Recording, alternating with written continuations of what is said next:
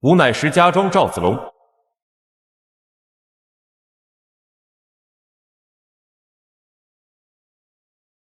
赵子龙，你竟敢孤军潜入我军营寨，今日你插翅难逃。呵呵，我此番只是奉命前来火烧乌巢，眼下任务已经完成，就不多留了。兄弟们，撤退！大军长途奔袭，粮草尤为重要。赵云的任务便是以郭图为内应，潜入乌巢焚烧援军粮草。眼下任务已经完成，赵云没有丝毫犹豫，当即便下令撤退。赵子龙休走，今日我便以牙还牙，摘下你的荔枝，以此告慰颜良兄的在天之灵。兄弟们，给我追！杀！子龙将军先行一步，我来断后。好，周汤兄弟小心！冲！兄弟们，雷火弹准备。见周仓突然停下，文丑等一众追兵皆是一愣，还没等他们来得及反应，只见曹军士卒迅速拿出一个个黑色陶罐，点燃引线之后朝援军这边扔了过来。这是何物？随着一阵爆炸声响起，火光乍现，白雾翻腾，最前面的援军士卒霎时间被炸倒一片，躺在地上的援军不断地发出惨叫哀嚎声。这是何物？杀伤力竟如此之大！高览将军，军中损失情况如何？回禀千金，经过清点，我军伤亡数千人，共损失帐篷2000多顶，军中粮草几乎全部被烧尽。我治军向来极严，营中的口令与巡逻部署更是每日一换。可赵子龙却能率领一众士卒，在我军营地中如入无人之境，定然是咱们中出了内鬼。不错，此番至少有数千曹军潜入营中，四处纵火，制造混乱，更是想要趁机袭杀监军。若是没有内鬼予以接应，但无可能。奶奶！此人是谁？某一刀剁了他！哼，公泽先生，昨夜你在何处？你这话什么意思？莫非是怀疑我不成？呵呵，我只是问你昨夜在何处。你若心中无鬼，为何会这么激动？哼，我心中当然没鬼。昨夜我在帐中无事，早早便睡下了。既然如此，你可赶我等去搜你的营帐。巨兽、田丰，你二人休要过分。若怀疑我，尽管拿出证据；若没有证据，你们这就是挟私报复。田丰，依我所见，营中的内鬼职位定然不低，否则曹军怎会对军营中的一切了如指掌？直到火势四起后，我等才发现。不错，先前郭图被曹军生擒，却又奇迹般的脱身逃了回来，这其中着实是透着古怪。这是发生了何事？巨兽，我命你率军为先锋，迎战曹军。你倒好，没跟曹军正面交手，就先被他们火烧连营，你是怎么治军的？回禀主公，军中出了内鬼，暗中联络曹军混入营中纵火，请主公下令严查。主公，巨兽这分明是在为自己开脱，他怀疑属下便是那名内鬼，还要搜属下的营帐。哼，今有此事，来人，暂且将巨兽关押起来，日后再行发落。主公，万万不可！监军素有谋略，今日虽然战败，但往日却是功劳甚伟。主公若是将他下狱，岂不让人寒心？呵呵，元昊先生此言差矣。万一昨夜之败是巨兽贼喊捉贼呢？万一你俩是一伙的呢？郭图，你妈的！休要血口喷人！哼，主公莫要忘了，当初元昊是如何劝阻南下的。宁可错杀，无可错放。属下建议暂且关押沮授与田丰二人，待事实真相查明之后再做定夺。郭图，沮授，你太令我失望了。军中受袭，你却把责任推卸到公泽先生身上。当初袁绍打算南下进攻曹操，田丰便极力劝阻。由于性格刚直，田丰言语间得罪了袁绍，袁绍认为他败坏军心，便差点治罪。今日听郭图这么一提，袁绍也再度起了疑心。来人，将沮授、田丰一并拿下，等事情查清楚，我自有定夺。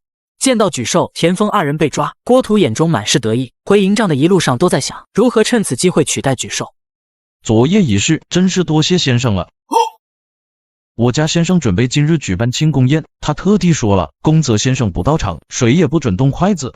哼，这个瞎思聪简直不当人。回去告诉他，庆功宴免了，从今以后我俩两不相欠，让他以后不要再来打扰我。先前大哥放了郭图时，我还迷惑不解，如今看来，大哥当真是高瞻远瞩。是了，援军可谓是被先生算得死死的。这2把大火不仅拖延了援军的行进速度，还引得袁绍大怒，将2名谋士给抓了起来。只是可惜了，今日的庆功宴，郭图不肯来呀。大帝，主公来了。先生，听闻你的2把火烧得甚是旺盛，让袁绍气得给你开出天价悬赏。见过丞相，丞相过誉了，只是说来遗憾，属下未能守住白马。老师，你未免也太谦虚了，坏换做别人，谁也无法收获这般战果。子修说的不错，来，咱们坐下说。曹操正准备坐下，只见一张巨大的桌子上摆放着一张砂石等材料制成的立体地图，不仅有山川河流，更有城池关隘、黄河一带的地理形势跃然其上。除此之外，还有不少泥塑制成的骑兵、步兵小人。主公，你看，这小人是我。这是何物？哦，回禀主公，此物名为沙盘，是我大弟做的。沙盘的出现最早可以追溯到秦灭六国之前，只是那时候的沙盘都太过简陋，没有虾人制作的这般精致，将所有的军情展现得淋漓尽致。丞相，通过此沙盘，咱们可以更为直观地将战场形势表现出来，从而让为将者更好地做出决策。有了此物帮助，日后若是在沙场厮杀，也就用不着担心不了解战场地形了。凤啸先生说的不错，不过除了战时决策外，沙盘其实还另有妙用。还有什么用处？说来听听。回禀丞相，它还可以拿来进行战术演练，研究先前的经典战役，并从中总结作战经验。常言道，千军易得，一将难求。一名合格的将领，那都是要经历无数次尸山血海的厮杀，方才能成长起来。但若是有了沙盘推演，也就能简化这一步骤。先生所言极是，此物可谓是极其精妙。子修吩咐下去，日后但凡征战沙场，就要多多修建沙盘。孩儿遵令。还有，你们两个日后在营中不许饮酒撸串。大弟，主公这是何意？主公这是在磨练你，想把你们两个培养成三军主将。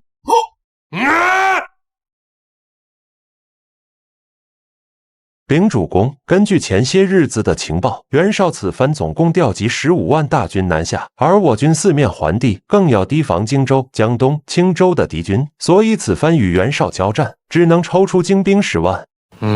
你们有何看法？大可畅所欲言。主公，此番袁绍携重兵南下，意欲跟我军速战速决。既然如此，咱们就不能如他愿。依属下看，只要与袁绍延长战期，袁绍定会无粮自退。公达所言极是，袁绍家底丰厚，真要拼死一战，咱们损失不起。先生，你怎么看？回禀丞相，兵法有言，凡战者以正和，以奇胜。主公拉开架势跟袁绍打消耗战，便算得上以正和。但想要减小损失，彻底击败袁绍，还需要以奇胜。先生此言不错，只是想出奇制胜，怕是极为困难。袁绍手下的许攸、许子远可是相当难缠。想起许攸，曹操的面色凝重许多。沮授、田丰已被关押，沈佩、冯骥之流，曹操也并没有把他们放在眼中，唯有许攸才让他心生忌惮。主公不必担忧，要不了多久，许攸便会前来投奔。先生此话当真？呵呵，属下什么时候说过玩笑话？主公静待便是。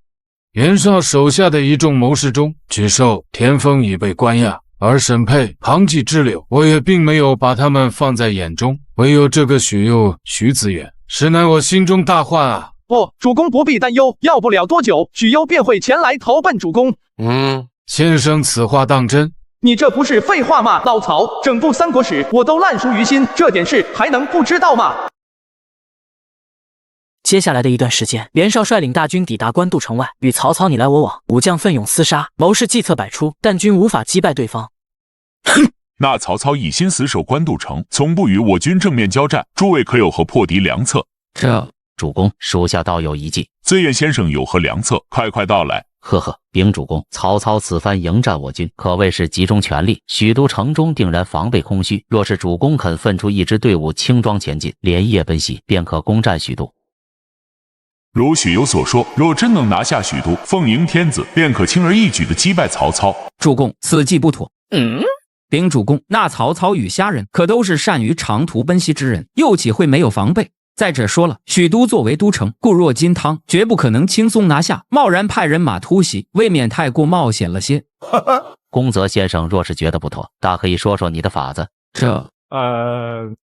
好了，你二人勿要争吵，此事事关重大，容我思虑一番。诸位先退下吧。这个许子远竟然当着主公面前如此羞辱我，气煞我也。公泽先生为何动怒啊？袁图先生，你怎么来了？公泽先生想必是因为许子远而生气吧？刚刚关押了沮授，又冒出来一个许子远，我如何能不气？莫非袁图有何良计？这个嘛，我刚刚得到消息，徐子远在邺城的家属贪赃枉法，此时已被捉拿下狱。我想公子兄或许可以用此事来做文章。走，咱们这就去见主公。庞纪说完，郭图想也不想，便再度起身前去找袁绍。而此时的袁绍也正在思考，到底要不要听从许攸的建议。你们怎么又来了？其喜许都已逝，我自有分寸，二位就不必多言了。主公误会了，属下此番前来是有别的事要禀报。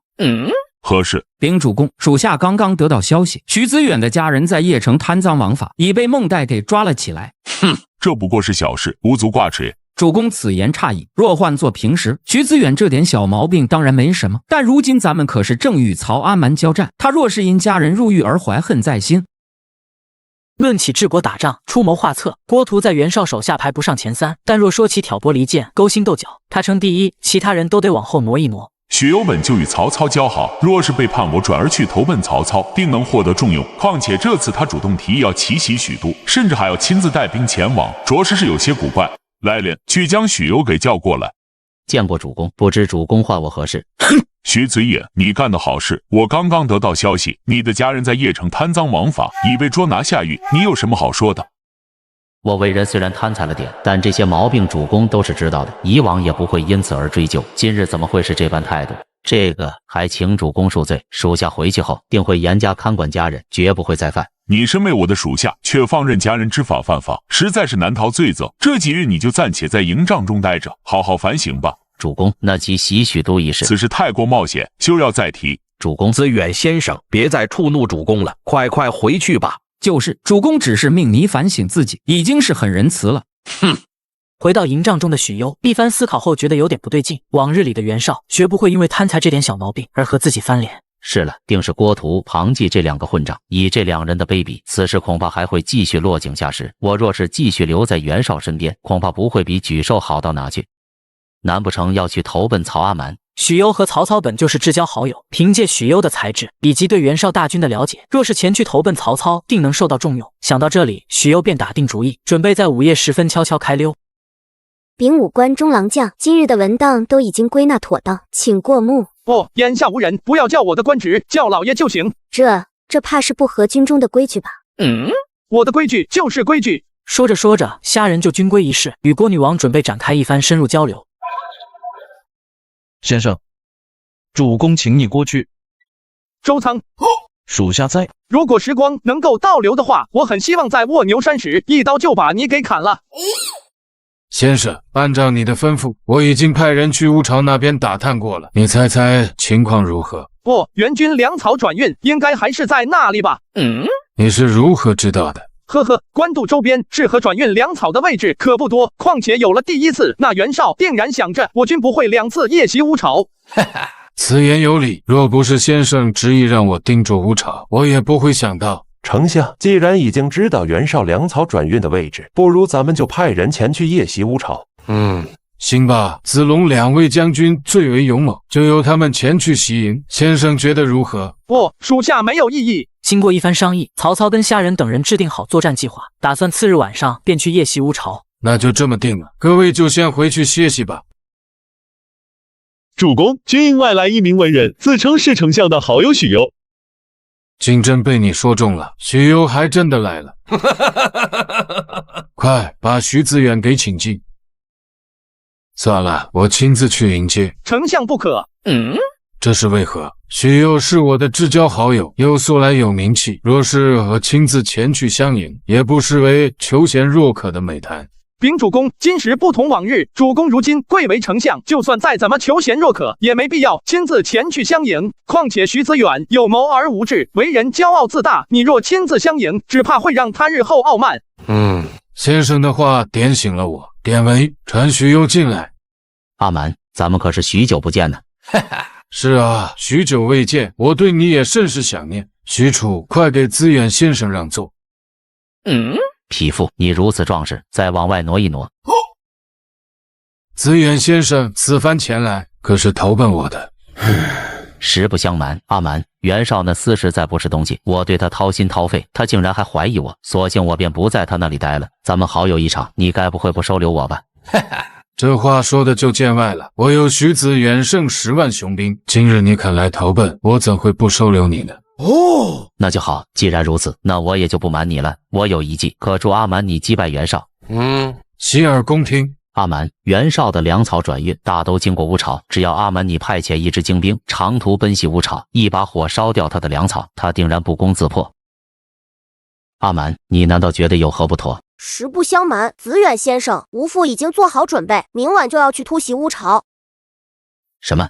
阿蛮，你是如何得知粮草都在乌巢的？并非是我知道，而是我的乘龙快婿发现的。思聪，快见过子远先生。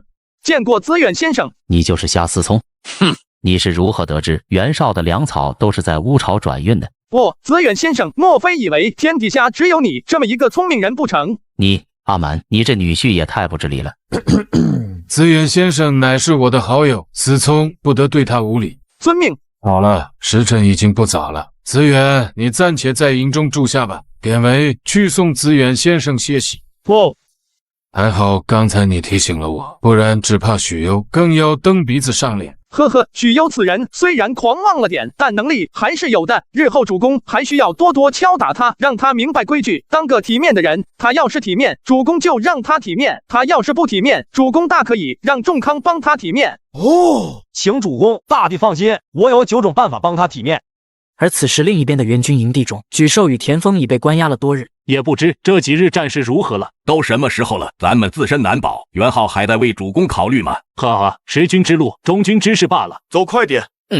正在这时，蒋齐押送数名犯人进来。沮授、田丰仔细看了一眼，发现这些人大部分都听命于许攸。难道许攸也触怒了袁绍？不过怎么不见许攸的身影？蒋将军，这是发生了何事？监军有所不知，许攸的家人在邺城贪赃枉法，他惧怕主公的处罚，昨夜已经悄悄溜走了。你说什么？许攸竟然叛变了？监军何故如此惊讶？那许攸不过是投机取巧之徒罢了，再加上有郭图、冯骥、沈佩这等谗言小人，他背弃主公也是情理之中。非也，许攸先前为主公谋士，对我军中情况了如指掌。他若前去投奔曹操，蒋将军，我有要事要见主公。原来是文丑将军，不知文丑将军今夜到来。你也是？白马城一战我见过你，你是曹军的甘宁。嘿，不错，正是你爷爷甘心霸，敌将快受死！主公三思啊！许攸与曹阿瞒自幼交好，此番背叛主公，定然去官渡投奔曹阿瞒，还望主公早做准备啊！呵呵，沮授，你未免太高看许攸了吧？他不过是一介投机取巧之徒罢了。公子先生说的是，一个小小的许攸不足为虑，若无他事，监军就暂且与袁浩先生一同回去吧。主公，许攸对我军情况无比熟悉，一旦透露给曹阿瞒，将对我军极为不利，还望主公三思啊！主公若是不听从我等谏言，我等便长跪不起。父亲，两位先生说的也有些道理，孩儿觉得倒不如听取他们的意见。好吧，两位先生请起，我听你们的便是。在沮授与田丰的劝说下，袁绍不仅下令更改了军营中的口令以及巡逻安排，更是将兵力重新部署了一遍。主公，我军粮草均是由乌巢转运，一旦曹操率兵奔袭，将我军粮草焚烧。不错，若是许攸将此事告诉曹操，那曹操定然率领人马进攻乌巢。蒋齐听令，末将在。你即刻带着吕旷、吕翔2人，率领2万人马前去乌巢，一来协助淳于琼将军避免遭到曹军偷袭，二来告诉他赶紧转移粮草。末将领命。情况紧急，蒋齐不敢有丝毫耽搁，全力赶路之下，傍晚就抵达了乌巢。来，蒋兄，咱们继续喝。淳于兄，真的不能再喝了，我此番前来是为粮草一事。主公未免太多虑了。咱们在大后方，距离前线足足有几十里地，一路上又有我军的巡逻部队，那曹军怎么可能偷袭呢？话虽如此，但咱们可不能大意。此番主公征讨曹操，可是带了近20万大军，若粮草有失，你我可都担不起这个责啊！蒋兄，你就尽管放心喝，曹军若敢前来，我定然杀得他们片甲不留。启禀将军，营外来了一队人马，自称是主公派来的。既是主公派来的人，还不快点请他们进来？慢着，为首的是何人？你可曾问了？回禀将军，那人自称是文丑将军。文丑将军，主公为何会在此时派他来乌巢？快开门！我奉主公之命前来，若是耽误了大事，小心你们的狗头！原来是文丑将军，不知文丑将军今夜到来。你也是？白马城一战我见过你，你是曹军的甘宁。嘿，不错，正是你爷爷甘心霸。敌将快快受死！甘宁一声大喝，挥动着大刀就扑了上来。淳于琼见状瞬间清醒，可由于喝了太多的酒，导致行动不便，还没等他靠近营门，就被甘宁追上。我操！至此，一代乌巢酒仙死于饮酒误事。将士们，敌将已死，随我冲锋！杀！乌巢之中，赵云与甘宁左突右冲，犹如无人之境。曹军将士也是如同下山的群狼般，在肆意冲杀的同时，还不忘扔出火油等异样。援军营地瞬间燃起熊熊大火，将夜色照耀的恍如白昼。你说什么？曹军竟然真的袭击了乌巢粮仓？淳于琼在何处？我要砍了他脑袋！回禀主公，淳于琼将军已经被敌将斩杀。不过，请主公放心，早在曹军来袭之前，我就跟淳于琼将军开始转运粮草。虽说乌巢被毁，但我军仍将一半的粮草转运到了其他地方，只是让曹军烧毁了一半。这么说来也还好，主公勿要动怒，所幸咱们还剩下一半粮草，能够暂时支撑大军所需。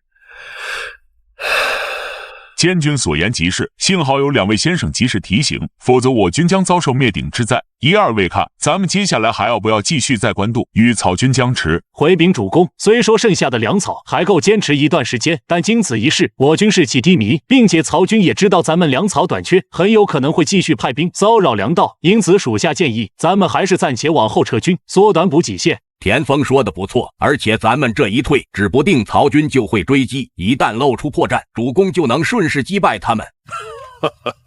他就按照2位先生所言，暂且后撤。另一边，曹军的大营中，所有人都是面色凝重，他们都在等候赵云、甘宁的消息。不过有2人却是神色如常，一个是虾仁，他对夜袭乌巢援军粮仓一事很有信心；另一个则是许攸，只不过他捋着胡须，看向虾仁的目光充满嫉妒。烧毁援军粮草，这可是极大的战功，怎么就让这小子给提前献计了呢？主公，子龙和辛霸回来了。见过丞相。2位将军无需多礼，此番突袭乌巢，可否得手？回禀丞相，事情办得妥妥的。好，甚好。若是此番击败袁绍，2位将军当为首功。丞相言重了，不过属下另有一事禀报。何事？子龙但说无妨。禀丞相，我与兴霸将军突袭乌巢得手后，发现里面存放的粮草并不算多。待抓住几名俘虏，询问一番后得知，原来袁绍昨天便下令开始转运粮草，我们烧毁的只是一半的粮草。这个袁本初竟然会想到把粮草提前运走，这是怎么回事？据那些士卒所说，是袁绍听从沮授、田丰的建议，才会派蒋齐前去转运粮草的。原来是沮授和田丰的建议，这就不奇怪了。不过他们2个不是已经被袁绍捉拿下狱了吗？徐子远，这是什么情况？丞相，我这才离开不过1日，我也不知道啊。启禀丞相，对面的援军开始撤军了。看来烧毁一半粮草也足够袁绍头疼的，要不然袁绍也不会后退。主公，既然如此，咱们要不要趁势追击？原让将军不可。主公，既然沮授、田丰重获袁绍信任，那他们此番撤退就定会有所防备，贸然追击只会落入陷阱。奉孝说的不错，不可贸然追击。看来我的出现对历史进程的影响还是挺大的。既然乌巢的粮草没被全部烧毁，那要像历史上一样击败袁绍，怕是也不大可能了啊。不知先生可有良谋？禀丞相，家有一计。丞相，袁绍出动近20万大军，绝不可能就此鸣金收兵。依我所见，袁绍后撤的目的很简单，一来便是希望引诱咱们出城，主动与他们决战；二来嘛，也是缩短补给线，等待后方的粮草运来。既然如此，那咱们就势必不能如袁绍的愿，定要主动出击。先生此话何意？既然知道袁绍是想诱我军出城决战，为何咱们还要主动出击？丞相误会了，我说的并不是北上追击袁绍，而是这里。这是河内郡。不错，正是河内郡。袁绍将大部分的精力都集中在官渡，咱们可以分出一支精兵强渡黄河，攻打河内郡。一旦拿下河内郡，那就可以直接威胁到袁绍的老巢邺城。思从先生此计甚妙，若是袁绍分兵回救，丞相便可挥师北上进行追击；若是他不肯分兵，届时那支人马就可以顺势朝邺城进军，去威胁袁绍的后方。奉孝所言极是，思从先生当真是才智过人啊，这着实是一步妙棋。这个虾人的手段好生了得，吾等的目光还只局限在官渡之地，而他却已然放眼到整个北方。我不如他。那依先生看，此番派谁去攻打河内郡比较合适？卧槽，你个曹老板，你这不明知故问吗？整个曹营中还有比我更合适的人吗？如此甚好，既然如此，那我就给你3万，不，5万大军。呵呵，丞相大可不必，兵贵精而不贵多。况且若是官渡空虚，袁绍一旦率兵回头反扑，那就麻烦了。你说的有些道理，那你打算要多少人马？5000足矣。5000会不会太少了？要知道驻扎在河内郡的可是张扬，如今他听命于袁绍，在河内郡境内的黄河北岸构建防线，其目的就是阻拦我军渡河。主公勿忧，连沮授、郭图等人都不是我的对手，区区一个张扬又能奈我何？好，既然如此，那军中人手任凭你挑选。除此之外，你还有什么需求，也一并说出来便是。多谢主公，属下先让评论区的粉丝去当炮灰，然后领精兵5000，赵云、甘宁、黄忠、高顺4员战将，配备足够的虾黄连弩和黑火药，如此定然可以拿下河内郡。好，就依你所言，典韦，你即刻去动员虾仁饭的粉丝前去参战，如有抗命者，就地斩首。Yes sir。去不去？去不去？去不去？别打了，我去，我去。希望老师此番前往河内郡能够凯旋归来。子修公子，这是怎么了？若是不胜酒力的话，少饮几杯便是。无妨，这几日应该是偶感风寒的缘故，食欲有些不振，还经常呕吐。那你可曾去找随军大夫看过？看过，但他们也说不出个所以然。老师不必紧张，等此番事毕回到许都后，我亲自去拜访仲景先生，让他为我瞧病便是。也是，张仲景医术高超，有他给你瞧病，想来也会要到病除。大河，天快亮了，咱们可以出发了。趁着天色未亮，虾人便带着赵云、甘宁、黄忠、高顺4员大将以及5000曹军士卒，悄无声息地离开了官渡。为了防止走漏消息，他们一路上避开官道，专走小路。经过2天的赶路，虾人一行人来到黄河的南岸。大河，过了黄河再往北西20里路，就是河内郡的治所淮县，那里驻扎着张扬的大军。先生，咱们5000人马强渡黄河，恐怕会横生事端，不如属下先派人四下打探一番，看是否有漏洞。也好，此事就由黄老将军去办。子龙，令大军原地休息，不可生火，不可喧哗。得到的虾人的同意，黄忠立刻派出数队侦骑，开始沿着黄河南岸进行搜索。直到夜色降临，这些探子纷纷折返回来，禀报先生，方圆20里之内，但凡是河渡河的渡口，对面都有敌军把持。这该怎么办？想要悄无声息的渡河，几乎是不可能的。只可惜不能渡河，不然就和对面的杨丑，怕是根本吃不了我一刀。兴霸，你刚才说什么？我说只可惜不能渡河。不是，后面那句。怕是根本吃不了我一刀。在前面那句，不然就和对面的杨丑。就是这句。还好有兴霸提醒，我这才能够想出破敌之策啊！杨丑，我不是吩咐你死守黄河，不得让任何曹军渡河，你怎么又回来了？主公勿忧，曹军在官渡跟袁绍厮杀争霸，怎么可能来这边？属下此番回来是有要事跟主公商议。是何要事？主公，那袁绍向来不待见咱们为何要帮他呢？锦上添花不如雪中送炭，如今战事对曹孟德不利，咱们何不倒戈相向，帮助他去对付袁绍？一旦曹孟德统一北方，主公便是头号功臣，荣华富贵享之不尽。住口！我的至交好友奉先就是被曹阿瞒杀害的，我岂能投靠于他？可是主公，够了，此种话语日后休要再提，否则休怪我对你不客气。哈哈，杨丑将军也是为主公考虑，主公无需动怒。行了，你先下去吧，赶紧回到黄河岸边，防备曹军渡河。遵令。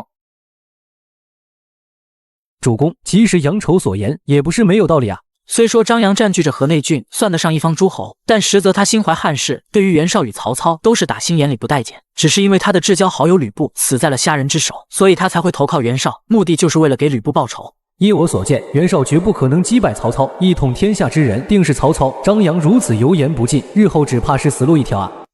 果真是鼠目寸光，为了跟吕布的义气，竟放着大好前程不要。启禀将军，刚刚有人从河对面而来，自称是曹军的使者。曹军的使者，带过来。在下虾仁，字号思聪，见过杨将军。你就是当今丞相的女婿夏思聪。呵呵，正是在下。不过比起丞相女婿的身份，我更喜欢你称我武官中郎将。哼，不知武官中郎将今日前来，所为何事？哦，将军这就是明知故问了。我早知将军有投靠朝廷跟丞相的想法，今日特地前来游说将军。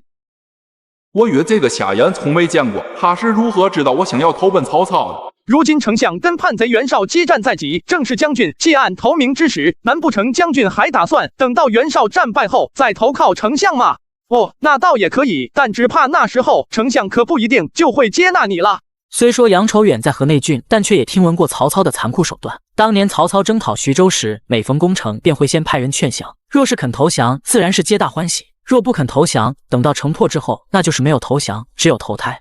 这个曹操乃是心狠手辣之辈，听说破城之后，蚂蚁窝都会被浇开水，蚯蚓都得竖着屁，鸡蛋都被咬3黄，狗都要被扇2巴掌。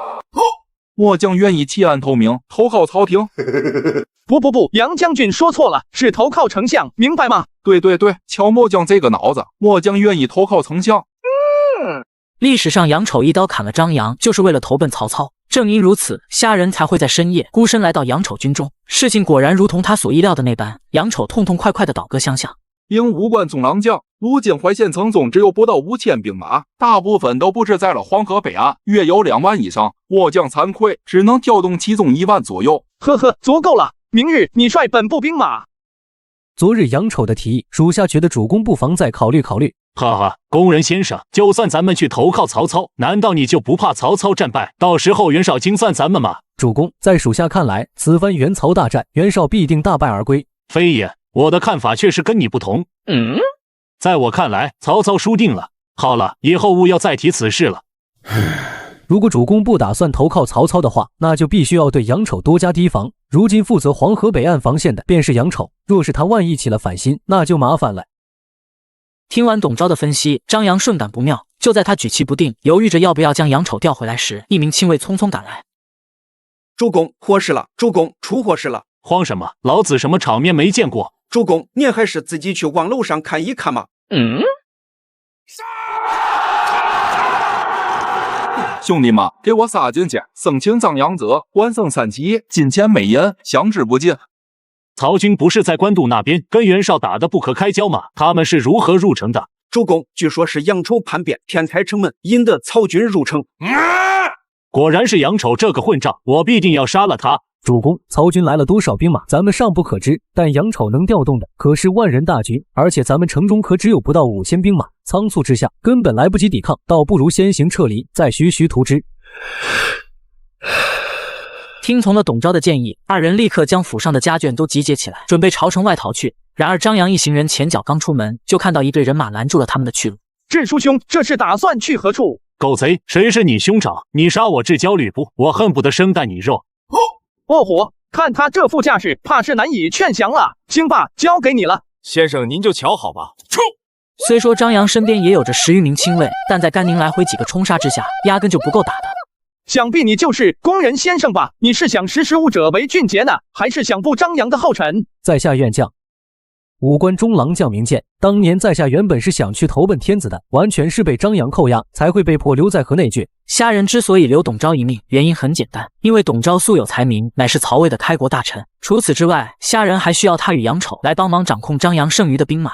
是夜，虾仁在太守府举办宴会，以此来庆祝今日之胜利。不仅曹军一众高层到齐，原淮县官吏和望族也是悉数到场。不知司马家的公子们是否到来？回禀武官中郎将，司马家次子司马仲达派人前来道歉，说是偶感风寒，无法前来赴约。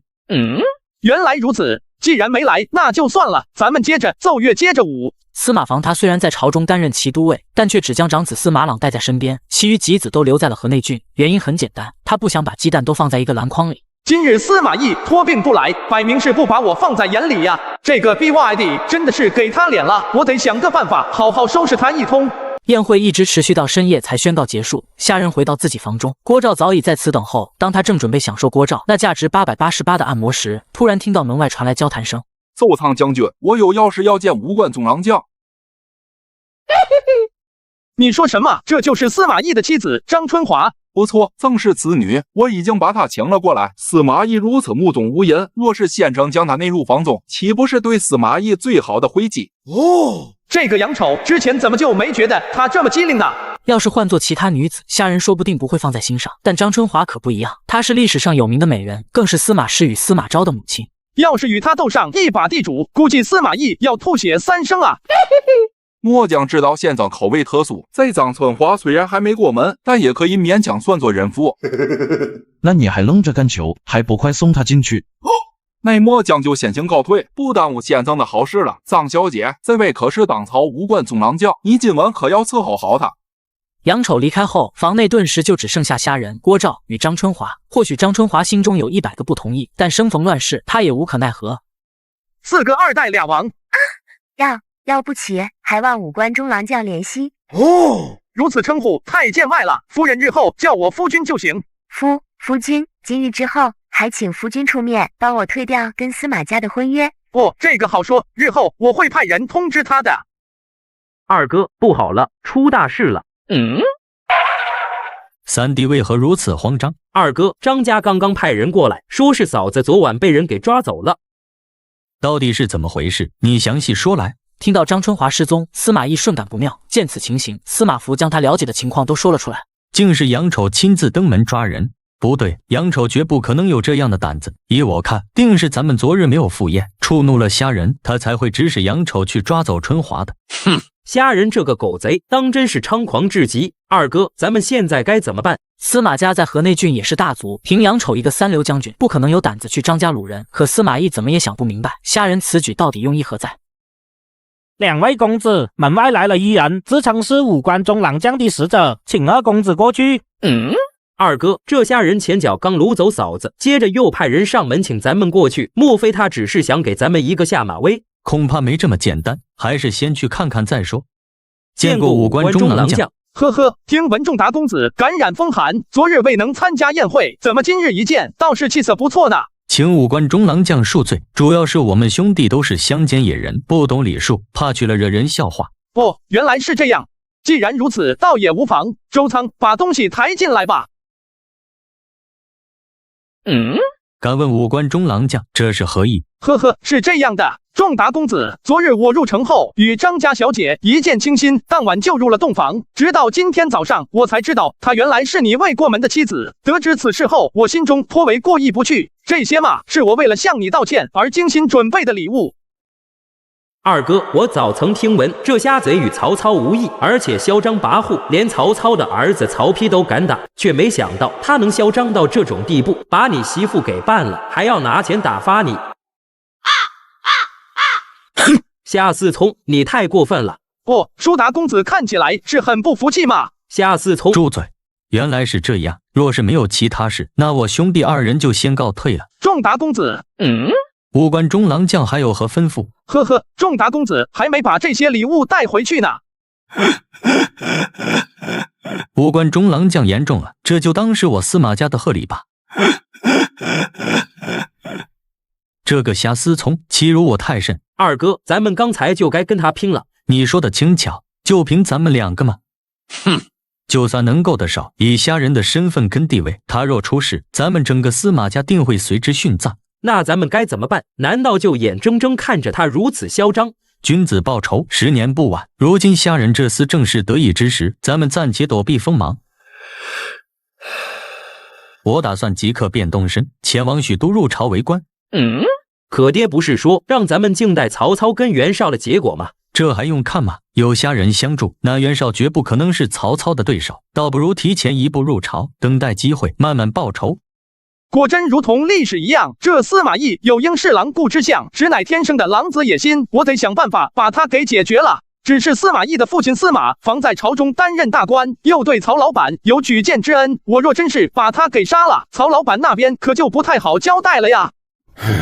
也罢，未来的日子还长，只要有我在，就不会坐视司马懿去撺掇曹魏江山。况且张春华都被我拿下了，未来的司马师、司马昭应该是不会出现了。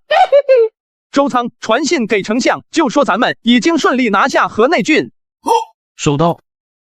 父亲，老师发来捷报，他已经攻克河内郡淮县，太守张扬被杀，董昭、杨丑以及余部已经全部投降。思聪不愧是我曹家的乘龙快婿，不出手便罢，一出手便没有对手。哈哈。那年我大弟双手插兜，根本不知道什么叫对手。此番思聪先生拿下了河内郡，袁绍想必要头疼了。且看他如何应对吧。他若应对不当，那便是咱们破局的机会。典韦，派出探子，日夜不停地监视援军。Yes, sir。张扬这个莽夫，竟然被5000曹军给击败，当真是气煞我也。当然，袁绍压根不在乎张扬的死活，他在乎的是河内郡一丢，虾仁就可以率领着曹军绕袭他的大本营邺城。主公，虽然河内郡丢了，但还没到万劫不复的地步。依你看，当下该如何？主公，依属下之见，咱们应当趁虾仁立足未稳，立即组织一支人马，将他赶出去河内郡。就算赶不走，也要拦住其去路，不能让威胁到邺城。你说的很对，那派谁去比较好呢？主公，属下愿亲自前往。就你那干啥啥不行，吃啥啥不剩的性格，真让你过去，只怕又是给虾仁送战功去的。拒受。够了，监军还有其他要求吗？官渡之战有田丰、荀臣、辛平、辛丕等人，应该不会出什么大乱子。至于河内郡嘛，还请主公派滨州刺史高干随我同行。滨州刺史高干是袁绍的亲外甥，智计卓越，能力不俗。河内郡名义上也属滨州管辖，沮授让他随行，也是为了能够更好的抵御虾仁。没想到又被这家伙给搅和了，这个沮授老坏我的好事。不行，可不能再让这厮继续嚣张下去了，否则只要有他在，我就永无出头之日。公子先生，你派去荆州的使者呢？怎么这么久了也没个信儿？这个嘛，主公请听我解释。如今咱们跟曹操开战，想要南下去荆州，困难重重。况且就算使者到了，想要传递消息回来，也很困难的。抓紧时间。遵令。早在开战时，袁绍就让郭图派出使者去联络刘表跟孙权，让他们一同夹击曹操。江东那边，由于孙策遇刺身亡，孙权忙得焦头烂额，无暇北上。而荆州这边的刘表，打心眼里就没想过趟这一遭浑水。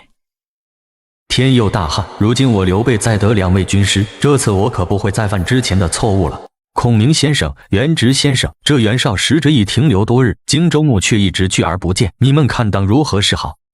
主公，依属下看，你应该要去见一见州牧。不错，如今曹操全力跟袁绍僵持，后方空虚，只需一支人马，便可直捣许都，奉迎天子。我这当然知道，可州牧根本就没想过对抗曹操，他会听我的吗？主公勿忧，如今袁绍的使者已到荆州，再加上主公的劝说，想必州牧会听的。毕竟主公可是当今天子的叔叔。妥，既然2位先生都同意，明日我定当拜访州牧。大哥，大哥，我刚刚接到消息，说是虾仁已经率人攻克河内郡，击杀太守张扬。听到虾仁的名字，刘备和诸葛亮的脸色同时变得难看起来，因为他们2人的未婚妻都是被虾仁给抢走的。出兵，必须出兵！官渡之战，曹操死守城内，袁绍一时无法破城。由于乌巢被毁，粮草短缺，大军无法久战。无奈之下，袁绍便命人传信给荆州刘表，邀其联手共同征讨曹操。大哥，我刚刚接到消息，虾仁已经率人攻克河内郡，击杀了太守张扬。你说什么？又是这个虾仁？出兵，必须出兵！三弟慎言，大哥与孔明先生的未婚妻都是被虾仁那狗贼所抢走，日后这个名字能不提就不要提了。一听到虾仁的名字，刘备和诸葛亮的脸色瞬间阴沉下来，当即便带着众人直奔州牧府。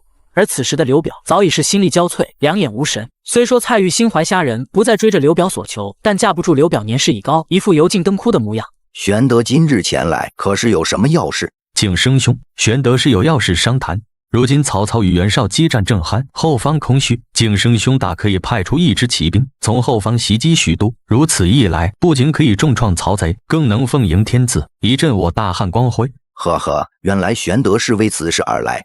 只不过嘛，贸然出兵，怕是恐有不妥啊。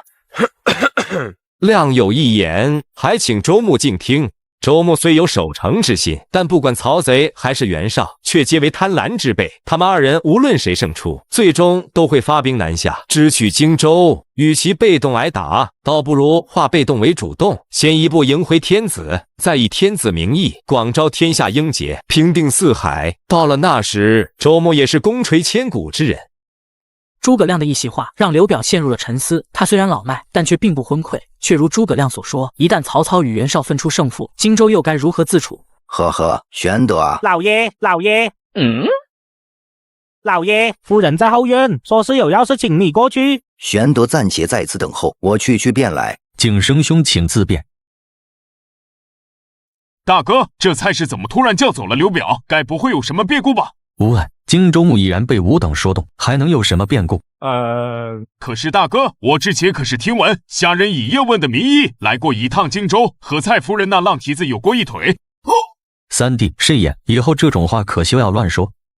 夫人，这光天化日之下将我叫过来，所为何事啊？老爷，你说什么呢？妾身只是听说那刘备今日带着一群人前来拜访你。不错，确有此事。他们此番前来，是想请我出兵去攻打曹操。果然被我猜中了，刘备这个伪君子跟诸葛亮一同前来，还真没好事。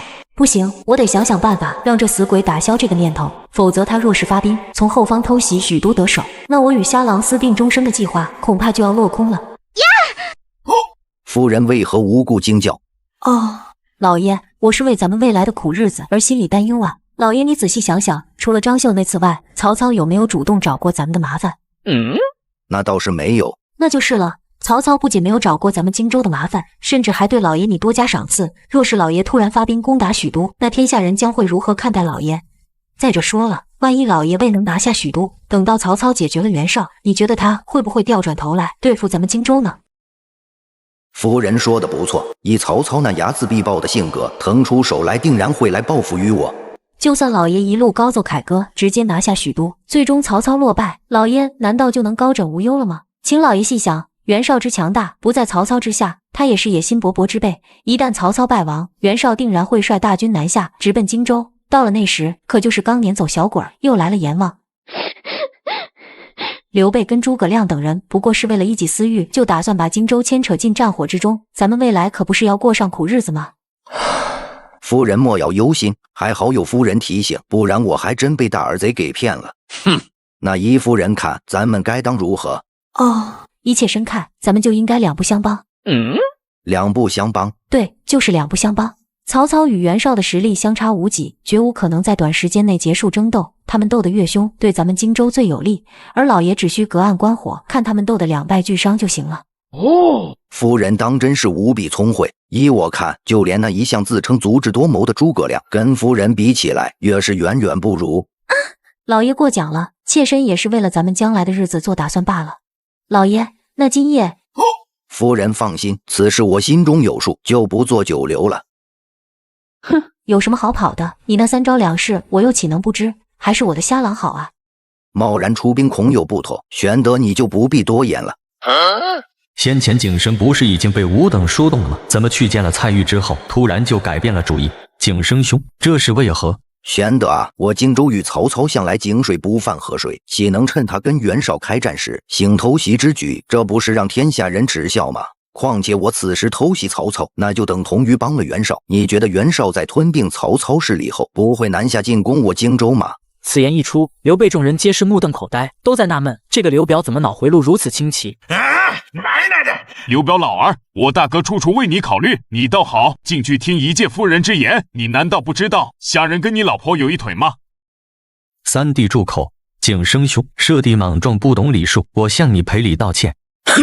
刘玄德，我对你兄弟三人礼遇有加，为何无故辱我？景生兄，不必多言。玄德，你也不要在襄阳城待了，带着你的人马暂且驻扎新野吧。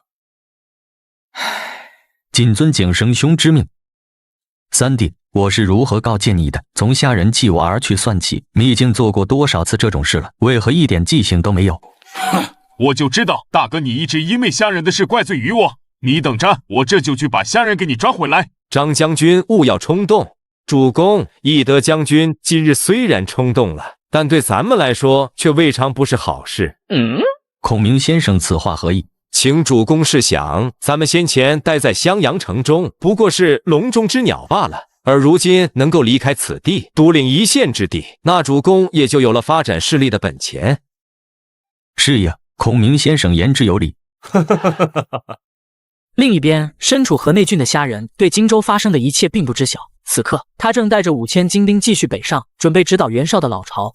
大和，这些援军不知是哪冒出来的，看这些绵延不绝的营帐，少说也有2万人马，想要攻克怕是有些困难。不错，援军的营地规划合理，路窄、拒马等各种措施应有尽有，人马也是数倍于我军，就算能够拿下，想必也要付出惨重的代价。也不知道对面究竟是何人统军。兵务官中郎将，丞相发来军报，袁绍派前去收率3万大军横渡黄河，前来阻截武官中郎将。原来是沮授在此，难怪军容会如此不凡。兴霸前去营前叫阵，试试他的深浅。这个好说，先生您就瞧好吧。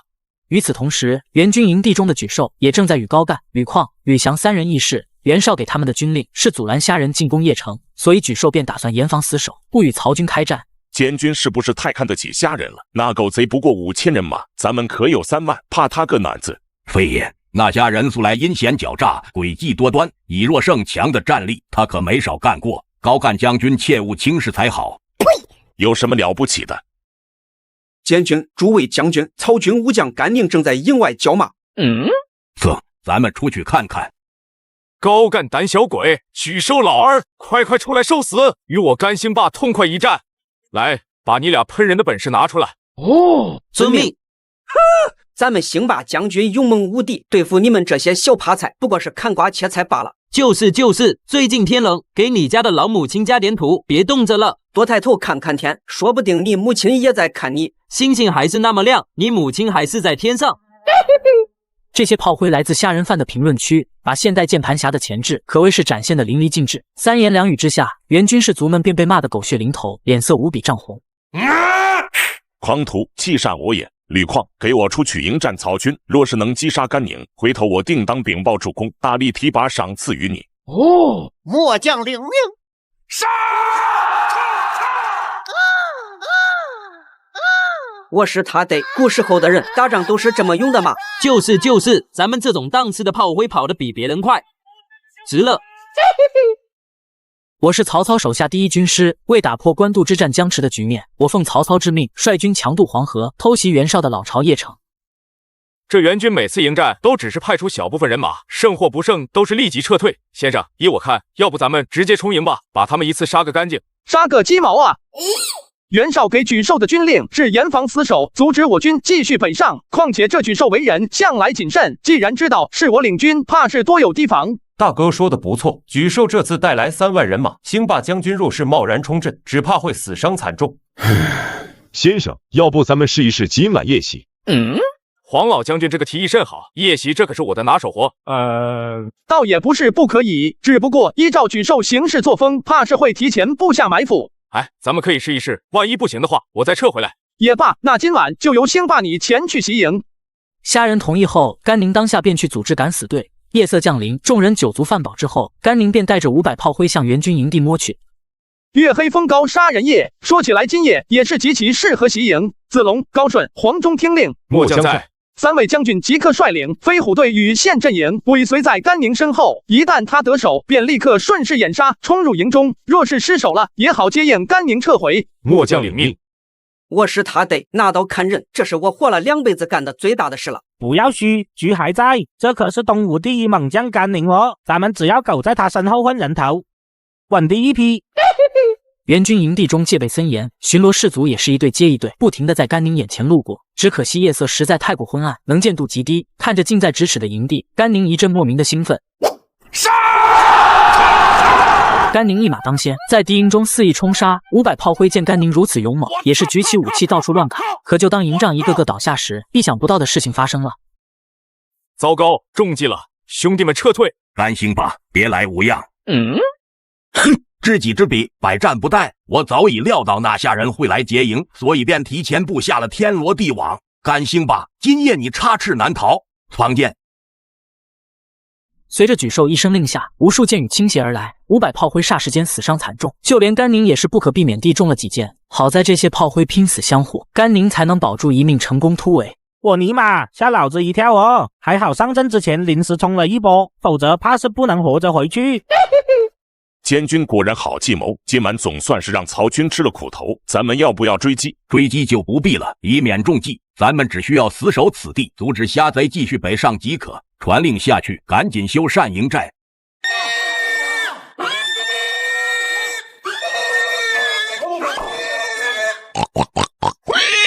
这个狗日的举兽可真够狡猾的，没想到竟然会提前布下埋伏，我差点就交代在那了。看来我还是小瞧了古人的智慧啊！若是没有超越他们千年的眼光和知识，只怕还真不好对付他们。先生，你这是怎么了？今晚如此大败，你怎么不仅没生气，反而笑了起来？莫非是被气糊涂了？不，没什么，我只是突然想到一个办法，可以攻破举兽了。兴爸你且好生休养，我这个法子还是要找咱们的老朋友帮忙。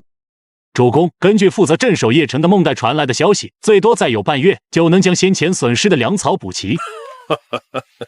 甚好，只要粮草补齐，我军就可以继续攻打官渡。替我传令给他，此事过后，我定当从重奖赏他。遵令。启禀主公，监军与兵州此时从河内郡发来急报，前日曹军夜袭军营，被监军提前料到，曹军损失200余人，我军一员未损。哦，监军果然没让我失望。先父，你即刻派人去见监军，替我赏赐给他钱财宝物。孩儿遵命。这明明是我的功劳，却被举兽给夺走了。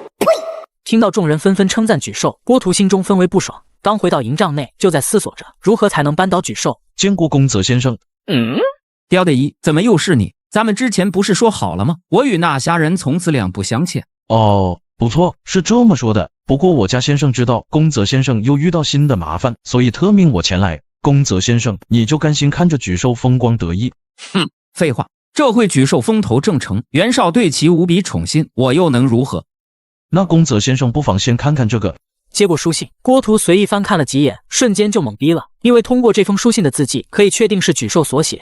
信中所言，因为举兽上次被袁绍关押而怀恨在心，所以便想投靠曹操。如今他已经跟虾人达成合作，双方佯作僵持，只等曹操与袁绍再度开战，他便与虾人联合起来，直取邺城。哼，没想到这举兽竟然与我一样，都是吃里扒外。不对，刁德一，举兽要是想投靠过去的话，曹操怕是欢迎都来不及，你又怎会把这封书信交给我？哦，公子先生果然聪慧，这是一封伪造的书信。不过有时候一封伪造的书信可比真的书信有用多了。属下见过主公。公子先生有什么事吗？禀主公，属下有一事，不知当讲不当讲。到底是何事，让公子先生如此纠结？尽管开口便是。既然主公这么说，那属下就不藏着了。主公请看。这个举兽当真是欺我太甚。郭图，这封书信你是从哪里得到的？回禀主公，这是真奇所截获的书信，真假暂且不论，眼下当务之急，主公还是要确保大军的安全。哼，你说的很对，万一举兽真的叛变，与虾贼联手攻取邺城，那后果不堪设想。公子先生，你即刻持我符节，前往举兽的军营中，将他取而代之，并派人把他押送回来见我。哦，属下遵命。慢着，主公有何吩咐？且让张合将军随你一同前往，担任你的副手。虽然郭图明白袁绍派张合同行是出于不信任的表现，但是为了扳倒举兽，他只能硬着头皮答应下来。而另一边，郭图刚出发没多久，虾人就获悉了这一消息。当他们知道接替举兽领军的是郭图时，众人都笑得合不拢嘴。袁绍竟然会启用郭图而弃用举兽，当真是昏庸。呵呵，他若不昏庸，丞相又该如何一统天下？现在嘛，既然举兽已被撤走，那接下来也就要开始咱们的计划了。哼，主公怎么能让你负责此地军务呢？这不是胡闹吗？巨子柱，你这话什么意思？难道是觉得我不如你？哼，看来你还没弄明白一个道理，你我的一切都是主公赐予的。主公说你行，你便行；主公说你不行，你行也不行。也罢，郭公子，你若是闭门不战，主公仍有击败曹操、一统天下的可能；但你若主动出击，主公偌大的家业便当灰飞烟灭。呵呵，不劳监军费心，张合将军送监军回官渡吧。在送走举兽后的几日，郭图哼着小曲四处巡查，心中也是无比惬意。这个举兽属实有些能耐，军中的一切都被其打理得井井有条。不行，我得做点什么，否则如何在主公面前证明我的能力？监军，大事不好了！监军，曹军又来了，眼下正在营外马阵。哦，当真是瞌睡了有人送枕头。若是能击败曹军，立下战功，我可不就是比沮授强吗？传令，准备迎战曹军。监军不可，监军，泽柱先生之前都是以守为主，况且咱们刚刚到来，还不清楚情况，贸然迎战怕是不妥。情况不是很清楚了吗？曹军只有5000人，咱们有3万人，5000对3万，优势在我。况且张合将军，你要明白，现在这里是我说了算。袁绍竟让郭图前来领军征战，当真是昏庸至极。此战末将跃为先锋，斩下敌将头颅献于军师。呵呵，黄忠将军勿要心急，日后有你赚取功劳的机会。家有一计，可一举攻破袁绍大军。裴将军，此战你打头阵，记住，只许败不许胜。末将领命。郭图小儿听好了，吾乃5关中郎将麾下大将，裴袁绍是也。识相的快出来受降。裴袁绍，我怎么没听过侠人手下有这么一号猛将？嗨，想那么多做甚？曹军只有5000人，咱们有3万人，5000对3万，优势在我。张合将军，此战就由你为先锋吧。末将领命。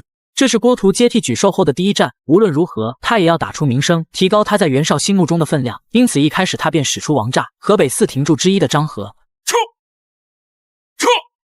敌将受死。虽说张合更善于排兵布阵，武力方面远不及颜良、文丑，但收拾个裴袁绍还是手到擒来。二人交手不过10个回合，张合便一枪挑落裴袁绍手中的兵器。见此情形，裴袁绍立即调转马头，朝己方军阵中退去。张合将军，你还愣着做甚？快趁势掩杀，一举攻破曹军，拿下虾贼！监军，虽说敌将战败，可曹军并无伤亡，就这么追击过去，是不是有点太冒险了？哼！张合，你最好明白，现在这里是我说了算。虽说张合有些不情愿，但也只能硬着头皮下令出击。但跟着发生的事情，却让张合差点没把眼珠子给瞪出来。这是什么情况？战力惊人的曹军怎会如此的不堪一击？甚好啊！敌军军心大乱，已然呈现溃败之势，正是我军出击的大好机会。不行，我得亲自上阵，生擒那虾思聪。如此，主公定然对我刮目相看。高干将军即刻传我军令，全军随我冲锋。这一战从晌午一直持续到黄昏，援军追出了10里之远，道路两侧的沟壑里躺满了曹军的尸体，各种军械辎重也是散落一地。启禀监军，经过清点，我军此役攻毙敌2000，俘获辎重无数。嗨，之前沮授不过杀了200曹军，就获得主公赞赏，如今吾等可是毙敌2000有余，诸位将军皆是大功一件。速将今日战况整理成战报，派人加急传给主公。遵令。监军，眼下曹军已经退去，咱们是否要回营？为何要回营？今日曹军大败，正是挟大胜之位，收复河内郡的好时机。吾等岂能避而不战，给虾人重新整军的机会？可是军师，虾人那厮狡猾多端，万一今日是他诈败，不可能，绝对不可能。曹军败退时你也看到了，怎么可能是诈败？休要再说那么多，尽管追击便是。经过今日一战，郭图内心可谓是空前膨胀，在他看来，自己就是孙武转世，韩信在临。什么狗屁的曹操帐下第一谋士，还不是照样被我打得抱头鼠窜？启禀主公，郭监军在河内郡大败曹军，杀敌2000，斩获粮草辎重无数。哦，公子先生果然没让我失望，刚刚才到河内郡，就立下如此大功。泽柱先生，你现在还有什么想说的吗？这个嘛，传令给公子先生，让他继续出兵攻打曹军，争取早日收复河内郡。泽柱先生，虽说郭图为人不怎么样，但既然他能击败曹军，对我军也是好事一桩。你为何如此闷闷不乐？正是因为他获胜，所以我才担忧啊。你觉得虾人此人如何？虾人虽说此人贪财好色，举止下作，但也不可否认他是一位大才，可谓是足智多谋，计策百出。是也，既然如此，那袁浩先生就不疑惑，偏偏就是这么一位大才，怎会在郭图手中落败？依我看，那虾人8成是佯装败退，行诱敌深入的计谋罢了。这不大可能吧？虾人手里一共就5000兵马，怎会一下就白白葬送2000？谁告诉你那2000人马就是虾人手中的精兵？郭图斩杀的2000曹军原本是属于张扬的兵马，这些降兵难以掌控，虾人索性便将他们作为诱饵，让郭图替他解决了。郭图嘛，此人胆小怕事，却又盲目乐观，好大喜功。前几日若败了倒也没事，偏偏获得一场大胜。以他的性格，不用主公吩咐，便会继续主动进攻，等待他的只有落败一途。原来如此，这虾人竟如此狡猾。泽主，你为何不将此事告诉主公？哼，你觉得主公会信任你我吗？就算主公肯信任，此去河内郡也需要2日路程，等传令兵赶到时，怕是为时已晚。有虾人辅佐，是曹操之幸，却是无主之大不幸啊！与郭图相处已久，沮授非常清楚郭图的为人。论起勾心斗角、互相倾轧，郭图是一把好手，但若想在计谋上胜过虾人，那无异于痴人说梦。另一边，郭图率领着大军开进到距离淮县30里的地方，但凡途中遇到的曹军，一见到他们都是望风而逃，这也使得郭图内心越发膨胀。传令下去，抓紧时间，今日黄昏之前，大军必须抵达淮县，并且发动进攻。监军请三思，这几日我军一直忙于行军，早已是疲惫不堪，就算抵达淮县，怕也是无法发起攻势。哼，我是监军还是你是监军？我军疲惫不堪，难道曹军就不疲惫吗？张合将军休要多言，你若不愿，我大可以让高干将军拿下这份功劳。骑兵监军前方发现大批曹军，此时正在谢安放马，似乎是在原地休整。瞧他们的旗号，似乎是虾人所布。哦，真是天助我也！传令下去，击溃这支曹军，活捉虾人。且慢，监军切勿冲动，就算原地休整的话，虾人怎会没有派出斥候用以警戒？况且林中情况不明，万一曹军有伏，有个屁的伏！曹军接连几日都是败退，虾人怎么可能还会设下圈套？张合，今日若是你放走虾人，休要怪我在主公面前参你。虾人不仅是曹操的女婿，更是袁绍的劲敌。若是能将他抓获，郭图可就是袁绍帐下第一人。见他态度坚决，张合无奈，只能带着人马朝林中奔去。而这一切都被潜伏在不远处的虾人收入眼中。先生，咱们是否要动手？呵呵，区区一个郭图，我根本就没放在眼里。黄老将军，勿要心急，等子龙那边传来信号，咱们再动手也不迟。虾人如此大费周章，就是想把郭图所部一次性全部剿灭，所以才用原属于张扬的河内兵作为诱饵，一路上败退，将郭图引诱至此，并设下圈套。这是什么情况？不好，中计的，快让张合将军撤出来！全军听令，剿灭援军！几日来，曹军一直佯装败退，心中早已憋着一股。此刻听到虾人的军令，他们没有丝毫迟疑，即刻冲杀出去。尔等插标卖首之辈，也想阻拦本将去路？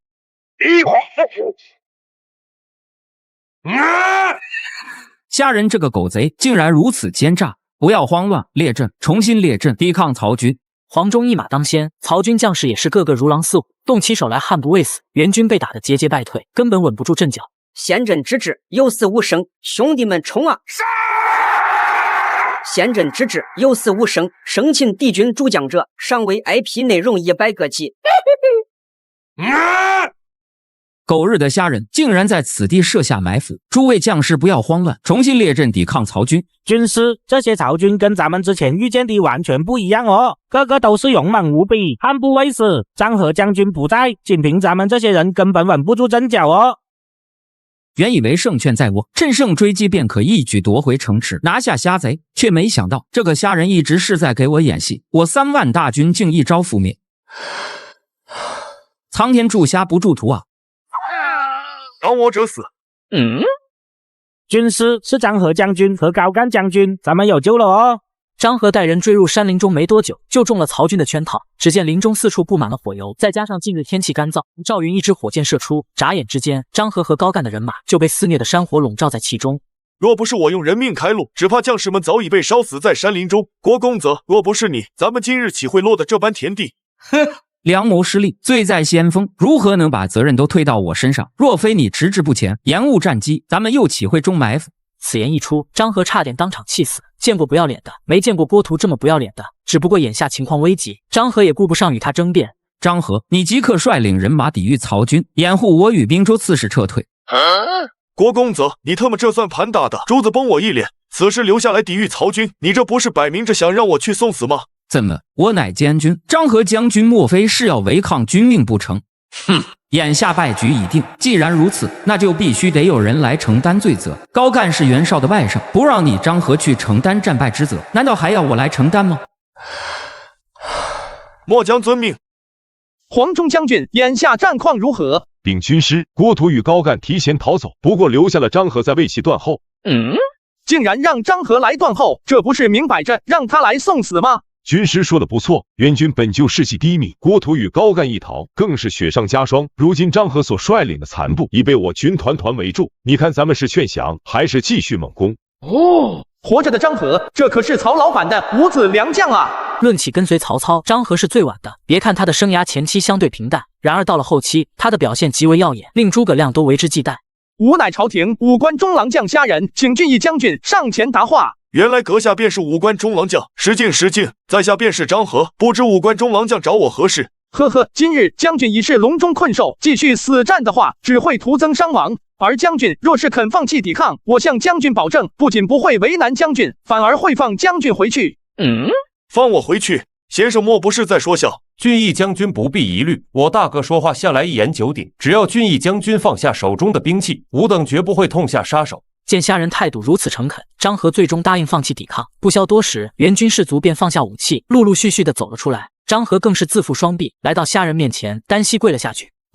将军这是何意？败军之将，又有何面目见先生？呵呵，俊义将军言重了。常言道，胜负乃兵家常事。况且今日之败，并不在将军，而是在于郭图庸碌无能。周仓给俊义将军松绑。谢过先生，不知先生准备何时放我离去？我乃信守承诺之人，又岂会强求将军？只不过嘛，将军就这么回去的话，怕是袁绍不会饶了你。请将军细想，此番郭图回去，定会将所有罪责都推卸到将军身上。而以袁绍的性格，到时候将军是什么下场，想必不用我多说吧。那依先生所见，眼下我当如何？这个嘛，当今丞相求贤若渴，重视才能，绝非像袁绍那般目光短视之人。你若肯前来投奔，我定当在丞相面前为你美言。能与颜良、文丑、高览并称河北四廷柱，张合自然不是傻瓜。经过今日一战，他已经能感受出来，袁绍如今弃举授田丰而不用，却深信郭图、沈沛之流败亡一途是迟早的事。既然如此，我为何还要于忠于袁绍？禀先生，末将愿将，还望先生替末将在丞相面前多多美言几句。这个好说，请俊义将军放心。周仓把我的烧烤架和毛虾拿出来，今晚我要与俊义将军痛饮300杯。此番3万援军被击杀大半，又有一部分人马随张合投降，可谓是大获全胜。只是虾仁这边高兴，郭图那边可就不好受了。带领着一众残兵败将，连夜逃跑至黄河边，在确定曹军没有追来后，才敢原地休整。3万大军打得只剩下不到5000人马，如此大败，若是就这样回去，我该如何与主公交代？监军，监军刚刚接到情报，张合那混账将了曹军了。神呢？太好了，这真的。主公对张合青睐有加，这厮竟会被主求荣，着实可恨。说起来，若不是张合投敌，咱们又岂会大败？高四世，你说呢？监军所言极是，就是因为张合，咱们才会由此大败。监军放心，回去后我定会向主公如实汇报。如此甚好，甚好啊！张合这个匹夫，吾对他恩重如山，他竟这般回报于我。主公息怒，属下倒是觉得张合背叛主公一事有些蹊跷，说不定有什么内幕。田丰，你这话什么意思？那张合投奔曹操，背叛了主公，乃是我与高干将军亲眼所见，还能有假不成？倒是你此时还在为他说话，莫不是与张合有什么不可见人的勾当？郭公子，你……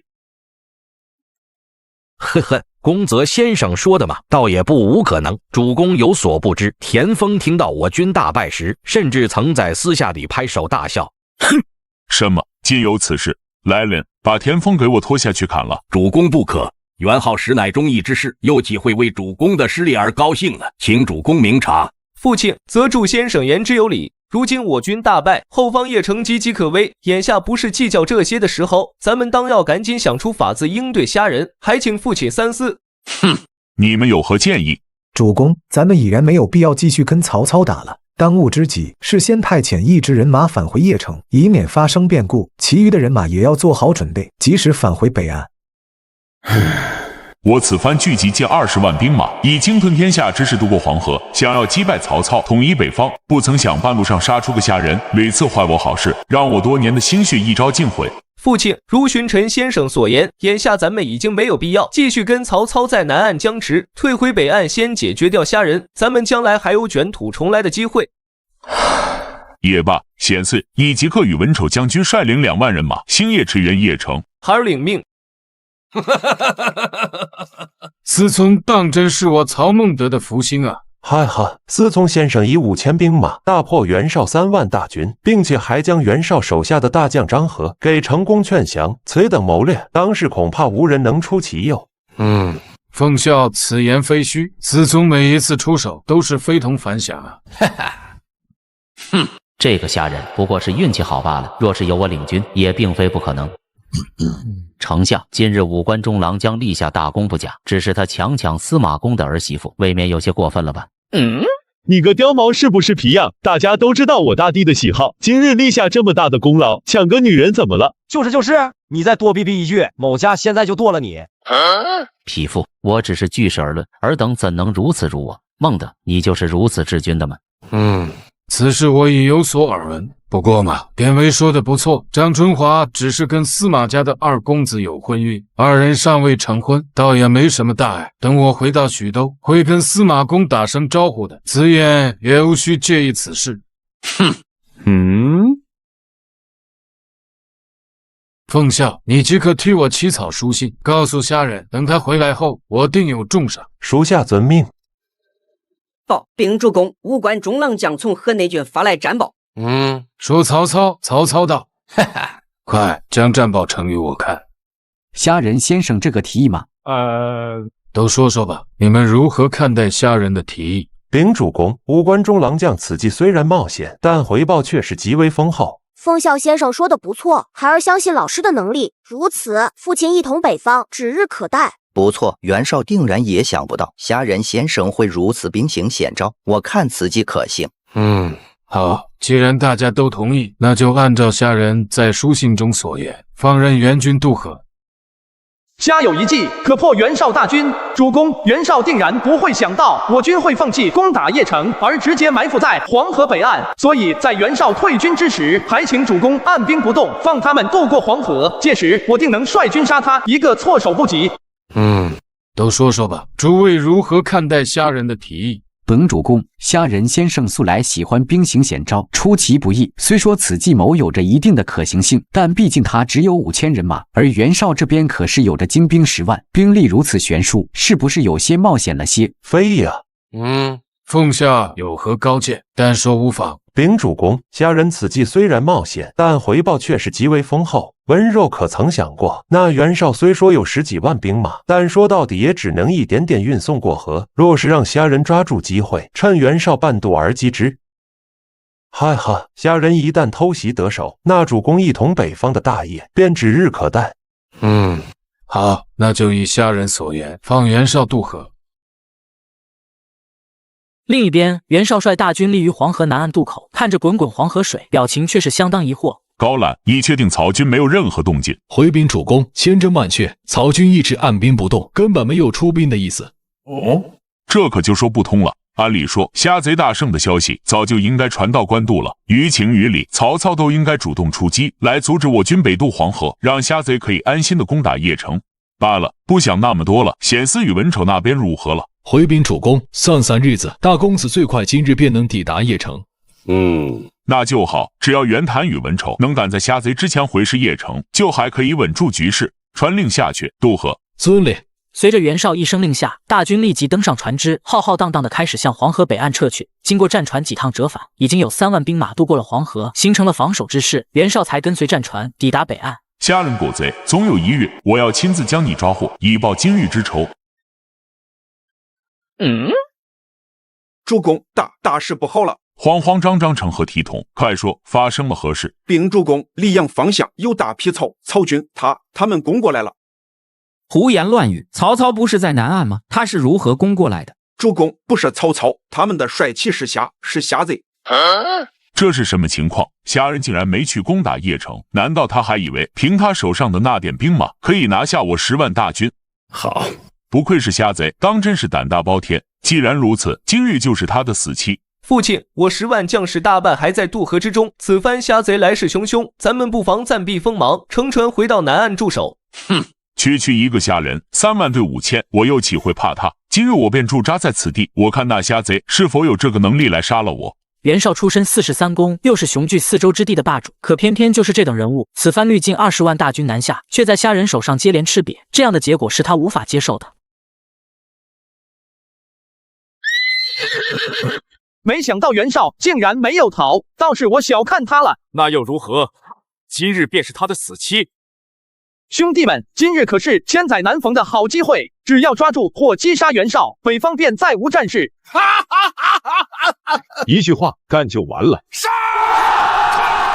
曹军如此气势，在冲杀中仍能保持阵型，这虾仁嘛，倒也是有着几分真本事。那又如何？虾贼三番五次的坏父亲好事，今日定要让他死在这里。虽说援军大部分还停在南岸，但就北岸的3万人马对付虾仁已是绰绰有余。在蒋奇与高览的指挥下，很快便形成了牢不可破的防势。尽管高顺带着县阵营直接杀入敌阵，但援军凭借着兵力的优势，在扛过县阵营的第一波冲锋后，很快便稳住阵脚，不仅开始反攻，甚至隐隐有将曹军给反包围的架势。见此情形，虾仁顿时眉头一皱，一时之间也没想出破阵的好办法。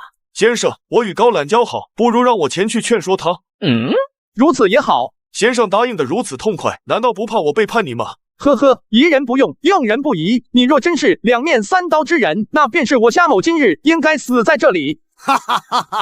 好，多谢先生信任。张合闻言，眼神中瞬间浮现出一抹深深的感动，当下便带着自己的嫡系人马，立刻朝战场冲了过去。子龙，金霸退下，此人交由我来。敬之，你我好友一场，难不成今日要刀兵相见吗？俊义不必多言，你我各为其主，这也是无奈之举。狗屁的无奈之举！袁绍昏庸无能，宠信郭图这般佞臣，今日何不弃暗投明，前来投奔丞相？不太好吧？哈哈，有什么不好？若不是郭图害我，我又怎会行叛主之举？再说了，以咱俩的关系，你觉得郭图接下来不会对付你吗？俊义所言，我又岂能不知？可若我投敌在先，有些说不过去啊。俊义，快些吃我！多谢敬之，事成之后，我请你喝酒。援军主将已被擒获，尔等速速让开一条道路，否则杀无赦。我是他爹，这是什么情况？高览将军这是投敌了吗？瞎逼逼什么？明明就是高览将军不畏生死，一人独斗敌方3员主将，最后体力不支才失手被擒。你要是再敢瞎逼逼，我就摘了你的栗子哦！我投降，我投降哦！少了高览的兵马，援军的阵型立刻便出现了漏洞，县阵营如入无人之境，一路冲杀涌入援军阵中。高览这个混账，竟然敢与张合一同叛变！主公，主公，不好了！黄河江面上突然出现了大批战船，看他们所打的旗号，是曹操的人马。难怪我军撤退时，曹操会按兵不动，原来他是暗中在上游组织战船，准备渡河作战。难道天要亡我原本处？主公勿慌，咱们尚有机会。泽柱先生有何良谋？快说来。主公，咱们在南岸尚有10万人马，只要主公能够及时渡过河去，就算曹操他们占据北岸，又能如何？不错，我只要渡过黄河，尽可以率兵南下，直取官渡、许都，退可以断了曹操的粮道，与邺城的将士南北夹击。泽柱此计甚妙，甚妙啊！传令大军立即渡河，先登营断后。袁绍一声令下，800精锐士卒鱼贯而出，拦住了赵云等人的去路。见此情形，张合面色顿时大变。子龙小心，这是先登营，非一人之力可敌。东汉末年，有数支精锐士卒，他们全员富甲，武器精良，堪称古代的特种部队。比如高顺所率领的县阵营，公孙瓒的白马一从，曹操所建立的虎豹骑，还有袁绍的这支特种部队先登营。子龙，此处交由我来应付，你速速前去追杀袁绍，切莫让他逃了。黄老将军，这先登营可是相当的难缠。那又如何？先生早有吩咐，俊义将军且看我如何破敌。火枪队，给我上！随着3眼冲的爆响声传开，一轮齐射，最前方的先登营部族就被打成了筛子，纷纷倒地而亡。霎时间，援军阵脚大乱，被打得开始溃败。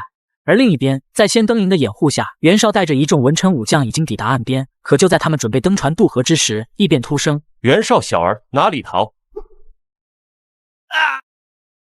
拦住他！快拦住他！来不及了，曹操的兵马也快要到了。主公，请先行一步，属下亲自于此阻拦曹军。苍天助曹，不助援啊！主公，快扶主公上船！随着袁绍逃走，北岸的战事也到了尾声。原本就落在下风的援军士卒，在曹操大军加入战场后彻底溃败，他们要么选择逃跑，要么放下兵器，向曹军选择了投降。官渡一战，吾能一举击败袁绍，下人当居首功。丞相过誉了，我这也是在丞相的领导下才有了今日的成绩。虾仁先生过谦了。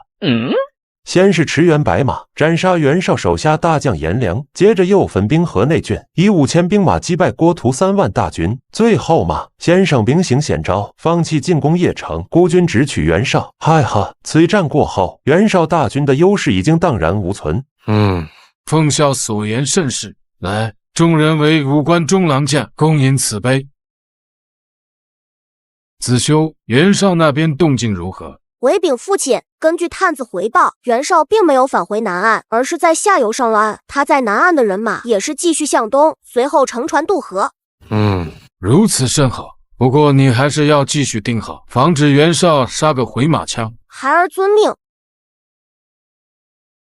末将张合，末将高览，见过丞相。两位将军果然是英武不凡。丞相客气了，吾等不过是降将罢了，何以谈得上英武？张合将军此言差矣，若无你二人，我也不可能那么容易战胜袁绍。来之前，虾仁便私下告诉曹操，张合与高览日后可堪大用，所以为了表示对二人的重视，曹操也是任命他俩为偏将军。主公，禀主公，举寿待到。放肆！此主先生乃是河北名士，你们怎能如此待他？丞相无需多言，在下乃是战败之人，要善要寡，皆听丞相吩咐便是。子主先生此言差矣，我早已仰慕先生名号，只是恨不得相见。只可惜先生有这般大才，却不能得袁绍重用，否则只怕今日落败的就是我曹孟德了。丞相若是想招揽在下，怕是要失望了。忠臣又岂能是二主？多说无益。丞相若想让我投靠，那断无可能。终有一日，我还是会回到河北的。沮授的一番话，这下让曹操有点头疼了。虽说他是真心想招揽沮授，但沮授如此拒绝的态度，让曹操很是无奈，只能朝虾仁望了过去。河北多名士忠贞推举军，主公沮授虽才能出众，但他就和当初的陈宫一样，想要劝说他投降，几乎是不可能的。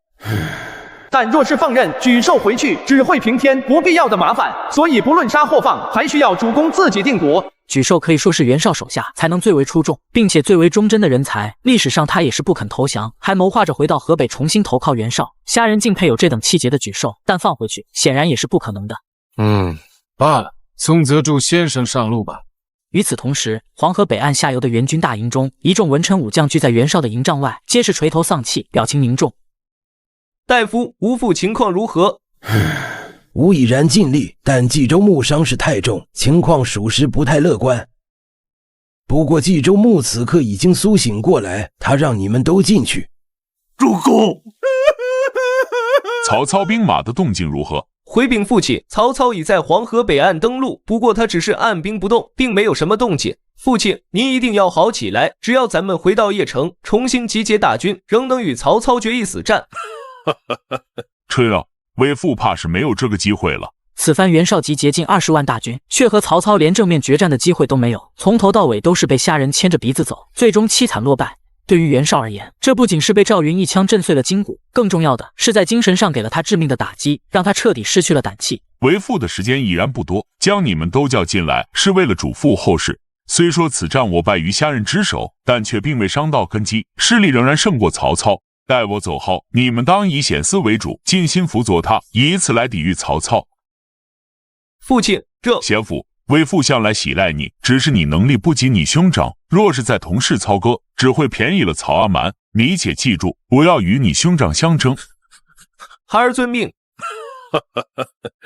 我一生征战沙场，只是却不想最终败于虾仁之手，心中甚为不甘啊。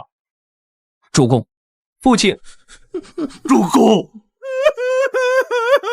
此刻袁绍带着不甘，话语声势越来越小，直到最后彻底消失。至此，纵横河北，兵强马壮的袁绍溘然长逝。袁绍共有4子，长子袁谭与次子袁熙，如今正在黎阳与曹操僵持。4子袁买年纪尚幼，仍在邺城之中，因此众人便以3子袁尚为主，操办袁绍的后事。公子勿要伤心过度，保重身体重要。几位先生有心了。如今主公去世，不知三公子接下来有何打算？先生此言何意？吾等对三公子忠心耿耿，那便打开天窗说亮话了。虽说主公去世之前是让吾等奉大公子为主，继续征讨曹操，但在吾等心中，三公子的才能确实远胜于大公子，因此吾等打算奉三公子为主，继承主公大业。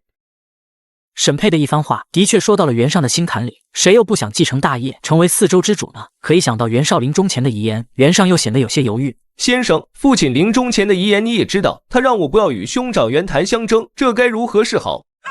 那又如何？只要将今日听到主公遗言的人全都抓起来，若是不肯效忠公子的，那就直接砍了。也罢，就依苏游将军所言。末将领命，请公子做好准备。末将这就去召集人马。而就在苏游准备动手的时候，郭图与谋士荀臣以及辛毗两兄弟也在密谋着什么。别看主公是下令让袁谭继承大业，但万一袁尚起了野心，咱们当如何自处？如今主公尸骨未寒，难道三公子就敢动手？他如何不敢？只要将咱们控制住，三公子便可以假托主公遣命，继承大业。那你说咱们该怎么办？能怎么办？如今的局势，但凡多停留片刻，那咱们也就多了片刻的危险。以我所见，咱们要赶紧离开，去黎阳投奔大公子。尔等竟让郭图给逃了，当真是一群废物！公子无需动怒，主公的印绶在此，咱们只需伪造一份主公的遗命，就算郭图他们逃了又能如何？此番就饶你们一命。谢公子。公子，田丰此人仍在监禁之中，当如何处置？田丰，他与袁谭交好，曾多次建议我父亲立袁谭为继承人，如此便不用留了，找个理由杀了吧。属下遵命。另一边，曹军大营中，曹操正与虾仁、郭嘉等人商议军事。就在这时，典韦火急火燎的赶来。好消息，好消息！主公，刚刚接到消息，袁绍前几日不是被三哥扎了一枪吗？你猜怎么着？重伤不治，挂了。这可真是个好消息。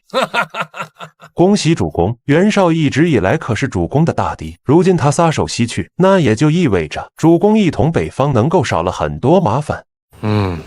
主公，你怎么了？主公，无论如何，袁本初也是英雄人物，当以朝廷名义犒赏一番。司聪所言甚合吾心。虽说我与袁本初刀兵相向，但早在几十年前，我俩也曾是莫逆之交。奉孝，你替我以朝廷的名义起草一篇公文吧。属下遵命。如今袁绍已死，袁谭与袁尚二人定然会为争夺大位而大打出手。曹阿瞒若是按兵不动，等到袁谭与袁尚打得头破血流之后，再坐收渔翁之利，便可不费吹灰之力就收下袁绍的四周之地。丞相，那咱们接下来当如何？资源有何高见，但说无妨。呵呵，禀丞相，我在袁绍手下效力这么多年，对其内部情况了如指掌。依我看，属下觉得丞相最好还是退兵。说来听听。回禀主公，虽说先前袁绍大败，但尚未伤筋动骨，仍有数十万兵马囤积在河北。如果丞相此刻执意进攻，就算能够拿下河北，怕也是惨胜。与其如此，咱们倒不如主动退兵。最主要的嘛，是袁谭与袁尚向来不和，定会为夺权而内斗。若主公退兵，他们俩便会渐生嫌隙，很有可能大打出手。等到他们两败俱伤之后，主公再来一招螳螂捕蝉，黄雀在后，岂不美哉？此计甚妙，甚妙。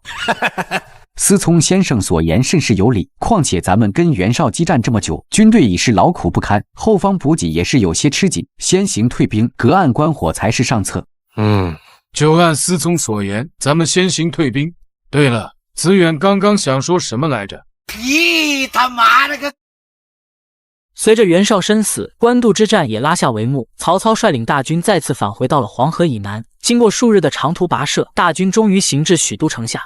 臣曹操见过陛下。丞相客气了。此番讨伐逆贼袁绍，丞相可谓是劳苦功高啊。是啊，丞相真乃我大汉镇国柱石，若是没有丞相，我大汉危矣。陛下过誉了，这不过是为人臣子的本分罢了。丞相一路辛苦，朕已命人设下酒宴，专门为了庆祝丞相此番大胜，咱们可回宫细说。此番官渡大捷，天子刘协带着皇后福寿以及一众文武百官亲自于城门外迎接，曹操可谓是一时风头无两。可就在天子銮驾回城的时候，皇后福寿装作不经意的朝虾仁看了一眼，却见虾仁也正笑盈盈的看着自己。感觉怪怪的。哪里怪了？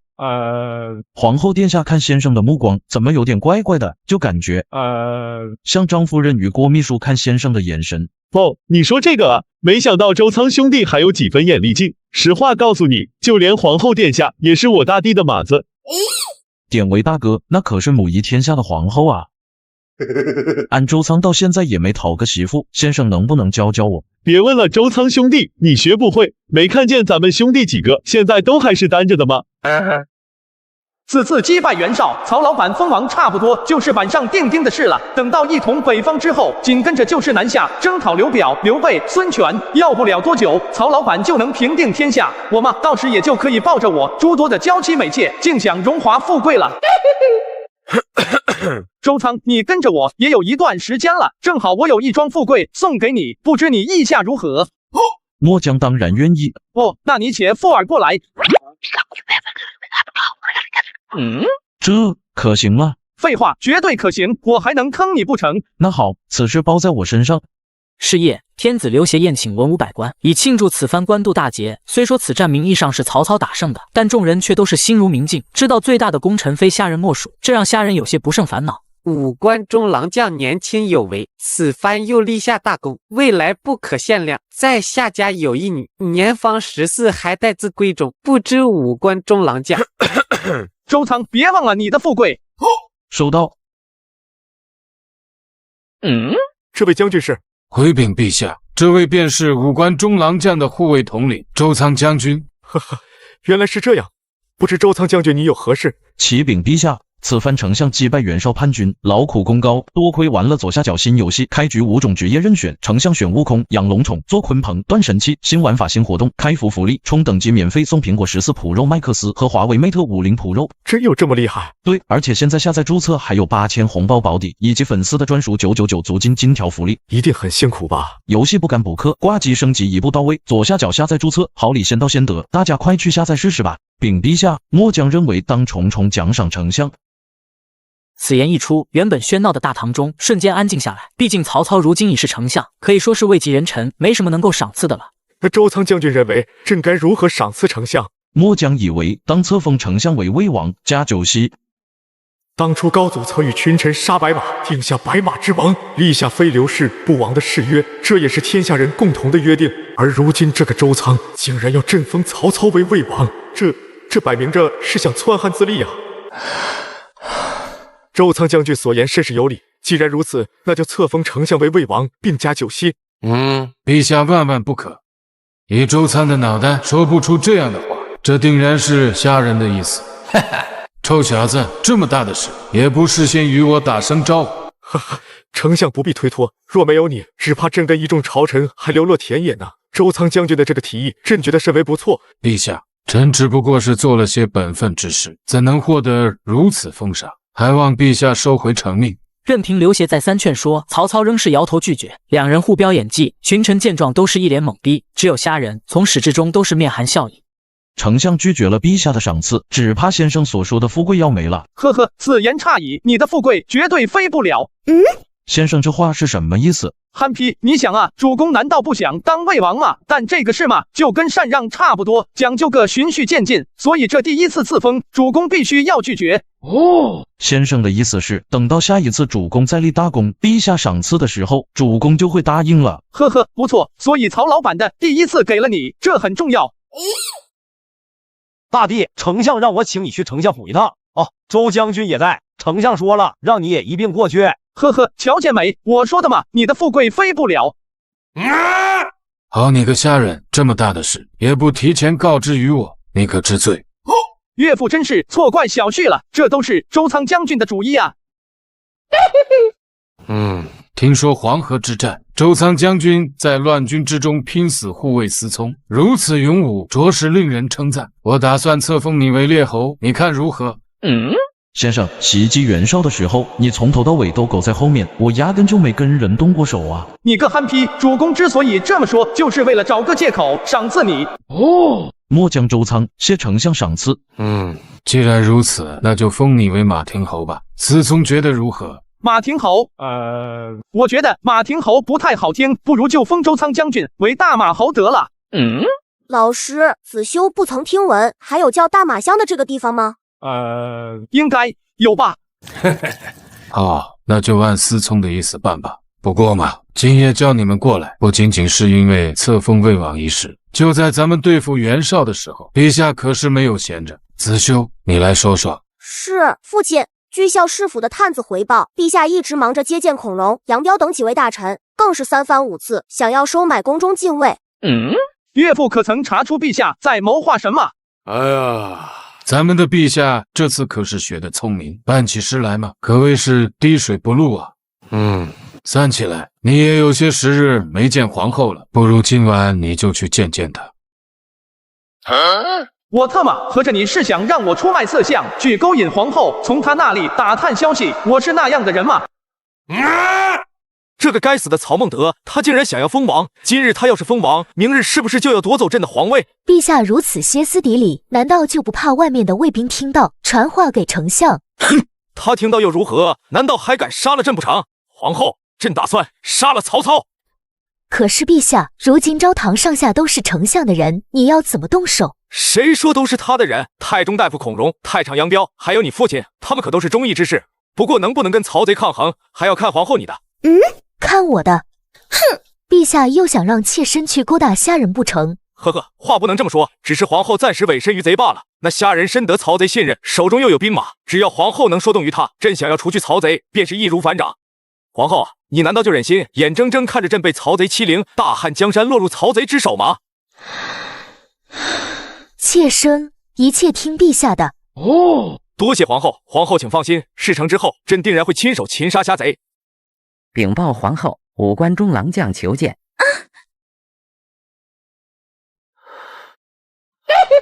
许久不见，不知皇后对臣是否想念？虾郎，这里可是皇宫，你还是不要久留的好。有什么事赶紧说。说的也是，我这次来嘛，就是想问问陛下近日在忙着策划什么？虾郎是如何得知的？呵呵，校士府的探子虽然不清楚陛下的图谋，但却早已查清楚了陛下的一举一动。原来是这样。陛下近日正在谋划刺杀丞相。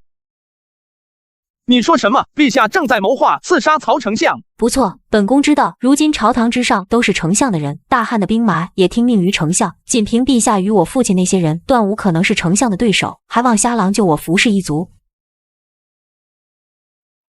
果然跟历史上一样，在一代诏之后，刘协仍旧不死心，他还计划着与福完等人推翻曹操。皇后请放心，既然今日皇后如此坦诚相待，我虾某定保福家无恙。谢谢虾郎，那虾郎想让我怎么配合？呵呵，陛下如此处心积虑，我又怎能不配合他？走，咱们一同去见陛下。呵呵，武关中郎将，不知你与皇后商议的如何了？陛下对臣如此厚爱，臣自当粉身碎骨回报陛下。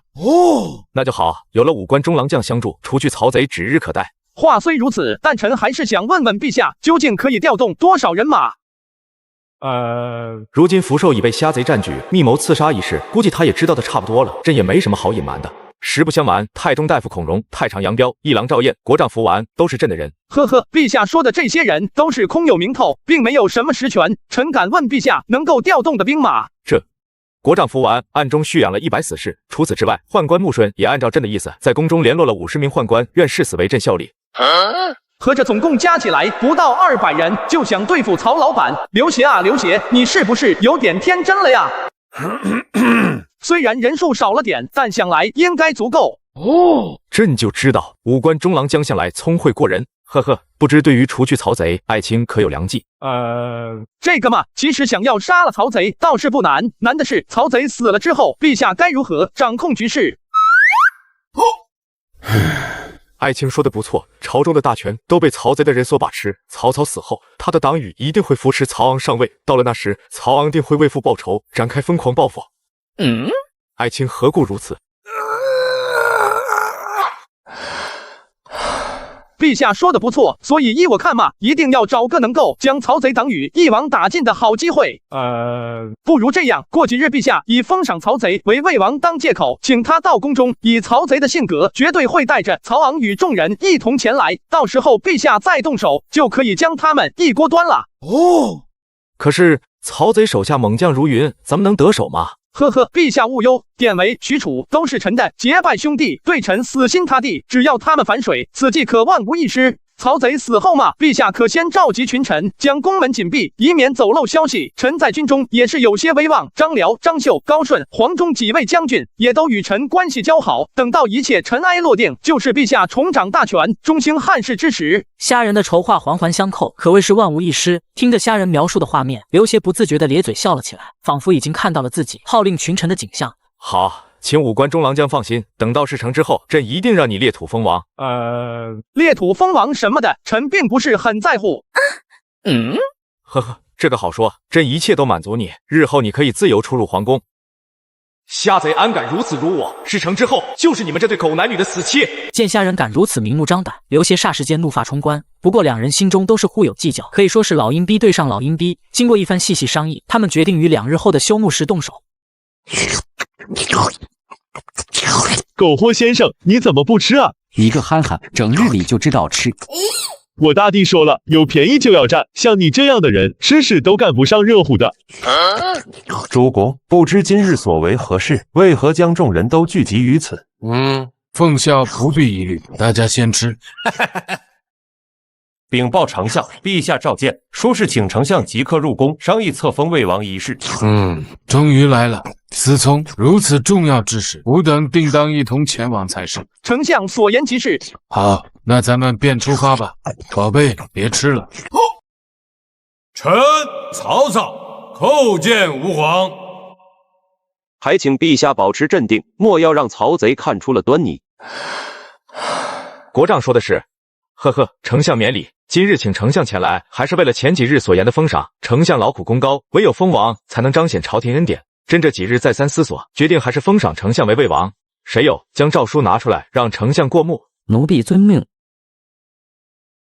请丞相过目。就在这位水友走向曹操，摊开诏书的这一刻，刘协众人都屏住了呼吸，因为他们今日的计划便是效仿当年的荆轲刺秦王。不一不，单车变摩托，只要咱刺杀曹贼成功，就可以青史留名了。打死你个龟孙儿！我操！诸位大臣还愣着作甚？曹贼逆反，快快来人救驾！随着这位水友的一声高呼，只见100来号人瞬间从宫外齐齐涌了进来。福完、孔融、杨彪、赵燕等一众忠于天子的官员也是纷纷站出来对抗曹操。但面对如此凶险的局势，曹操的脸色并没有丝毫波澜。陛下，此举何意？眼下的局势，丞相还不明白吗？只要丞相肯交出兵权，告老还乡，朕绝对不为难你。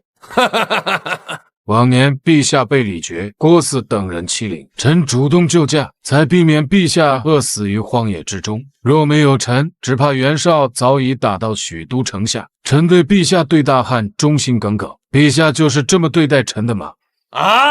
曹孟德，事已至此，多说无益。今日你要么让出权势，要么就死在这里。好啊，要杀便杀嘛，何必那么犹豫，搞得自己很痛苦。还愣着干球，都给我上，斩杀曹贼！杀！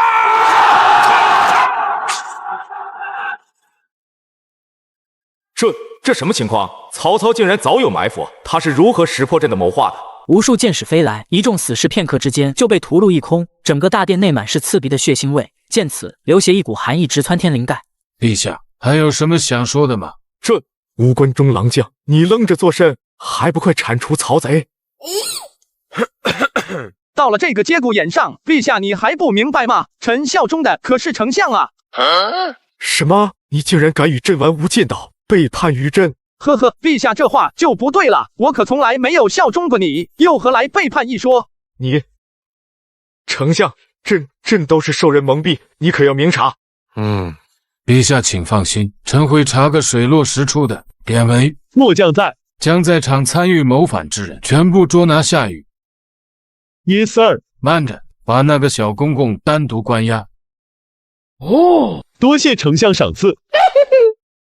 随着杨彪、孔融等人被下狱之后，整个许都城便宣布戒严。曹操命人在城中进行大肆搜捕，凡是有牵连者，无一例外满门皆被下狱。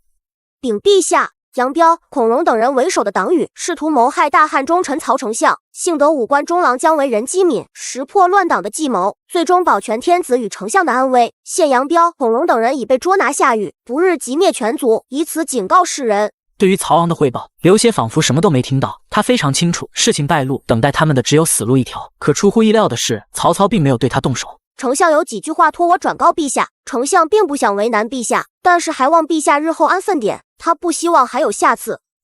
朕知道了，一切就按曹丞相的意思去办吧。此番能够铲除谋反的乱党，皇后当居首功。哦，内瞎郎，曹昂公子为何没有念出我父亲的名字？我父亲的情况如何了？皇后请放心，我已告知丞相，虽然国丈也参与其中，但好在皇后主动弃暗投明，因此丞相法外开恩，宽恕夫家的罪责。多谢夫君。你我二人何须客气。全军出击。小公公莫要害怕，俺会好好怜惜你的。刘协的计划失败后，朝廷忠心大汉的臣子几乎被彻底肃清，能够继续担任官员的也全都是曹操的心腹，而立下大功的虾仁也是趁此机会在家中休沐，陪着一众家人风花雪夜。这几日怎地如此炎热，都让人热得受不了。是啊，只可惜我父亲嫌花钱，去年取消了兵士，不然咱们倒可以用冰块降暑。晴儿说的对啊，咱们可以用冰块降暑嘛。夫君的提议倒是好的，只是咱们冬天的时候也没有存兵，一时之间哪里去找那么多冰块降暑？呵呵，我既然说了，那自然是有办法制造冰块，稍后你们便知。听说虾仁可以制造冰块，一众家人心中无比好奇。再次经过一番深入交流之后，虾仁便起身准备给他们演示一番。这怎么可能？夫君竟然真的制出冰块了！呵呵，在为夫这里没有什么是不可能的。真儿，你说如果咱们要是卖冰块的话，能不能赚钱？那是当然，如今只有皇室又或是曹公这样的人才有能力在冬天藏冰，大部分的官员以及普通百姓根本没有冰块使用，而且当下又是正值连日酷暑，夫君若是制作出大量的冰块进行售卖，绝对可以大赚一笔。那好，你回头将制冰之法告诉两位兄长，把制冰的生意做起来。好的，夫君，妾身马上就派人通知他们。由于制造黑火药需要大量的硝石作为材料，因此硝石虾仁倒是不缺，不仅大量制造冰块，还在许多城中开启了冰镇饮料的铺子。哈哈，好喝的奶茶来啦！你爱我呀，我爱你，桃园奶茶甜蜜蜜。你爱我呀，我爱你，桃园奶茶甜蜜蜜呀。虾仁老字号，冰镇酸梅汤，走过路过不要错过，干净又卫生，夏日消暑必备，办理 VIP 还可免费续杯，爽哦！近日酷热难耐，此物用来消暑解渴甚为不错。晴儿，这是何物？回禀母亲，此物名为酸梅汤，乃是夫君熬制出来，为女儿消暑解渴所用。我俩想着母亲想必也是热得烦躁，因此特地带了酸梅汤来孝顺母亲。哦，原来如此，你俩倒也是有心了。哼，姐夫对姐姐真好。是啊，姐夫不仅英俊潇洒，更是文武双全，简直是天底下最好的夫君。夫君可不许打他们的主意。夫人放心，我绝不会对他们有念头的。要是他们打我的主意，那可怪不得我。毕竟有句话说得好嘛，小姨子是姐夫的贴心小棉袄。大帝，你在歪歪什么呢？主公喊你过去。子修，将河北的情况与你姐夫说一下。是，父亲。根据校师府收集来的消息，在袁绍去世后，袁尚就在沈佩、冯骥、苏有等人的拥戴下，凭借着伪造的遗命，成功的继承了其父位置。那袁谭呐，是什么反应？回老师的话，袁尚率领大军返回邺城后，袁谭正在黎阳布防，在郭图等人到来后，他才知道袁绍去世的消息。可此时袁尚已经回到邺城，掌控了局势。袁谭对此极为恼怒，但却又无可奈何，只能自称车骑将军，驻屯黎阳与袁尚僵持。呵呵，我早说过，这两人会因为争夺大位而大打出手。你说的不错，只是他们如今两相僵持，我心中还是有些不安。思聪可有良策？岳父勿忧，既然他们兄弟二人迟迟不动手，岳父给他们添一把火便是。说来听听。禀岳父，请岳父试想，若是朝廷下一纸诏书，令袁谭继承其父的官职与爵位，那么会出现什么结果？下人说完，曹操眼前一亮，此计谋不可谓不高明。袁谭之所以没有对袁尚动手，说到底是因为师出无名。但若是按照虾仁的计划，由朝廷下令让袁谭继承其父的官职与爵位，那他便有理由高举义旗征伐袁尚。此计甚妙，子修，立刻按照你姐夫的建议，以陛下的名义起草一份公文。孩儿领命。子修这是怎么了？多谢姐夫关心，子修无碍，应该是刚才喝了酸梅羊的缘故吧，肠胃有些不适。不对呀，之前在官渡时你就是这样。自藩回许都后，子修你可曾去找过仲景先生？近日公事繁忙，还未曾去找过。就算公事再怎么繁忙，但身体是自己你的。这几日你赶紧去找仲景先生，让他给你瞧瞧。姐夫，你说这样的话，良心不会痛吗？自从姐夫担任武官中郎将一职，便把所有公事都推给了我。禀报丞相，徐子渊先生求见。子远今日怎的如此有空？阿满，你这话说的，难不成我没事就不能来了吗？这个许攸果然是会作死，就算你跟曹老板是穿开裆裤长大的，但是你也不想想，现在曹老板是什么身份？你一口一个阿蛮的，还真当你算根葱呢。子远说的极是，以你我二人的交情，只要你想来，尽管来便是。哈哈，这才像话。此番前来吗？无事有良略在怀，必为阿蛮你所需，可助阿蛮你拿下冀州。不知是何计谋，还请子远明示。阿玛，以我对袁谭、袁尚二人的了解，他俩虽然为兄弟，但实则关系恶劣。别看他们眼下没有动手，但私下却早已是火药味十足。阿蛮，你只需借朝廷的名义，让袁谭继承袁绍的一切。如此一来，他们必定兄弟戏强。到了那时候，阿蛮你就可以坐收渔翁之利，顺利拿下冀州。阿蛮觉得有何不妥吗？并非不妥，只是此计嘛，司宗刚才已经献过了。这怎么可能？此等小事不必介怀，子远肯献出良机，也算是有心了。日后我会奏请天子对你赏赐的。免了吧，阿蛮倒是有个好女婿。父亲，徐子远这人是有些才华，可为人未免也太过狂傲了些。许攸知道，在下人之后献计，就算有赏赐也丰厚不到哪去，当即便拉着张脸扬长而去。见此情形，曹操的脸色瞬间阴沉下去，并没有回答曹昂的问题。贤父这个混账，未免太过分了。青州是袁谭的根据地，官渡一战失败后，臧霸和于禁奉曹操之命，趁机拿下了大半个青州，目的就是要把袁谭赶去投靠袁尚，让他们兄弟间狗咬狗。贤父这个混账，今日运来的粮草比往日少了30%不说，里面更是掺杂着砂石。若有机会，我定当让这混账尝尝我的厉害。主公息怒，咱们只是暂时栖居黎阳，委身于袁尚罢了。待到时机成熟，主公定可一举攻克邺城，统一北方大业。启禀主公，朝廷派来一队使者，正在城外等候。曹操的人，我与他可是有着深仇大恨，此时他派使者前来，定不会有什么好事。不见，让他们滚。且慢，主公莫急，听属下一言。虽说咱们跟曹操有着深仇大恨，但他派人前来拜访公子，想必也有深意。咱们可见上一见，先听听曹操的来意也不迟。也罢，让他们进城来。在下见议大夫董昭特奉天子与丞相之命，前来拜访显思公子。没想到竟是工人先生，许久不见，先生风采依旧啊。说吧，曹操派先生前来所为何事？既然公子如此爽快，那在下也就直说了。对于令尊之死，丞相也是心中异常惋惜。只是人死不能复生，为了表示歉意，丞相特意奏请陛下，由公子继承令尊的官职与爵位。此言一出，袁谭瞬间皱起眉头，明眼人都看得出来，曹操这一举动是想挑起他与袁尚的争斗，以此来坐收渔翁之利。可不管怎么说，如今有了朝廷的诰命，他也就有了高举义旗的理由去征讨袁尚。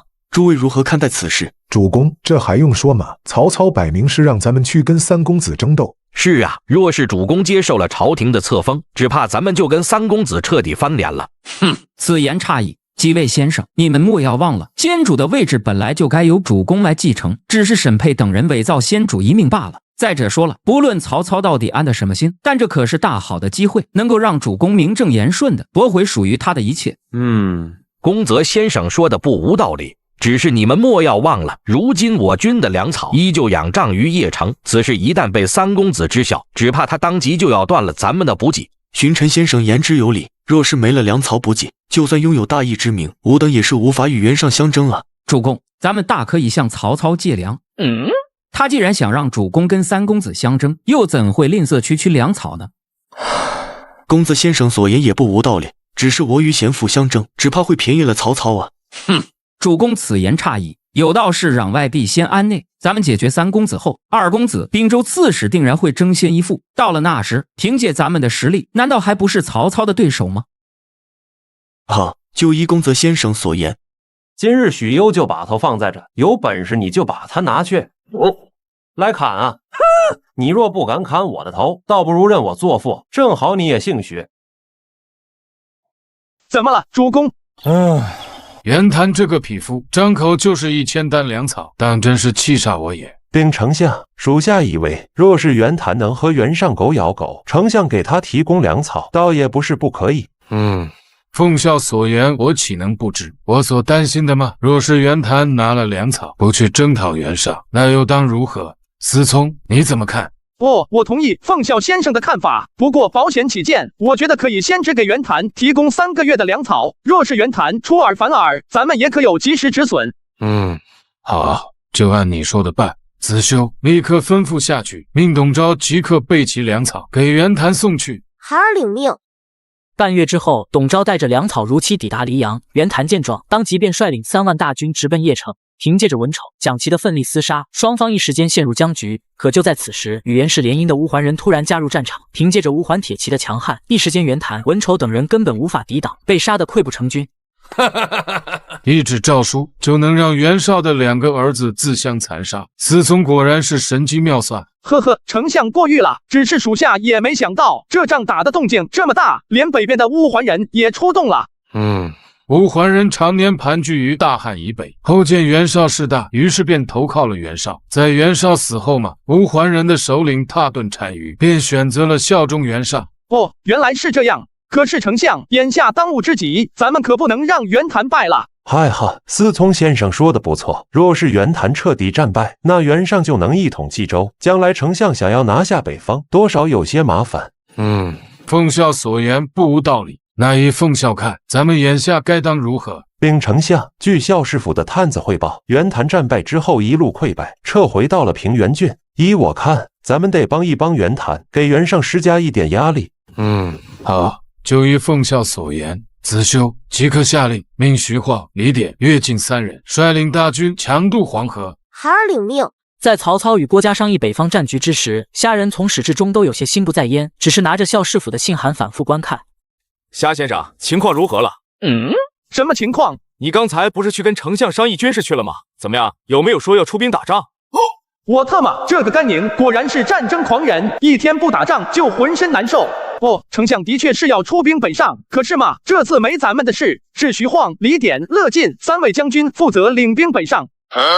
什么？为什么没咱们的事？虾先生，这我就要说你了，这等大好的机会，你怎么不敢与丞相吵一架呢？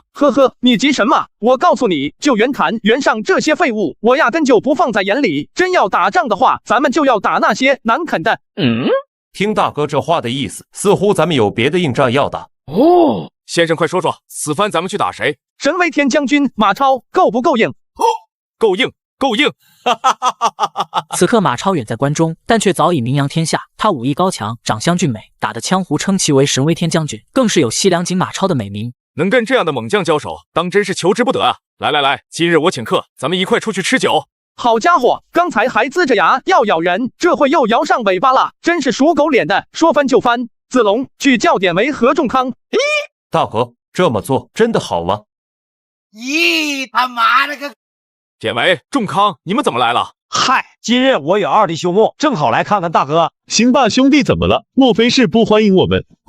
哪里，今日我请客，2位兄弟敞开的吃。此言当真？那我可就不客气了。小二点单。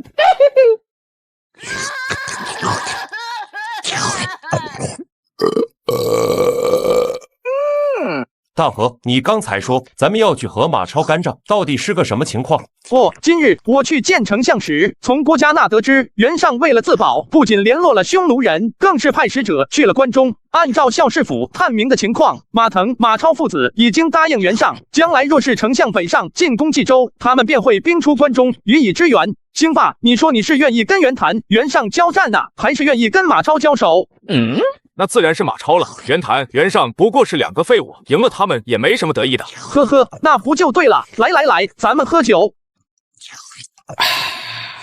家人这个小人。他虾仁不过是一个吃软饭的家伙罢了。论起才能，我绝不在他旗下。原来是许攸和司马懿这2个人怎么混到一块去的？大哥，我出去会会这混账。我与阿蛮关系交好，他也知我才华，就是因为虾仁这家伙挑拨离间，才导致我未能登上高位。自愿先生，你喝多了，慎言。要是让虾仁知道，只怕日后会加害于你。他敢？不过一个吃软饭的家伙，敢动我一根手指头，我让他吃不了兜着走。嘿，你在狗叫什么？汝是何人啊？自愿先生，这是丞相身边的许褚将军。哦，原来是你，虾仁那个小白脸的结拜兄弟许褚吗？呸！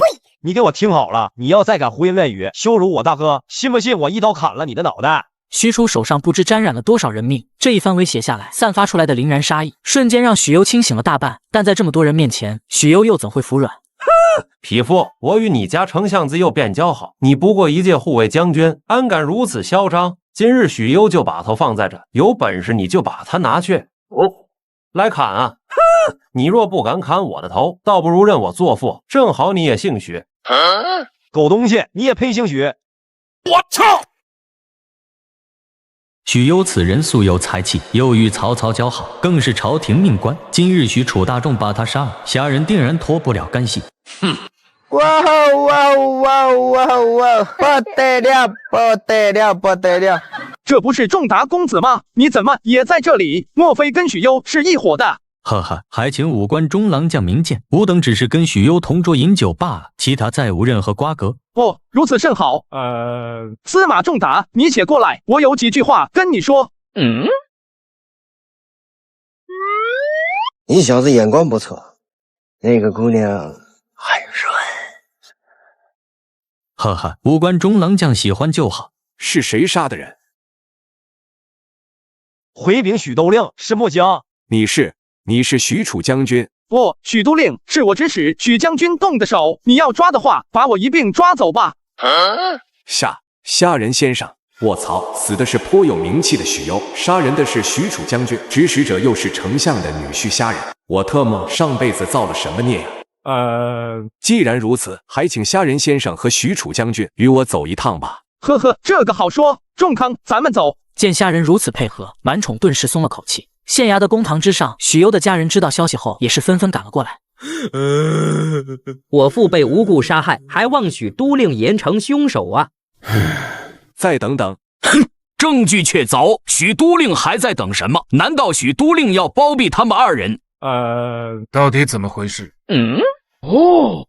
禀丞相，事情经过是这样：许攸今日喝得酩酊大醉，突然在酒馆中大肆辱骂武关中郎将。恰巧武关中郎将一行人也在酒馆饮酒，许褚将军听到动静后便出来制止许攸。没想到许攸不但没有停止，而越发挑衅武关中郎将跟许褚将军。武关中郎将也是喝了点酒，受不了这般挑衅，就指使许褚将军砍了许攸的脑袋。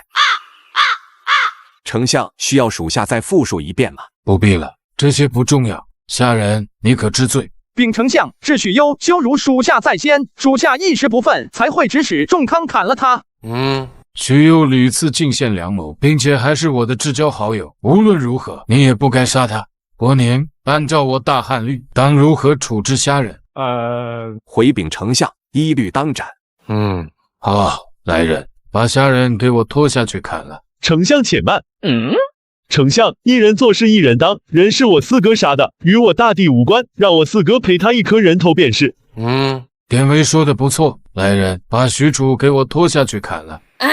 丞相息怒，丞相，许攸虽然死于许将军之手，但说到底是他挑衅在先，许褚将军为大汉立下汗马功劳，罪不至死啊！丞相，文若所言极是。丞相，许褚将军只是酒后一时冲动，还请丞相从轻发落。放屁！我四弟没有喝酒，他早就想砍了许攸。我是他的，反了！许攸在大庭广众之下侮辱我大弟，我令他住口。这小子居然把头伸过来叫我砍他，我若不砍，那就成他孙子了。于是我便砍了这颗狗头。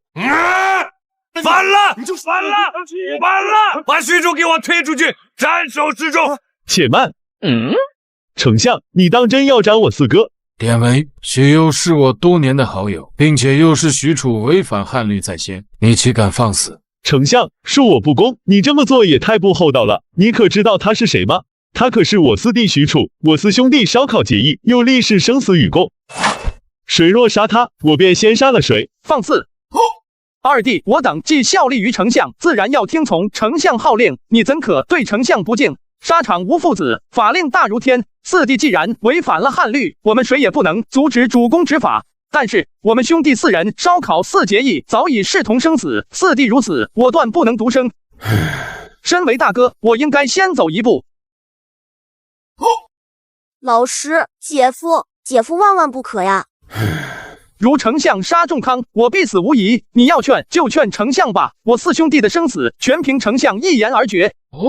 父亲，姐夫乃当世大才，足智多谋，神机妙算。他若是领盒饭，谁去助父亲完成统一大业呀？是呀，丞相，虾先生兄弟4人为大汉立下汗马功劳。况且今日之事，又是那许攸挑衅在先，许褚罪不至死啊，丞相。尔等说的也不无道理。许褚念在你劳苦功高，又是醉酒之下才杀的人，我就免你一死。但是死罪可免，活罪难逃。你要去许攸墓前赔礼道歉。下人，你也要拿出巨额钱财来赔偿给许攸的家眷。属下遵命。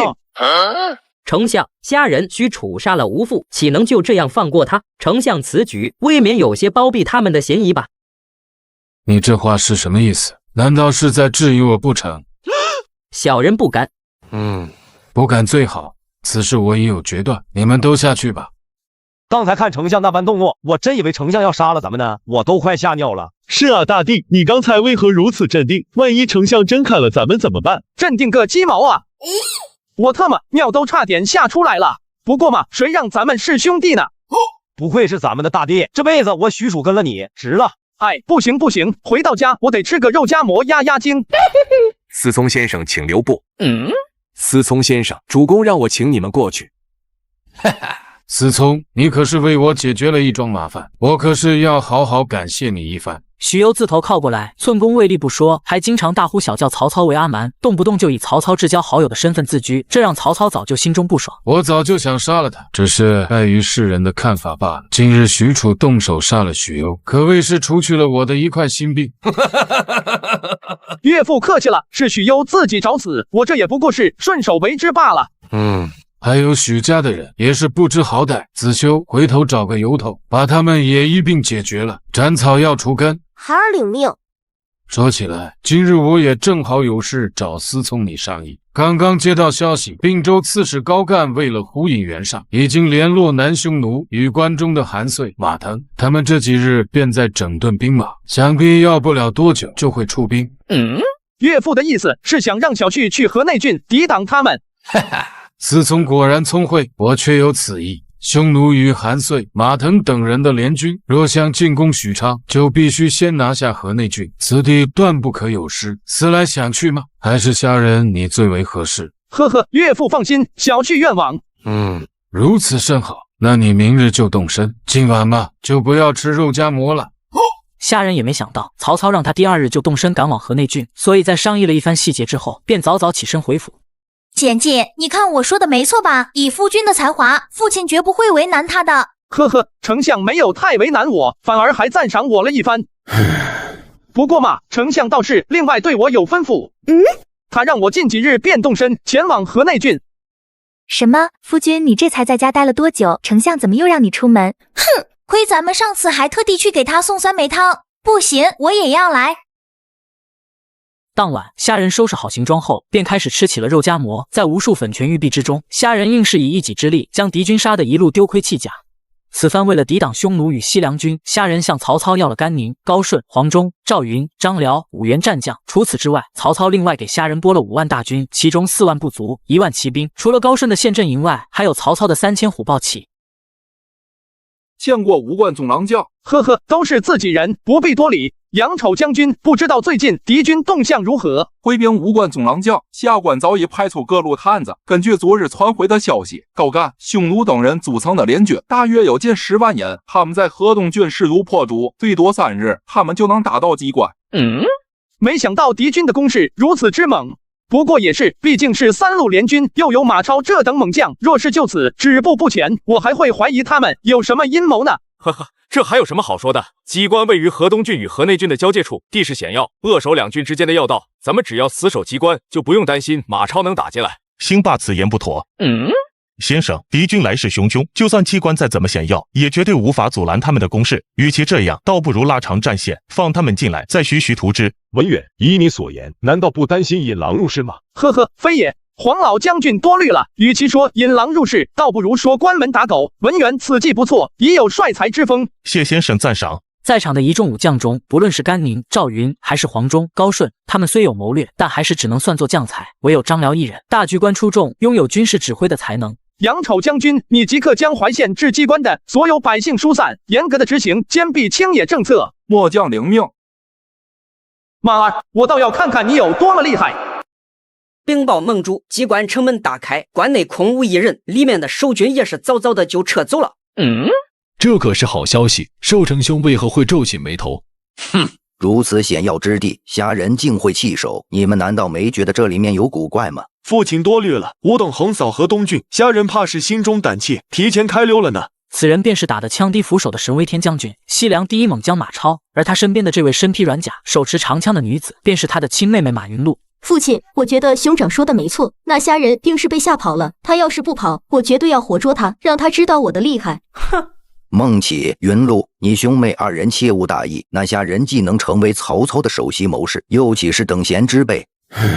不管虾人有什么阴谋诡计，吾等既然已经发兵，那就没有撤退的道理。接下来的路程，大家都要小心一些。是，父亲。联军士卒在马腾等人的带领下，行军不过2日，便顺利通过机关，进入到河内郡地界。可沿途的城池村庄空无一人，这让马腾的神情变得有些凝重。父亲，从曹军的举动上来看，虾人应该是打算用坚壁清野的法子来对付咱们。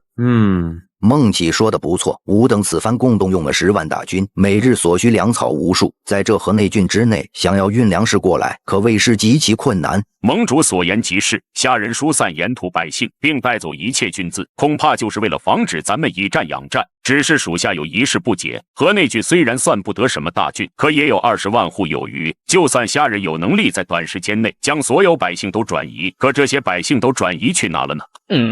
郭太守此言何意？呵呵，回禀孟起将军，属下只是想说，那些百姓搞不好并没有转移走，说不定他们都躲进了山里，还请盟主派出人马，即刻沿着山林搜索。来人，速速按照郭太守所言去搜索山林。随着马腾的一声令下，匈奴首领呼除权立即就组织了数队侦旗，开始对周边的山林进行搜索。果不其然，还真让他们抓到一名汉人。快说，你是何人？老老实实回答我的话，我可饶你不死。回禀将军，草名司国一。说不说，说不说，说不说。我尼玛，你想知道什么你倒是问啊。司国一，你若老老实实回答我的问题，我可饶你不死。告诉我，附近乡县的百姓都去了哪里？回女侠的话，前2天官府说是有敌人来袭，将我们都组织起来，藏到了不远处的葫芦谷内。父亲，既然如此，我即刻率军杀过去。且慢，孟起，那虾贼狡诈多端，切不可鲁莽行事。司国一，我问你，既然如此，你为何会单独行动？回禀将军，小人的婆娘发热烧的不行，没办法才会现成拿药的。就在我兜里，将军一看便知。盟主，看来此人所言非虚。也罢，呼除权，你立即带兵过去看看。得到马腾的允许后，呼除权根据周仓的指引，当即便带着刘豹率领5000匈奴骑兵朝葫芦谷奔去。当真是一处隐蔽的好地方，难怪咱们一直没发现。单于，要不咱们先通知盟主一声吧，毕竟盟主有过吩咐，那虾人素来狡猾，咱们小心一点没什么错的。他个暖子，这里面不过是一群普通百姓罢了。不过嘛，你说的倒也有着几分道理。既然如此，那我便在外面等候，你带人先去里面搜索一番。刘豹是匈奴上一任单于于夫罗的儿子，而呼除权则是刘豹的叔叔。于夫罗死后，而后呼除权不仅抢了匈奴单于之位，就连平日里对刘豹也是相当提防。大人，马上就要到了，我们的人就在前面不远处。好，你在前面带路。呼除权这个王八蛋，担心谷中有埋伏，便让我来探路，这摆明是让我去当替死鬼吗？别让我逮到机会，否则我定要砸死你的核桃。司国一去哪了？还未等刘豹反应过来，两侧的山崖之上，黄忠带着连弩营突然涌出，放箭。一时间箭矢如雨般落下，猝不及防的匈奴人被射得人仰马翻，瞬间死伤惨重。而对于匈奴发出的凄惨叫声，虾人并没有丝毫的心软。大哥当真是好计谋，不费一兵一卒就全歼了这支匈奴骑兵。呵呵，如此简单的请君入瓮之计，匈奴人都未能识出。说到底，不过是这些匈奴人蠢罢了。禀军师，末将幸不辱命，并且还抓到了几名活口。竟然还有皮肤，那应该不是普通士卒。说吧，你是何人？回大人的话，我是匈奴左贤王刘豹。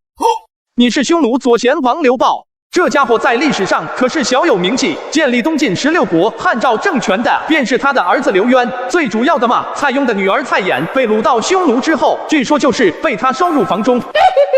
不知大人是？瞎了你的狗眼，这位便是我家先生，当朝武官中郎将。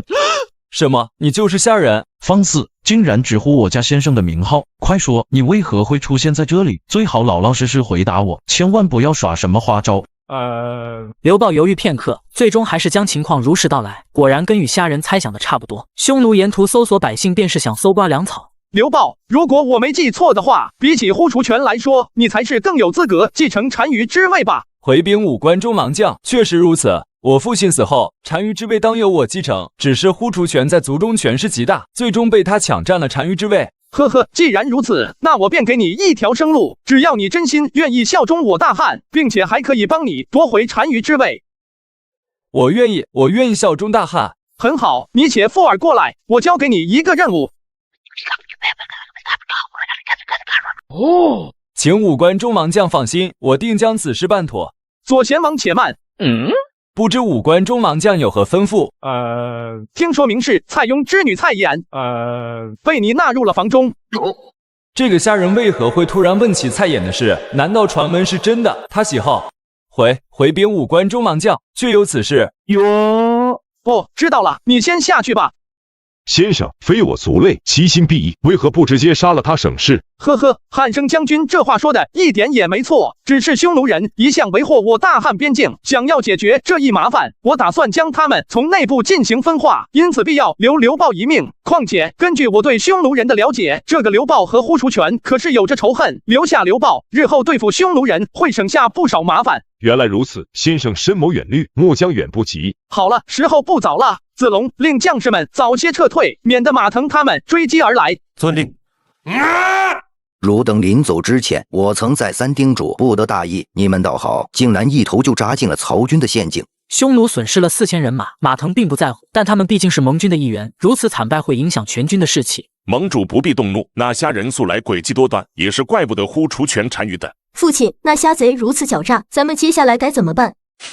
不必担心，咱们只要等到后方的粮草补给一到，咱们即刻就杀向淮县。贸然进攻淮县，一旦被虾人断了粮道，那他们就必败无疑。因此，马腾决定暂且在止县休整几日。可就在此时，一道身影从外面狼狈跑来。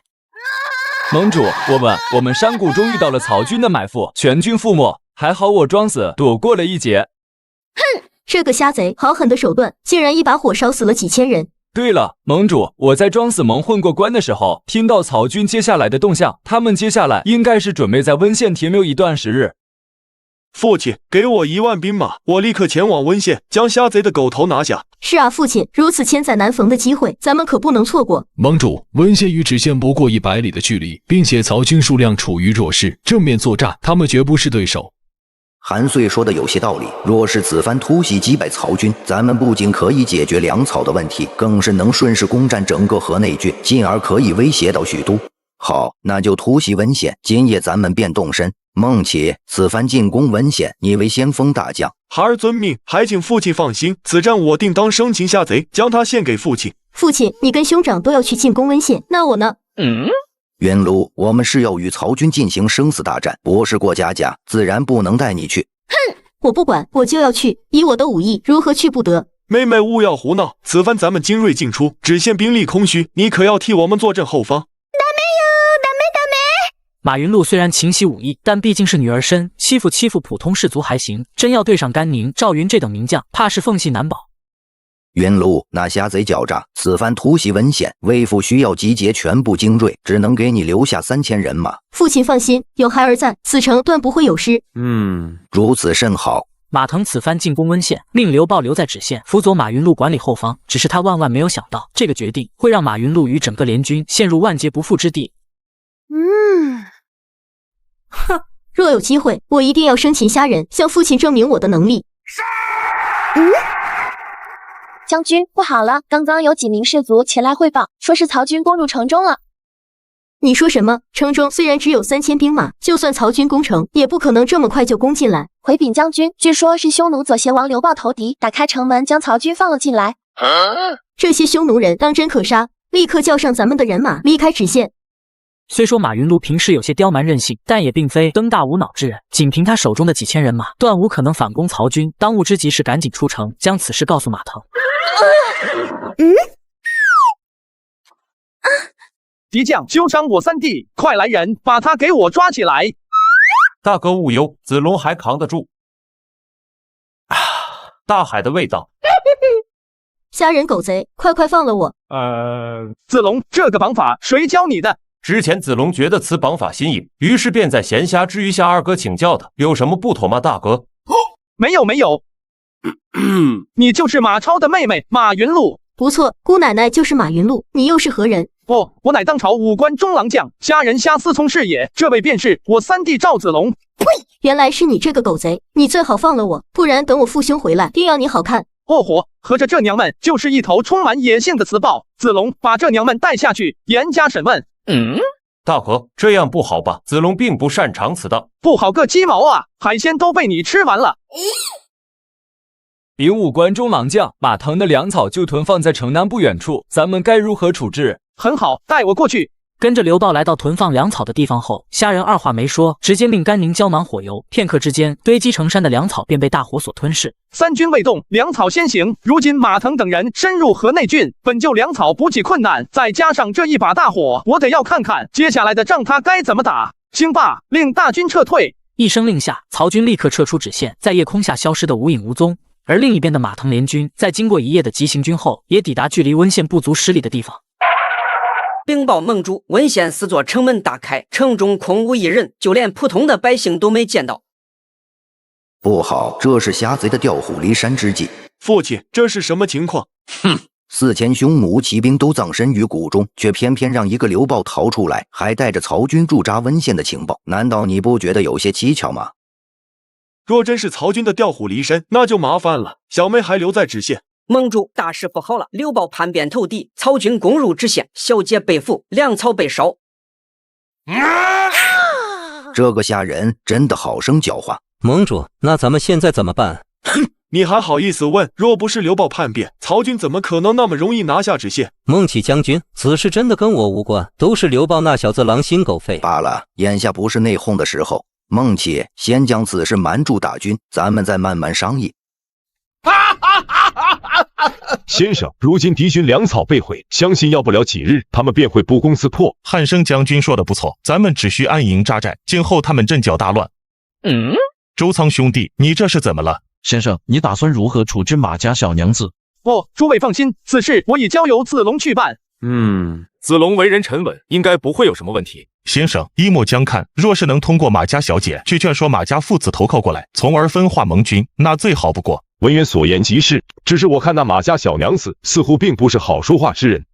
那又如何？我已告诉子龙，先晓之以情，再动之以理，实在不行，让子龙大棒伺候便是。先生，你说的这个大棒，他正经吗？在结束与众人的商议后，天色已然暗淡下来，虾仁索性便带着众人来到关押马云禄的房间。一点寒芒先到，随后枪出如龙。话说敌将一招包罗万象，子龙险些不敌，万般无奈之下，才使出百鸟朝皇枪法。尽管如此，子龙也只能与敌将战个旗鼓相当。可大哥交代的事情，我又怎能不给他办妥？于是紧接着我便使出自创枪法7探盘蛇，在敌军从中杀了个7进7出，这才将敌将拿下。子龙辛苦，等会去后，我定在丞相面前为你请功。大哥言重了，子龙只是学铅笔罢了，与大哥相比还是相差甚远。多亏有大哥教导，子龙才能不负大哥所托。云露小姐，联军的粮草已被烧毁，你父亲他们断然撑不了太久。况且嘛，如今你与我三弟交好，只要你父亲真心归顺，对于你们马家的叛乱之举，本虾担保，丞相定会既往不咎。先生所言当真？云露放心，我大哥向来是一言既出，驷马难追。那好，一切但凭大哥吩咐。云露小姐，你把信带回去，交给你父亲即可。大哥放心，云露定将此事办破，还请事成之后，大哥能保我马家无恙。先生，当真要把她放走吗？她可是马腾的亲闺女，若是将她留下的话，多少能让马腾有所忌惮。呵呵，汉升将军勿忧，马腾要是聪明的话，就应该同意与我联手，反过来对付高干和呼除权。况且将马云禄放回去，不仅仅是为了向马腾表达诚意，更重要的嘛，联军看到被俘的马云禄安然回去，定会心中生出猜忌。哦，先生大才，末将佩服。知县被攻占后的第二天，马腾一众聚集在温县的县衙大堂，众人面色凝重，因为他们只剩下1天的口粮，军中人心惶惶，甚至已经出现了逃兵。要不然，咱们向曹军投降吧！放屁！吾等怎能向曹贼投降？若不向曹军投降，咱们哪里有活路？哼！我算看出来了，韩遂，你是一心想要投靠曹贼是吧？莫非就是你们这些西凉人故意陷我们于此？你在胡说八道什么？信不信我砍了你？马超，你休要放肆！都住口！如今形势紧急，吾等更当团结一心，共同抵抗曹贼才是。岂能大敌未至，先自家起了内讧？父亲，父亲，兄长。云露，你怎么逃回来的？你不是被曹军俘获了吗？父亲，我也不知，是虾人放我回来的。哦，好，只要你平安归来就好，否则我怎么向你娘交代啊？这几日你受苦了，先回去歇着吧。是，父亲。这个虾人有刘豹的例子在前，现在又把云露安然无恙的放回来，这混账恐怕是想离间联军内部啊！尽管马腾知道虾人的险恶用心，但也没有丝毫办法。眼看着商议不出什么结果，便早早的带着马超离开了。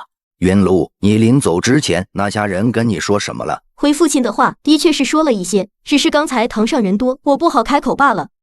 这是虾人让我带回来的书信，父亲一看便知。区区一个曹家女婿，也想招降咱们？哼！这个虾人未免太看得起自己了。兄长，话也不能这么说。那虾人虽然可恶了点，但他的提议却是咱们眼下唯一的出路。孟姐，你妹妹说的不无道理。如今的局势对联军极为不利，若是继续顽抗下去，搞不好咱们都要葬身于河内郡。投效虾人，与他联手对付高干，的确有一线生机。只是我身为联军盟主，若是行如此倒戈之事，一张老脸可就保不住了。父亲，要不然咱们叫来文约叔叔，共同商议此事。也罢，孟姐，你去把文约叫来。高刺史、国太守，依我看，马云禄那臭娘们定然投靠了虾人那狗贼，否则以虾贼的性格，怎会把他放回来？一个马云禄倒是无所谓，关键是马腾会怎么想？万一他当真投靠虾人，来博取一条生路，咱们当如何？不知郭太守有何良计？为今之计，只有一条路可走，先下手为强，干掉马腾跟韩遂。西凉兵马以骑兵为主，若是将他们的战马充当军粮，足够咱们大军回到河东郡。郭元的提议不可谓不大胆。此次讨伐曹操，马腾与韩遂共出动了5万大军，麾下又有马超、庞德这般悍勇大将，想要将他们干掉，这可不是一件容易的事。高刺史，西凉军虽勇，但此事咱们占取了先机，谨慎些行事也并非不可能。好，就按你说的办。是夜，温县城中看似风平浪静，实则暗潮汹涌。一边是高干与匈奴的谋划，另一边马腾与韩遂也在商议着虾人的提议。这还用说，都已经被赵子龙吃了肉夹馍，咱们当然得去投靠虾人了。话虽如此，可我还是有些顾虑。咱们若真投靠过去的话，曹操会不会秋后算账？呵呵，受成兄多虑了。那赵子龙不仅武艺高强，并且与虾人乃是结拜兄弟，云禄侄女既已和他搭上关系，那虾人又岂会见死不救？韩遂说的不错，那虾人是曹操的女婿，足智多谋且屡立战功。他结拜的兄弟4人也是深受曹操信任我马家说不定可借此机会离开西北边陲，进入中原发展。主公，出事了！我刚到城门处，就见城门紧闭，门口守卫的士卒说了，没有高干的谕令，任何人不得出入。干他娘的，这高干是要抢先下手啊！父亲，你与叔父即刻动身出城，我与庞德留下来断后。马腾、魁梧等还推举你为盟主，没想到你却背信弃义，动手给我射死他们！干他娘的，这高干是要抢先对我们下手。父亲，你带小妹与叔父即刻出城，我与庞德留下来断后。好，孟起切勿恋战，我先出城集结大军接应你。兄长定要当心。西凉军以骑兵为主，因此大多都驻守城外，所以负责断后的西凉兵只有不到1000人。但马超与庞德却凭借着个人的骁勇，将高干与匈奴的大军给死死的拦住。友人の剣をくれ！一群废物，这么多人竟然还留不下一个马儿。高刺史不必动武，马儿虽有，却不足为虑。关键是城外的西凉大军，只要击溃了城外的西凉军，获得他们的战马，就足够我军撤回到河东郡。好，出城！高干一声令下，联军在追击马腾的同时，也同样下令城外的军队对西凉军发动了突袭。而此时的西凉军还不知情，根本组织不起有效的防御，一时之间被打得溃不成军。主公，少主，你们终于来了！联军突然发动突袭，我军准备不及，苦战之下，咱们只有数千兄弟逃了出来。高干贼子，当真欺我太甚！寿成兄，当务之急，咱们得迅速组织大军撤退。哼！孟起，你与庞德开路，咱们杀出一条血路。是，父亲。这城市那么空，没有你的空洞，连呼吸带出的风，像那震耳欲聋。这感觉谁能懂谁？先生，大好事！大好事，先生，果然不出你所料，知县那边有动静了。哟，黄老将军，快说说西凉军情况如何了？禀先生，根据探子传回来的消息，说是昨夜城东跟城外喊杀声四起，西凉军被滨州军杀得大败而归，只有寥寥几千人逃走。先生的才会实在令老夫叹为观止，随便一条计谋就引得敌人四分五裂。我也没想到，马云禄这才回去不到一日，联军就互相火拼了起来。大哥，那咱们下一步该怎么做？呵呵，这还用说？他们打你马子，我这个做大哥的当然得去帮帮场子。传令，大军开拔，准备去支援马腾。末将领命。高干率领着滨州骑兵足足追击了一晚上，原本逃出来的数千西凉军，由于战死、失散等各种原因，如今只剩下不足1000人。云路，你没事吧？孩儿无碍，以孩儿的骑术，父亲不必担心。父亲，兄弟们都累了，咱们要不要原地休整一番？不可，高干怕是还未放弃追击，若是在此地休整，被他们追上来，那可就晚了。可是父亲，咱们整整跑了一夜，就算兄弟们撑得住，战马也顶不住啊。也罢，就依孟起所言，原地休整片刻。寿成兄，若是高干铁了心想杀咱们，那咱们这点人可逃不走。文约所言，我又岂能不知？那高干若是不想遭受报复，定然会等吾等赶尽杀绝。况且就算没有高干的追杀，咱们也没有足够的粮草回到关中。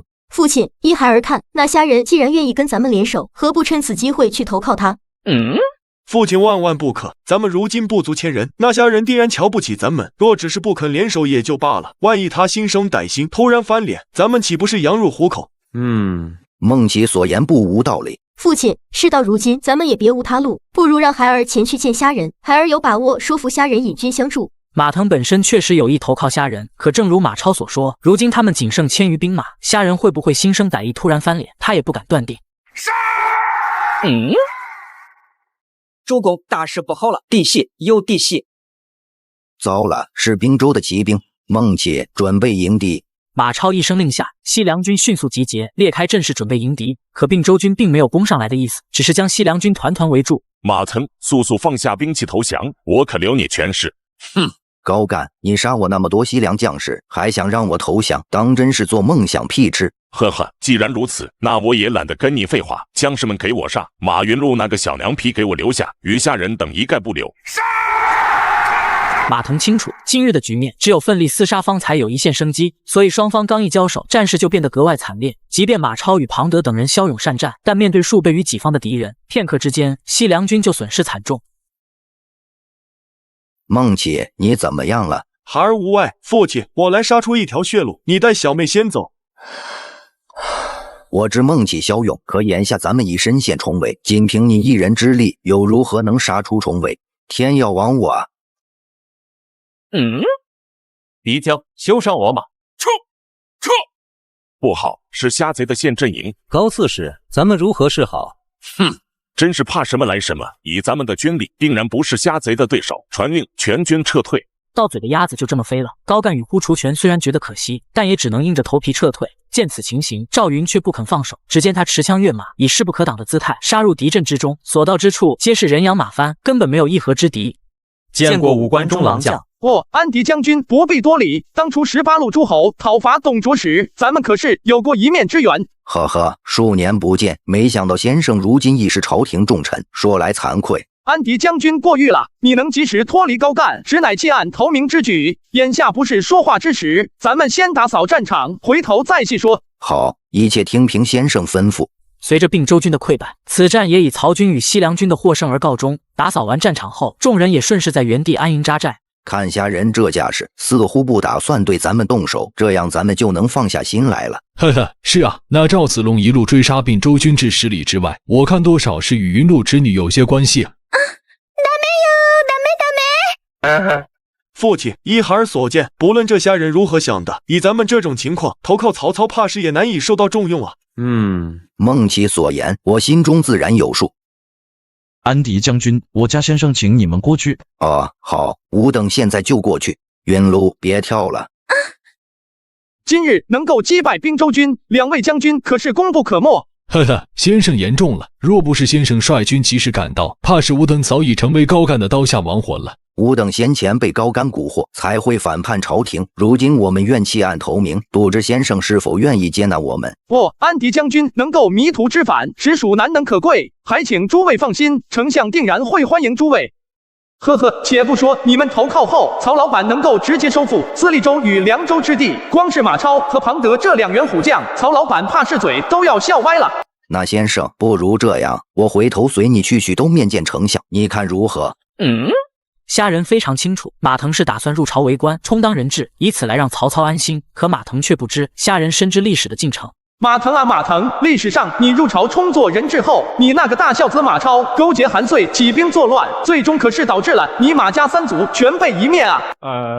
安迪将军多虑了，凉州与司隶州事务繁忙，怕是安迪将军分身乏术。依我看嘛，倒不如你继续留在关中，由令郎随我回去面见丞相。令郎之悍勇，实属举世罕见。丞相向来喜爱猛将，定会重用令郎的，还请安迪将军放心。好，多谢先生，那就由孟起随先生入朝为官。父亲不可。官有什么好当的，孩儿不去。放肆，先生当前不可无礼。呵呵，先生勿要责怪，孟起只不过太年轻，而有些气盛罢了。龙下官劝说他一番。没事，不气盛还能叫年轻人吗？安迪将军请便。孟起，如今形势对咱们不利，若想让咱们马家继续发展下去，你就必须要依附虾人。父亲，那虾人算什么东西，也配让我去依附？那虾人一个计谋，便使咱们跟你韩叔叔落得眼下这般田地，尤其是庸碌之辈，你怎能如此目光短浅？休要再胡闹，否则为父不讲情面。马超见过先生。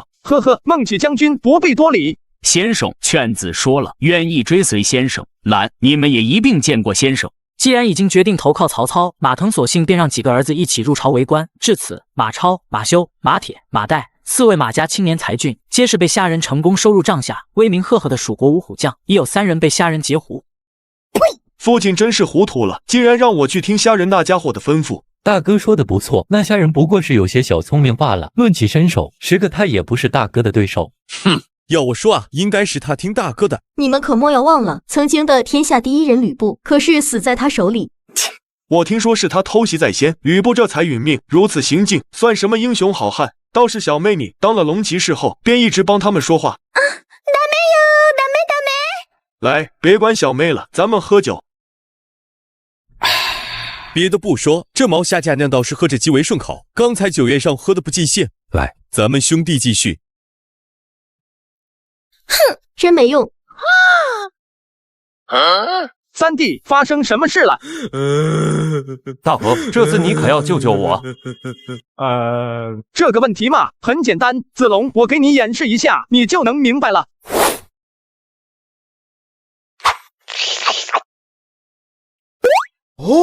原来如此，多谢大哥指导。举手之劳而已。子龙，你还得勤加练习才是。对了，周仓，现在是什么时候了？回先生的话，现在已经是辰时3刻了。先生，这马超未免太放肆了，刚刚投靠过来，第一次点卯就敢迟到。是啊，虾兄，他这摆明着是拿村长不当干部啊。这不正好吗？子龙，你带人去把他给我绑来。众人哪里知道，对于马超这样的灭霸专家，虾人巴不得他这样做，这正好给了虾人办他的理由。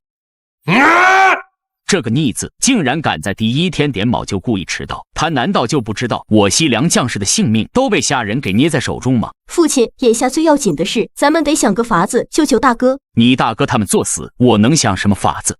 哼！孟起如此挑衅，那虾人若是不好好收拾他，身为义军主帅如何服众？如今就算我去求情，怕是也没什么卵用。呵呵，寿成兄言重了，你去或许不行，让云路前去劝说，保下孟起嘛，想必是不难的。武关中郎将，你这是何意？吴董昨夜投效朝廷，心情太过激动，以至于一夜未睡。你这样做不符合军规。呵呵，很好。既然孟起说起了军规，那我就要好好跟你聊一聊。子龙，军中点卯迟到，当如何处置？回禀武关中郎将，点卯未到视情况而定，轻则20军棍，重则斩首示众。因为醉酒导致点卯，当斩首示众。孟起将军，你还有什么想说的？这来人，将马超4人拖下去，斩首示众。大哥且慢，大哥，我兄长今日行事鲁莽，还请大哥能够不要计较，饶过他这一次。呵呵，云露小姐，此言差矣，你兄长可不是冲撞我，而是违抗军令啊！不错，若是不好好收拾他，以后这人心散了，我大哥还怎么带队伍？这个子龙，我给你跪下了，你就劝劝大哥，饶过我兄长的性命吧。哇！马超，你公然违反军令，我本可直接将你斩首示众，但念在你是初犯，又有云露小姐为你求情，所以我打算给你个机会。还请先生明示。呵呵，是这样，我军即将开拔去进攻芷县的高干等人，我打算把你们兄弟几人编入先登营，若是能攻下芷县，我便可免去你们的死罪，如何？虾人所说的先登营，并非是袁绍手下的精锐部队先登营，而是第一个爬上城墙的将士。面对城头敌军的重重包围，可谓是十死九生。禀武关中郎将，末将愿意进入先登营。很好，兴霸，孟起将军和他的兄弟就都交给你了，明日出发进攻芷县。遵令。在被曹军击败后，高干带人逃回了芷县。如今他正率领着剩下的几万人马坚守城池，而虾人也并没有急着进攻。大军开到城下，直接在城外竖起了营寨。芷县并非大城，如今被我军团团围住，被攻克也不过是时间问题罢了，因此没有必要劝降。兴霸将军，今日便由你率领先登营攻城。末将领命，请武关中郎将放心，区一座芷县，末将必定拿下。孟起，如今你既是先登营的士卒，便要听从兴霸将军的吩咐。先生，我可比他悍勇多了，为何要听从他吩咐？哟呵，就你这一副小白脸的模样，怎么可能比我悍勇？你在狗叫什么？我如何是小白脸了？出来单挑！你还别不服气，不如咱们等下比一比谁砍的人多。若是你赢了，我便将先登营交给你打脸，我担任你的副将。不过你若是输了嘛，以后就老老实实的给我家先生当马仔。好，比就比，互怕互。随着一阵阵慷慨激昂的鼓声响起，马超带领着1000先登营率先发起冲锋。尽管城墙上箭矢如雨落下，马超还是没费多大的功夫就登上云梯，顺利攀上城头。我操！甘心吧，你输了。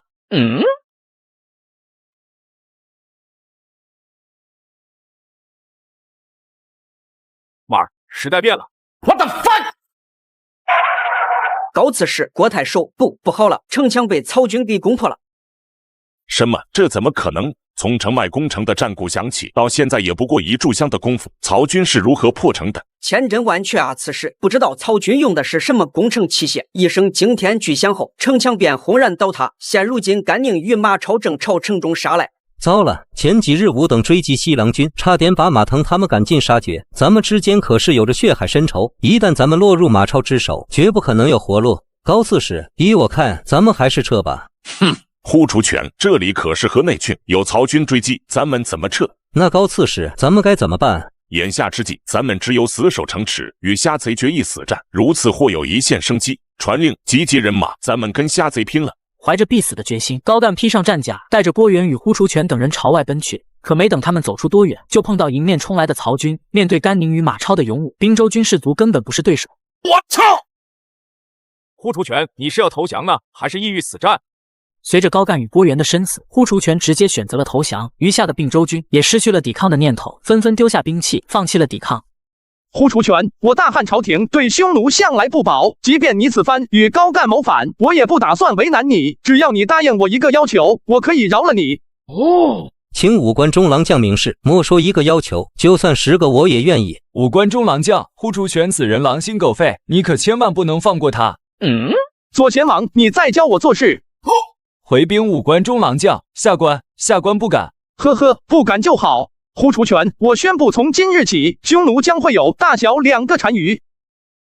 2个单于，五官中郎将这是何意？不，相比大单于而言，小单于就相当于副职。一旦大单于有事，小单于便可以接替他管理整个匈奴。呵呵，刘豹，从今日起，你便是匈奴小单于。虾仁确实答应过刘豹，在击败高干等人后，会扶持他当上匈奴单于。只是他万万没想到，虾仁会搞出来一大一小2个单于，而刘豹还不能去指责虾仁什么。虾兄，呼出权屡次背叛朝廷，你为何不直接杀了他省事？混混，依我看，先生是想用制衡的手段。非我族类，其心必异。匈奴人茹毛饮血，顽固不化，实乃凶狠无比。不管是于夫罗，还是呼出权，又或是刘豹，他们都不是真心归顺于我大汉。今日若是先生将呼出权除去，来日刘豹一统匈奴后，还是会继续侵犯我大汉。所以倒不如留下呼出权，利用他跟刘豹之间的恩怨，让他们内部窝里斗。如此一来，方才可以保证我大汉边境的长治久安。什么意思？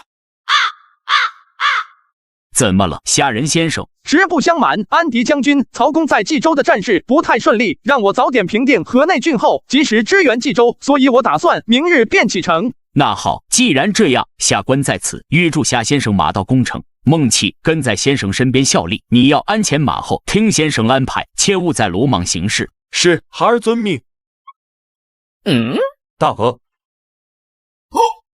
不过在离开之前，我还有一件事要跟安迪将军商量一下。混合，夏先生不必客气，有事你尽管吩咐便是。那我就直说了。另外，马云禄小姐花容月貌，谈吐不凡，而我三弟子龙品性极佳，坚韧不拔，且粗中有细。因此还请安迪将军能将令爱嫁与我三弟。混合，先生既是给子龙将军提亲，我自然是没有异议。不过下官仅有云禄一女，这事还得看他的意思。知女莫若父，见马云禄这般姿态，马腾也是明白过来，自己这个女儿肯定是同意的。混合，既是如此，那我便将云禄嫁给子龙将军。那好，择日不如撞日。子龙，你们现在就将流程走了吧。现在吗？战事紧急，次日一早，虾仁则是点骑兵马朝冀州方向赶了过去，不过数日便抵达了黎阳。没想到这才几日，思聪你便赶了过来。在收到丞相军令后，属下便不敢怠慢，一路马不停蹄，这才赶了过来。只是属下不知丞相今日设宴是有什么喜事吗？思聪说的没错，昨日司马仲达献上引蛇出洞之计，成功击败袁尚近万人马，可谓是取得了一场大胜。今日举办庆功宴嘛，便是为了庆贺昨日之大胜。丞相言重了，跟五关中郎将比起来，在下这点功劳算不得什么。自从许褚斩杀许攸一事后，司马懿深知以他司马家现有的实力是无法与虾仁抗衡的，于是他便果断投靠到了曹操身边。前几日袁尚坚守邺城不出，让我一时之间甚是头疼。不过嘛，仲达先生的一招引蛇出洞之计，佯装袭击冀州其他郡县，袁尚果然上当了，派出3万大军出城。差点没把我笑死。不过是击杀1万援军，区区一点功劳，怎可以与五关中郎将相比？丞相过誉了。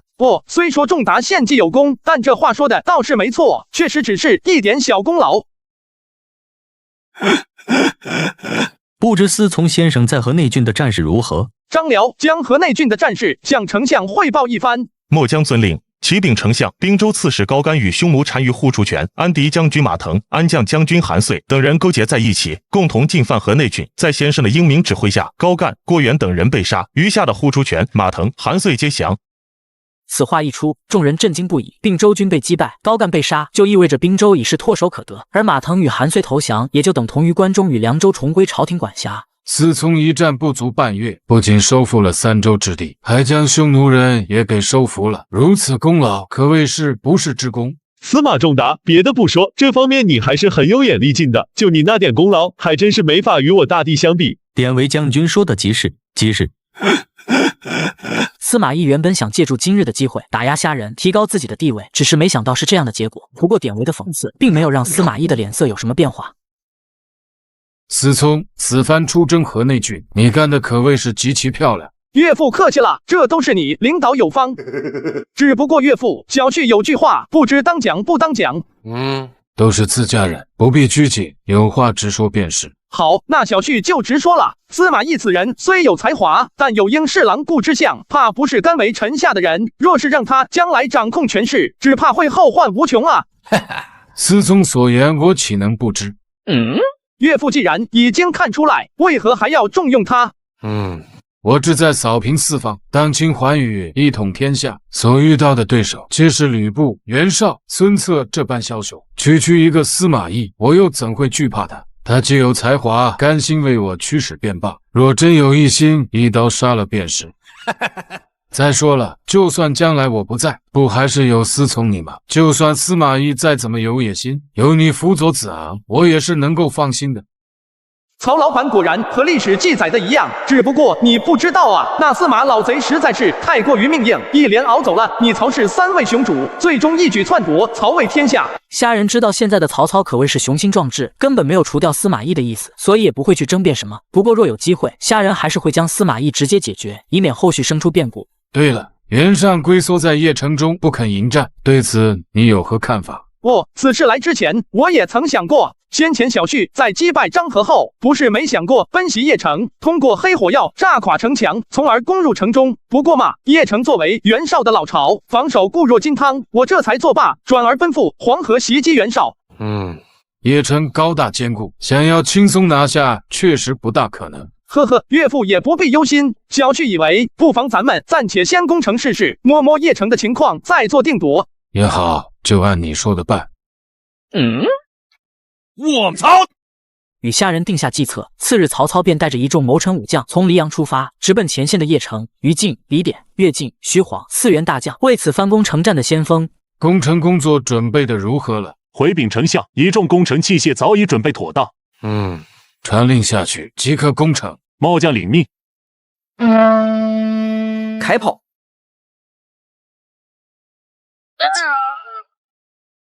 你们觉得此番丞相可否拿下邺城？大哥，邺城太过铜墙铁壁，城中又有数万将士，更是有大量的粮草，想要短时间内拿下，只怕是够呛。虾兄，依我看根本不用那么麻烦，不如就让我与孟起将军充当先登，绝对给你拿下。兴霸此言差矣，这袁尚可不比高干，邺城也不是直辖。文远说的不错，想要拿下邺城，势必要付出沉重的代价。正因如此，此番攻城，我才没有让你们去。多谢先生。正如虾仁所言，此番攻城战况惨烈，无数曹军横尸城墙之下，一时之间，空气中弥漫着浓烈的血腥之气。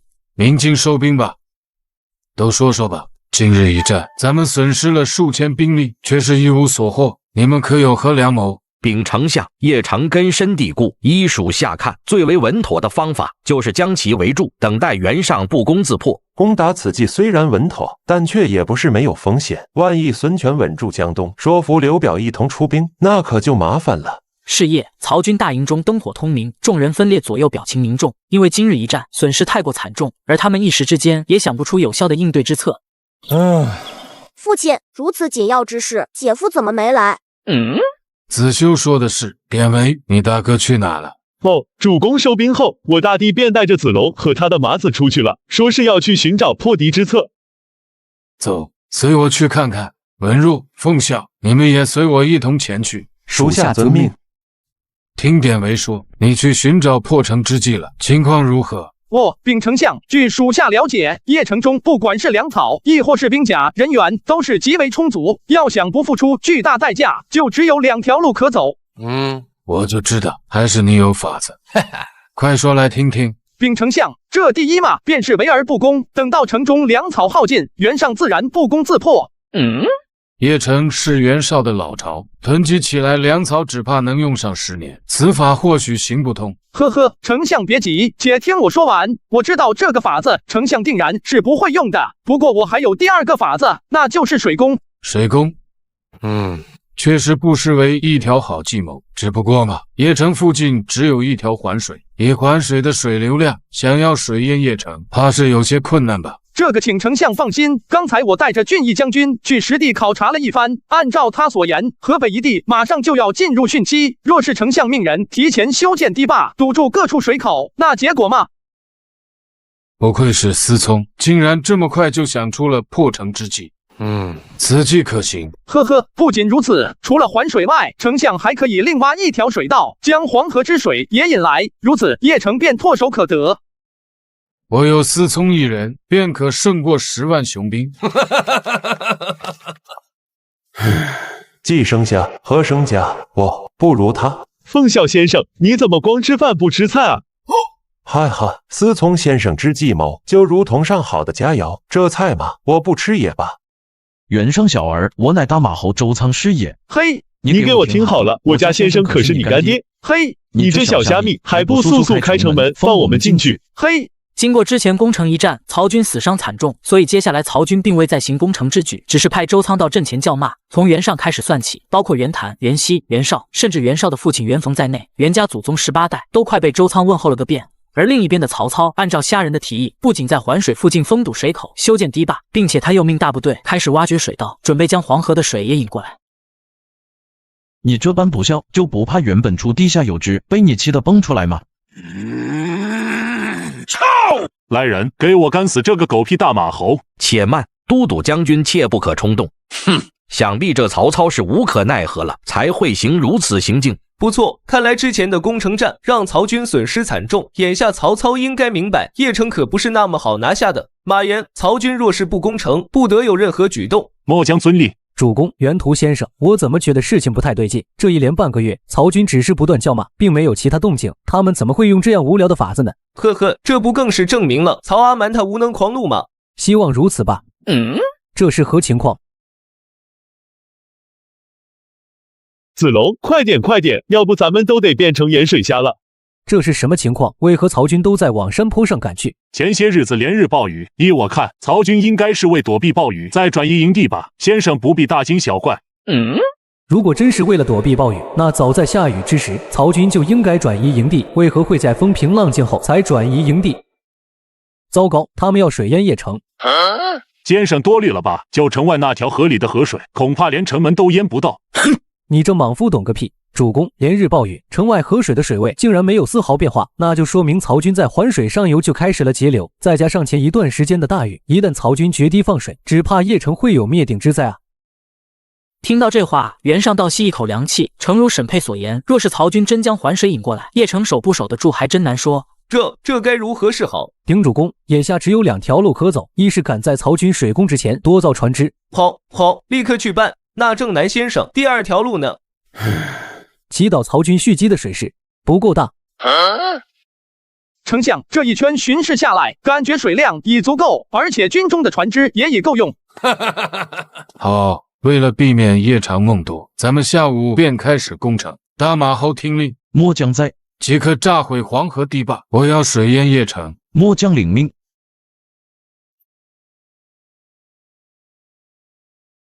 随着一声剧烈的爆炸，黄河的堤坝被炸出一个缺口，汹涌奔腾的黄河水立刻顺着提前挖好的水道直奔邺城而去。伴随着万马奔腾的狂怒之声，片刻之间，洪水就撞击到城墙，在连番的冲击之下，邺城的城墙轰然垮塌在水流之中。兄弟们，跟我杀过去，拿下袁尚的狗头，金钱每人享之不尽。小老弟，水上功夫那还得看我锦帆贼的。兄弟们靠过去，咱们准备接前战。甘宁带着他的800个结拜兄弟，浩浩荡荡地冲进了邺城。沿途的援军要么被一刀砍翻在地，要么直接选择了投降。主公，你们快走，我来挡住他。子龙起点为天下无敌。袁绍，我大哥让我带句话给你，放下兵器，即刻投降，若不然杀你个片甲不留。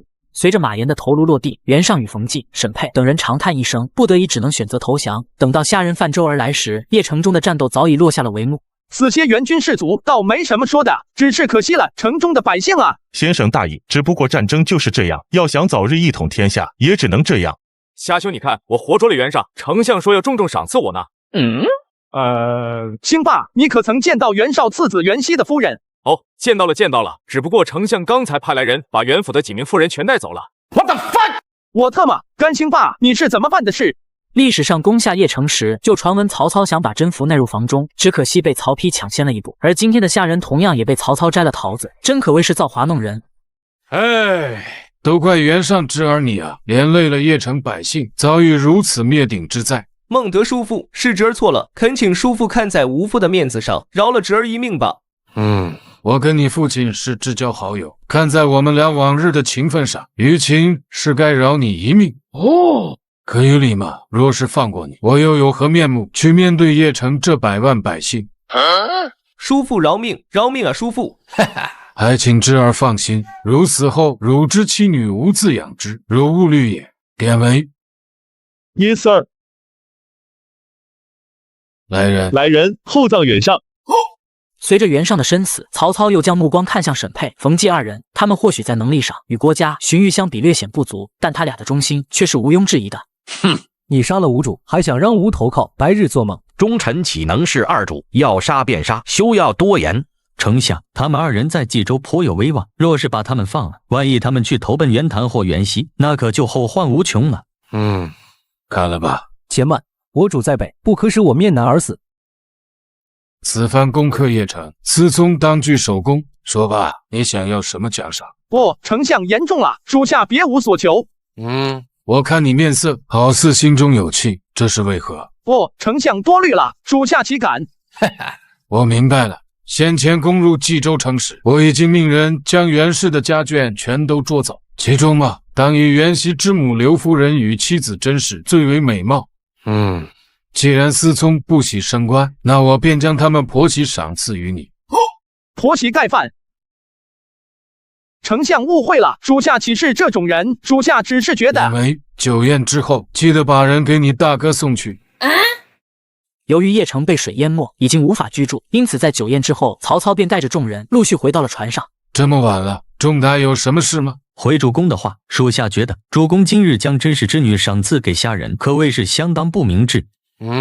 仲达此言何意？主公，甄家乃是河北赫赫有名的氏族，就连袁绍也不得不以联姻拉拢他们。而虾仁先生贵为武官中郎将，原本就权势不小，他与文远、汉升等一众武将交好不说，又与富甲天下的糜家联姻，就连马腾之女也是他三弟子龙将军的夫人。若是再让他纳了甄氏，与河北甄家搭上关系，只怕会成为主公的心腹大患了。仲达，我知你与思聪素有恩怨，却没想到你敢在我这里搬弄是非，莫以为我不敢杀你。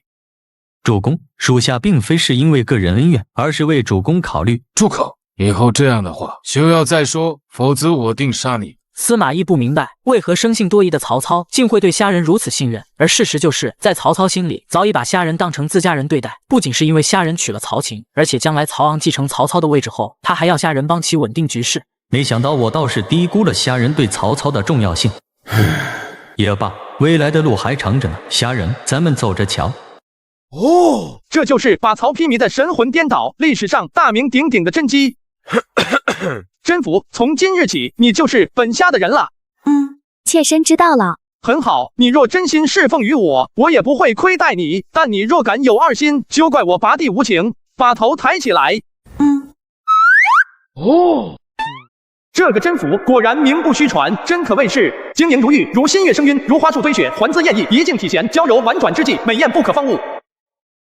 不愧是能把曹老板父子三人迷得神魂颠倒，甚至让曹植为之写下洛神赋的佳人啊！看来这个曹贼我是必须要当了。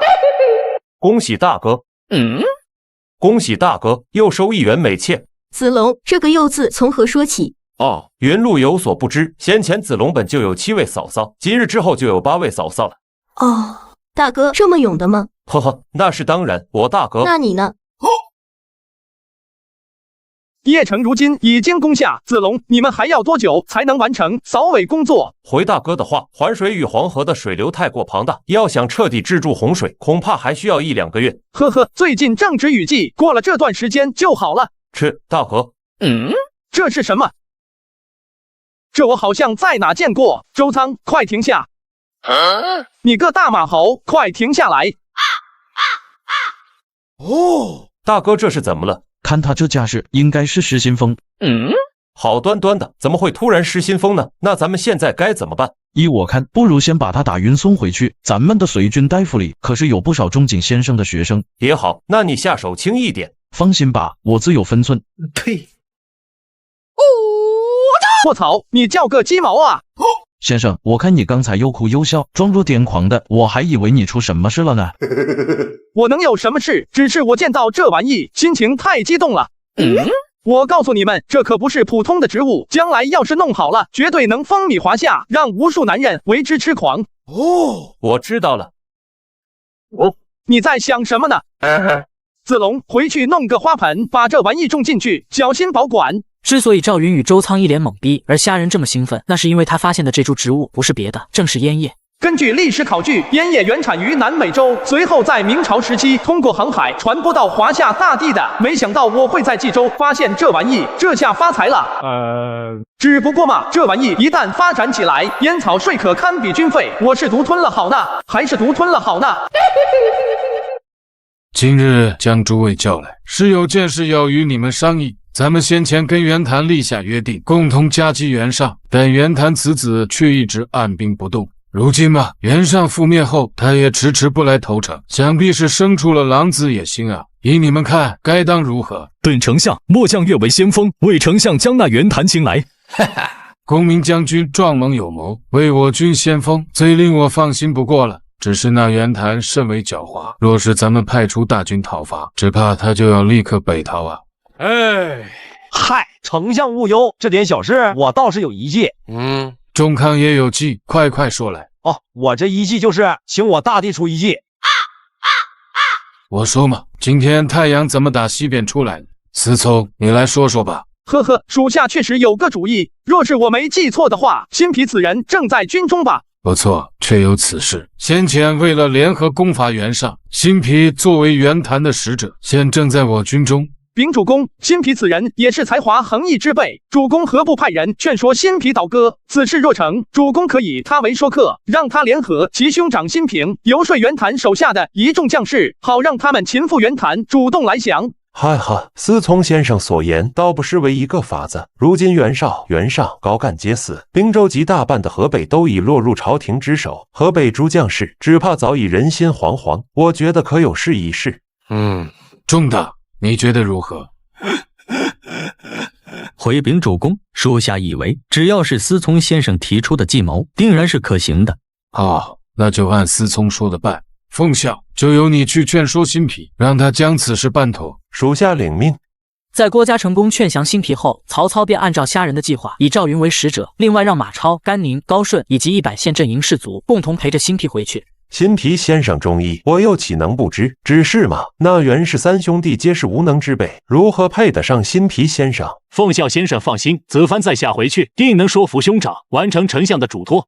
而另一边的平原县内，自从袁尚战死、邺城失守的消息传开后，袁谭全军上下皆是人心惶惶，甚至还出现了逃兵。辛毗先生，这位是？回禀主公，这位是丞相手下大将赵云赵子龙将军，他是奉丞相之命前来见主公的。赵子龙参见冀州牧。这个曹猛的派赵子龙来我这所为何事？呵呵，子龙将军不必多礼，将军远道而来，实为辛苦。来人，请子龙将军暂且下去歇息。辛毗先生，曹昂蛮到底是什么意思？回主公的话，丞相的意思很明确，曹军已在厉兵秣马，若是主公不肯投降，他不日便会发动大军来攻打主公。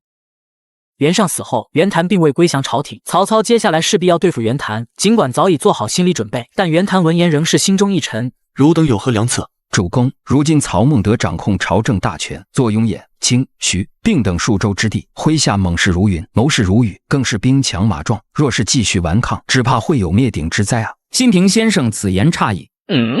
依我看嘛，那曹操不过是虚张声势罢了。咱们只要回到幽州，与二公子联手，再联络乌桓人以及南方的刘表、孙权，汉中的张鲁，未尝没有东山再起的机会。呵呵，公泽先生此言未免有些异想天开了吧？主公，二公子态度暧昧暂且不说，袁家衰败至此，乌桓人不反统一刀就算不错了，又怎会帮咱们？至于刘表、孙权等人，更是目光短浅之辈，他们要是愿意出手，早在先主跟曹孟德大战时，他们就会出兵相助了。哼，辛平先生为何一直长他人志气，灭自己威风？莫非你弟弟出使曹操时，你们兄弟跟曹操达成了什么不可告人的秘密？郭公子，你妈了！哈哈。主公，你快看，他急了，他急了！够了，不要再吵了。吾父死于曹贼之手，我岂能跟他同流合污？我已打算跟曹贼誓死抗争到底。主公，那曹军的赵子龙等人，咱们该如何？今晚送他们上路。子龙，情况如何了？我刚才出去探查了一番，咱们周围起码有3个营的兵力，我刚想出去，就被他们给拦了回来。这么看来，袁谭是铁了心要跟咱们碰上一碰啊！孟起将军，今日正是咱们再次比试的好机会。哼，比就比，我岂会怕你？但你这次可不许与上次一样再耍赖了。眼下的局势，咱们可不能坐以待毙。子龙将军，咱们什么时候动手？子龙将军。子龙将军，那袁谭并无投靠丞相之意，今晚就打算对你们动手。这个袁谭小儿竟然这么着急下手？不错，不过请诸位将军放心，吴兄长已经联络了袁谭手下大将王昭，今晚咱们抢先下手，诸位在营中等我消息便是。经过一番商议，确定了行动计划后，辛毗便赶忙离开，就等待着夜色的降临。现在是什么时辰了？回主公的话，大约是亥时3刻。很好，时候差不多了，你们准备行动吧，手脚麻利点。遵令。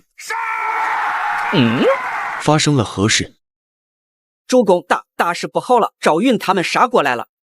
什么？他们不是被汪昭带人看管着，是如何杀过来的？主公，眼下不是追问此事的时候，门外的喊杀声已然越来越近，得赶紧派人去阻拦他们。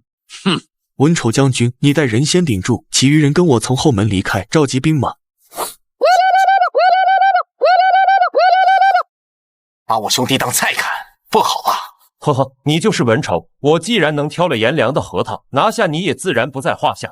哼，贼子休得猖狂！今日我就要砍下你的头颅，祭奠我兄长的在天之灵。我操！刚一交手，文丑便心中一沉，看起来儒雅的赵云竟会如此勇猛，一时之间二人打得难解难分。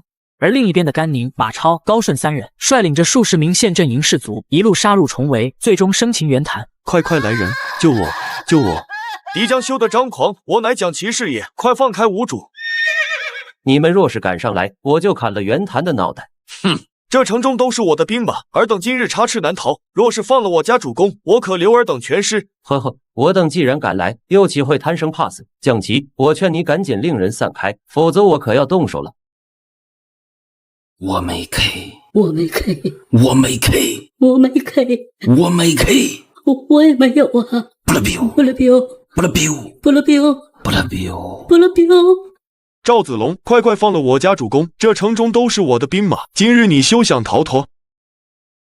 江齐将军，主公的情况如何了？回公子先生的话，主公落入赵云等人之手，如今就在这个铺子内。那你还等什么？为何不赶紧把主公给救出来？我倒是想救，但赵云他们以主公为旨，若是咱们贸然踏入其中，只怕主公有性命之忧。我有一言，请诸公静听。不知辛毗先生有何高见？诸位，眼下局势已然崩坏，继续对抗朝廷极为不利。与其这样，咱们为何不主动投降曹孟德，也好保全一份荣华富贵？住口！哼！好你个酸儒，我还以为你有什么高见，没想到竟要唆使吾等被主。来人，把辛毗两兄弟给我抓起来！住手！谁敢对佐治先生无礼，我必杀了他！汪昭一声令下，身后的士卒立即摆开阵势，一时之间，双方剑拔弩张，火药味十足。而此时的蒋琦已经隐隐感觉到，汪昭与辛毗两兄弟已被策反，袁谭与文丑被生擒，和他们三人脱不了干系。公泽先生，你既为主公最信赖的谋士，还是发个话吧。如今主公落入赵云手中，若是强行施救，主公恐怕性命难保。但就这样拖下去，等曹操大军一到，吾等亦是无回天之力啊！我觉得佐治先生说的嘛，倒也不无道理。好你个大耳朵图图，主公如此信任你，你竟然临阵叛敌，你真是枉对主公的信任。你这话怎么说的？我也是为了主公好罢了。来人，速将蒋琦抓起来，把他的嘴给我堵住。佐治先生，情况如何了？还请子龙将军放心，援军上下都同意投靠丞相，唯一一个反对的蒋琦已然被郭图抓了起来。随着郭图等人的倒戈，赵云等人顺利掌控了平安县城。数日之后，曹操率领着大军也同时抵达。见过丞相。诸位免礼，今日能够拿下平安县，汝等功劳甚伟，回头我会奏请天子，重赏汝等。丞相客气了，还是武关中郎将指导有方。不错，我们只不过是照葫芦画瓢罢了。你们也无需客气，但凡有功之人，我一个都不会落下。哦，罪臣郭图，见过丞相。你就是郭图。先前我能击败袁绍，公子先生可是功劳不小啊。不过嘛，念在你能够弃暗投明，主动投靠，我打算任命你为魏郡太守。丞相，这多谢丞相厚爱。你先别急着谢我，是武关中郎将提议任命你为魏郡太守。多谢武关中郎将。呵呵，公子先生不必客气。虽说郭图在谋略方面着实是有些卧龙凤雏，但虾仁建议曹操重用郭图，是考虑到他在冀州的名气不小，重用他可以起到千金买马骨的作用。你就是文丑将军，当真称得上骁勇雄健。我向来喜爱猛将，文丑将军若不嫌弃，不妨为我做事，你看如何？丞相的提议，我自然可以答应。不过我也有2个条件，还望丞相能够成全。别说1个条件了，就算10个8个，我也答应。文丑将军但说无妨。那我就直说了，我兄长颜良死于虾人之谋，赵云之手，我要他兄弟几人在我兄长灵位前祭奠忏悔。思聪，你看如何？这个是属下应该做的，请丞相放心。这个条件我答应了。多谢丞相。这第2个条件，只要丞相能够饶济周穆一命，我便愿意效忠于丞相。文丑此言一出，曹操脸上的笑容瞬间凝固了。袁氏43公，再加上袁绍经营冀州这么久，在北方极有威望，所以袁谭、曹操是一定要杀的。丞相难道不愿意吗？这个好说，这个好说。丞相胸宽似海，本身也是没有杀继周穆之心的。不错，正是如此。末将见过主公。文丑将军，快请起。来人，带文丑将军下去歇息。姐夫，刚才在堂上，你为何要答应文丑不杀袁谭？子修说的不错，我也正有此疑虑。敢问岳父，你难道不想收服文丑吗？当然想了，但你又不是不知道，袁氏在河北一地根深蒂固。况且先前我又杀了袁绍，与袁谭有杀父之仇，思聪又岂能不知斩草要除根的道理？主公，你这就有点愣头青了。只要我大帝愿意，他就有100种方法弄死那个袁谭。不错，我怎么把这茬给忘了？典韦今日也开窍了啊！按照虾人的提议，曹操并没有为难袁谭，而是让他入朝为官，继承其父的爵位。再看到曹操如此善待袁谭，冀州的能人异士也是纷纷前来投靠。至此，整个冀州全都落入曹操之手。此番平定北方袁氏一族，丞相劳苦功高，因此册封兖州牧为魏公，加九锡，降魏国，定国都于邺城。臣谢武皇后恩。魏公无需多礼，大汉能够中兴，一切都要靠魏公。从豪爵变为公爵，虽然只有1字之差，但却让曹操在法理上有了代汉自立的资格，朕愧对刘氏先祖啊！见过魏公。思聪无需多礼，当年你我2人初见，何曾想过会有今日？哎呀，自陈留起兵时，思聪便前来相投，你我一起经历了无数风风雨雨，在我所有的属下中，思聪之功劳无人能及。败黑山军，灭张邈，夺宛城，平定2袁。毫不夸张地说，没有你，便没有今日的我。为岳父效力，实乃属下的本分。都是自家人，咱们就不要客套了。其实叫你过来，是有件事吩咐你去做。岳父直言便是。刚刚在朝堂之上，荀令君谢绝了我对他的封赏，不如你去拜访他一番，跟他好好聊聊，好解开他的心结。曹老板啊，曹老板，你可真会给我出难题呀！你又不是不知道，荀彧是对你代汉自立不满，所以才会拒绝你的封赏。怎么，思聪有何难处吗？没有，既是岳父吩咐，小婿自当尽力。如此甚好，有思聪出马，万事可定。岳父，今天可是你受封魏公的大好日子，怎么没见到子修？说起子修嘛，他近些日子来身体有些不适，甚至出现咳血的症状。子修怎么了？我已经请仲景先生去瞧了，仲景先生开了一副方子，让子修好生休养。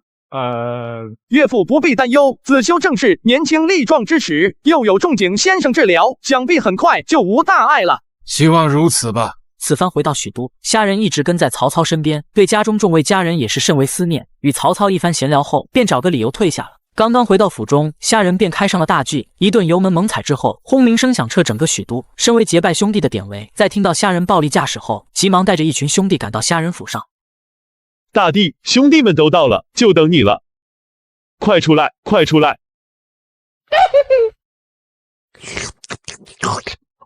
大家敞开了吃，千万别跟我大帝客气，今日毛虾管够。虾先生今日这是怎么了？一副愁眉苦脸的样子。文和兄，你是个聪明人，我也就不瞒你了。虽然贾诩平日里存在感很低，但有些东西他看得很通透，就比如说在荀彧这件事上。我虽与荀令君接触不多，但也是知道他品性纯良，实乃王佐之才。今日之事，想让他放下成见，专心为魏公效力，怕是有些困难。文和说的不错，正因如此，所以我才与你商量，看看你有什么好主意没？这个吗？依在下看，荀令君虽然心怀汉室，但更是心怀天下之人。夏先生或许可以从天下苍生这一点出发，晓之以情，动之以理。看来也只有这样了。文和兄，明日你跟我一同走一趟。呵呵，求之不得。文和兄，荀令君府上的茶水果然是与众不同啊！是紧。思聪先生平日里政务繁忙，今日前来，想必不是只来讨杯茶水喝的吧？哦，荀令君果然聪慧。既然如此，那我也就直说了。不知昨日丞相晋封魏公，荀令君有何看法？呵，丞相劳苦功劳，受封魏公也是理所当然，我自然是没有什么看法的。荀令君，如今房中只有我等3人，并无孝氏府的探子。荀令君大可敞开心扉，有什么话说出来便是。呵呵，如果我没猜错的话，荀令君应该是对丞相晋封魏公相当不满吧？不错，我的确是心中不满。如果有一天丞相晋封魏王，行代汉自立之举时，我将会竭尽全力去阻止这种事情发生。连袁绍都不是丞相的对手，仅凭荀令君就想阻止，岂不是螳臂当车？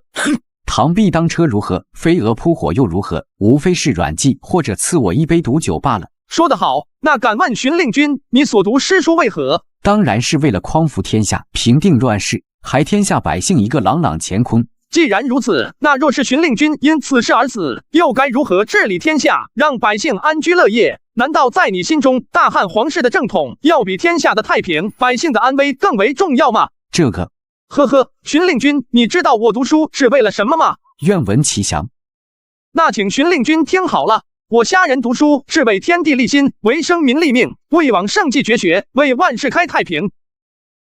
这可是穿越者必备的横渠4句，这么一招大杀器，不知阁下该如何应对？思聪先生一言，犹如醍醐灌顶。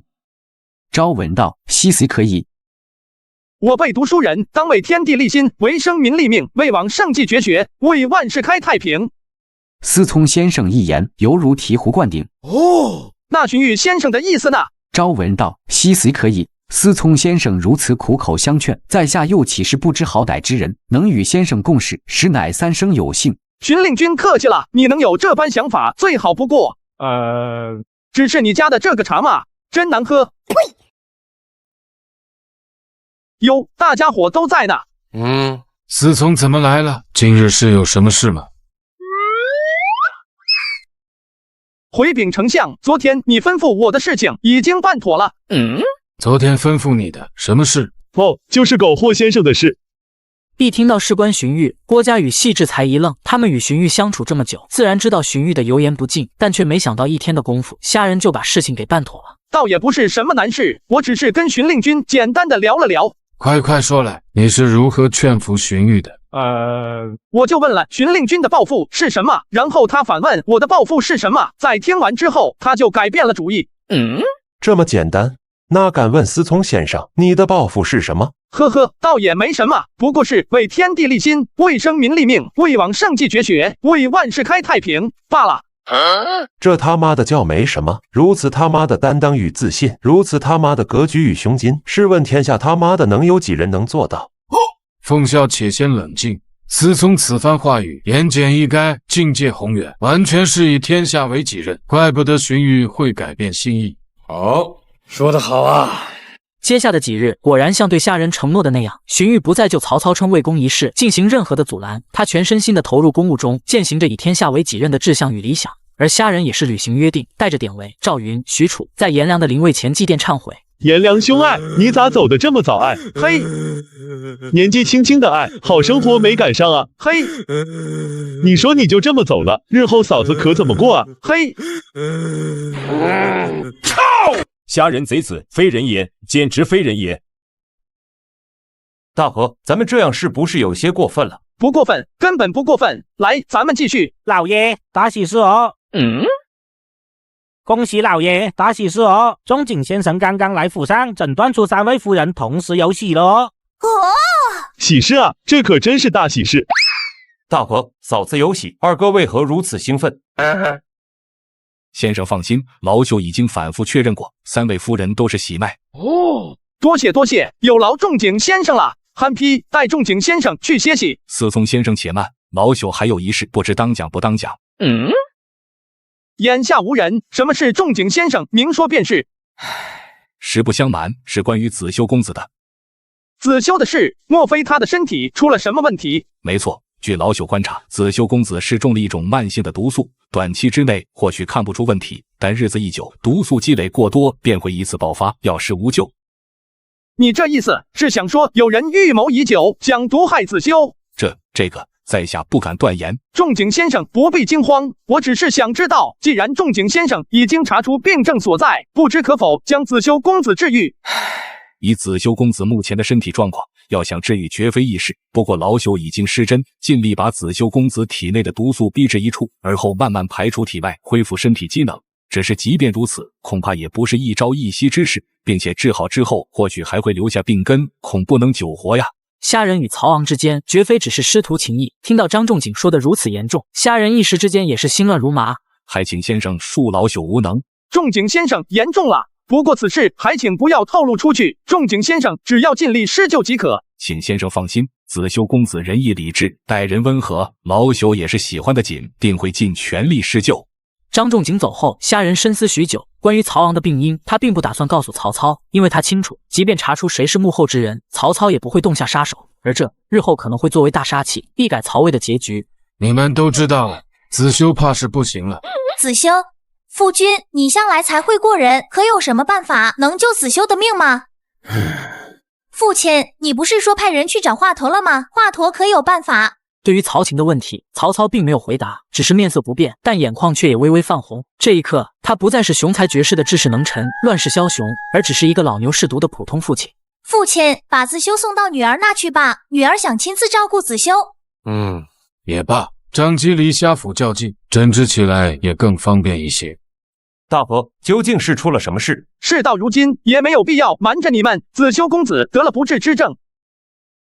真是造化弄人，子修公子那么好的一个人。是啊，想想子修公子刚刚拜师大帝那会，对我们也是尊敬有加，我还经常带着他烤腰子呢。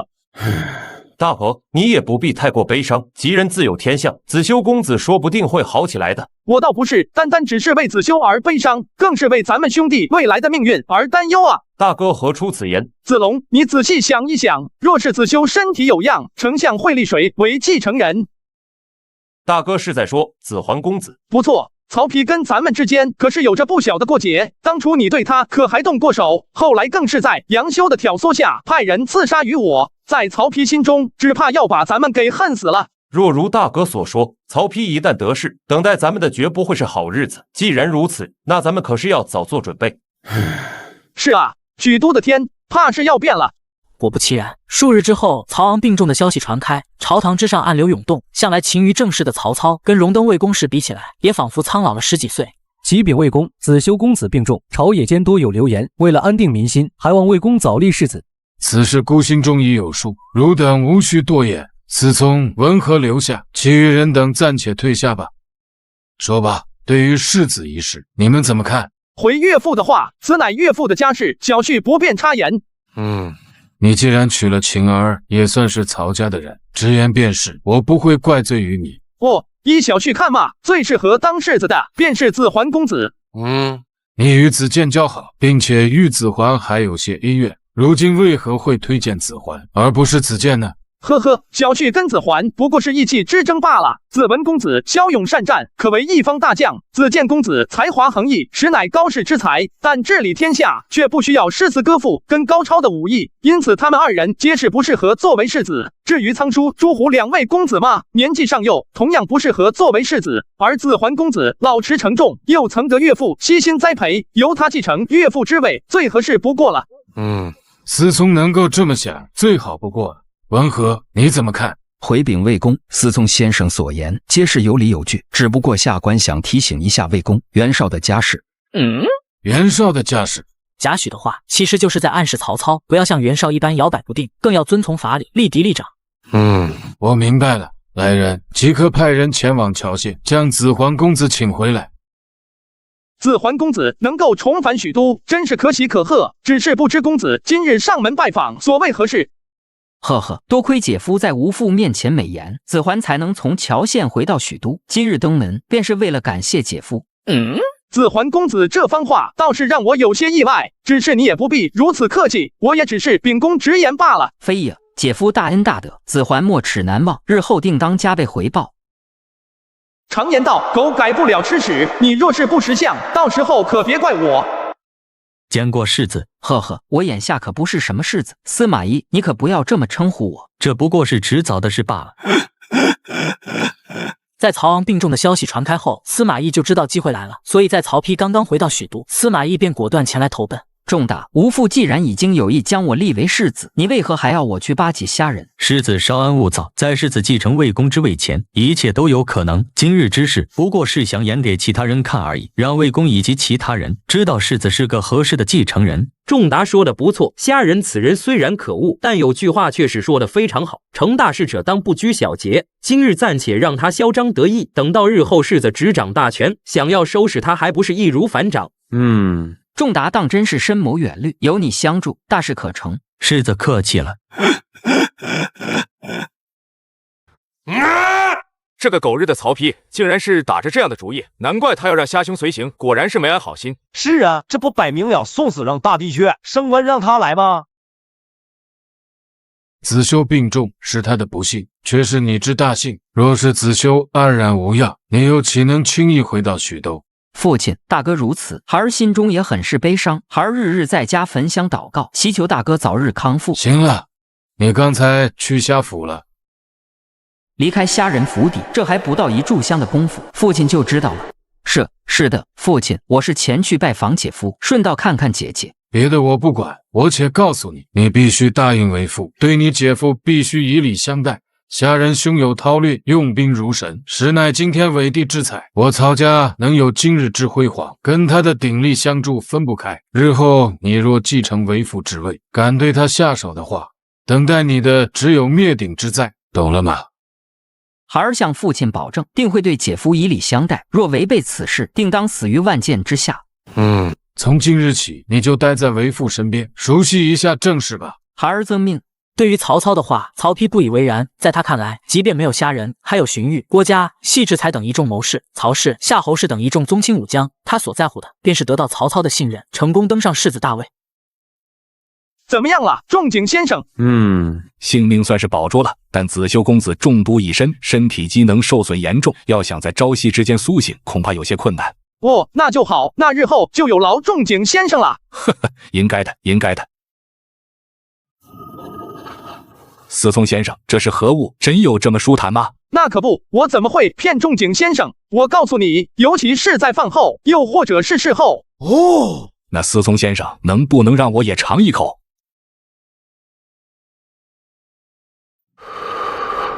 仲景先生感觉如何？此物名为虾条，可以提神解乏，还可以缓解压力。不过嘛，这玩意偶尔来一只就行了，超多的话还是对身体有害的。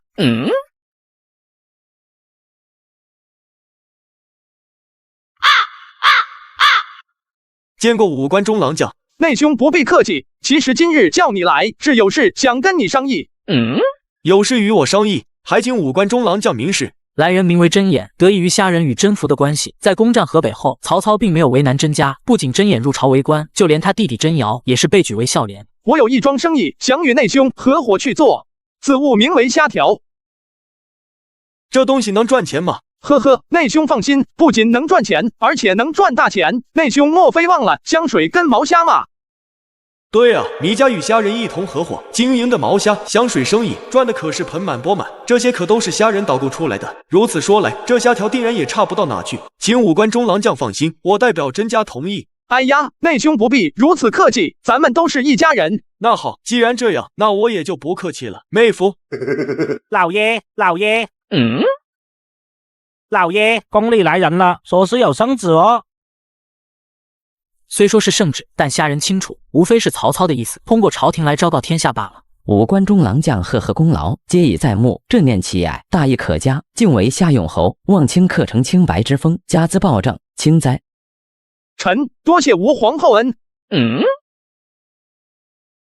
这些宦官还真是势利眼，以往大帝得势的时候，他们可不是这副嘴脸。呵呵，趋利避害，实乃人之天性，没什么好抱怨的。他们也只是担心受到牵连罢了。对了，你不在丞相身边，来我这干什么？哦，丞相召大家议事，让我过来叫你。憨批，丞相找我应该是为了攻打幽州吧？大帝，你怎么知道的？呵呵，这些都不重要。即便攻下幽州，这天下未必就是他曹丕的。今日将汝等叫来，便是为了对幽州用兵一事。不知丞相有何计划？此番出兵幽州，我并不打算前往，而是由子桓领兵前去。攻打元溪是迟早的事，所以众人没有特别的惊讶，只是他们没想到此番攻打幽州，曹操会让曹丕领兵出征。如今自修公子病重，看丞相这意思是要扶持曹丕公子上位啊！不错，袁氏一族已然覆灭，只剩下一个幽州的袁熙苟延残喘。这种待死之人，用来给曹丕公子刷精功，最为合适不过了。多谢父亲信任，孩儿自当小心谨慎，立刻元熙，为大汉收复幽州。子桓能有这般决心，为父很欣慰。文臣武将，你可任意挑选，为父无不应允。多谢父亲，不过谋士的人选，孩儿已经想好了。说来听听。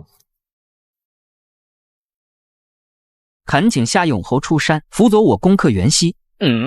此言一出，众人皆是一愣。曹丕与虾仁素有恩怨，但眼下明摆着白给的军功，曹丕为何要拱手送给虾仁？思聪可否愿意？不，臣领命。有夏永侯相助，此去幽州定能顺风顺水。公子过誉了，这次还要仰仗公子运筹帷幄。脸上笑嘻嘻，心中妈买批。狗日的曹丕，你尽管放马过来。公子，你与虾仁不和，为何此番要让虾仁作为谋士呢？仲大，这是你的主意，还是你跟季仲解释一下吧？哈哈，季仲，我且问你，你如何看待虾仁此人？这个嘛，虾仁可谓是才华横溢，富有韬略，用兵如神。不错。袁熙虽然不足一虑，但毕竟只长着一州之地，有道是百足之虫，死而不僵。想将他拿下，多少也要费些功夫。你既然也知道虾仁谋略惊人，用兵如神，为何不让他去对付袁熙呢？可是如此一来，功劳不就都落在他头上了吗？非也，季仲此言差矣。当初收复宛城、淮南时，功劳可不是都算在他头上的。当年宛城与淮南之战时，满朝文武谁都知道是虾仁的头功，但在封赏的时候，还是以曹昂为主。原来如此，统领全军的是公子，即便虾仁立多大的功劳，那都是公子的。不错。不仅如此，我还打算让虾仁全权负责，一旦战事失利，我就把责任推到虾仁身上，可谓是一举两得。这个狗日的曹丕竟然是打着这样的主意，难怪他要让虾兄随行，果然是没安好心。是啊，这不摆明了送死让大帝去，升官让他来吗？就是，虾兄，你要不跟丞相请病吧？那怎么行？这个节骨眼上，我去跟丞相请病，那不是摆明了不想跟曹丕一块去幽州吗？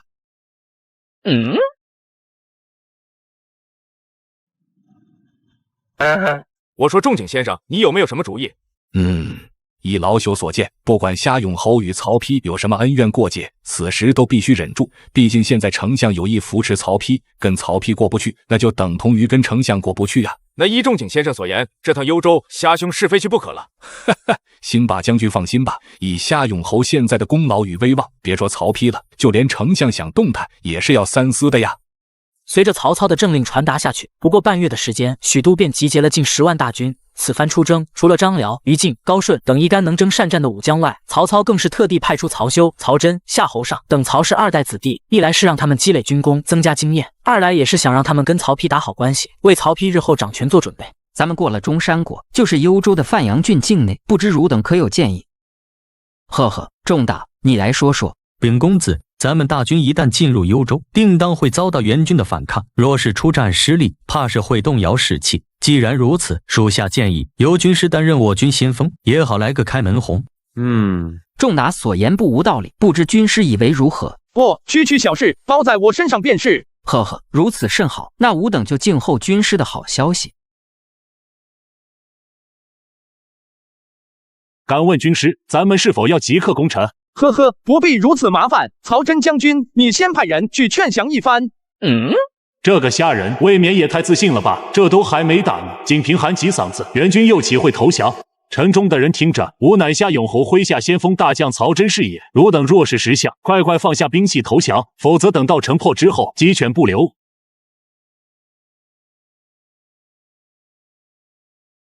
觐见，快快来人！觐见。曹将军勿要动手，在下是孤丘县令丁伟，吾等是来投降了。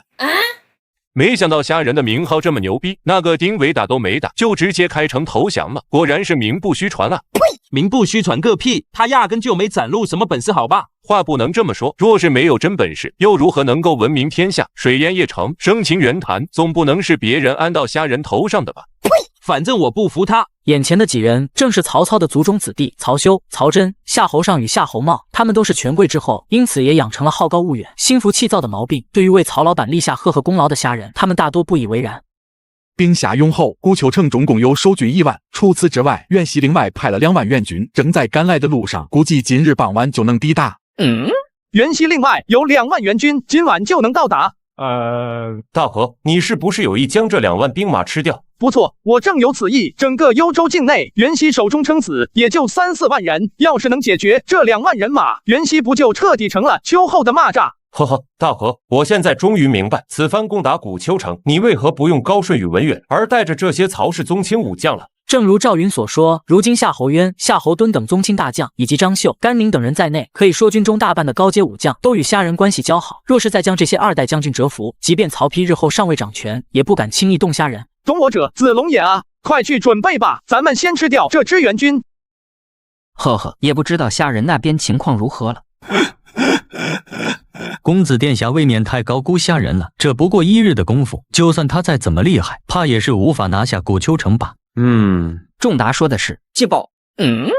启禀公子，军师发来捷报，古丘城已经拿下，并且袁熙派来2万援兵，军师一战歼敌4000，逃走2000，剩下的全部随吕威皇投降。仲达不必惊讶，想必是援军太过废物无能。对，一定是这样。公子一路奔波，实在是辛苦了。此次能够获胜，完全是有公子在后方坐镇，我心中底气十足。呵呵，军师太谦虚了。这2位想必便是吕威皇与韩举子将军了吧？回公子，正是。拖下去，砍了吧，脑袋给袁熙送回去。吾等已然归降，公子此举是为何意？是啊，公子这样做怕是不妥。若是将他俩斩首，袁熙的部下知道后，定然会死战不降，会给我军日后的征战增添不少麻烦。呵呵，仲达此言差矣。这2人若是直接投降，我自会留他们一命，但奈何他俩是看到没有希望逃生，这才投降的，因此绝对不能容他们。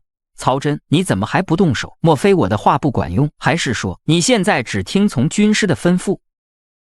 末将不敢。见此情形，曹真无奈，直接砍下了吕威皇、韩举子的首级，并且还派人将他俩的人头给袁熙送了回去。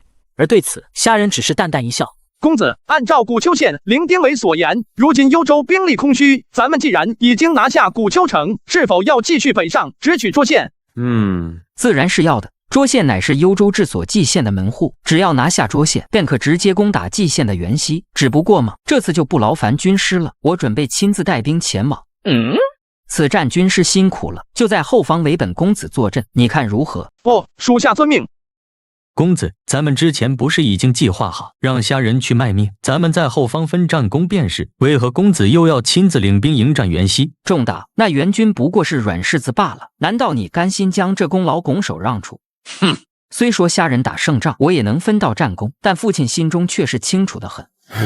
既然如此，那公子就更不该阵前斩杀降将了。呵呵，无妨，有仲达你相助，收拾援军还不是易如反掌？还是说仲达你觉得自己比不上虾仁？这个狗日的曹丕，大军出发，连声招呼都不打。就是，当真是不识好歹。要不是先生轻松拿下古丘，有击败吕威皇的援军，他哪能这么快就去进攻涿县？呵呵，周仓将军不必生气，依我看，搞不好曹丕那小子要大败而归。你可莫要忘了，乌桓人可一直没动静呢。他们与袁氏关系那么好，怎会坐视不管？那万一傻人有傻福，乌桓人不愿意插手呢？傻人是有傻福，但傻逼嘛，就说不准了。从古丘县到涿县的路上，一共有2座城池，分别为北新城县、范阳县。曹丕率领着大军，隔日便抵达北新城县。子丹，你且上前去劝降，告诉他们，若不投降，城破之后鸡犬不留。公子，如今军师不在，咱们还要用这招吗？叫你去你便去，哪来那么多废话？城中的人听着，魏王公子奉天子与魏王之命前来讨伐袁熙，你们若是识相，快快开门投降，否则城破之后鸡犬不留。我你妈！赶紧撤！这群贼子竟如此不识抬举！于禁、张辽听令，即刻攻城，我要杀光他们！在古丘县令丁伟投降，吕威煌的援军被击败后，袁熙手中已经没有多少像样的军队。凭借着于禁和张辽的指挥，曹军没费吹灰之力就轻松地登上城墙。然而接下来的战斗却是异常的艰苦。我操！兄弟们，要是乱臭上，咱们跟他们拼了！禀公子，我军已经成功攻占北新城，此战歼敌2000，我军伤亡1000余人。北新城不过是一座小城，这2000的守城将士不过是临时组织起来的一些衙役、刀工手罢了。即便如此，我军还是死伤过千。是啊，说到底还是要怪公子，若不是他执意杀了吕威煌和韩举子，援军又怎会死战不降？哼，真特么无脑！先前跟着军师打仗，一句话敌军就乖乖投降了。这次倒好，我特么差点被射成刺猬。哼！命大军休整1日，明日进攻范阳城。不出意外，与北新城一样，范阳城的1万守军同仇敌忾，与曹军硬生生打了3天3夜，最后曹军以死伤16000人为代价，拿下了范阳城。韩衡，你可愿投降？吴寿元公父子厚恩，又岂会投降？哼！况且就算像你这样的小人投降，只怕也会落得吕威煌、韩举子他们那般的下场。多说无益，你尽管动手便是。来人，把他给我拖下去斩了！公子，此人可是杀不得。韩衡幼时父母去世，奉养兄子，以孝悌闻名，更是对袁氏父子忠心耿耿。要是把这般忠孝之人杀掉，天下人会如何看待公子？哼！我才是公子，把他拖下去砍了。除此之外，城中鸡犬不留。自曹操起兵以来，经历了大大小小无数的战事，然后这一次是曹丕下达了首次真正意义上的屠城指令。众人闻言，面色皆是极为复杂。2场仗下来，10万大军死了2万，希望日后不要再闹出什么幺蛾子才好。诸位，刚刚得到消息，袁熙正在调集军队，似乎准备亲自支援捉县。依我所见，咱们可以绕过捉县，在半途埋伏袁熙，只要能够击败袁熙，幽州战事便可平息。诸位以为如何？公子不可。在经过连续攻打北新、范阳2场恶战后，我军损失惨重，急需休整，怕是无法再继续作战了。呵呵，我军乃是百战精锐，这点征战算得了什么？文远将军不必担心，有什么问题由我一力承担。仲达以为如何？禀公子，属下觉得文远将军所言甚是有理。疲军出征，能不能击败袁军暂且不论，咱们此去蓟县有数百里，大军行进，袁熙很快便会收到风声，咱们还如何伏击袁熙呢？说的也是，容我再仔细思虑一番。公子不用那么麻烦。曹真将军有何良计？快说来。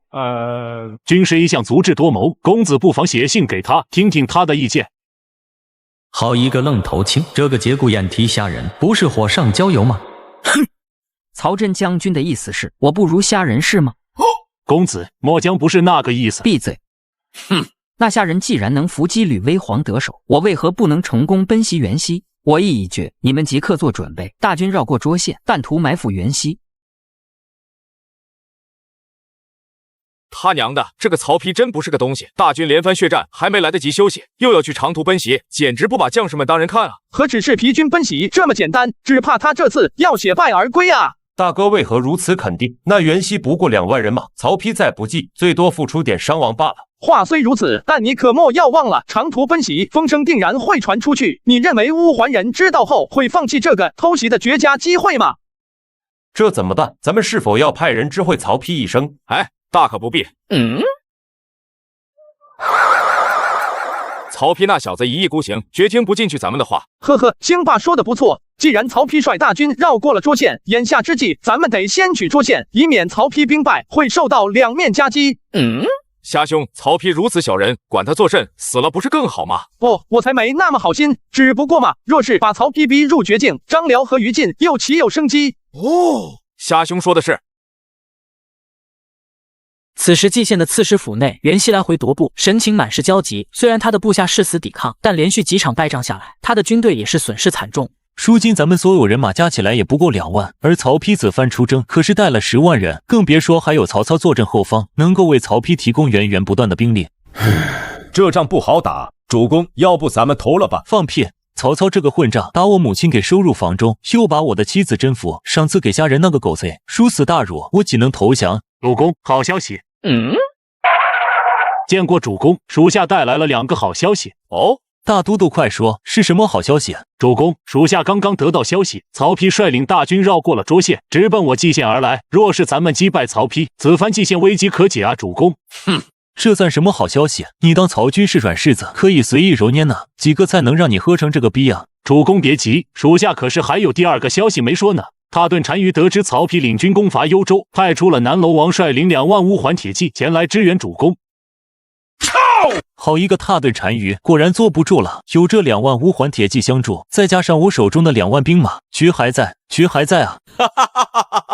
乌桓人与匈奴人一样，都是以游牧为生的草原民族，因此族中无论男女都极为擅长骑射。史书更是有3郡乌桓为天下名骑的记载，战力可谓是十分强劲。主公，虽说有乌桓人相助，但曹军兵力仍旧占优，咱们可不能大意。说得不错，大都督有何良计？禀主公，曹军连获胜仗，怕是已经滋生骄傲之心，否则也不会来奔袭主公。我有一计，定让那曹丕小儿有来无回。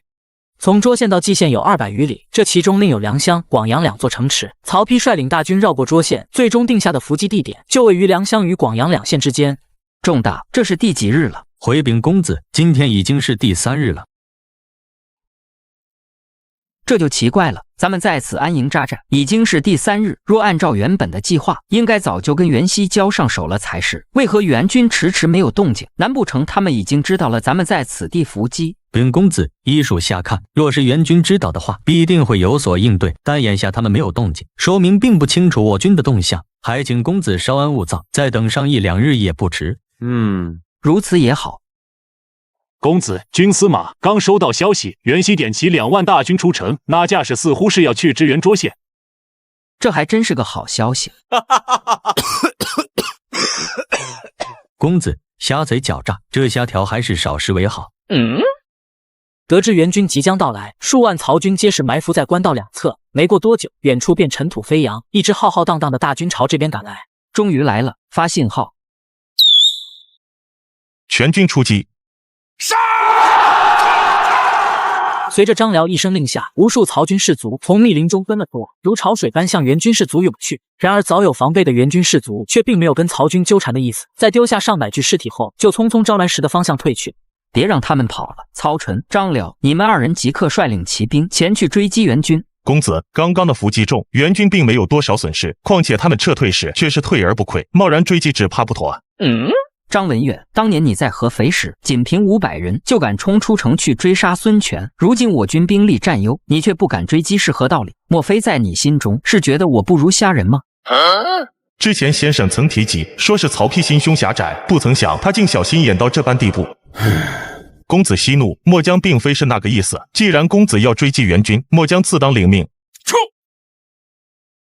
公子，文远将军所说不无道理，此番伏击失败，里面有些古怪啊。呵呵，那又如何？袁熙只有2万兵马，根本不是我军的对手，机不可失。今日必须将袁熙拿下。这个曹丕果真是十足的猪队友。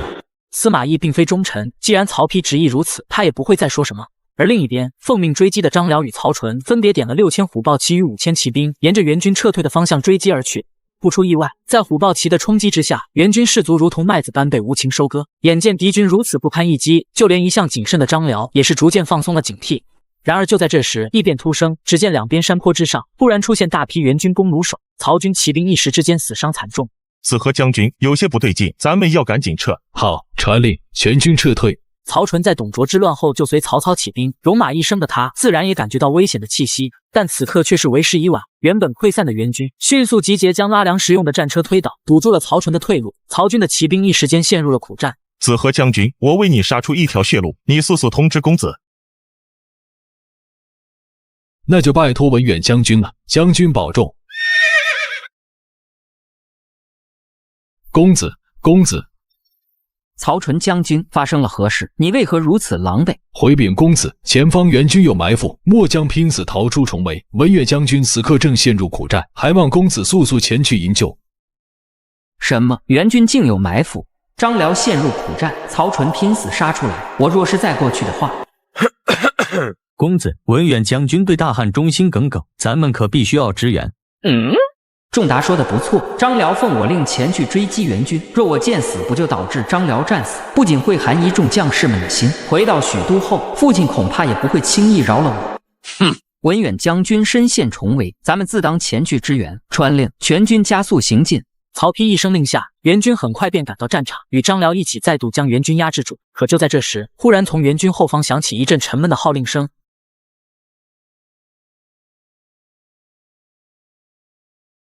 是乌桓铁骑。糟了，我军刚经过恶战，此时已无再战之力。若是与乌桓铁骑交锋，恐怕难逃全军覆没的下场。撤退。此时眼看着形势不对，曹丕充分发挥了自己的天赋，当即便打马朝后方疯狂逃窜。没了主将坐镇的曹军，霎时间被乌桓铁骑冲得七零八落。兄弟们，敌军领头的正是曹阿瞒的儿子曹丕，快追上去，随我捉住曹丕小儿！面对乌桓铁骑的追击，曹丕已是逃生无望。当即曹真与曹休便主动请战断后。张辽、于禁见此情形，也是被他们的一腔热血所打动。面对着百倍于己方的追兵，他们没有丝毫畏惧。我若不留下断后，只怕今日会全军覆没。子丹大义，我又岂能只留你一人？能与两位将军并肩作战，闻则三生有幸。会，虽千万人吾往矣。今日咱们生死与共。杀！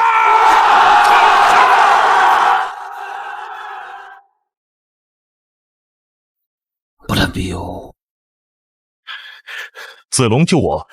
文远兄弟，快退去！大哥就在后面，我来抵挡乌桓人。乌桓的兄弟们，那是曹军的大将赵子龙与甘兴拔。若是能将他们拿下，我家主公定会赏赐你们大批的钱财牛羊。一听有如此丰厚的赏赐，乌桓人眼中瞬间冒起绿光，嗷嗷怪叫着朝赵云冲了过来。然而对此情形，赵云与甘宁并没有惊慌。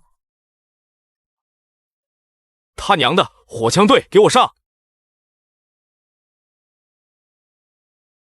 随着甘宁一声暴喝，三眼冲的弹药如蝗虫般劲射而出，迎面冲来的乌桓人霎时间便齐刷刷的被击落马下。见此情形，他们都有些懵逼。我是他得吓老子一跳，这是什么鬼东西？是啊，威力如此恐怖，这他妈还打个球啊！飞虎盾，随我冲锋！杀！经过火枪队的一轮齐射，此时乌桓骑兵已经被吓破了胆。赵云率领着飞虎队，犹如一柄利刃直奔敌阵之中，所到之处根本没有一合之敌。不好，敌军势大，快通知乌桓人撤军！既然来了，那就别走了。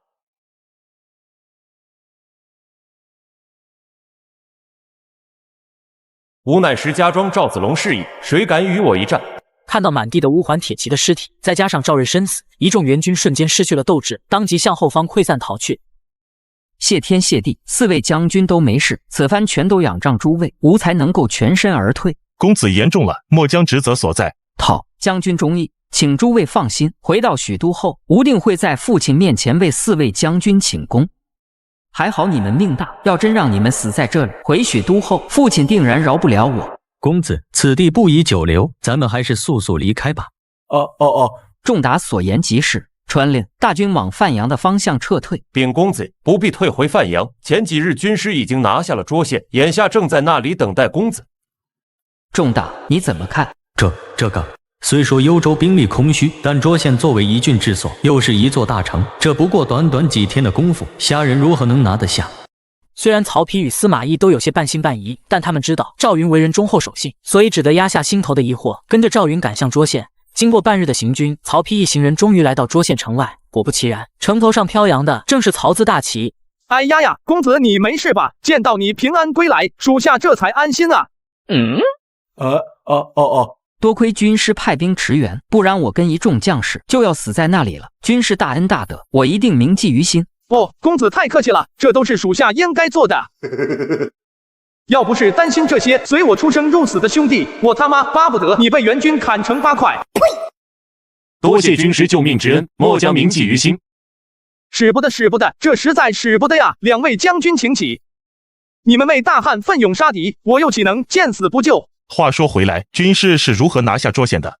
这个嘛，倒也简单。古丘县令丁伟原本就是卓郡太守手下的官员，他跟卓县的一众官吏颇有交情，于是嘛，我便让丁伟将韩衍的尸首带入卓县中，交还给了韩衍的家人。原本在曹丕阵前斩将将一事后，卓县众人都打算死战不降，但他们见虾仁不仅归还了韩衍的遗体，并且还保证善待城中官民，如此诚意之下，他们最终还是打消了疑虑，选择了开城投降。兵法有云，故上兵伐谋，其次伐交，其次伐兵，其下攻城。军师当真称得上妙计无双，不费一兵一卒就将卓县给拿下了。文远将军所言极是，军师运筹帷幄，实在令吾等敬佩。机操物六，机操物六。呵呵，此番只是那虾人投机取巧罢了，并无谋略可言。仲达如此，大可不必。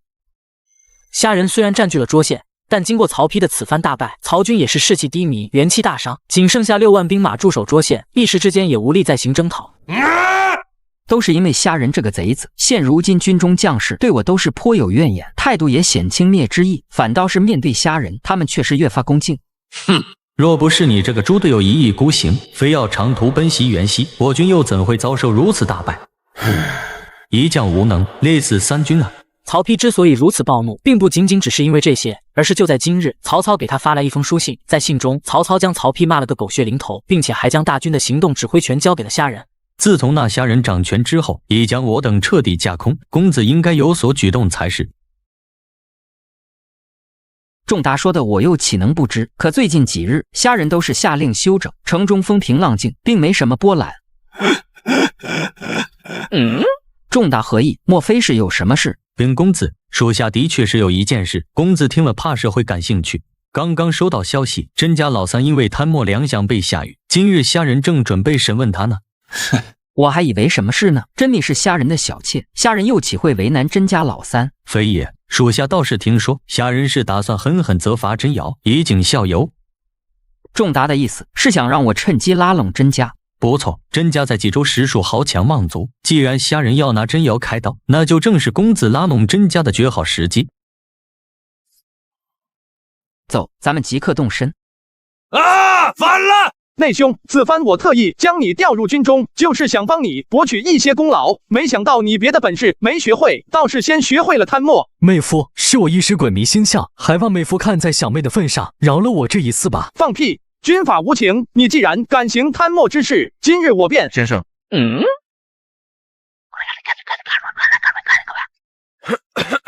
子龙将甄瑶斩首示众。妹夫，饶命啊！念在我是初犯的份上，饶我一命啊！是啊，军师，甄瑶虽然贪墨，但钱财并不多，还是放他一马吧。大哥勿要冲动，还望大哥看在嫂夫人的份上，饶甄瑶一命。你们若不提甄夫人便罢，说不定我还能留他一命。但既然提起甄夫人，那我就更留他不得，否则岂不是让天下人耻笑我徇私枉法吗？来人，把甄瑶插出去，斩首示众。虾人，你这个混账！我妹妹跟了你，真是瞎了眼！反了！把他给我插出去，插出去，五马分尸！且慢！哎呀，军师怎得如此动怒？原来是子桓公子，不知子桓公子前来所为何事？呵呵，我只是恰巧路过，听到军师这般吵闹，就进来看了一眼。敢问军师，到底出了什么事？我当是什么事呢？不过是贪墨了点钱财罢了。甄公子家大业大，想必也不在乎那点钱财。此事我看军师或许是误会了。仲达说的不错，况且在平定冀州时，甄家也是出了不小力，不如军师看在我的面子上，饶过甄瑶这一回如何？呵呵，子桓公子此言不妥。若是今日饶了甄瑶，明日他人犯了军法，我当如何处置？公子不必多言，来人，把甄瑶拖下去，以正军法。慢着，若是我执意要保住甄瑶呢？那我自然不会为难公子。不过嘛，此事我会写封书信传于魏公，将此事禀明于他。跟我走。多谢公子，多谢公子。虾人，你给我等着。多亏公子出面，否则今日我恐怕就要死于虾人之手了。呵呵，甄公子不必客气，那虾人刻薄寡恩，我也是看不下去而已。不过嘛，今日过后，想必你应该知道怎么做了吧？这个公子所言我当然清楚，可是下官的妹妹毕竟嫁给了虾人，我家兄长也是跟虾人交好，此事恐怕……你这么说，我倒是安心一点。你若是答应的干脆，我反而不敢重用你。呵呵，真公子若是有此顾虑，尽快走出去便是。只不过嘛，刚才虾人如何对你，你也不是没有看到。若不是我出面，只怕你已经是死人一个了。呵呵，有句古话说得好啊，叫习习勿解为俊杰。眼下虾人已然对你生出杀心，你继续为他效力，只怕日后凶多吉少，还望真公子三思才好。下官从今往后愿为公子鞍前马后，在所不辞。这下糟了，先生这个鸟样，怕不是得了失心疯吧？无所屌位，我会出手。虾兄这是患上了失心疯，周仓兄弟，你给他按住了。是个鸡毛啊！赶紧给我放开！人生如戏，全靠演技。其实刚才就是我跟真瑶演的一场戏。哦，大哥是想把真瑶安插到曹丕身边？不错，我就是这么打算的。像曹丕这样的人，在文采方面算得上大家，但在正式武功这块，与丞相可是相差甚远。最重要的是，此人心胸狭窄，尤其好秋后算账。历史记载，宛城一战，曹操一肉夹谋害三贤，但事后曹操仍然重用张绣，而曹丕反而在登基后将其逼死。又比如说曹丕的叔叔曹洪，一生追随曹操南征北战，最后只因没有借钱给曹丕，曹丕就打算将其下狱处死。若如大哥所说，此番出征幽州，曹丕多次遭受大败，还害死了这么多将士，而虾兄却在危机之时多次装逼，力挽狂澜。以曹丕的小心眼，日后若是掌权，绝逼会报复虾兄。不错，所以今日之事不过是我与真假演的一场戏罢了。先生，曹丕来了！快，别露馅了！真瑶，公子对你这般看重，你可不要辜负他。哦，真瑶颇有能力，如今已在我手下效力，多谢军师成人之美。眼下人都到齐了，咱们还是商议军事吧。梦回三国第97集。诸位，魏公昨日已派人送来粮草，如今军中粮草充足，我打算这几日便对袁熙用兵。军师，我军刚刚大败一场，军中士气也是极为低迷，军师要不要再考虑考虑，等到后续的援兵到来再做决定。你再教我做事。呵呵，是我唐突了，一切听凭军师吩咐。虾人，你他妈的不让老子发言，那你还把我请来做甚？混账玩意，日后我必定杀你！公子息怒，那虾人激怒你，只怕也是因为真瑶的缘故。属下倒是有一计，可让虾人吃瘪。仲达有何良谋？快说来。禀公子，咱们若是将虾人排兵布阵的计划偷偷透露给袁熙，让他吃瘪，岂不是轻而易举？放屁！胜败直接关系到我曹家，我岂能因为一个虾人而使我曹家的兵马白白去送死？以后诸如此类的事，勿要再提。遵令，是属下孟浪了。司马懿虽惊讶曹丕的举措，但心头却是不以为然。说到底，他不是曹家的人，只要能打击虾人，他可以不择手段。探马来报，那家人来势汹汹，已率军离开涿县。你们看，咱们当如何对付？林主公，虽说我军刚刚大胜一场，但指挥曹军的并不是虾人，此番虾人亲自领军来袭，吾等还需小心才是。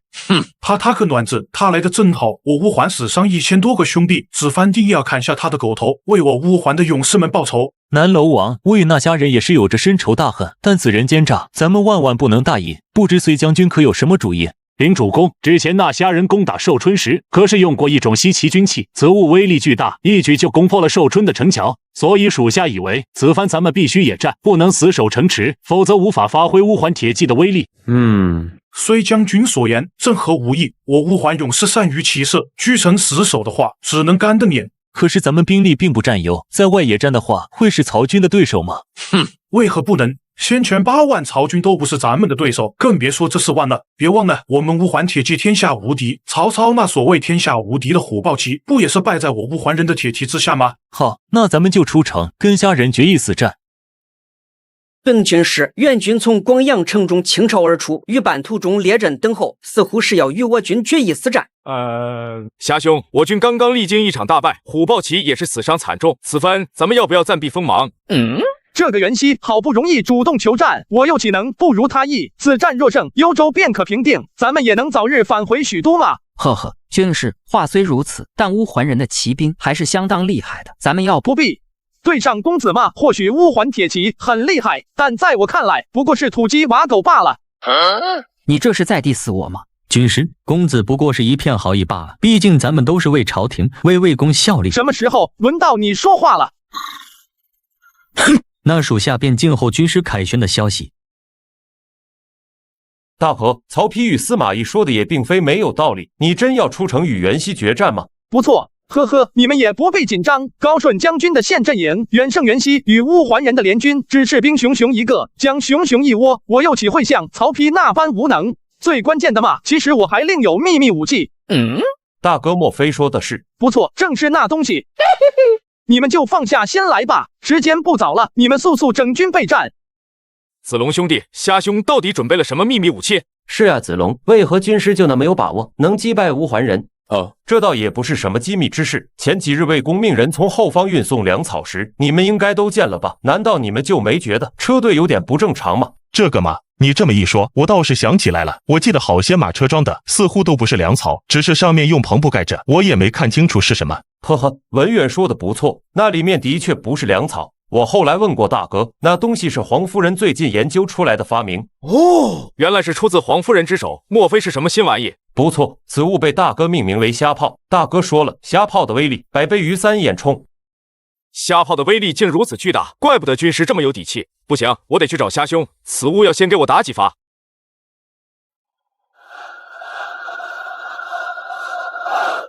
将士们，咱们今日便出城，与袁军和乌桓人决一死战。我知道你们先前败在了乌桓人手中，但依我看来，不是你们的错。吾等追随魏公南征北讨，何时有此大败？今日我便再给你们一个机会，随我出城与乌桓铁骑决战，一雪耻辱。虾人大手一挥，浩浩荡荡的曹军即刻开拔，向城外奔去。而此时的曹丕对于虾人话里话外的针对，脸色已经难看到了极点。这个虾人在军中的威望竟如此之高，日后若真想动他，只怕会困难重重啊！另一边，袁熙与难楼王精心挑选一处平原作为跟曹军的战场，以此最大程度的发挥乌桓骑兵的优势。等到虾人率兵赶到时，他们已经等候多时。子龙、文远听令，你们2人即刻将阵型铺开，不过切记将所有骑兵都布置在右翼。末将领命。军师如此布阵，那咱们军阵的左侧便暴露在外，一旦乌桓人顺势冲进来，后果不堪设想。放心，我自有主张。好，末将领命。想起虾人先前种种神奇操作，张辽便不再犹豫，便领命而去。而对面的袁熙见此情形，顿时一脸懵逼。这个虾人疯了，竟然直接把左翼暴露出来。骑兵掩护左右2翼，可是基本的战术，哪有这么玩的？难道这个虾人是徒有虚名？不可能，里面定然有诈，咱们还是要小心为上。小心个卵子！这么好的机会，咱们定当要抓住。我就要看看，在我乌桓铁骑面前，他能玩出什么花样。勇士们，从左翼进攻曹军。虽然众人都知道虾人这般布阵肯定是在耍什么阴谋诡计，但这个坑他们必须去跳，因为只要从曹军左翼打穿，战局的胜负就会瞬间确定下来。传令，全军出击，与曹军正面厮杀，帮助乌桓的兄弟拖延时间，冲击曹军左翼。陷阵之志，有死无生。杀！面对正面的援军，虾人派出了高顺，率领陷阵营予以抵挡。伴随着山呼海啸般的喊杀声，双方人马狠狠地撞击在一起，一时间喊杀声、惨叫声响彻天地。天神的勇士们，只要今天能够击败对面的虾贼，咱们就能南下中原，劫掠他们的肉夹馍。给我杀！1000步，800步，500步，兄弟们，洗刷耻辱的时候到了！开跑！开跑！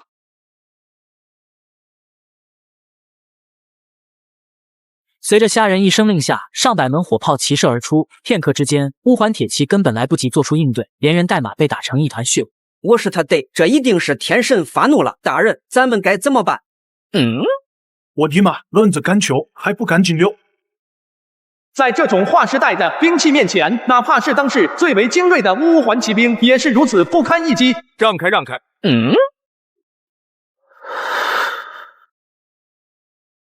他娘的，这玩意的威力竟如此之大！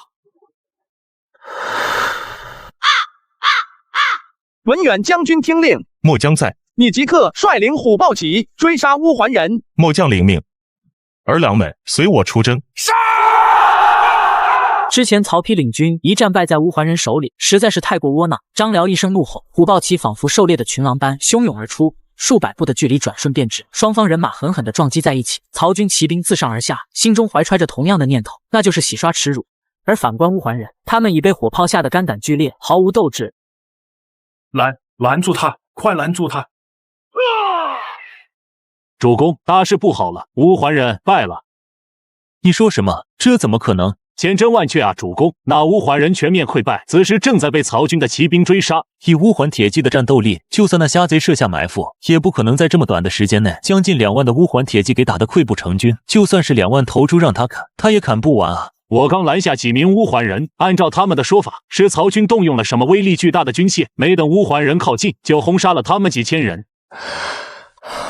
算了，眼下不是深究此事之时。既然乌桓人已经溃败，我2万兵马断然不是曹军对手。传令，全军撤退。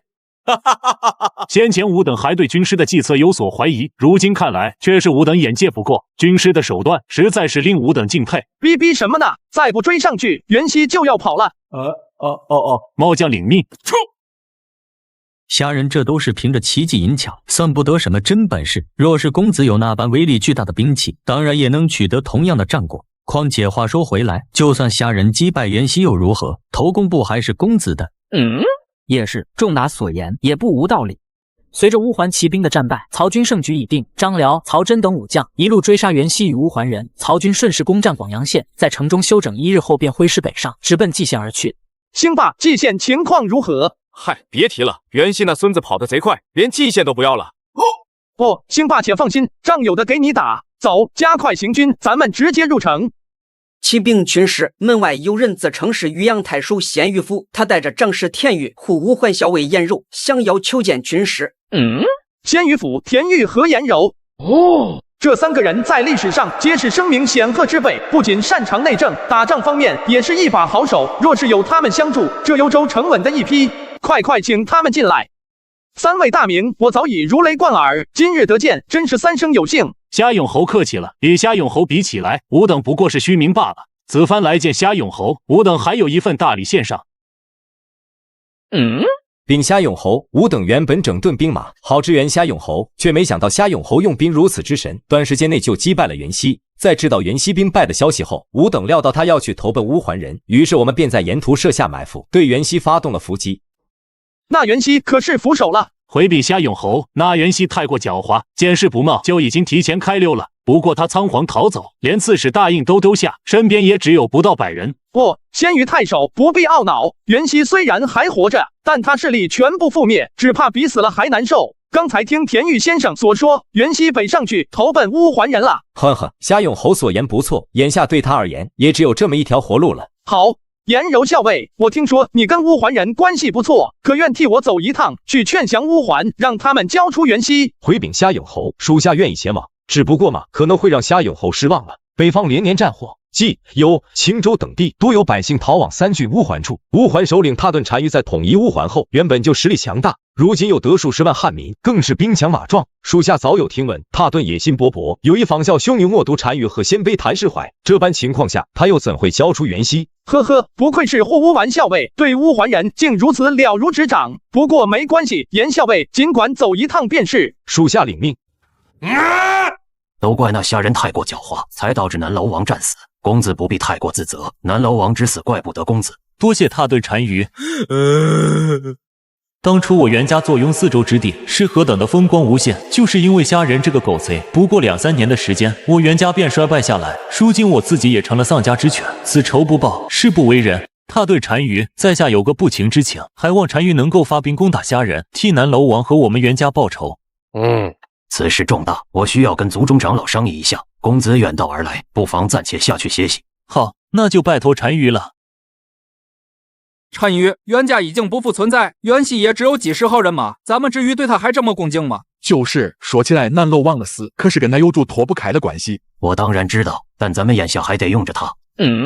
汉人有个成语叫做师出有名，咱们想要进攻幽州，总要有个合适的理由。在我看来，为袁熙收回故地最合适不过了。况且你们可别忘了，袁家在幽州、冀州深得人心，要是有袁熙帮助，就能招募来大量的人才跟百姓。单于果然深谋远虑，吾等自愧不如。你们放心，要不了多久，我就会带着你们南下，攻入中原。到了那时，土地、钱财还有肉夹馍都是咱们的。尊贵的单于大人，护丸校尉颜柔求见。单于，颜柔这小子这回来，还是给虾人当使者的，不如直接杀了他。不必，汉人有句话说得好，两军交战，不战来时。咱们倒不如听听他要说些什么。言友，咱们已经有一段时间没见面了，不知你今日到来，所为何事？回禀单于大人，我此番前来，是奉大汉夏永侯之命，袁熙意图起兵谋反，已被夏永侯击败。如今他逃到乌桓族中，还望单于大人能够将他交出来，以免造成什么不愉快。颜柔，你莫要忘了，当年你不过是我们乌桓人跟鲜卑人的奴隶而已。要不是单于连同鲜卑人一起把刑具杀掉，你如何能登上乌桓校尉一职？哼！现在你是胆子肥了，仗着下人作为依靠，竟敢在单于面前如此无礼，难道你就不怕吾等杀了你吗？呵呵，我当然怕死，不过我乃大汉的官员，自当为朝廷尽心尽力。在此，我也奉劝单于大人，莫要一意孤行，以免最终落得袁尚、袁谭那般的下场。哦，对了，临行之前，夏永侯也有一句话让我告诉单于大人。什么话？哼，犯我中华者，虽远必诛。我话说完了，要杀要剐随单于大人的便。单于大人，杀了他！坑我，找死！住手！好狂妄的虾人！哼！今日我暂且不杀你，但我也不会交出袁熙。你回去告诉虾人，他若有本事，就自己来把袁熙给抓回去。那塔顿真是这么说的？属下不敢有丝毫隐瞒，塔顿的确是如此狂妄。一介胡人首领也敢如此嚣张，看来是活腻歪了。虾兄，不如就由末将领兵干掉这个他娘的塔顿。你急个球啊！日后有的是仗给你打，只不过嘛，如今咱们刚刚拿下幽州，仍有小部分袁氏的部属不知死活的据城死守。乌桓的事情咱们先放一放。季报，兵下用后，渔阳郡广平县遭到乌桓人劫掠，城中5000余户百姓全部被杀害，无一活口。干他娘的！是乌桓人，大家快跑！勇士们，将城中所有男人全部杀死，肉夹馍跟小孩带回去。广平城只是一座小城，城中大多都是负责维持治安、缉捕盗匪的刀工手。面对精锐的乌桓骑兵，他们根本不是对手。片刻之间，整个广平城便血流成河。幽州一战，子桓指挥有功，诸位也都是我大汉有功之臣，待来日班师，诸位皆有封赏。子桓公子，魏公在公文中还特意表彰了你一番，如此战果，想必此番回去，子桓公子定能更受魏公重用。呵呵，军师言重了，此番功劳全都倚赖军师之谋，子桓不过是……你知道就好。好了，如今幽州一切都走上正轨，也是咱们班师回许都的时候了，都回去准备准备吧。不好了，军师。本军师，广平城遭到乌桓骑兵劫掠，城中5000余户百姓全部被杀害，无一活口。咱们赶到的时候，广平城只剩下一座空城。反了！他娘的！甘兴霸听令，即刻整军开赴广平城。末将领命。且慢。军师，无父的意思可是让咱们安顿好幽州城，便班师回许都的。公子此言差矣，乌桓人屠杀广平城内的百姓，咱们岂能就这么回去？呵呵，乌桓、鲜卑这些胡人天生野蛮，劫掠我大汉疆域也是时有的事，军师没必要放在心上。公子，你说什么？我说的不对吗？这些百姓皆为我大汉子民，你我身为朝廷官员，若是放任不管，又怎对得起天子、魏公以及百姓的厚望与期待？军师所言极是，乌桓人天性残暴，只要军师一声令下，末将愿为先锋。末将愿为先锋。哼，那好，就由夏永侯负责讨伐乌桓，我坐镇蓟县，静候你凯旋归来的消息。咱们走。这个虾人还真把自己当回事了。公子不必动怒，此番虾人怕是要败了。仲达何出此言？前几日虾人可是大破袁熙与乌桓人的联军，毙敌数万，并顺势收复了幽州。公子勿急，且听我慢慢道来。上次虾人能够战胜乌桓人，无非是借助了火炮的威力，打了乌桓人一个出其不意。此番乌桓人有了防备，虾人可就没那么容易得手。况且公子莫要忘了，乌桓骑兵又来去如风，他们的王庭的远在柳城，路途遥远，补给困难。虾人若真要去进攻乌桓人，定然会大败而归。仲达先生所言极是，公子刚才跟虾人划清界限，可谓是极为精明。日后虾人战败，追究起罪责，自然会跟公子没有关系。两位所言甚是有理。我坐镇蓟县，即便虾人胜了，我仍是头功；若是败了，我也好禀明父亲，定他违抗军令之罪。公子英明。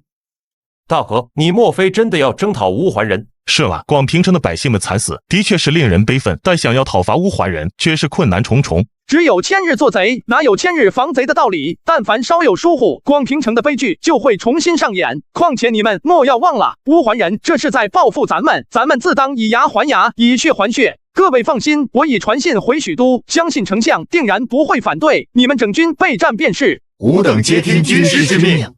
几日后，虾仁便率大军来到广平城。与此同时，曹操的书信也同时抵达。他在信中只有寥寥一句话：一切皆由司从决断。你们说虾兄在想什么呢？魏公的命令都到了，咱们为何还停在这不动？呵呵，大哥应该自有他的考虑吧。你个街溜子，既然这么好奇，为何不主动去找军师问个明白？怎么了？辛巴将军莫非不敢去？问你妈！有什么不敢的？你俩等着，我这就去找他问个明白。军师，末将甘宁求见。虾兄，咱们在广平城都待快半个月了，不是说好要去攻打乌桓，为广平百姓报仇的吗？为何还不出发？怎么听起来似乎你对我的命令有些不满？不，虾兄误会了，只是末将等的焦急，恨不得立刻跟乌桓人厮杀，让他们知道虾兄的厉害。少拍马屁！放心吧，仗有的给你打，只是此番讨伐乌桓，必须要小心谨慎。诚如司马懿所言，乌桓的老巢柳城远在辽西郡的东北方向，距离蓟县千里之远，路途遥远，道路坎坷，稍有不慎就有可能满盘皆输，因此虾仁必须慎重。兴霸，你先去将大家都召集过来。诸位，这几日我之所以下令按兵不动，是因为此战征途遥远，必须万分谨慎。想要攻打乌桓人的话，只有一条路可走，那就是从吴中出发，走滨海道，过碣石，方可抵达柳城。当时人们往来幽州东西两端，皆是通行此路。虾兄，那咱们愣着做甚？赶紧从此路去进攻乌桓人啊！兴霸果然勇武，那你去吧。好嘞。虾兄，你就不要逗我了，莫非此道行不通？知道就好。滨海道皆为平原，地势平坦，如此漫长的补给线，很容易遭到乌桓骑兵的袭击。况且眼下正值夏季，大雨不止，滨海道泥泞不堪，部族想要通过也是极为困难。若如虾兄所说，那咱们想要从滨海道进攻乌桓人，确实是不可能的。呵呵，诸位不必气馁，想要攻打乌桓人的柳城，并非只有滨海道一条路可走。军师的意思是想从卢龙塞出发，借道平冈，而后进攻柳城的古道。严校尉说的不错，正是此路。呵呵，没想到军师如此见多识广，连这条古道也知道。只是这条古道已经荒废许久，当时几乎无人知晓。草民田畴，请见虾永侯。田畴原是幽州刺史刘虞麾下的从事，在刘虞被公孙瓒杀害后，田畴不愿为公孙瓒效力，于是便举家隐居在虚无山。历史上曹操就是以他为向导，最终兵出卢龙塞，千里奔袭柳城，于白狼山一战，张辽阵斩踏顿单于，一举平定乌桓。虾永侯寻我的意图我已知晓，通往平冈的古道我的确知道，只不过有一个问题，在下想请教虾永侯，你是如何肯定我不会像拒绝袁氏父子那样拒绝你？呵呵，很简单，因为袁氏父子目光短浅，只知拉拢乌桓人，却坐视乌桓人肆意侵袭我大汉边境。而先生与我与魏公一样，对乌桓人深恶痛绝。魏公雄才大略，爱民如子，实为明主。既然虾永侯愿意讨伐乌桓人，草民自当尽心尽力。仲大，这是第几日了？回禀公子，自虾仁率军驻扎在广平城，已经是第14日了。这就奇怪了，虾仁不是说要去攻打乌桓人吗？这都半个月了，怎么还没动静？呵呵，公子有所不知，想要攻打乌桓人，只能从滨海道出发。然而最近正值暴雨季节，大雨连绵，道路难行。乌桓人又把持着各处关口，但凡虾仁有点脑子，就会放弃进攻乌桓。只怕这次虾仁是骑虎难下。当真是天助我呀！虾仁可是当着军中将士的面夸下海口，要去讨伐乌桓，为惨死的汉民报仇呢。公子所言极是，咱们现在什么都不用做，看看他如何收场。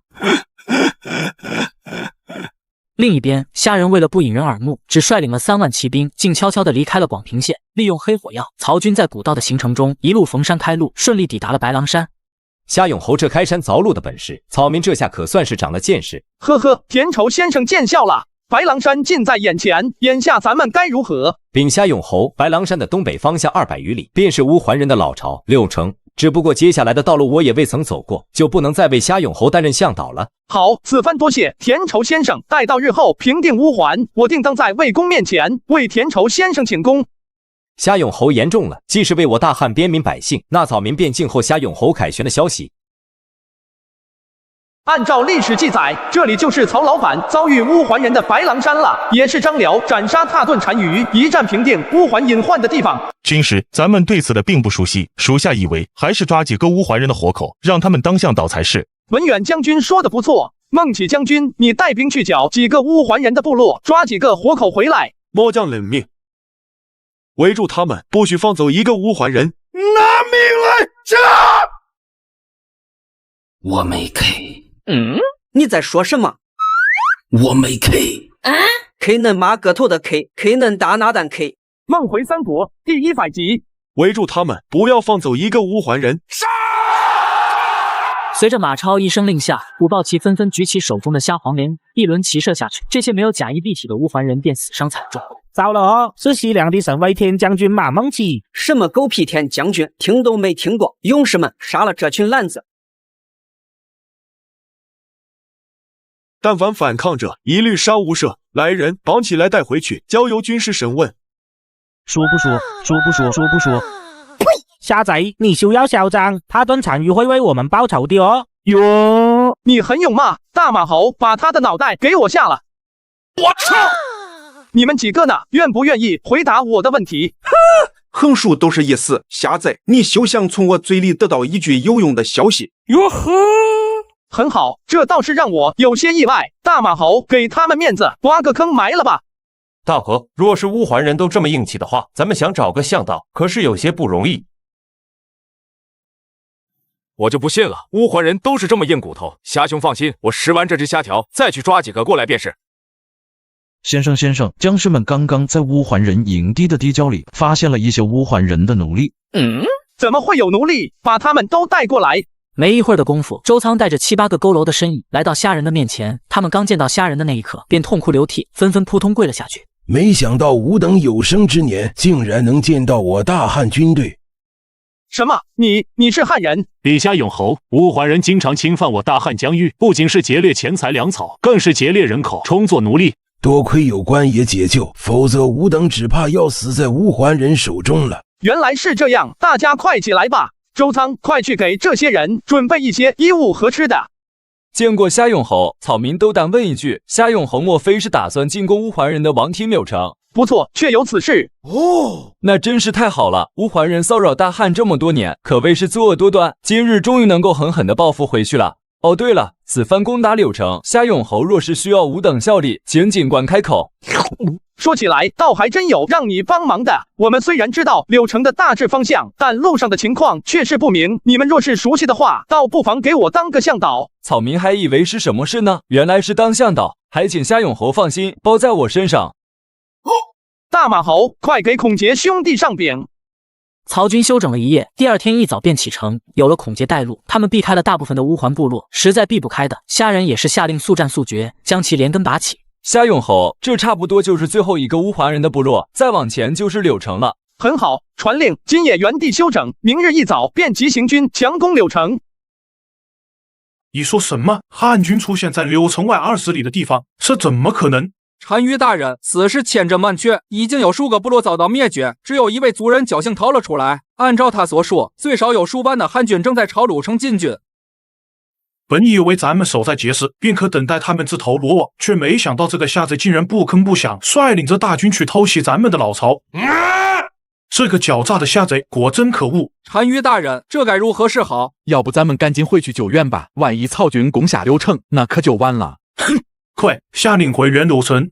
而另一边，就在踏顿单于手忙脚乱之时，虾人已经率领大军逼近了柳城。军师，眼下踏顿领兵出去，正是咱们进攻柳城的绝佳时机，咱们必须要把柳城给占下来。呵呵，文远将军说的不错，只是咱们距离柳城还有一段距离，这么冲过去的话，只怕还没靠近，就会被乌桓人给发现，将城门紧闭。无所屌位，咱们可以用黑火药把城墙给它轰垮。你特么怕不是个傻子吧？兴霸将军，若是据城死守，伤亡自然可以降到最低。可你要是把城墙炸垮了，一旦他顿领大军来攻，咱们又该如何防守？文远所言极是。行了，别鬼畜了，我交代你去办件事。好嘞，请军师吩咐。你叫上你那800个结拜兄弟，换上乌桓人的衣物，摸到柳城城门口，趁乌桓人不备，迅速将城门拿下。这种事我最拿手，请军师放心，保证完成任务。稍作准备，甘宁便带着他800个结拜兄弟出发了。他们大摇大摆、晃晃悠悠的朝柳城赶去。什么人？哪个部落的？来干嘛呢？我没 K。你在说什么？我没 K。K 嫩马个头的 K，K 嫩大拿蛋 K。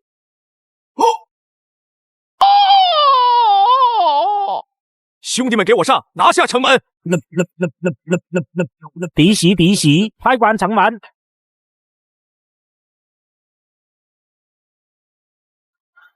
不得biu。军师，末将信不辱命，轻松拿下。很好，等拿下柳城后，我再为你们设下庆功宴。曹真、曹休、夏侯尚听令。末将在。你们3人各领1营人马去堵住另外3座城门，但凡有乌桓人试图逃出去，格杀勿论。末将领命。兴霸、孟起，城里就交给你们了。告诉将士们，进城不封刀。多谢军师。当时在攻下城池后，屠城劫掠是常态，哪怕是雄才大略如曹操，也是多次干过类似的事。其目的既是对士卒的奖励，也能让军队保持斗志。大哥，今日怎么一改常态？你以前可从来不会下达这样的军令。呵，子龙兄弟有所不知，非我族类，其心必异。对待胡人，一味柔和拉拢是不行的，必须以雷霆手段将他们打服打怕。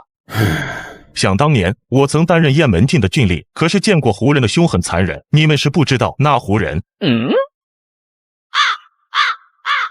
为了抵挡曹军，踏顿单于将族中的精锐抽调一空，柳城中兵力空虚不说，还个个都是老弱病残。凭借着甘宁与马超的勇猛，曹军很快就把城内的守军清理干净。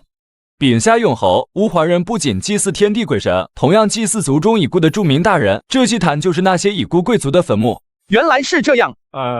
大马侯带人把这里给我砸了，顺带着把乌桓人的祖先都给我刨了。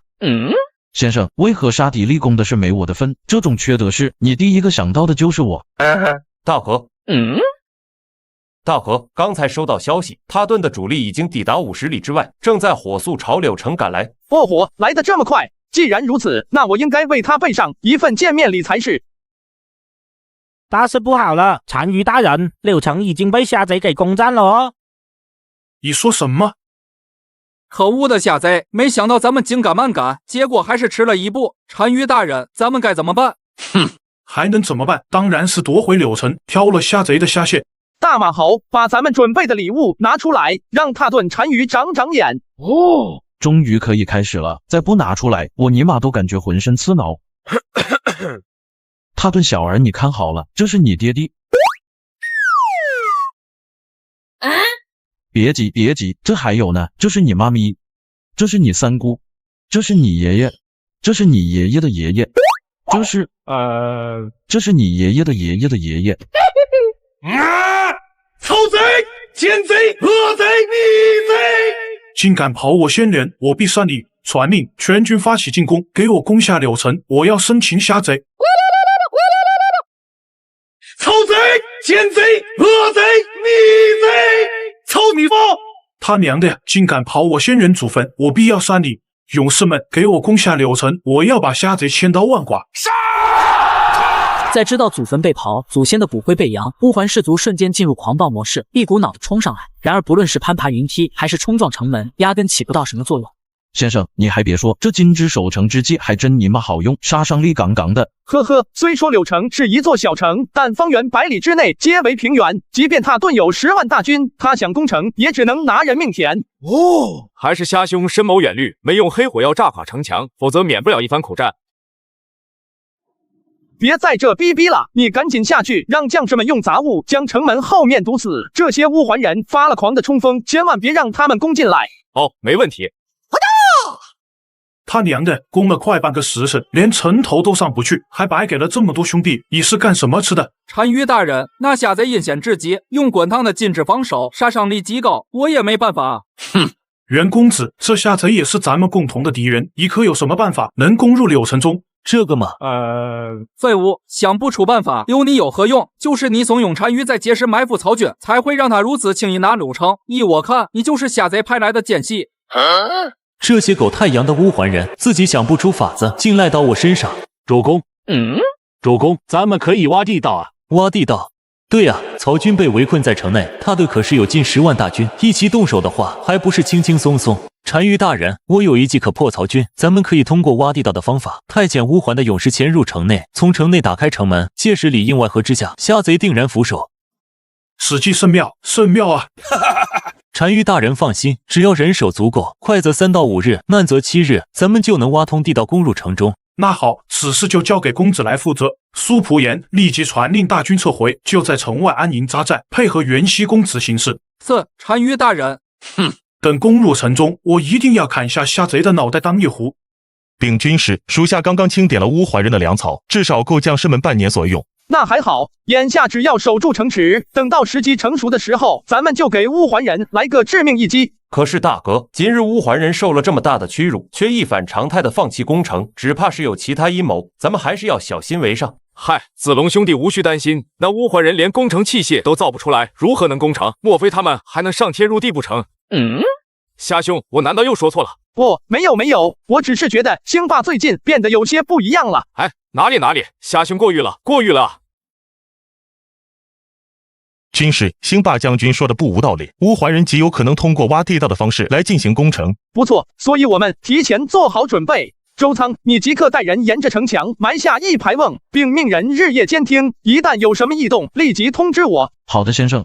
经过甘宁的提醒，次日一早，虾人便带着赵云与张辽登上柳城的城墙，四处巡视。你们看那几顶帐篷，是不是有些古怪？好像是有点，且不说这几顶帐篷远离乌桓人的军营，布局也是相当不合理。不错，里面的情况被遮挡得密不透风，只能看见乌桓人进进出出，却不知道他们在干什么。仔细想来，确实有点不对劲。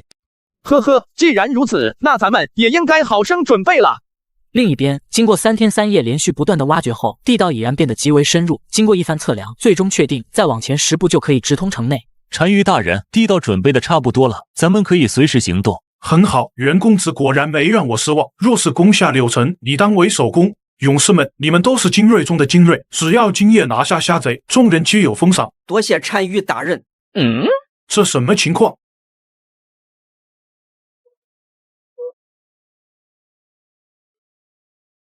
哈顿小儿，我这108个结义兄弟可是等候你多时了，放箭！甘宁一声令下，一群粉色猛男立即扣动手中的虾房连弩，无数箭矢如同蝗虫般向乌桓人劲射而去。虽然这些乌桓士族都是踏顿的王帐亲卫，但在如此狭小的地道内，他们根本无处可藏。狡诈的虾贼，他怎么会知道咱们的计划？单于大人，曹军的弩箭射速太快，勇士们根本无法突破防线，再这样下去，咱们恐怕要全军覆没。那你愣着干球，还不赶紧下令撤退？双方交手连一盏茶的功夫不到，踏顿的王帐亲卫便死伤惨重，而虾人在确定乌桓人都撤回去后，并没有下令追击，只是命人将地道重新填堵上。军师，这些人的来历不简单啊，可都是单于的王帐亲卫。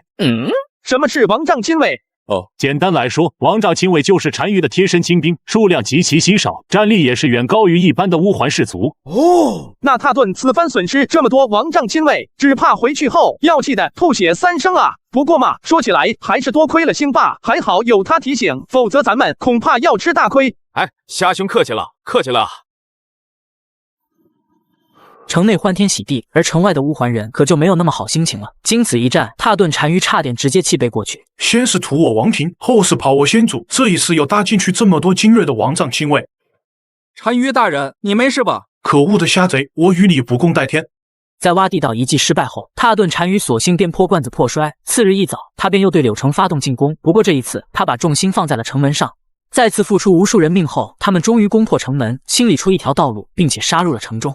呵呵，与难啃的城墙比起来，城门无疑是显得轻松许多。这个踏顿也不算太笨。周仓，去点狼烟。好的，先生。没一会儿的功夫，一股狼烟从柳城中飘然升起。见此情形，袁熙心头瞬感不妙。虾人一向足智多谋，绝不会无缘无故的点燃烽火狼烟，其中定有古怪。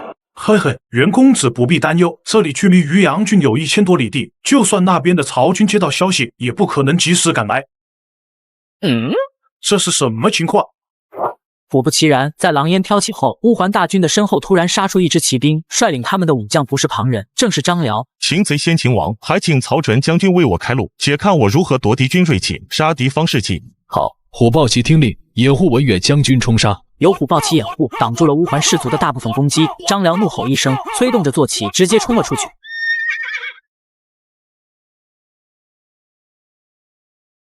踏顿已死，汝等还不快投降！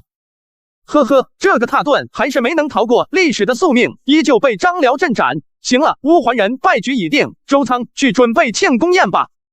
并军师末将与曹纯将军率虎豹骑斩敌军2万，俘获1万余人。哟，很好，今日能有如此大捷，文远将军当为头功。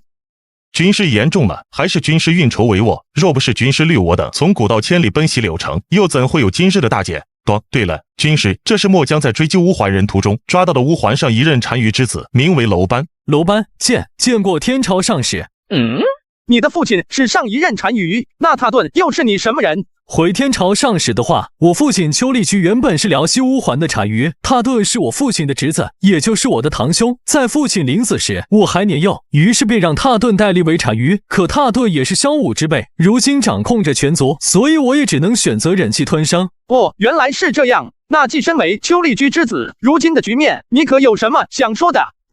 天朝上使明鉴，那都是踏顿所为，跟我真的没有关系。你说的嘛，也不无道理。如今踏顿已死，你可有什么想法？夏永侯的意思是问你有没有兴趣代替踏顿管理乌桓。我愿意。呵呵，很好。不过你切记，我大汉既然能捧你为单于，亦能让你落得跟踏顿一样的下场，你明白吗？明白，我明白，还请上使放心，吾定当率领族人，世世代代臣服于大汉。虾仁的打算很简单，那就是一步步将乌桓人融入到汉人之中，随后对乌桓人的制度、文化都进行改革，同时这也是根除乌桓隐患的最好办法。辛巴将军，之前官渡一战，你在西营时不是被举兽识破，800个兄弟死伤惨重吗？为何这次又有800个结拜兄弟？周仓兄弟，这你就不懂了。我甘兴霸重情重义，结义兄弟嘛，死一个败一个，永远都是800，主打的就是一个流水。还带这样玩的是吧？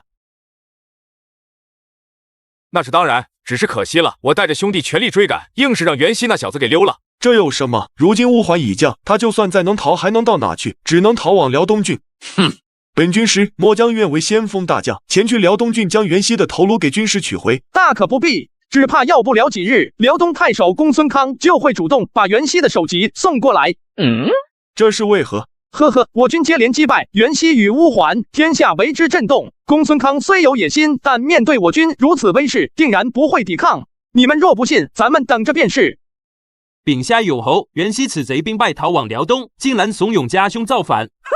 开什么玩笑！我公孙家向来忠心朝廷，怎能与此贼同流合污？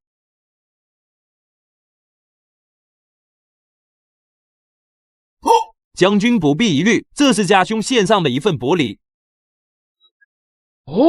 虾兄是袁熙这小子的脑袋。不错，为了以儆效尤，家兄便砍了他的脑袋，并托我送来献给虾永侯过目。原来你是辽东太守公孙康的弟弟公孙公，令兄当真是对朝廷一片忠心赤胆，此番心意嘛，本侯心领了。若无他事，你就先退下吧。好，在下告退。虾兄果然神机妙算，公孙康还真把袁熙的脑袋给送过来了。呵呵，公孙康威震辽东，自是路途遥远，便不遵从朝廷政令。但咱们这次一举击败袁熙和乌桓，收服了大半个幽州，兵锋也是直指辽东。即便公孙康坐拥10多万兵马，也不敢与咱们开战。算这小子识相，否则军师率领大军直赴辽东，定然连他一起拿下。少拍马屁了，乌桓已经安排妥当，你们去收拾收拾，咱们准备回广平县。梦回三国第102集。张合、一进，本公子问你们，军中士卒怎么少了这么多？还有虾仁他人呢？禀公子，军师已于1月之前率军离开，前去攻打乌桓人了。为了防止走漏消息，军师吩咐不得告诉任何人。如此大事，为何不通知我？听他这话的意思，虾仁连我都给防备了。不对啊，公子，若是军师去攻打乌桓人，怎么一点动静都没有？仲达先生有所不知，军师并不是走滨海道，而是转而从古道出发，过碣石直攻乌桓王庭。张合将虾仁的计划说出来后，曹丕与司马懿不由得倒吸一口凉气。他们死也不会想到，虾仁有如此魄力，竟然会选择荒废败绝的古道。知道了，你们先下去吧。这个虾仁只怕早就想好要从古道去进攻乌桓人了。他妈的，若真如张合所说，搞不好虾仁还真能得手。公子不必气恼，古道难行，虾仁能不能到柳城还不一定呢。更何况他只有3万人马，而他顿可是有10万大军。仲达此言虽然在理，可我还是有点担忧。你要知道，那虾人多智如妖，就怕那些乌桓人不是他的对手啊。公子，前线传回战报。公子，军师刚刚派人送来战报，您猜怎么着？军师于柳城大胜乌桓人，踏顿单于被斩杀，乌桓全族数10万人口皆降。这个踏顿单于怎么如此废物？公子，军师大捷，咱们应该高兴才是。你这是啊？当然值得高兴。我的意思是，踏顿如此废物，还敢起兵反抗我大汉，实属不知死活。不错，公子所言极是。那属下现在就去准备准备，相信军师此刻已经在返程的途中了。哼！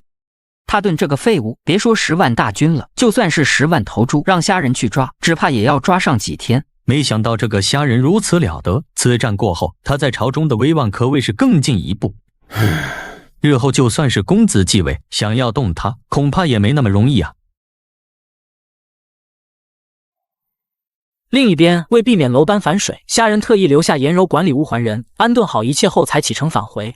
鲜于太守，此地便是大名鼎鼎的碣石了吧？回禀虾勇侯，此地正是碣石。军师如此美景，着实让人心情舒畅。军师才高八斗，文采斐然，何不作诗留念？我特么，之前那些诗词歌赋都是抄来的，谁会这些玩意？还是算了吧，大家抓紧赶路。哎，虾兄谦虚了不是？想当初你的一首《洛神赋》风靡整个许都，万千少女都争着爬上你的床榻。虾兄才华横溢，就莫要推辞谦让了。既然如此，那我就献丑了。曹老板，对不住了呀，是他们逼我的。东临碣石，以观沧海，水河淡淡，山岛耸峙，树木丛生，百草丰茂，秋风萧瑟，洪波涌起，日月之行，若出其中，星汉灿烂；若出其里，幸甚至哉，歌以咏志。当虾人念完这篇赋作，在场众人心头都是震惊不已。虽没有过分华丽的词语，但却能从中感受到虾人的广阔胸襟。即便甘宁、马超这些不通文墨的武将，也能听出这首诗的苍凉慷慨，气势恢宏。军师之才华，当真是令人折服。呵呵，文远过誉了。诗词歌赋不过是些雕虫小技，不值一提，不值一提。都是你们逼的，没办法，我只能搬出曹老板的《观沧海》来镇镇场子了。虾兄才华真是令人折服，天下之才气若有8斗，虾兄独占一担，其余世人道歉先生2斗。一番休整后，大军重新踏上行程。数日之后，终于抵达了广平县，没有停歇。虾人当即便将所有人都聚集起来。诸位，虾勇侯为咱们报仇了，杀害你们的元凶乌颜已经伏首，你们可以安息了。从今往后，任何杀害我大汉子民的，不管是谁，必当绳之以法。犯我中华者，虽远必诛。犯我中华者，虽远必诛。犯我中华者，虽远必诛。此番出征幽州，虾人的功劳如此耀眼，完全压过公子不说，在军中的威望更是到了这般恐怖的地步，日后只怕是心腹大患啊！虾勇侯收复幽州，平定乌桓叛乱，可谓是威震华夏。此番劳苦功高，朕自当重重奖赏。臣多谢陛下。呵呵。此番为庆祝虾勇侯归来，今夜宫中特意举办宴会，诸位爱卿都就坐吧。宴会开始后，曹操代表天子刘协对虾人大肆封赏，其余像张辽、甘宁等人也是各自都有赏赐。一时之间，虾人俨然成了香饽饽。不仅曹操跟他把酒言欢，其余朝臣也是争先恐后去跟他攀谈打好关系。此番征讨幽州是父亲为吾精心准备的，却没想到又让虾人这厮出了风头。公子，我倒是有法子打压虾人的嚣张气焰。仲达有何良计？快快说来。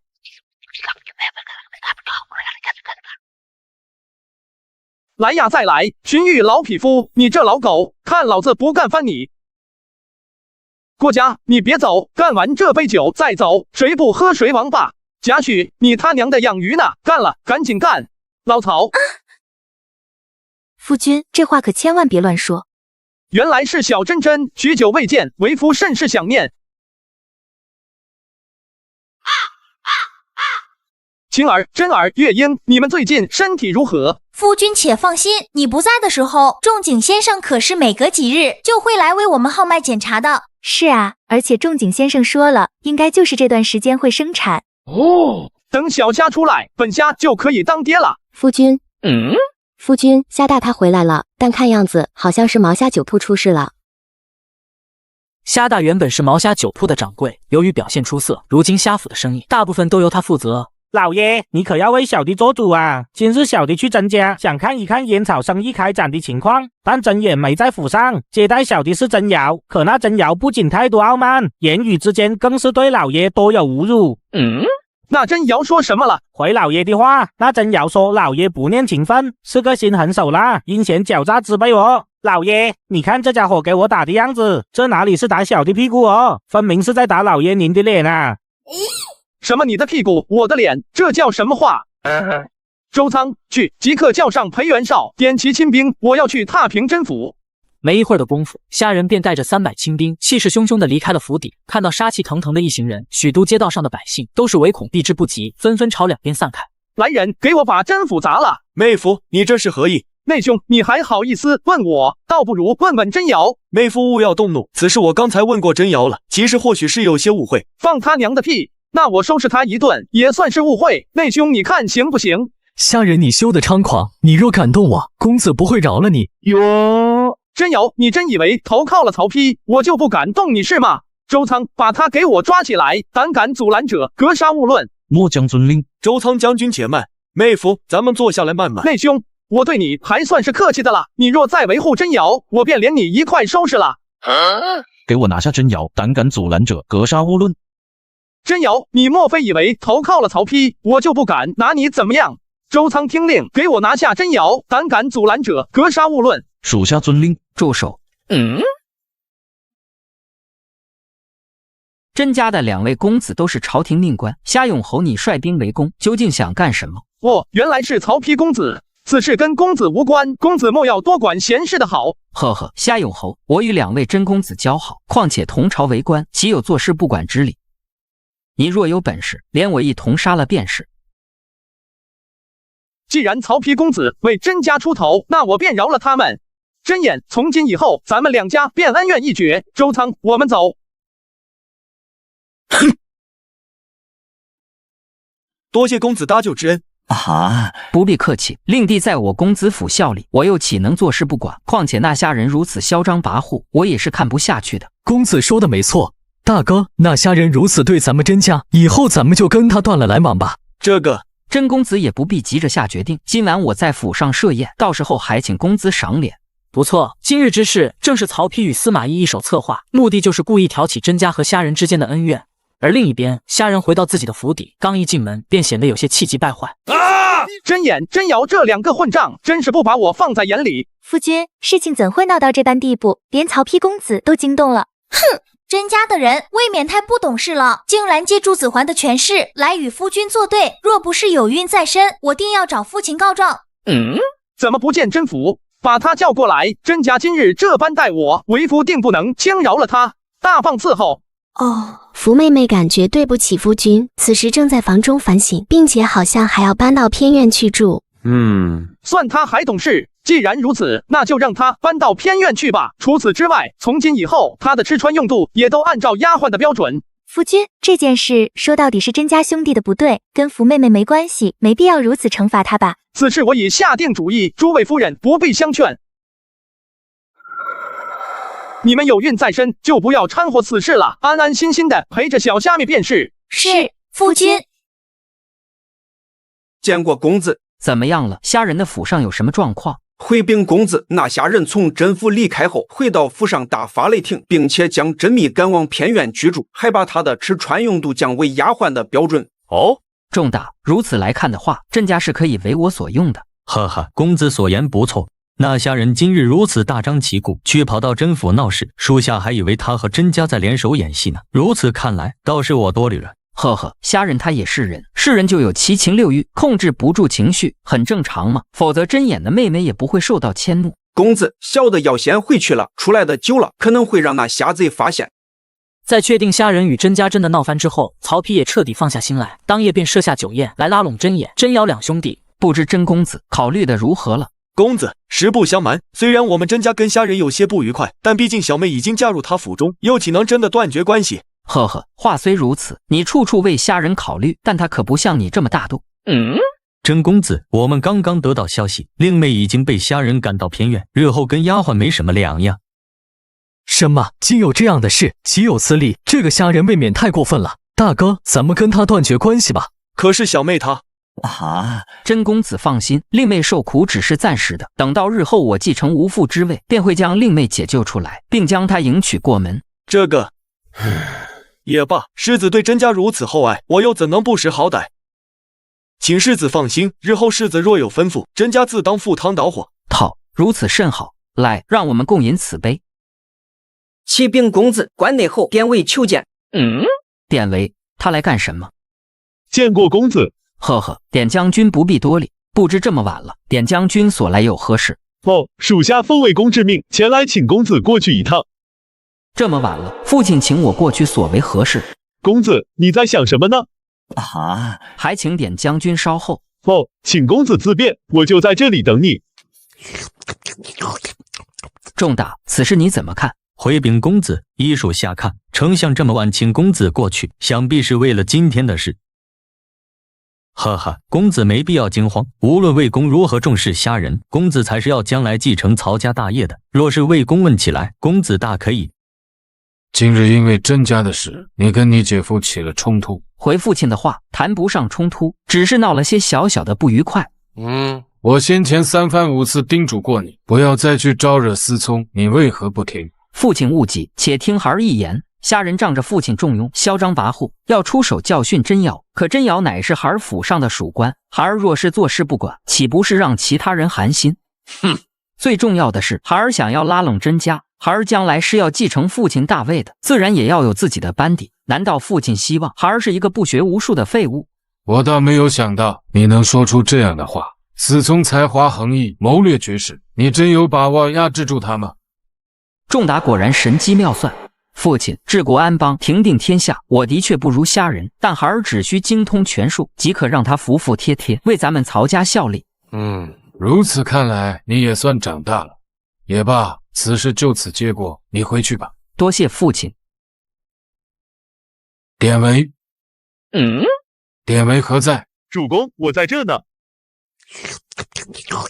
行了，别吃了，去将奉孝和荀彧，算了，去将程昱请来。是，主公。曹操原本是想请荀彧、郭嘉过来，但考虑到荀彧、郭嘉与虾仁的交情，最终还是决定询问性格刚戾的程昱。魏公，属下斗胆问一句，你是否有意立子桓公子为世子，并继承魏公大业？这个嘛，自然的是有的。我若没有这个想法，又何必将他从谯县召回？魏公，既然如此，那就没什么好说的了。莫说今日了，就算日后虾有侯与子桓公子起了冲突，魏公也要帮着公子，毕竟公子才是曹氏的未来。不过魏公也不必着急，毕竟虾有侯的才能摆在那里，日后讨伐荆州、江东仍需要他的才能。姑明白了，仲德所言极是，此事我已有决断。仲德，你去替姑拟一道诏书，昭告天下，立曹丕为世子。遵令。虾仁若是我儿子，就用不着如此纠结了。以他的才能，定可以一统天下，带领曹氏变得愈加辉煌。真是可惜啊！而另一边，虾府的偏院内，对于曹操一心想当自己爹的事情，虾仁并不知道。何人在门外？媳妇，是我啊，我来看看你。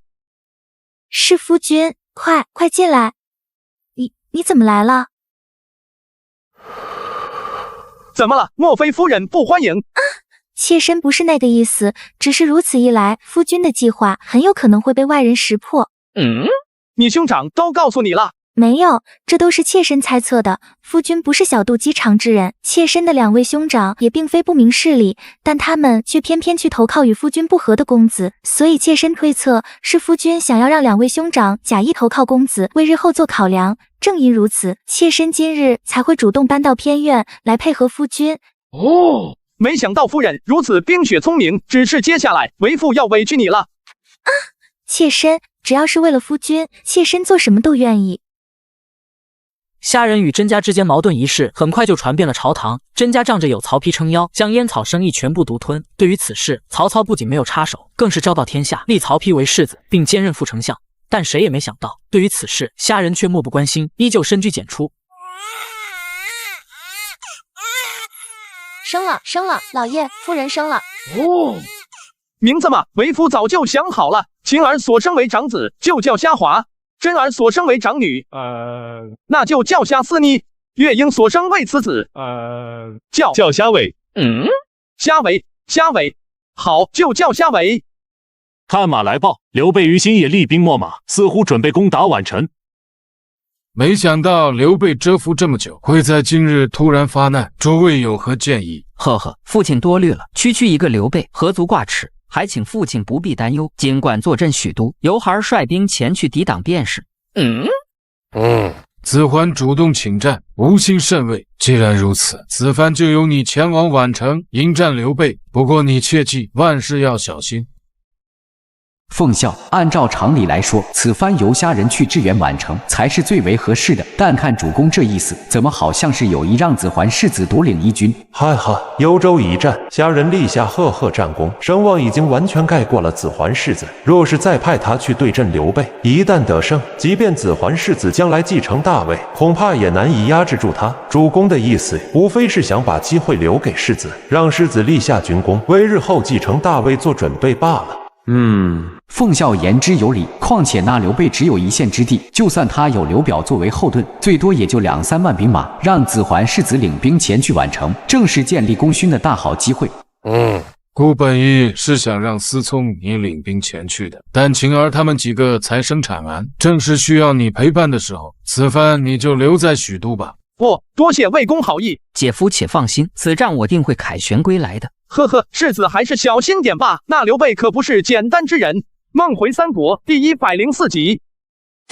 虾兄，魏公此举未免有点飞鸟尽，良弓藏的意思了吧？就是先前幽州之战，咱们打得那么牛批，这次竟然不让咱们去。行了，没有狡兔死，走狗烹，咱们就该知足了。不过嘛，你们也不必泄气，咱们倒也不是没有上战场的机会。虾兄此话何意？兴爸、孟姐，你们觉得此番出战刘备，曹丕会赢吗？应该没什么问题吧？刘备并没有多少兵马。呵呵，非也，依我看，曹丕必定大败。你们自己想想，刘备坚韧不拔，锲而不舍，是何等的英雄人物？曹丕连一个小小的袁熙都收拾不了，又怎能收拾有诸葛亮辅佐的刘备？虾兄，当年在荆州时，咱们曾一块去拜访诸葛亮，也没看出来他有什么厉害吗？你知道个鸡毛啊！放心吧，曹丕那小子，此番绝对会败在诸葛村夫之手。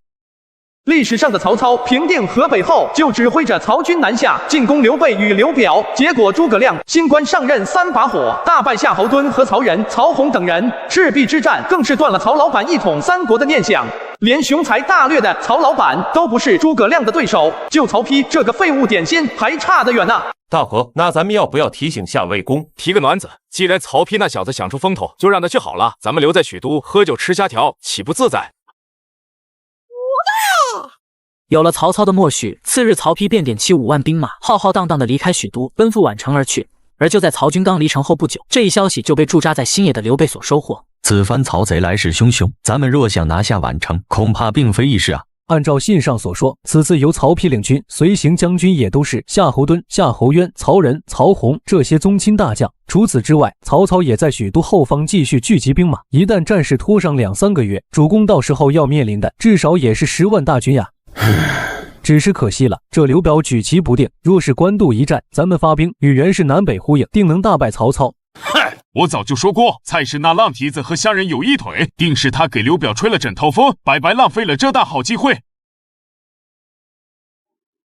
主公无需担忧，别说是曹丕了，就算是曹操亲身到此，亮也能让他大败而归。呸！诸葛亮，你少在那里打嘴炮，除了带着咱们东奔西跑，也没见你有多大本事。三弟不得放肆，无得军师，犹如鱼之得水也，汝不可对军师不敬。呵呵，翼德将军且看着便是，若是此战拿不下，亮自当军法从事。不过嘛，亮也有句丑话说在前头，主公受我建议，若是谁敢不遵号令，那就别怪亮不客气了。那此战就拜托军师了，请军师放心，谁若不遵你号令，我绝不会轻饶他。大哥看我做甚，我自当听从号令。不过若是败了嘛，诸葛亮你也休想逃脱罪责。甚好，如此甚好。孔明，你今日立下军令状，实在是有些莽撞了。万一不胜，你又当如何？云长，翼德对我多有意见，原直又岂能不知？若是不立下军令状，他们又怎肯听我军令？孔明所言也不无道理。呵呵，原直且放心，虽有军令状，但我也有把握击败曹军。哦，莫非孔明已经有了对敌之策？不错，只是此时嘛，不足为外人道也。而另一边，曹丕也是存着击败刘备、立下战功的念头，因此在抵达宛城后，他不敢怠慢，立刻指挥着人手对城池进行加固，以防有什么不测。可没过几日，刘备便亲领大军逼近宛城。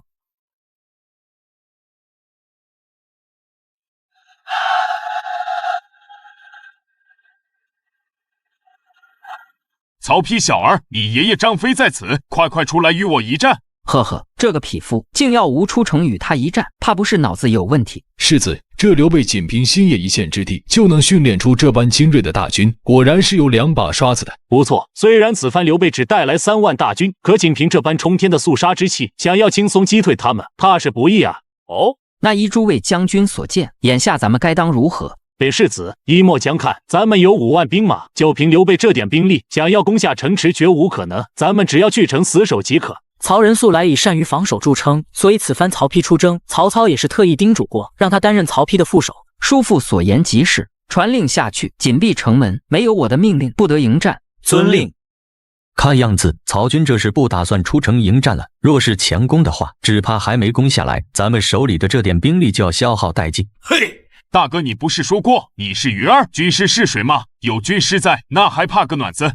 啊！翼德将军，且看便是。我是他爹，终于轮到咱们上场了。那还愣着干球？赶紧上哦！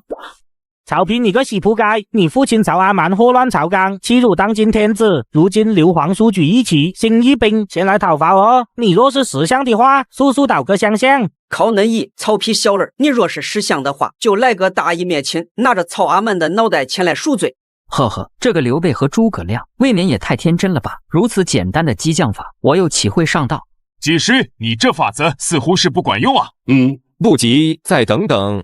曹丕小儿，你当真是个缩头乌龟？听说那瞎贼抢你府上婢女的时候，你也是连个屁都不敢放。喂，就是，我还听说那瞎贼还抢了司马懿的马子，据说嘛还挺认的哦。反了！来人，给我出城迎战！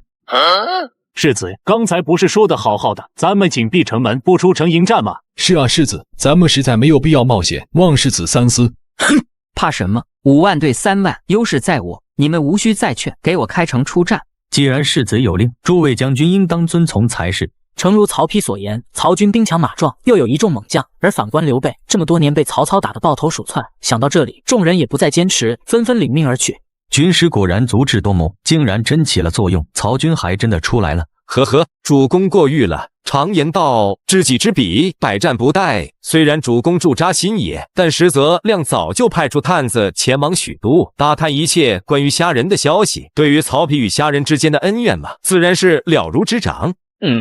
二哥，军师为何打探虾仁的消息？军师此举也属正常。3队糜家的小姐和军师的夫人，皆是被那虾仁所抢。不过这些话，日后切不可到处乱说。亮有一计，定可大破曹军。请2位将军上前迎战曹军。不过，请2位将军切记，此战只许败不许胜。诸葛亮，你这是何意？只许败不许胜，行军打仗哪有这样的要求？3弟不得无礼。行，就按军师说的办。二哥，咱们走，看我捅姓曹的那小子100个透明窟窿！出！梦回三国第105集。随着诸葛亮一声令下，关羽和张飞便驾马而出，迎上前方的曹军。双方一见面，也没过多废话，抡起大刀便杀到一处。狂徒，休得伤我兄弟！撤！哼，休得逞狂！燕人张翼德在此！撤！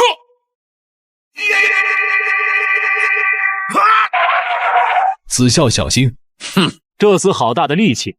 见曹洪、曹仁不是对手，夏侯渊、夏侯惇当即便打马上阵，对上张飞，凭借着2打1，双方这才勉强战成平手。请2位将军切记，此战只许败不许胜。3队，怎么了，二哥？莫要忘记了军师的嘱咐。哼，安统的甄嬛呢？这个狗头军师，真他娘的晦气！随着关羽使了个眼色，张飞这才恍然大悟。夏侯渊等人虽然不知道发生了何事，但却也是抓住机会朝关羽和张飞猛攻而去。不过几个回合，关羽、张飞2人就被杀得大败，拨马朝后方逃去。4位叔父当真是勇猛，重大，快下令让他们追击。世子，属下觉得此番那关张二将败得有点蹊跷，贸然追击恐有不妥啊。呵呵，仲达多虑了，若是情况有变，撤退也是来得及的。这个仲达不必多言，按照我的意思去办便是。早曾听夏永侯说过，刘备帐下的关张二将皆是有万夫不挡之勇，今日怎会轻易落败？不错，先前交战时，你我二人联手也难以占据上风，这才眨眼的功夫便落败而逃，此事有些蹊跷，还是小心些为好。4位将军，世子有令，命尔等率大军追击刘备。诸位将军，在下也曾劝阻过，不过这是世子的意思，你们还是照做吧。虽然心有疑惑，但听到司马懿此言，众人心中也是明白其中的意思，只能老老实实的遵从军令。当即便率领大军朝关羽和张飞败退的方向追去。双方稍一接触，刘备大军便败得丢盔弃甲，就连粮草辎重也是散落道路两侧。原本心中还有担忧的4员将军，此刻也是放下心来。如此看来，刘备想必是真的败了。追上去！哼！本以你我之力打败曹军也是轻而易举，但就是因为军师之计，所以咱们才佯装败退，导致大军如此混乱，将士们也白白枉送了性命。哼，就是，这个诸葛亮说好让咱们撤退，可他自己倒好，跑得连人影都没了。若是此战不胜，俺定要捅那诸葛村夫100个透明窟窿。2位将军，速随我来。元直先生，这什么情况？2位将军有所不知，军师早已在此处设下天罗地网，还请2位将军速随我来，以免被敌军看到起疑。不对劲，停止追击！几位兄长，刘备大军逃得如此之快，好像是有意将咱们引入此地。子孝所言极是，此处道路狭长，两侧也尽是密林杂草，眼下正值秋季，天干物燥，若是敌军用火攻的话，只怕吾等死无葬身之地啊！不好，快下令大军撤退！就在曹仁醒悟过来，准备下令大军撤退之际，一阵阵惊天的喊杀声四起，转瞬之间，大火就将曹军给团团围住。此次军师果然神机妙算，哼，不过是些小聪明罢了。就算击败敌军，那宛城不还在曹贼的掌控下吗？哦，翼德将军不必心急，亮另有一计，可轻松拿下宛城。今日乘胜追击，若是能击杀或者俘获那刘备，咱们便可以将南阳郡收入囊中，到时候说不定能顺势南下，直取荆州。届时回到许都，咱们和虾人便可以分庭抗礼。世子，大事不好了！禀世子，某江中了刘备的埋伏，刘备用一把大火烧得我军几乎全军覆没。你们怎会如此无能？世子，吾等本不愿追击，只是遵从世子军令而已，此事怎能怪到吾等身上？啊，侄儿不是那个意思，4位叔父勿要见怪。什么情况？世子，大事不好，刘备大军攻入城中了。虽说4位将军战败，但城中仍有近万兵马。再者说了，城门紧闭，刘备大军是如何攻进来的？是几位将军带回来的残兵。此言一出，在场众人瞬间恍然，原来就在曹军被大火烧得晕头转向之时，诸葛亮特命手下士卒换上曹军的衣物，跟随曹军撤回了城中，将城门抢了下来。世子，不能再犹豫了，我军刚刚经历大败，兵力所剩无几不说，且士气低迷，想要与刘备大军交锋绝无可能，眼下当要立即撤退。一切依仲达所言。随着曹丕带人退出城外，整座宛城顺利落入刘备手中，但诸葛亮并没有下令追击，只是放任曹丕他们离去。这么多年来，被曹操与虾人追赶的可谓是狼狈不堪。今日一场大胜，能够不费吹灰之力拿下宛城，军师当真居首功。是啊，先前我兄弟2人对军师不敬，还请军师见谅。军师的才能，我关羽心服口服。就是，二哥说的对，军师先是火烧曹军，随后又命人换上曹军的衣服混入城中，里应外合拿下宛城。别说曹军了，俺张飞都看迷糊了。主公和2位将军过誉了，区一个曹丕，亮从未放在眼里。咱们真正的对手还在北方呢。红烧肉来喽！3、2、1，开始。对了，仲康怎么不见黄老将军与文远将军？哦，他们都被主公叫去商议军事，估计是耽搁了吧。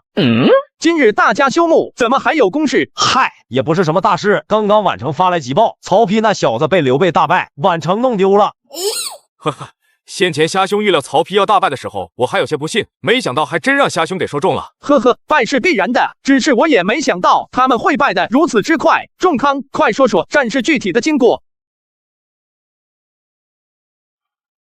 当初虾兄说诸葛亮乃多智近妖之辈，没想到竟这般厉害。不错，这诸葛亮就是算准了曹丕，方才能够使激将法成功。毕竟是诸葛孔明啊，不出手便罢，一出手就是雷霆万钧。只是可惜了，那数万曹军都要因为曹丕这个草包白白葬送了性命。哎，虾兄，不过话说回来，曹丕败得这么惨，咱们是不是有机会出手了？呵呵，你想屁吃呢？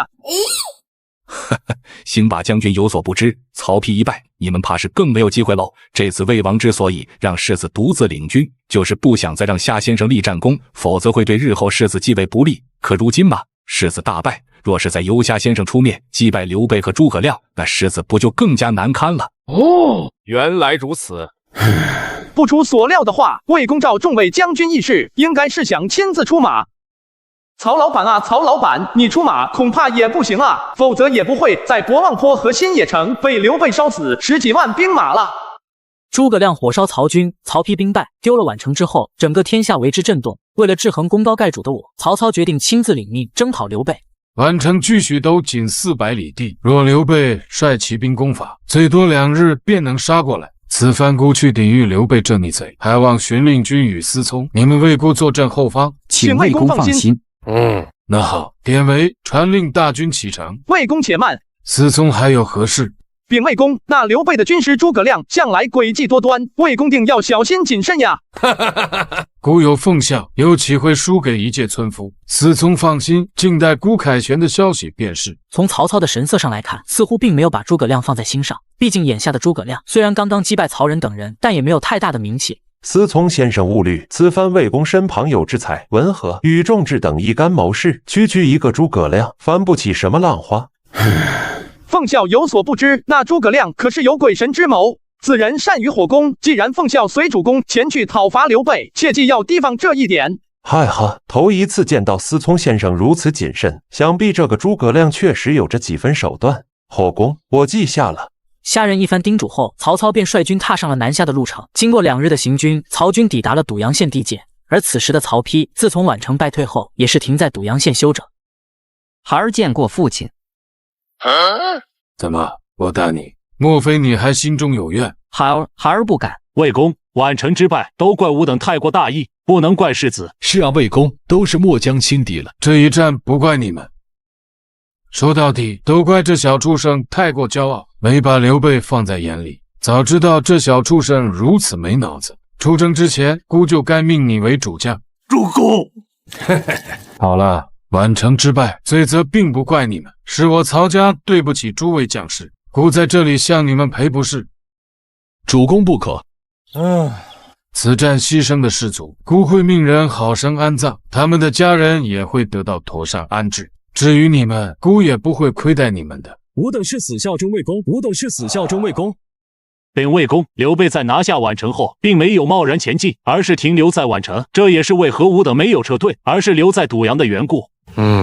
孤与刘备相识已经20余载，早些年间，下人曾屡次提醒孤，让孤小心刘备，但孤却都没放在心上。万没有想到，如今竟成了孤的心腹大患。哎呀，既然刘备不来找咱们，那咱们找他便是。传令下去，大军休整1日，明天攻打宛城。这主公，咱们是不是再等等，仔细观察观察？刘备的军师诸葛亮可是无比狡猾。那又如何？有道是一粒将士会，孤就不信他再聪明，也能敌得过孤的大军。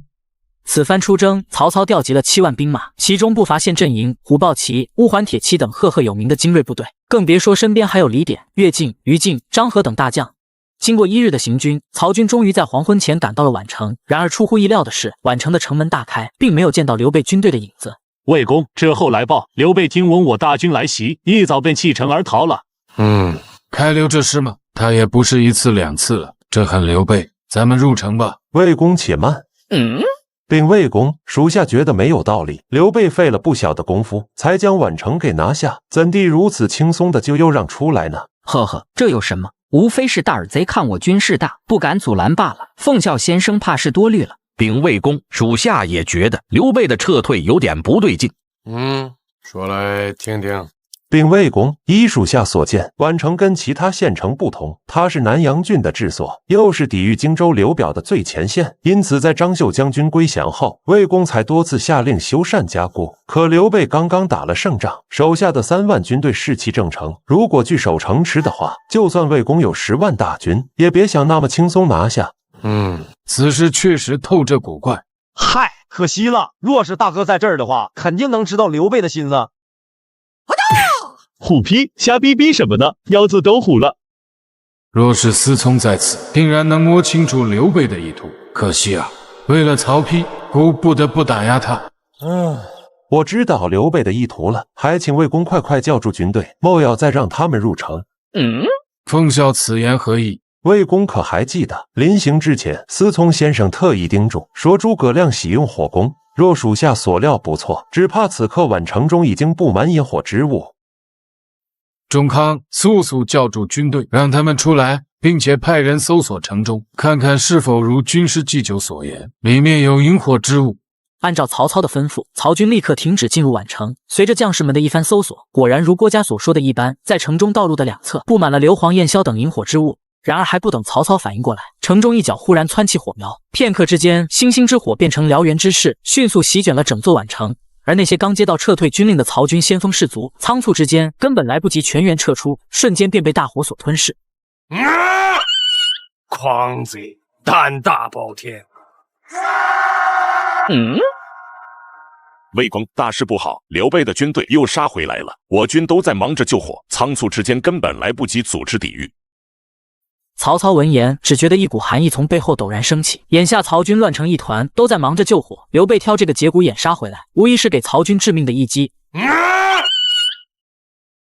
主公，撤军！诸位将军，速下令撤军！随着曹军的撤退，关羽与张飞各领一军，如同猛虎下山般一路追击曹军。今晚的关张二将可谓是斗志十足，发挥出全部的实力。曹军将领即便以多打少，也完全被压制得抬不起头来。这一战从傍晚时分一直持续到天色发亮，从宛城到博望坡的官道上尽是曹军的尸体。负责转运粮草的徐晃收到消息，及时派兵支援，这才暂时击退关张二人。奉孝，战事如何了？魏公，胜负乃兵家常事，只要魏公保重身体，咱们就有卷土重来的机会。当初离开许都时，下人再三提醒过孤，说是诸葛亮诡计多端，让孤小心为上。然而孤却没有放在心上，方才有了今日之大败。典韦何在？请魏公吩咐。快去许都请你大哥，让他速。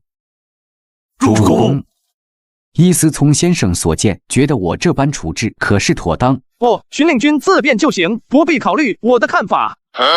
这怎么能行？魏公离都之前可是吩咐过，后方一切事宜都由你我2人负责，岂能不问问你的看法？问个鸡毛啊！你没看到我这正忙着呢吗？大弟，二弟，你不是跟着魏公去了宛城那边吗？怎么这就回来了？大弟，魏公有令，让我请你去南阳郡。可是魏公败了。大弟说的不错，诸葛亮设下埋伏，火烧宛城，并趁机袭击我军，我军最终大败，连魏公也是气得昏死过去。此言一出，堂内的荀彧、陈群、钟胄等人皆是目瞪口呆，谁也想不到曹操亲自出马，带着郭嘉、夏侯渊等文臣武将，竟然还是惨败给刘备。怎么会这样？那个诸葛亮当真有如此鬼神之谋？荀令君，眼下战事紧急，若是孙权知道我离开许都，恐怕会率大军渡江而来。你速传令，让黄忠和张辽前去合肥。到，我现在就去办。诸位，在下就先走一步了。情况紧急，不过1日，虾仁便带着典韦、赵云和甘宁进入南阳郡地界，而此时的曹军已经退守到叶县。司从先生，你可算是到了。子孝将军，你们不是在博望县吗？怎么又退到叶县来了？司从有所不知，诸葛亮先后2把火打败我军10几万，让那刘表看到了希望。于是，在荆州一众士卒的建议下，刘表又派出2万兵马前往宛城，带上原本的兵马在内，刘备这一下子有了5万的大军。无奈之下，吾等才会退守叶县。若是今日先生不到，吾等恐怕要直接退出南阳郡了。什么？形势竟然如此之急？快带我去见魏公！老曹啊，老曹，自陈留起兵算起，我就追随你东征西讨，出生入死这么多年，但你老曹如此打压我，说实话，我心中当然不爽。孤既未能重用思聪，又未能听思聪的劝诫，方才有了今日之大败。希望思聪心中不要怨恨孤。行了行了，说到底咱们还是一家人，我又怎会怨恨自己老丈人？说得好，既然是自家人，那我就明说了。此番将你请来，就是希望你能够力挽狂澜，击败刘备，将局势拯救回来。曹操如今坐拥数州之地，势力强大，但他如今的情况与当初的袁绍极为相似。此番战败，便意味着刘备在告诉世人，曹操并非是强大到不可战胜。若是孤无法快速击退刘备，只怕四面八方的敌人都会扑上来，将孤撕个粉碎。请岳父放心，小婿定当不负重托，将刘备击退。好，我有思聪一人，便可胜过刘备10万雄兵。典韦传我令，即日起，军中大小事务皆由思聪一人负责。Yes, sir。接手军权后，次日一早，待到所有人都到齐后，虾仁在军中点卯，便下达了第一条命令：众将听令，即刻收拾行囊，准备拔营撤退。虾勇侯，此时咱们若是撤退的话，可就等同于把南阳郡拱手让给了刘备。虾勇侯可要想清楚。呵呵，世子莫非是在叫我做事？岂敢岂敢！虾勇侯，魏公的意思是让你击退刘备，可并没有说要退兵啊。仲达所言不错，但如今敌军势大，若想击退他们，必须示敌以弱，先行撤退。只有将拳头收回来，才能更好的击败敌人。就是，如此浅显的道理，仲达你都不明白，难怪这么多年还只能在世子手下当一个军司马。那若是按照虾勇侯所说，万一我军退出叶县后，刘备咄咄逼人，仍不肯放过咱们，莫非还要退回许都不成？呵呵，别说退回许都了，若有必要，退往邺城也不是没有可能。这如何能？住嘴！军中大事我自有分寸，轮不着跳梁小丑在这里指手画脚。虾仁这狗贼实在是欺人太甚。世子也不必动怒，此番他丢掉南阳郡，等到魏公身体好转后，绝对不会饶过他的。臣君所言极是。请世子细想，诸葛亮的2把火过后，我军损兵折将，士气低迷，想要缓过劲来，起码也要10天半月。从战术来看，那虾贼放弃南阳郡，拉长刘备大军的补给线，倒不失为明智之举。但是嘛，从全盘战略而言，此举却是极为不明智。失去南阳郡之后，我军也就没有了战略要地，只要刘备愿意，随时都可以派出兵马进攻许都。到了那时，必定朝堂动荡。话虽如此，但万一他真有法子击退刘备的兵马呢？毕竟那虾贼还是有些手段的。世子不必忧虑，咱们静待便是。大哥，刚才军中议事，你未免有些太不给世子面子了。子龙，你是太老好人了，是他不把虾兄放在眼里在先，虾兄又何必给他面子？老子出身草莽，不知道什么是忠君，在乎的就是一个义字。那曹丕3番5次针对虾兄，若不是虾兄不允，老子恨不得一刀劈了那曹丕与司马老贼。大哥，可他毕竟是世子。子龙放心，本虾自有分寸。以我往日的性格，当然不会当众羞辱他，主要还是因为他的愚蠢，害死咱们数万将士，骂他2句算是轻的了。大帝，大军已经收拾完毕，随时可以撤军。很好，憨批，去传我军令，即刻拔营，退出南阳郡。Yes, sir。大帝，这都准备撤退了，怎么不见大马侯？我另有要事，派他去干了，咱们先行撤军。是虾勇侯派你来的。回禀夫人，在下司国仪，乃是虾勇侯张夏护卫统领。不错，虾仁所谓的另有要事，便是让周仓面见蔡馭。眼下的局面，虾仁若是强行攻打宛城，正面击败刘备和诸葛亮，必定会损失惨重。但正面战场没办法，暗地里却是可以动手脚的。刘备原本的3万兵马，其中有2万都是刘表借给他的，粮草辎重也是由荆州负责，否则就新野一线之地，刘备根本养不起这么多大军。所以只要刘表改变主意，就算刘备跟诸葛亮有通天本领，也不得不退兵。此行的任务，你便是要把这封信亲手交给蔡馭。先生放心，我一定办妥。虾勇侯有书信一封，让我交给夫人，请夫人过目。数年不见，为夫甚为想念。只可惜如今战事吃紧，若是刘备大军继续北上，你我2人相聚之日将会遥遥无期。还望夫人想尽办法劝阻刘表，不要再支持刘备北伐。如此一来，不消多时，你我便能重逢，共饮肉夹馍。想你的家。哦，虾永侯的意思，妾身已经知道了。你先回去吧，记得替我与虾永侯问好。兵父妾，叔父气势如虹，在拿下博望城后，又趁热打铁，继续北上。曹军根本不敢迎战，便仓促撤退叶县，如今已退回豫州的昆阳县。呵呵，如此看来，这刘备与诸葛亮能成功收复南阳郡，倒也算是个人物。是啊，父亲，叔父打算一鼓作气，直接攻到许都，因此特命我回来，请父亲再拨些兵马粮草。那就主公，此事重大，还是要三思的好。这德归将军所言极是，且容魏父考虑一下，你先退下吧。孩儿遵命。哼。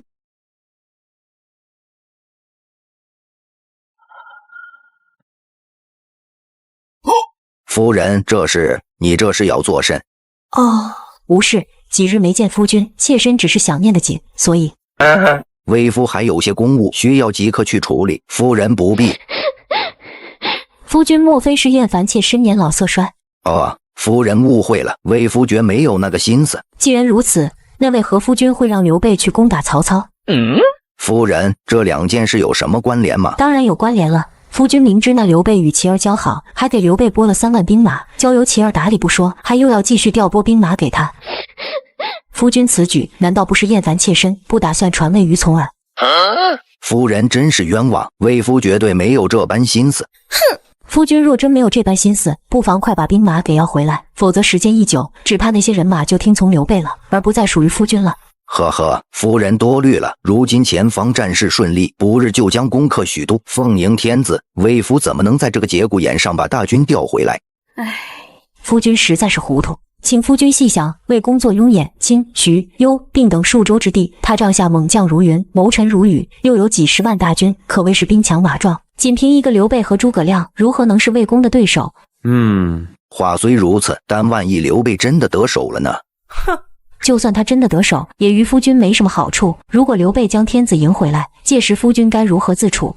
蔡玉的一番灵魂拷问，倒是把刘表给难住了。一旦刘备把天子给迎回来，荆州定然易主。而如今花甲之年的刘表，并没有什么雄心壮志，只想守住这1亩3分地。依妾身看，夫君只需将荆州兵马撤回，接着断了刘备的粮草，他不撤也得撤。如此，以魏公的宽宏大量，定然不会追究夫君的责任。就按夫人的意思去办。夫君果然是明智之至，那妾身。什么？父亲竟要退兵？这不可能！我要去见父亲。公子，这是主公的意思，并且主公已经下令，没他的同意，任何人不得进去。难道公子要违抗主公的命令吗？我不敢。不敢就好。还请公子早日赶到南阳郡，让文聘将军带兵回来。刘琦虽有不愿，但刘表的命令他并不敢违抗。刚离开州幕府，便带上一队骑兵，立刻朝北方狂奔而去。大哥，咱们还在等什么？那曹操明显不是咱们的对手，为何不赶紧出兵？呵呵，翼德将军勿要心急，接连2场恶战，我军虽大获全胜，但也需要休整，再加上补给线变长，贸然进军恐有不妥。军师所言极是，眼下咱们一切准备妥当，只需再等上几日，等到大公子送来粮草，咱们就能出兵豫州了。叔父，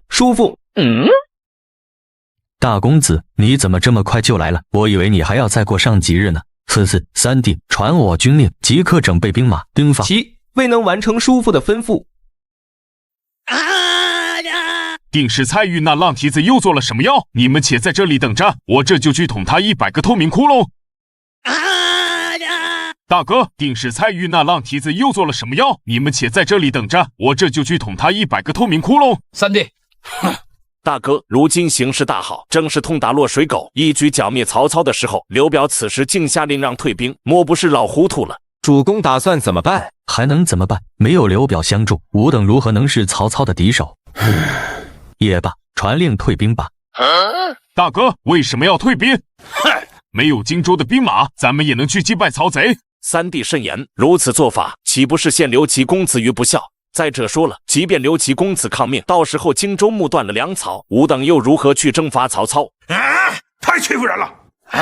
咱们不是还有个孔明吗？赶紧想个办法。这个办法嘛，没有。我能有什么办法？毕竟这说到底，荆州是刘表的，咱们总不能直接去告诉刘表，你夫人与虾人有一腿吧？主公，有道是庆父不死，鲁难未已。经师，此言何解？呵呵，主公莫非忘了当初属下所说的隆中对？咱们之所以退兵，无非就是因为受制于刘表罢了。如果荆州是在咱们的掌控下，只怕咱们早已攻克许都了。孔明的意思是想对景生兄下手？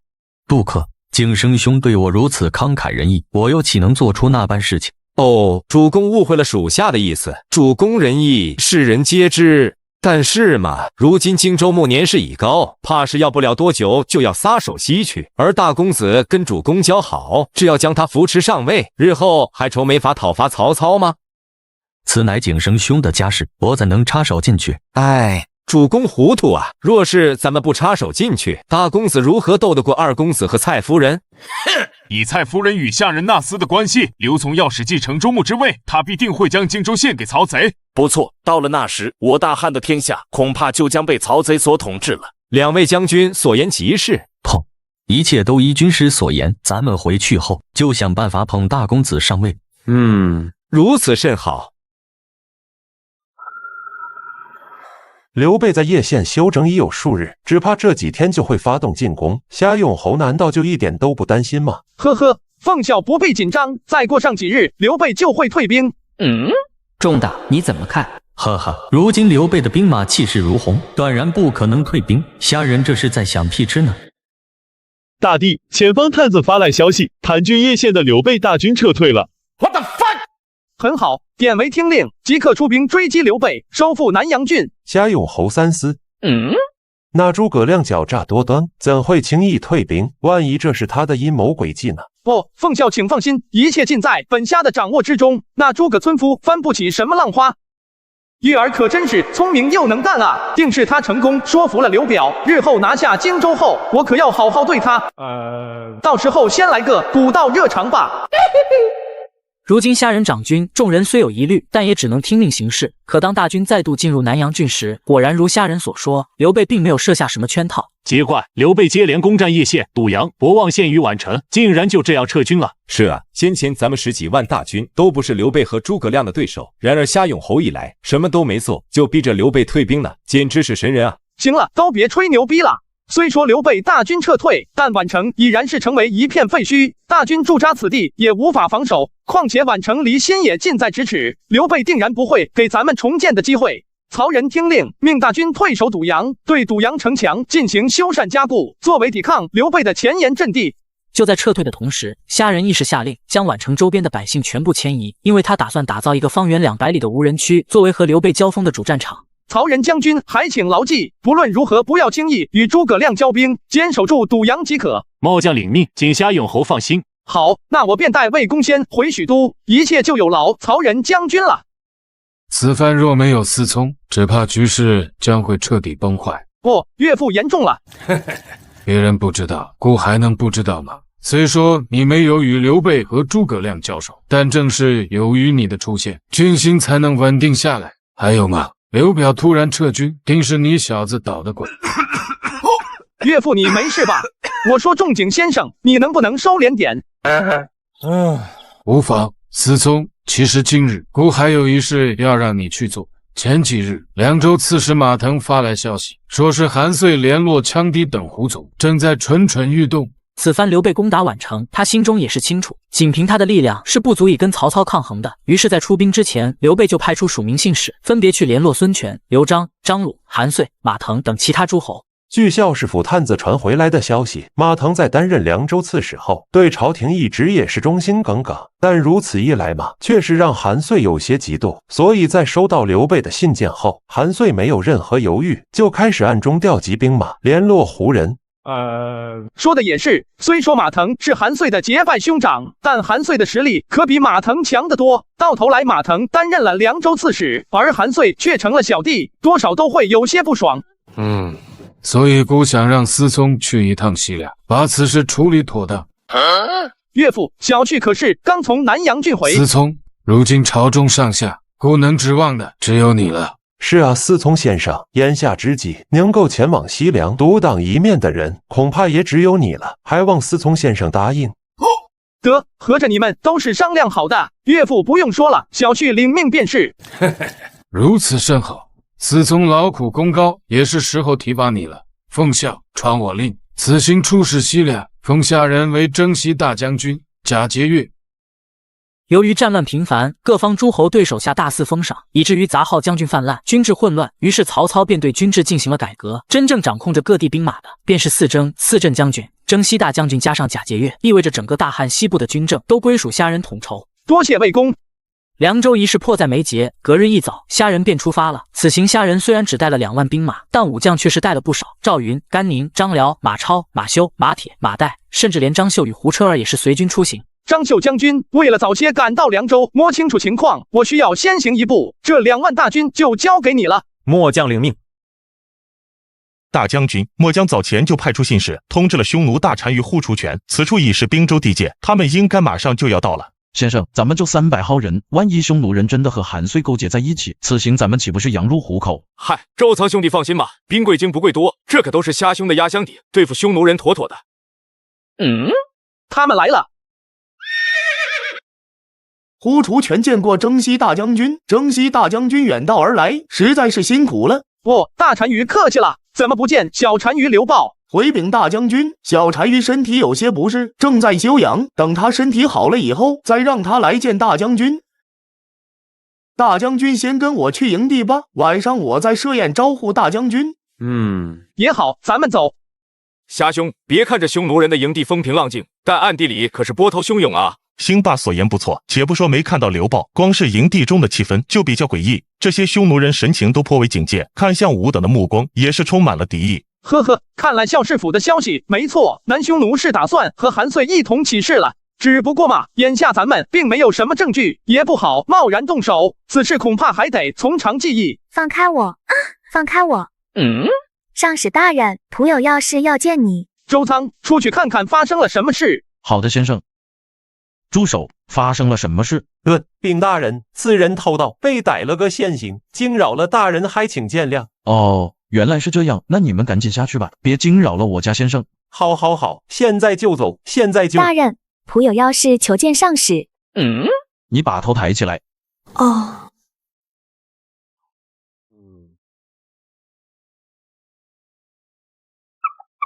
这个人留下，你们滚吧。大人，这是我们匈奴人内部的事。滚！小娘子不要害怕，快跟大哥哥走。你弄疼我了。仆蔡琰参见大将军。什么？你就是蔡邕之女蔡文姬？回虾勇侯，妾身自召姬，并非是文姬。对啊，后世晋朝建立后，为了避司马昭的名号，蔡昭姬这才改名叫蔡文姬。司马老贼这一家子，但凡跟人沾边的事，是一点都不干。没想到夫人竟是蔡中郎之女，不知夫人今日前来，所谓何事？妾身前来便是为了提醒上使，定要小心呼出泉。蔡琰此番前来，便是要告诉虾仁，韩遂与呼出泉密谋造反，意欲对曹操起兵一事。禀虾勇侯，对于呼出泉造反一事，刘豹自然是反对的。只是他根基尚浅，根本无法跟呼出泉抗衡，于是呼出泉便将刘豹软禁起来。仆是知道虾勇侯到来后，才瞅准空子，拼死逃出来的。先生，蔡夫人出身书香门第，却日夜跟蛮夷胡人生活在一起，可谓是受尽了委屈。你看他多可怜啊，咱们帮帮他吧。这么多年来，让夫人受苦了，夫人也莫要再叫我上使了。在下虾仁，字思聪，乃是朝廷的征西大将军。你就是虾思聪？不错，夫人为何这般惊讶？先生的作品集，妾身早已有幸拜读过。先生之才华，就好比皓日当空，怕是无父在世，也无法比及。妾身。What the fuck！ 夫人且放心，此事过后，我定当带你回家。妾身一切都依将军。误会，这尼玛一定是误会，先生绝不是这种人。你说什么？刘豹的女人去见了虾仁，我不是告诉过你要盯住他吗？可是你只说盯住刘豹，没说要把他的女人也盯死啊！一群废物。哼，也罢，既然如此，那也没什么好隐瞒的，不如就先发制人。你们且派人去准备今日晚宴，并要将那虾仁给拿下。随着夜色的降临，呼出全命人准备好暗机与食物。可虾仁一行人入席后，从始至终就没吃过一口。大将军怎么不吃了？莫非是不合胃口？不，匈奴人就是匈奴人，和野人嘛，果然没什么两样，茹毛饮血，顽固不化。呵呵，让大将军见笑了。听说刘豹的王妃蔡蔡什么来的？蔡琰。哦，对，蔡琰，不知他跟大将军说了什么？这个嘛，说的可就太多了。就比如说，大单于把小单于给囚禁起来，并打算与韩遂合谋反叛一事。看来今晚大将军不是真心实意来吃饭的。看来今晚大单于也不是真心实意的请我吃饭。哼，既然大将军一言知道，那本单于也就不瞒你了。你说的不错，我已经打算与韩遂联手反叛，不知大将军怎么看？呵呵，还我怎么看？呼出全，你还真是虎逼啊！当年在河内郡，你们10万大军被我打的抱头鼠窜，现在竟然还敢造反，莫不是嫌自己的命长了？那是之前，今晚只要将你除去，有韩遂起兵相助，再加上荆州的刘表和刘备，江东的孙权，等待曹贼的只有死路一条。不过嘛，本单于也是个惜才之人，若是大将军放弃抵抗，投靠于我匈奴，本单于定当封你为左贤王。哦，是吗？看起来大单于很自信啊！哼，不知死活！来人！怎么回事？人呢？虾兄，敌军已经被全部拿下，请指示。废物，都他妈是废物！大单于，擒贼先擒王，咱们先把虾贼给拿下，曹军必定投鼠忌器。说得对，一起上，活包虾贼！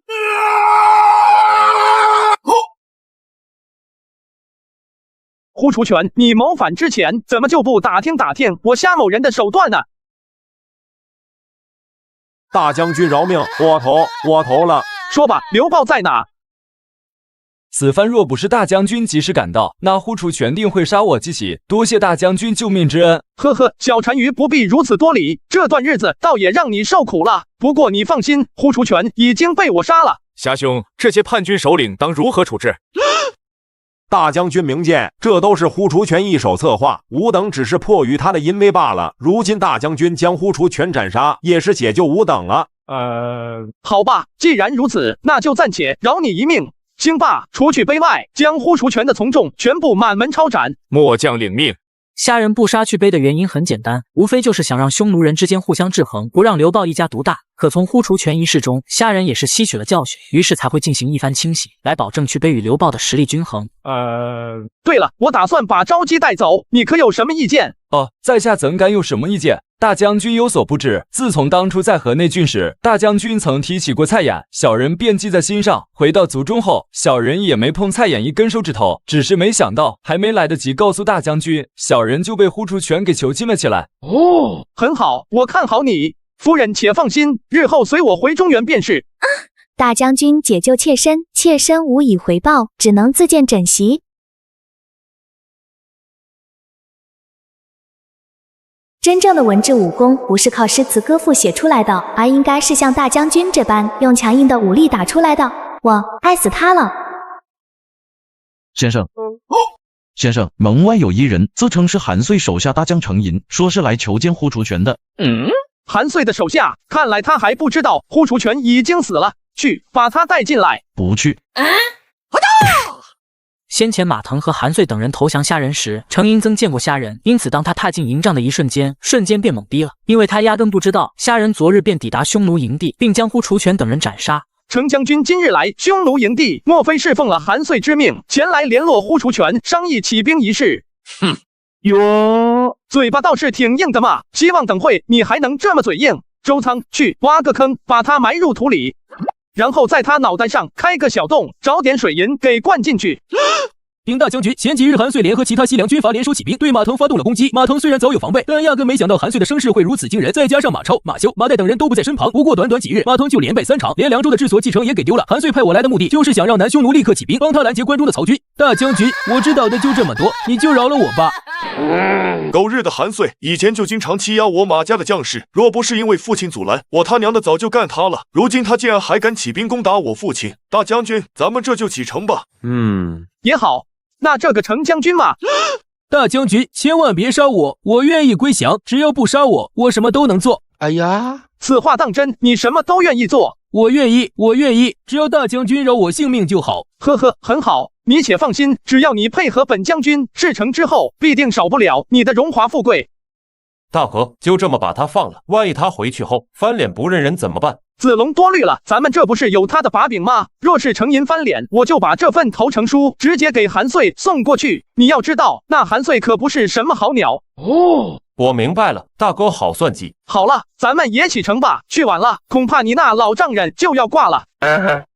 由于马腾不是叛军的对手，所以一路退守到了陇关。而虾仁在解决完南匈奴的威胁后，也是一路风驰电掣朝陇关而来，与马腾会面。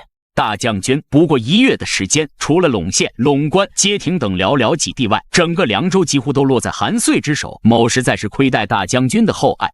刺史不必自责，这都是敌军太过狡猾罢了。还请刺史说说敌军的情况。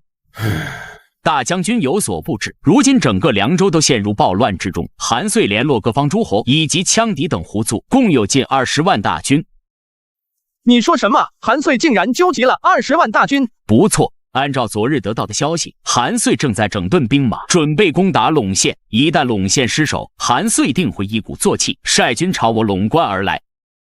按照马腾所说，一旦韩遂拿下陇关，朝廷通往凉州的道路就会断绝，整个凉州也会彻底落入韩遂之手。可眼下老曹刚在宛城大败一场，暂时恐怕无力讨伐凉州啊。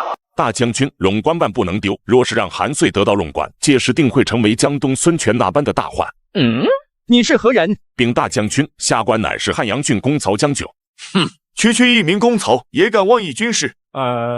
江炯，你莫非是天水郡的江炯？回大将军，正是下官，但早在永平年间，天水郡就改名为汉阳郡了。呵呵，宰相必起于州部，猛将必发于卒伍。孟起，你又怎么知道今天的无名之辈，来日会不会名震天下？老将军，可知天水江伯约？你就是姜维。姜维拜见大将军。真的是他。姜维，我听你父亲说，你有一计可对付叛军，倒不妨说来听听。虾兄一介稚子，怎会有这般见识？莫不是在戏耍吾等？呵呵，古有甘罗拜相，姜维能有如此见识，倒也不是什么惊人之事。姜维，你大胆说。是大将军。根据父亲叙述的军情，姜维认为叛军虽然声势浩大，但却是外强中干。他们虽有20万大军，但是却散落在各个郡县，再加上这些叛军分属各路诸侯与胡人，指挥也是异常混乱。真正能对我军起到威胁的，最多只有10万之众。叛军势大，又连胜数场，必定滋生骄傲轻敌之心。因此小子建议大将军可提前设伏，赶在叛军攻打陇县之前，打他们个措手不及。很好，姜维，我问你，这些都是你自己想的？回禀大将军，的确是小子所想出来的。我汉阳姜氏族中有藏书千卷，小子闲暇之时便喜欢翻阅兵书，日子久了也就略懂些兵马。至于叛军的情况，都是家父告诉我的。不错不错，下官族中的确是有很多藏书，犬子对兵事极为感兴趣，因此我便时不时将天下大事跟他讲上一讲。不愧是天水麒麟儿，这么小便开始翻阅族中的兵法了。这是他娘给李普开门，李普到家了。大哥，我有个不情之请。我想收这位少年作为徒弟，不知大哥意下如何？这如何使得？子龙将军乃大将军的结拜一弟，武艺超凡且身份尊贵，姜维何德何能？不妥，我打算亲自将他收为学生。姜维有如此见识，我当然是要亲自教导才是。你们父子还愣着做甚？还不快拜谢大将军！对，多谢大将军赏识。姜维，快行礼。学生姜维拜见老师。如今战事吃紧，拜师就省了很多繁文缛节。经过一番商议，虾仁最终决定还是采纳姜维的计策，先发制人。这册子可是为师将自身的心得与当时的兵法结合而来，如今就交给你了，你且细细观看，不要马虎。学生久闻老师威名，纵横沙场，未尝一败，请老师放心，学生定当不负老师的厚望。那就好。宾主公、北地、安定、武都等郡县都已清除朝廷官员，来呼应主公。好，如今整个凉州都已掀起反叛的浪潮，等到将马腾赶出凉州，拿下陇关，届时整个凉州便尽在吾等掌握之中。对了，程灵，上次让你去拜访南匈奴，情况如何？回禀主公，呼出权单于说了，愿意举兵响应主公，不过他的军队散落在滨州各地，集结起来需要时间。哼，这个呼出权办起事来如此拖沓，不管他了，我打算今日便启程，前去攻打陇县，诸位以为如何？主公不可。狮子搏兔，亦用全力。如今我大军尚未完全集结，还请主公再等上几日，等其他几位将军带领兵马前来会合后，再去攻打陇关。成功军师，就算大军未能集结完毕，我仍有近10万大军，难道还拿不下一个小小的陇县吗？主公说的不是没有道理。先前马腾有数万大军的时候，不是主公的对手，如今他又一败涂地，只剩下陇县一线之地，又怎是主公的对手？诸位难道忘了吗？曹操可是派了虾仁前来凉州，若是再拖延下去，万一虾仁带着援军到来，这该如何是好？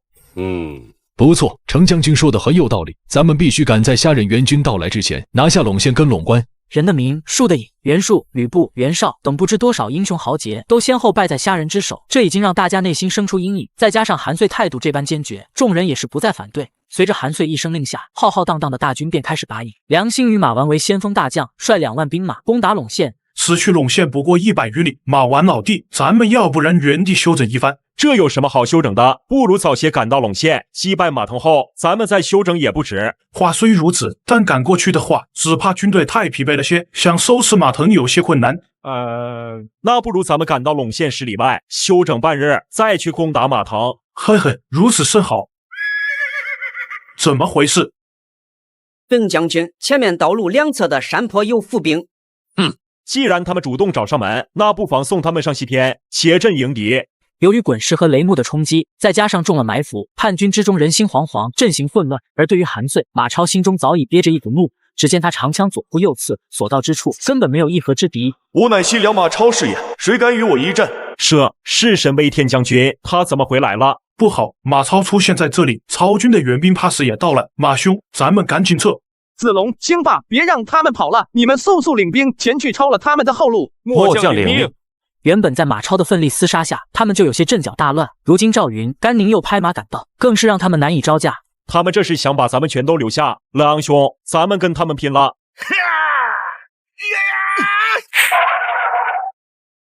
不来不由。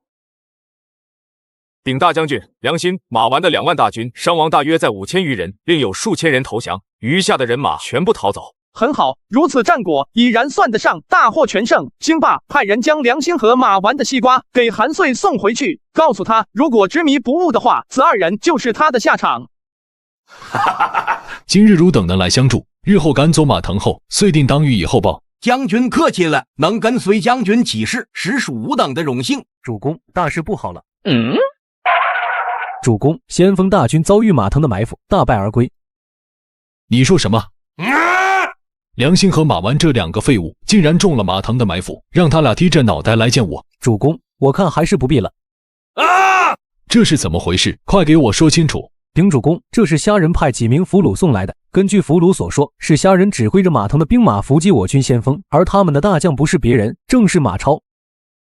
虾仁、韩还有马超。对了，虾仁另外有一句话要转告于主公。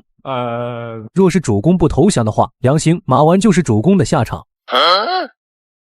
这虾仁不过是抓住我军骄傲大意，胜了一场便如此狂妄。咱们可是有20万大军，难道还能怕了他不成？将军所言极是，要让那虾仁知道咱们的厉害。见韩遂故作冷静，在场众人也是点头附和。可实际上大家都打起了心中的小算盘，更有甚者，已经暗暗盘算起要不要暗中派人去向虾仁示好。那依诸位看，咱们该如何应对虾仁？主公，属下倒是有一言，按照被送回来的俘虏所言，伏击他们的敌人都是马腾的军队，并没有看到有其他的军队。如此看来的话，想必是虾仁得到咱们起事的消息，火速赶了过来。他的军队应该是还在后方，尚未抵达凉州。既然如此，主公倒不如纠结大军，直接一举压过去。这能行吗？事在人为，若是等到虾仁后续的兵马到来，咱们想要击败他，那可就没那么容易了。是这么个道理。若是现在击败不了虾仁，等后续的曹军到来，那就更不可能了。更何况咱们现在手中有12万大军，正面交锋，那虾仁绝不是咱们的对手。韩遂联军足足有12万兵力，2倍于我方。大将军力敌属实不明智，要不咱们还是撤退吧。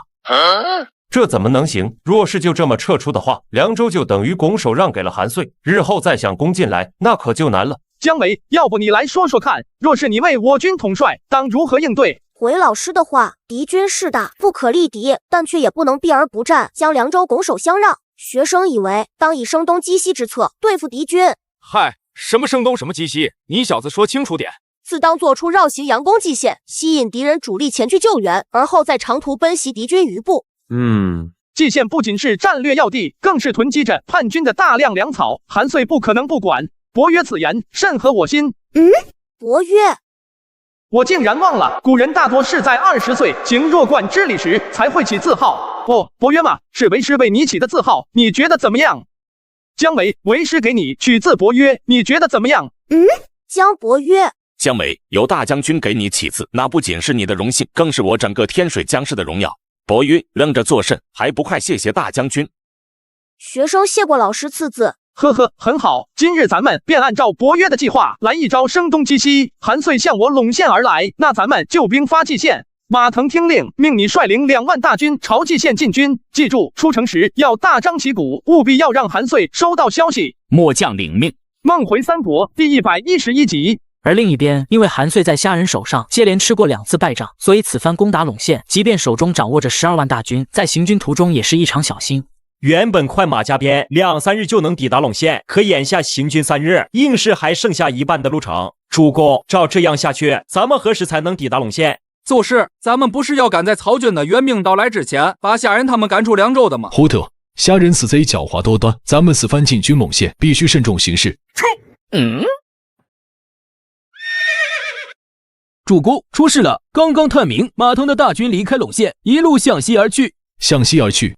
奇怪，他们为何弃守陇县？不好，他们是要进攻蓟县。主公，蓟县可是咱们的粮草转运之地，里面囤积着大量的粮草，此地一旦被虾贼攻占，那咱们就将断了粮草。虾仁死贼，当年在河内郡时，他就是攻下了蓟县，将联军的粮草给焚烧殆尽，最终导致联军大败。没想到这个混账，今日又要玩相同的把戏。主公，不管虾仁安的什么心，蓟县咱们是必须要救的，总不能眼睁睁看着他把蓟县拿下吧？没错，程将军说的极是，若是丢了蓟县，我军形势危矣。来人，即刻点齐精兵良将，随我一同支援蓟县。主公英明。韩遂的12万大军，其中大约有3、4万骑兵，为了能够及时回援蓟县，他将部族留下，只是带着轻骑朝蓟县狂奔而去。骑兵大将军韩遂率领约4万骑兵朝我军方向赶来。他娘，终于来了！夏兄，你就下令吧。诸将听令，粮草辎重全部丢下，轻装上路，直接绕过韩遂的骑兵，拔了他的部族营地。末将领命。连夜奔袭，终于在天亮之前，虾仁一行人抵达了叛军的营地。此时正值寅时，天地间一片黑暗，也是人们最为困乏的时候。呵呵，哨兵如此松懈，恐怕这些叛军是以为咱们都攻打蓟县去了，因此营中才没有什么防备。这可真是天赐良机，行动！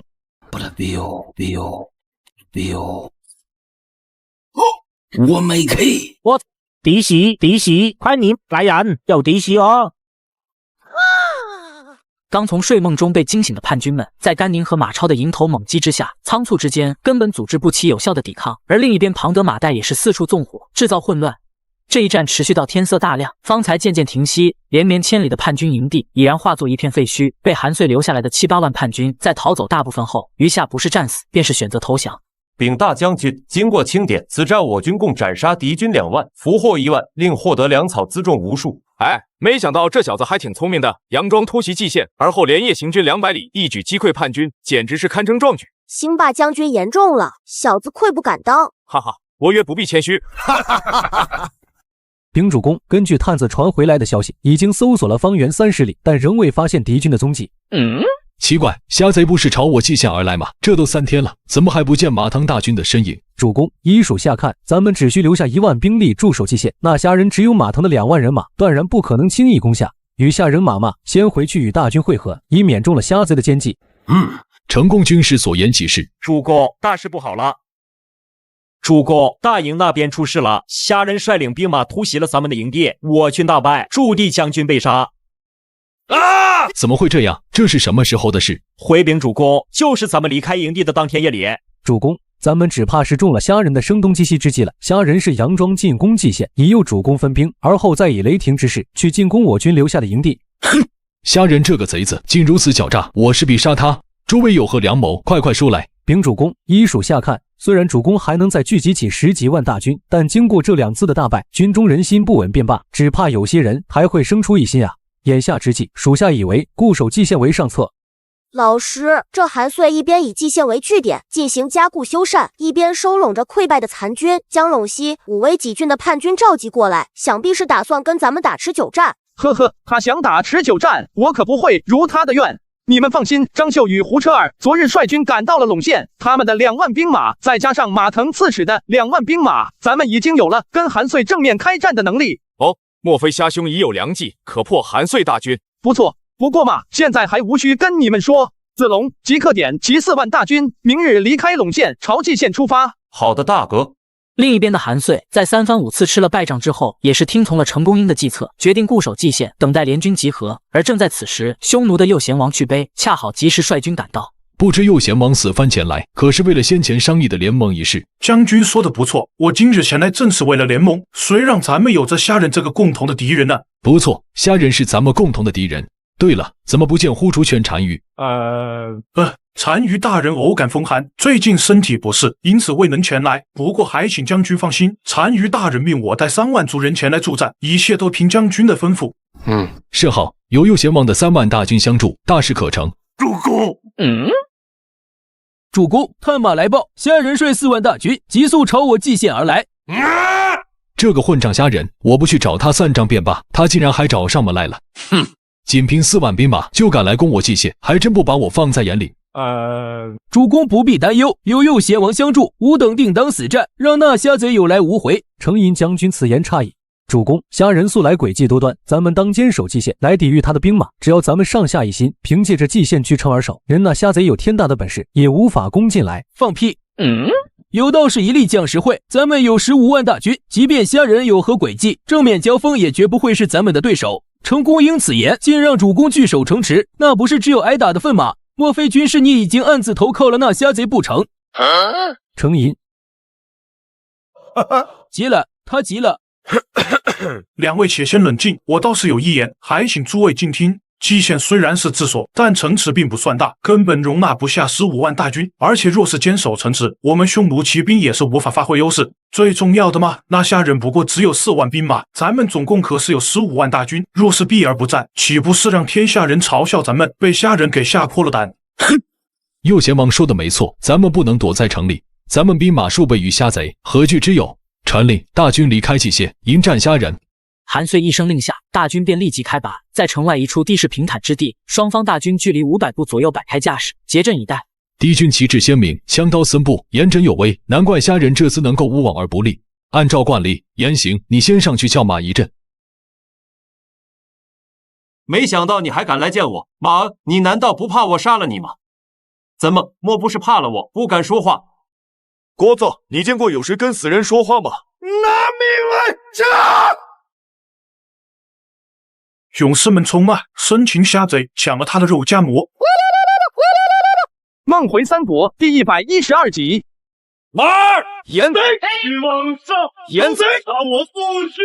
严贼！奸贼！恶贼！逆贼！万世当上其辱，万世当其辱肉，万世当其辱皮！你只会逞口舌之力，敢与我决斗吗？拿命来战！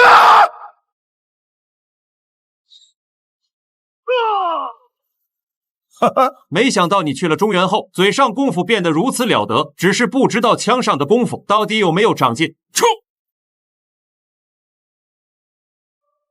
友人の剣をくれ！几年不见，这厮的武艺竟然如此出神入化，若是再继续打下去，只怕我要死在马超之手。主公，末将无能，不是马超的对手。主公，虾人手下猛将如雨，继续派人应战，实属不明智，不如直接正面开战便是。军师说的不错，严将军不必自责。传令，准备出动大军。孟起将军果然威武，普天之下怕是没几个是孟起对手的。那是，若不是那小子跑得快，我定捅他10000个透明窟窿。行了，别吹牛逼了，韩遂打过来了。诸将听令，立刻回到各自位置，准备迎战敌军。末将领命。撤！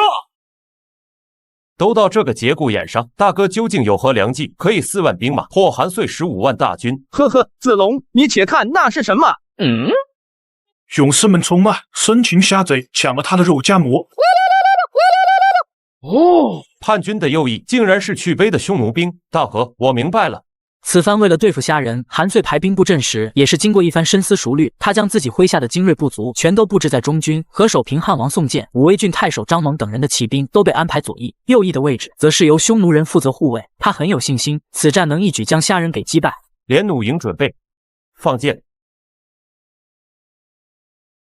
哼，雕虫小技，勇士们加速冲锋，冲破敌军大阵。韩遂和虾人交手数次，对于虾人的连弩营，他早有安排。可正当双方士卒都蓄势待发，准备展开生死大战时，叛军的右翼却是传来一阵骚动。什么情况？主公，匈奴人叛变了。你在胡说什么？主公，千真万确，匈奴人的骑兵刚刚调转方向，开始冲击我部右翼。候选此言不亚于晴天霹雳。韩遂正率领着士卒全力对付曹军，压根不会想到身旁的友军会突然翻脸。大将军说了，击败叛军，西凉肉夹馍享之不尽。勇士们冲啊！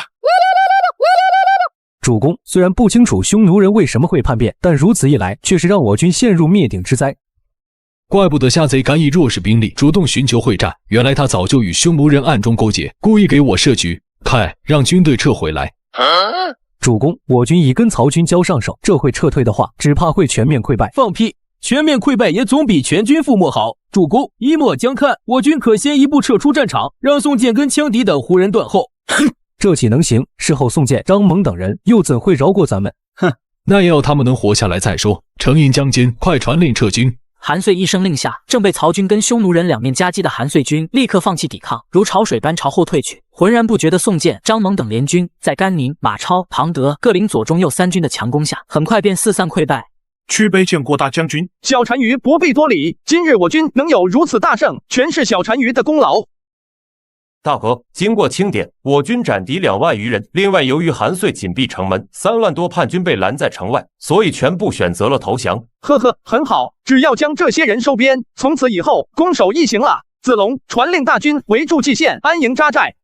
如今韩遂已是瓮中之鳖，只要将他灭掉，凉州之乱便可平息。大将军为何迟迟不肯下令攻城呢？是啊，虾兄，我军接连大胜，将士们气势如虹，正是借此机会，一鼓作下拿下蓟县，将韩遂彻底消灭的大好机会。可虾兄你却围而不攻，这着实让人有些不解。呵呵，我军虽然兵力占优，但大部分都是降卒，战力孱弱不说，更是难以保持忠诚。若战事不顺，怕是会有变动。况且嘛，韩遂虽败了几仗，手里仍有数万兵马，蓟县又被他多次修缮加固，贸然强攻，恐怕会徒增伤亡。不过你们放心，我已经有了破城之法，3、5日之内定当擒获韩遂。既然大哥说有办法，那就绝对能拿下蓟县。咱们只要回去好好歇着，静候消息便是。20万联军竟被打成眼下这般模样，都怪去卑纳斯，别让我抓住，否则我定要食其肉，亲其皮。主公，眼下那虾贼把蓟县围得水泄不通，可却迟迟不肯攻城。依属下看，他定是在谋划着什么阴谋，咱们要谨慎些才好。军师所言有理。主公，属下有一事，不知当讲不当讲。哪来那么多屁话，直说便是。禀主公，这几日属下发现宋建跟阿贵与羌底胡人首领来往频繁，属下猜测会不会是先前咱们不告而逃，导致其他联军损失惨重，所以他们打算联络胡人反水。混账，竟敢背叛我！哼！程令，你速去集结兵马，去杀了宋建纳斯。主公莫要冲动。宋建虽然跟胡人有来往，但却不一定真的打算背叛主公。万一是咱们误会了，那岂不是便宜了曹军？成功军师说的有些道理。那依军师所见，此事当如何处置？禀主公，禀主公。防人之心不可无，万一宋建等人真的是打算对主公不轨呢？依属下看，当派一队人马驻扎在宋建、阿贵等人的附近，以此来监视他们。若是他们有什么不轨之举，主公也好有所应对。行啊，此计甚合吾意。程令，没想到你现在这么聪明了。既然是程宁将军提出来的，那此事就交由你来办。请主公放心，属下定不会让主公失望的。此时，不论是韩遂还是程公英，对于程银的提议都没放在心上。而另一边的营帐内，宋建正与一众凉州首领以及羌氐胡人的首领共同倡议。韩遂这厮可真不是东西，若不是有吾等相助，他岂能起事？没想到他竟如此小人。何首平汉王所言极是，这厮实在是无耻。若不是他，张太守又怎会战死？不错，吾等大力相助韩遂，却不想这厮恩将仇报，在战场上将咱们卖了个干净。哼！王上，韩遂手下大将程银求见。眼下咱们跟韩遂是同水火，最近都没什么来往。今日程银怎会突然登门拜访？让他进来吧。见过何首平汉王，诸位首领。行了，废话少说，韩遂派你来作甚？平汉王误会了，并非是我家主公派末将前来，而是末将有事要面见平汉王。末将今日前来，是为了救平汉王跟诸位首领的命。你这话什么意思？回平汉王，实不相瞒，我家主公已经打算向虾人投诚，他打算今天夜里动手擒获诸位，好献给虾贼。平汉王若不相信的话，可派人去检查一下营地周围，看看你们是否已被我家主公的兵马包围。宋建闻言，立刻招手叫来几名随从，吩咐他们去检查。没过多久，他们便折服回来，神情满是紧张。王上，他说的没错，咱们周围多了一队兵马，瞧他们的装扮，确实是韩遂的人。先前韩遂在战场上出卖咱们便罢，眼下更是为了投降虾人，打算把他们当作投名状，这厮当真是可恶。平汉王且勿动怒，实不相瞒，韩遂正是命末将负责此事。只是末将于心不忍，特地前来相告，望平汉王早做打算。陈将军的好意，本王心领了，日后若有机会，定当厚报。你们可有什么对策？韩遂这厮如此不地道，咱们也没必要等死，不如反了他。我看行，咱们完全可以抢先动手，把他抓起来，献给虾人。那倒没有必要，咱们抓住他以后，完全可以掌控军队，继续死守。诸位大人听我一言，依末将看，不管是投靠虾人，还是死守城池，咱们要做的是先动手，其他的等抓住韩遂后再商议也不迟。很好，陈营将军所言甚是，那咱们就抢先动手。陈营将军，还请你先撤掉士卒，让吾等兵马汇至一处，然后猛攻韩遂的住处，争取赶在韩遂反应过来前，先将韩遂给控制住。你看如何？平汉王放心，那末将就先行一步，祝诸位今晚战事胜利。主公，大事不好了！发生了何事？陈营将军为何如此慌张？禀主公，末将奉主公之命去监视宋建，没想到他却突然动起手来，末将不敌，只能先撤回来禀报主公。禀主公，近几日平汉王与羌氐胡人来往频繁，属下建议派一队人马监视他们，若是他们有什么不轨之举，咱们也好及时应对。程银将军所言有理，命你即刻去办。程银见过平汉王，实不相瞒，我家主公已经打算向虾人投诚，他打算今天夜里动手擒获诸位，好献给虾贼，望平汉王早做打算。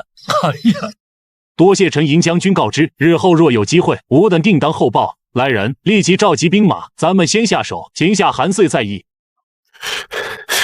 主公，大事不好了！末将奉主公之命去监视宋建，没想到他却突然动起手来，末将不敌，只能先撤回来禀报主公。宋建这个混账，竟敢真的临阵反水，我必要杀他！主公且先冷静，当务之急是赶紧将他们制住。那虾贼还在城外虎视眈眈，万一他们趁咱们阵脚大乱支持攻城，那就麻烦了。程公军师说的对。程立，你速去找候选、程毅，让他们速整军平反。末将领命。溜了。梦回三国第113集。候选、程毅两位将军听令，宋建联络羌氐胡人刚刚发动了叛乱，主公眼下陷入危机，特命两位将军领兵平反。见到韩遂的符节，候选跟程毅也没多想，便赶忙领命整军朝韩遂的住处赶去。可程银却没有跟着他俩一同前去，而是等到他们走后，又朝城门处急匆匆地赶了过去。站住！鬼鬼祟祟的，你是什么人啊？瞎了你的狗眼，连城将军都没认出来，小子，以后照着放亮点，别把路给走窄了。程将军，今夜负责城墙守卫的是张衡将军，您且稍待，小的这就去通知。程将军，这么晚了，你怎么过来了？哎呀，张将军有所不知，城中出大事了，宋建跟一众胡人在造反。什么？程将军所言当真？糟糕，候选和程毅此刻恐怕已经与胡人交上手了。主公如今形势危急，特命你前去救援。好，我即刻前去。我若是走了，城门怎么办？此地交给我，你速去领兵营救主公便是。行，那就劳烦程银将军了。来人，跟我走。有韩遂的符节摆在面前，张衡也没多想，带领一队兵马便匆匆离开城门。目送张衡一行人消失黑夜中，程银这才彻底放下心来。这不稳的一批。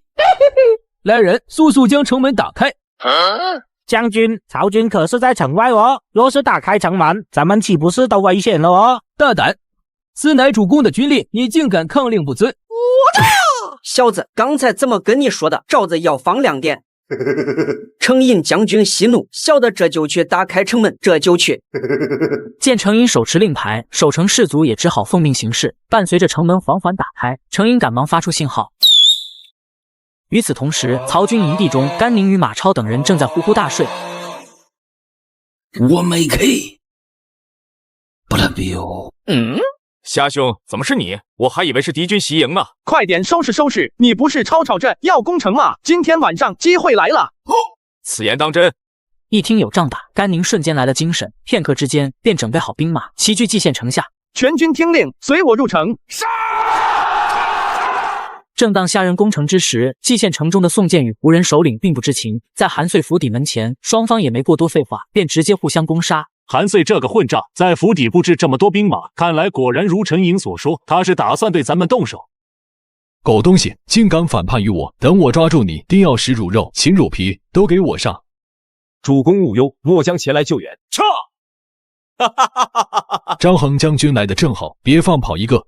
由于韩遂的出卖，宋建等人在先前与曹军会战时，兵马损失惨重，所以在张衡的加入后，他们很快便落入下风，退守至营地。主公，叛军此刻龟缩在营地之中，咱们不如一火攻之，把他们全部焚灭于此。好，来人，按张衡将军说的去办。发生了何事？主公，大事不好了，曹军攻入城来了哦！怎么可能？曹军是怎么攻进来的？张衡，我不是让你守城门吗？你怎么会在这里的？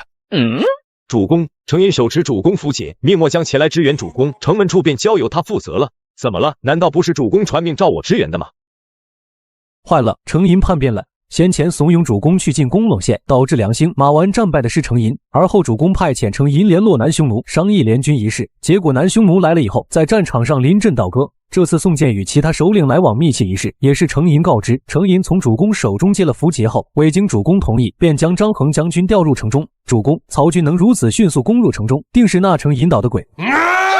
程理，我必杀你！主公且先勿动怒，咱们还有翻盘的机会。军师有何良谋？快快道来！禀主公，咱们可以派人联络宋建，将此事跟他说个明白。咱们双方联起手来，只要将曹军赶出城去，如此一来，危机可减。好，就按照军师说的办，速速派人去宋建的营地。平汉王，眼下咱们已经被韩遂给团团围住，要不咱们还是投降吧？哼，你疯了！韩遂狼子野心，多次发动兵变，先前将边章3人全部杀死，10余万羌敌大军皆是落入他之手。如今他更是为了权势，与曾经的结义兄弟马腾翻脸，足以证明他是忘恩负义之人。若是咱们此时束手就擒，以韩遂的性格，绝不会放了我等。那你们说该如何是好？禀皇上，韩遂手下大将张衡说是有事要见皇上。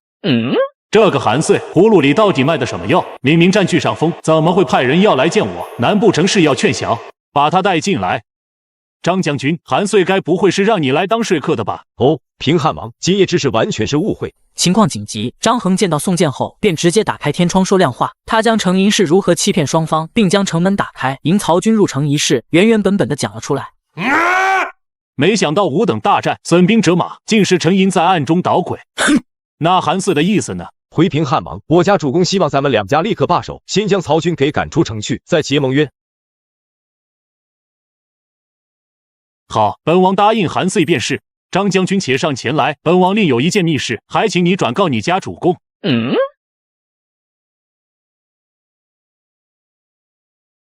平汉王，你这是什么意思？是啊，难道你不打算跟韩遂联手对付曹军了？哼！咱们今夜杀了韩遂那么多人，已经与韩遂彻底闹翻。就算把曹军赶出去，以他的性格，你觉得会放过咱们吗？依我看，倒不如直接跟他翻脸，投靠大汉朝廷去。虾贼马上就要攻过来了，这个张衡怎么还没出来？宋建老匹夫，真是一点脑子都没有。管不了那么多了。今日此处交由你负责，我去挡住虾贼。另一边，凭借着赵云、甘宁、马超、庞德、张绣等大将各自领着兵马对韩遂所部进行猛烈的攻击，不过眨眼的功夫就占领了大半个蓟县。李咖，眼下战况如何？回禀主公，我军伤亡过半，陈将军被杀，如今只剩下末将与候选将军2人还在抵抗。主公，曹军又攻上来了。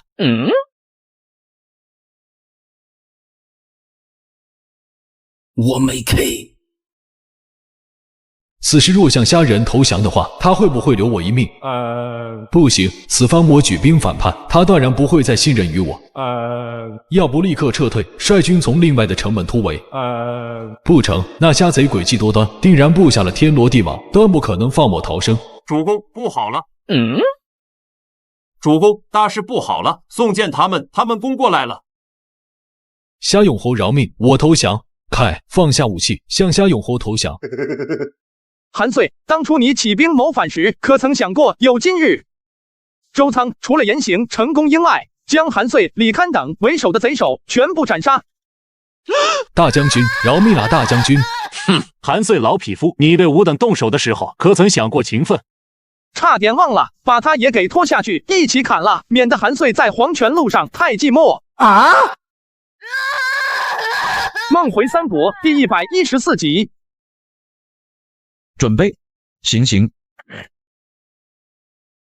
韩遂罪大恶极，留他不得，但你们2人却不一样。本将军知道，羌敌此番叛乱，不仅仅是因为韩遂胁迫，更是因为被欺压的过不下去了。大将军明鉴，我们确实是过不下去了。由于武帝时期，羌敌等族多次随匈奴人骚扰大汉边境，因此朝廷对他们的手段极为强硬，不是武力镇压，就是强迫迁移，来分化他们的力量。再加上当时信奉非我族类，其心必异，凉州的豪强对羌人、氐人的歧视欺压，可谓是相当厉害。本将军来凉州只办3件事，公平，还他娘的是公平！本将军可以宽恕这次的羌敌叛乱，也可以向你们保证，从今往后，不管是羌敌胡人，亦或是汉民，朝廷将会一视同仁。既是大将军所言，吾等自然相信。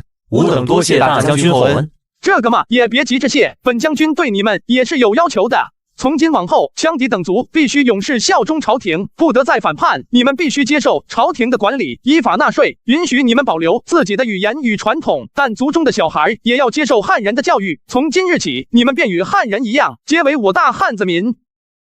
说起来，虾人前往凉州已有一段时间，最近可有战报传回？回禀魏公，最近一次关于大将军的消息，便是他抵达陇关。如此说来，已有半月了吧？也不知道凉州的战事究竟如何了。主公不必如此忧虑。虽说韩遂此番纠集了20万大军，但以虾永侯的才能，应对起来想必不难。奉孝说的不错，孤并不担心虾人的能力，孤只是担心虾人能不能在短时间内平叛。一旦凉州叛乱旷日持久，好不容易才稳定下来的朝廷局势，就会再度动荡不安。虾人只有2万兵马，就算再加上马腾的2万人，也不过才4万兵马。想要在短时间内解决韩遂的20万大军，谈何容易啊！你们说，孤给他的兵马是不是少了些？魏公不必担忧，虾永侯英明神武，有勇有谋，区凉州叛乱，定当手到擒来。眼下魏公应该保重身体才是。希望如此吧。主公，我大帝于凉州发来战报，禀报魏公，征西大将军与叛军激战数场，皆是取得大胜，最终在蓟县城中击败叛军主力。此次叛乱之首的韩遂、宋建等人被斩杀，羌敌首领阿贵、杨千万等从犯皆是再度向我大汉臣服，凉州也是再度回归朝廷管辖。好，自从行军打仗，当真是天马行空，让人无迹可寻啊！看来今夜魏公能睡个好觉了。这么晚了，子皇还有什么事吗？父亲，孩儿有几句话，不知当讲不当讲。简要紧的说。孩儿敢问父亲，此番虾思聪立下如此战功，父亲难道就没有一丁点担忧吗？放肆！你这是什么话？思聪可是你姐夫，我有什么好担忧的？父亲，虾思聪说到底也是外人，难道父亲不愿为孩儿考虑吗？事实上，在知道虾仁大胜之后，曹操内心是喜忧参半的。此战过后，韩遂等人全部被铲除，凉州算是真正回归朝廷，但烦忧却也是随之而来，因为虾仁立下的功劳实在是太大了，甚至连曹操自己都被压了过去。子聪断不会背叛于我，只是日后子桓继位，难保他会心生反意啊。可若想一统天下，我能指望的也唯有虾仁一人。孩儿其实懂父亲的想法，如今四方未定，咱们曹家要想一统天下，必须要仰仗虾仁的才能，倒不如放手让他去做。若是完全放手，难道你不怕他？当然怕，所以父亲要做好万足准备，要小心谨慎，防止他拥兵自重。除此之外，咱们也要对他厚赏，彰显咱们曹家对他的恩宠。呵呵，他不是素来喜好美色吗？咱们就从这一点下手。不如将献妹、洁妹、华妹他们三人一并嫁给虾仁，日后他若真敢有什么异动，天下人都将会唾骂他。看来你这段时间还是有长进的。此事为父心中已有数，你休要再提，退下吧。仲大，可多亏了你，父亲刚才称赞了我一番。恭喜世子，贺喜世子。你说的不错，我曹家确实离不开虾仁。在继承大位之前，我不仅不会对虾仁有任何不利，甚至还会优待重赏虾仁。不过等到天下大定后嘛，届时我必然会让虾仁知道什么叫残饮。另一边，在平定凉州后，虾仁也没多做久留，与马腾交代一番后，也准备好班师回许都。大将军庞德骁勇善战，勇冠三军，一直让他跟在我身边，倒是委屈他了。大将军若不嫌弃他，让他追随于你吧。刺史，这怎么能行？末将又岂是那种贪图荣华富贵之人？令明。如今吾等已然投靠朝廷，你继续留在我身边也没什么好的前途。可若是在大将军帐下，那可就不一样了。届时凭你的勇武，封侯拜将也不是没有可能啊。还请大将军答应我这个请求。马刺史，请放心，我定然不会亏待灵明将军的。末将多谢刺史大恩，从今往后，大将军但凡有令，末将赴汤蹈火，在所不辞。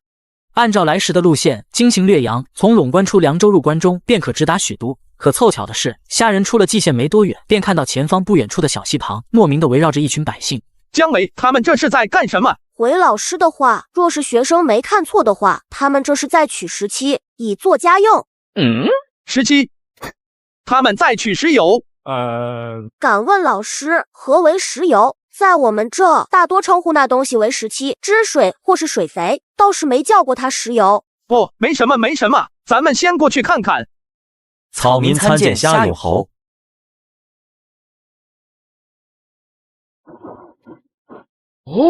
果然是石油。周仓，你即刻派人回蓟县，将马腾叫来，就说我有要事找他。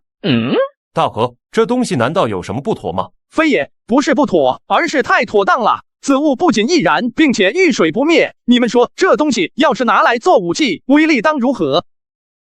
周仓，你去告诉马腾，让他在凉州境内遍寻石油，进行开采，务必要将此事办好。好的，先生。叮嘱一番后，虾仁也是再次踏上行程。这一次再无什么波澜。数日后，一行人终于抵达了许都城，只是在城门处等候接待他们的，却并不是曹操，而是曹操之子曹植。先生有所不知，西先生他去了。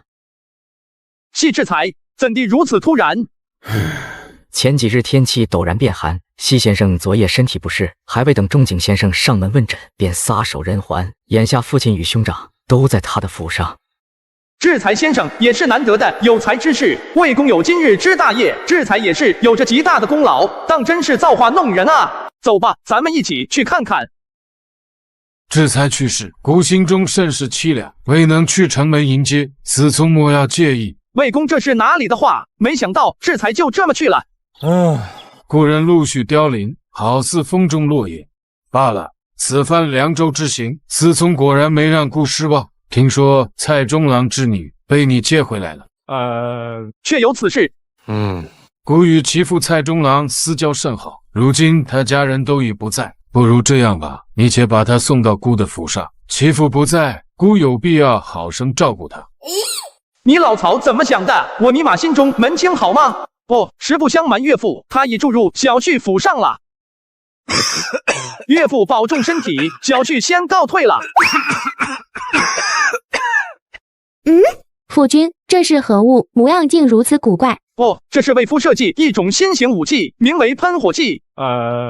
应该叫猛火油柜。此物以熟铜为柜，下有4角，上面有4个卷筒，称之为火楼。以人力拉动这个活塞装置，猛火油就会经过火楼喷射而出，遇热即燃，形若火龙。不论是用于守城还是水战，烧伤敌军或焚毁战具，皆是效果极佳，威力巨大。早在南北朝时期，石油就被用于战争中，但当时大多是将石油作为纵火材料使用。直到宋代将火药用于军事后，当时的工匠发明了世界上最早的能连续喷火的猛火油柜，它的构造以及原理与现代喷火枪极为相似。哦，对了，这就是石油，此物易燃，并且遇水不灭，以此为燃料，杀伤力极强。怎么样，月英能制造出来吗？若如夫君所说，应该是可以，请夫君放心，7日之内妾身拿出成品。哦，那就多谢夫人了。来，和为夫去吃点东西。这还没到用膳时辰，夫君要带妾身去吃什么？肉夹馍。在结束凉州战事后，虾仁也是悠闲地待在府上，陪着一众家人以及与张仲景探知曹昂的病情。不错不错，恢复得很好。夏永侯不必忧心，以目前情况来看，无需多久就能醒过来了。哦，那就有劳仲景先生费心了。哈哈，夏永侯言重了，此乃老夫分内之事。老师，这就是子修公子吗？不错，他可是你的师兄，聪明才智不在你之下。若是他能醒来，想必能和你成为很好的知己。大帝，大帝，嫂夫人让我来告诉你，说是猛火油柜已经打造出来了，让你有空去工坊一趟。这可真是双喜临门。憨批，叫上兴爸和你三哥，咱们一起去看看。这玩意虽然模样古怪了点，它真有虾兄你说的那么厉害吗？你还别不信，有了这玩意，不论敌军有多少人马，又或是如何骁勇，也登不上城头一步。不信。呵呵，你既然不信，那今日本虾就让你开开眼界。憨批，马上去准备一些稻草人。Yes sir。按照虾人的吩咐，没过多久，典韦便命工匠将猛火油柜带到演武场，并准备好10几个用稻草制成的假人。遥遥领先，遥遥领先，遥遥领先，遥遥领先！我们继续领先，领先同行超过50%，遥遥领先于同行，遥遥领先于同行，遥遥领先于同行，优势不是一点点，而是领先很多，各方面都遥遥领先，遥遥领先，还是明显的领先。我们业绩领先，遥遥领先于同行，遥遥领先，遥遥领。大帝，那我就开始了。典韦刚拉开活塞装置，一条炙热的火龙从猛火油柜喷出，距离猛火油柜20步远的假人却直接被火龙所吞噬。这可是有着20多步，竟还有如此杀伤力，虾兄倒是我眼界小了。呵呵，我看不仅如此，此物集中敌军，并不会直接死去。若是敌军见到自己的同伴如此发出惨叫哀嚎，定会丧失胆气，无力再战。这东西若是拿来守城，最为合适不过了。子龙将军所言甚是，不过末将有个疑问，敢问虾永侯，此物能否装置在战船之上，用以水战？对呀，虾兄，此物若是能用以水战，那末将与我那800个结拜兄弟将所向披靡，日后与那江东小儿作战时，对着孙权的战船来上这么一下，想想就掉的一。诸位叔叔、将军，猛火油柜的工艺仍需要精进，不过这倒没什么。眼下最大的问题是，猛火油柜通体都是以铜制造而成，切身估算了一下，一堆猛火油柜所需要消耗的铜料，差不多是等值10几万的铜钱。哦，夫人且放心，你尽力而为便是，这个工匠方就交给你了，能造多少造多少，铜的事情为夫来处理。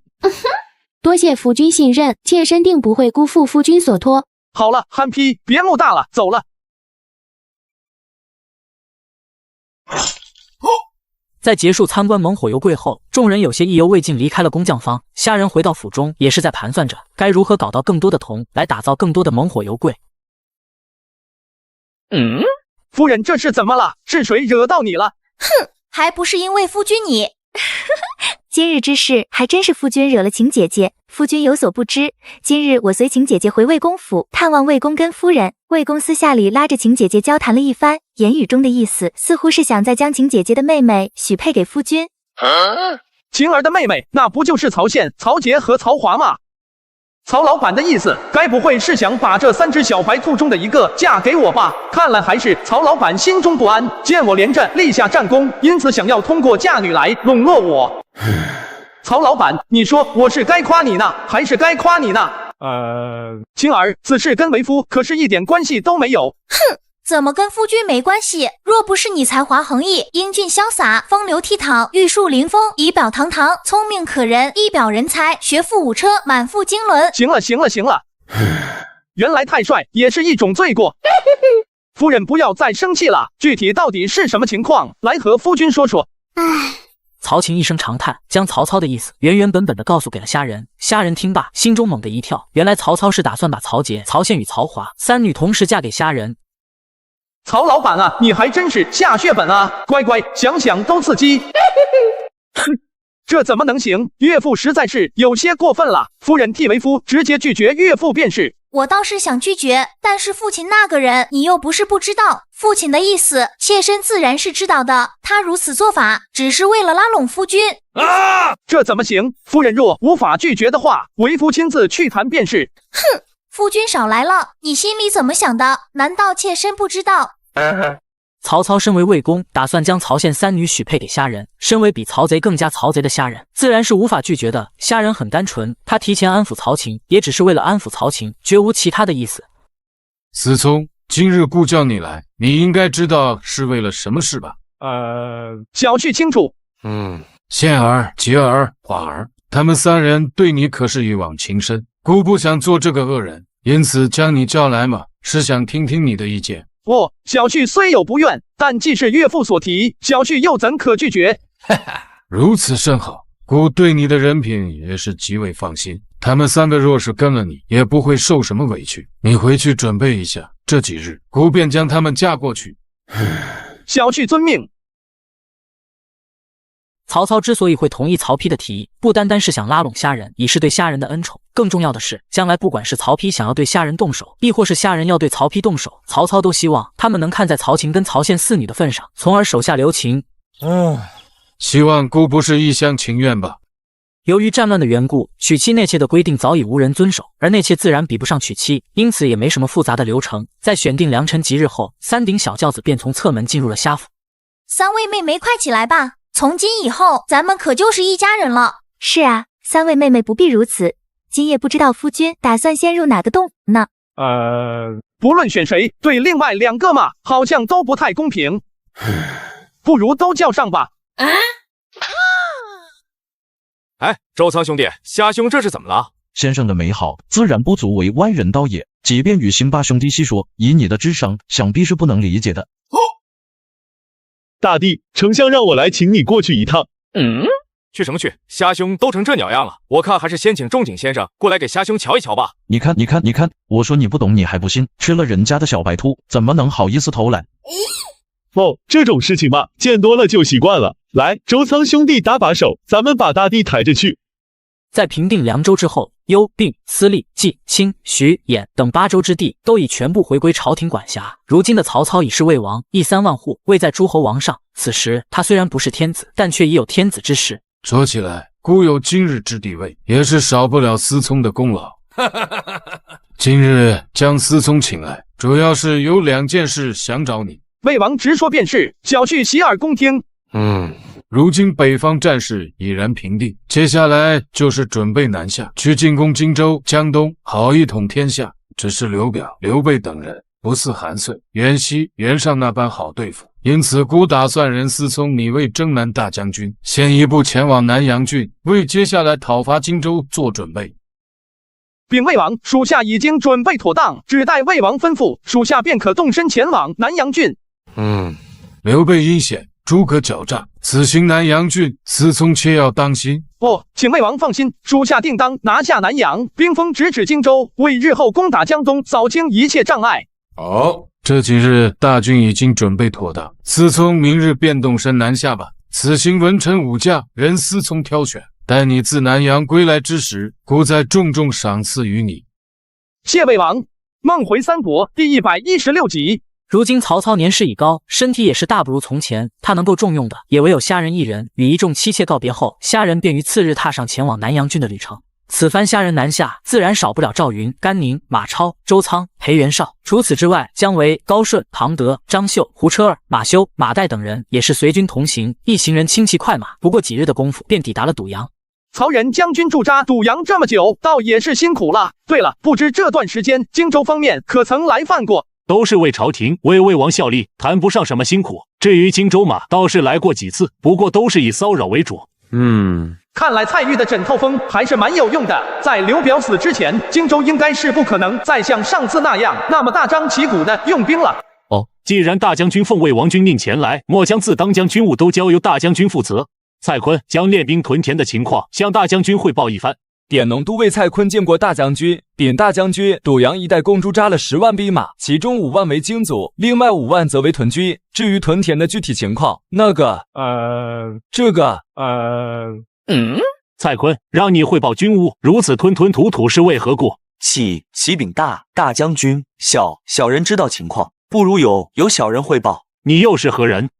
回禀将军，他原本是屯田民，但下官看他从小读书，有几分才学，因此就让他担任一员小吏。大将军和子孝将军有所不知，别看这少年有些口吃，但实则能力极强。下官将屯田交给他负责后，他打理得井井有条，因此下官才有些懈怠。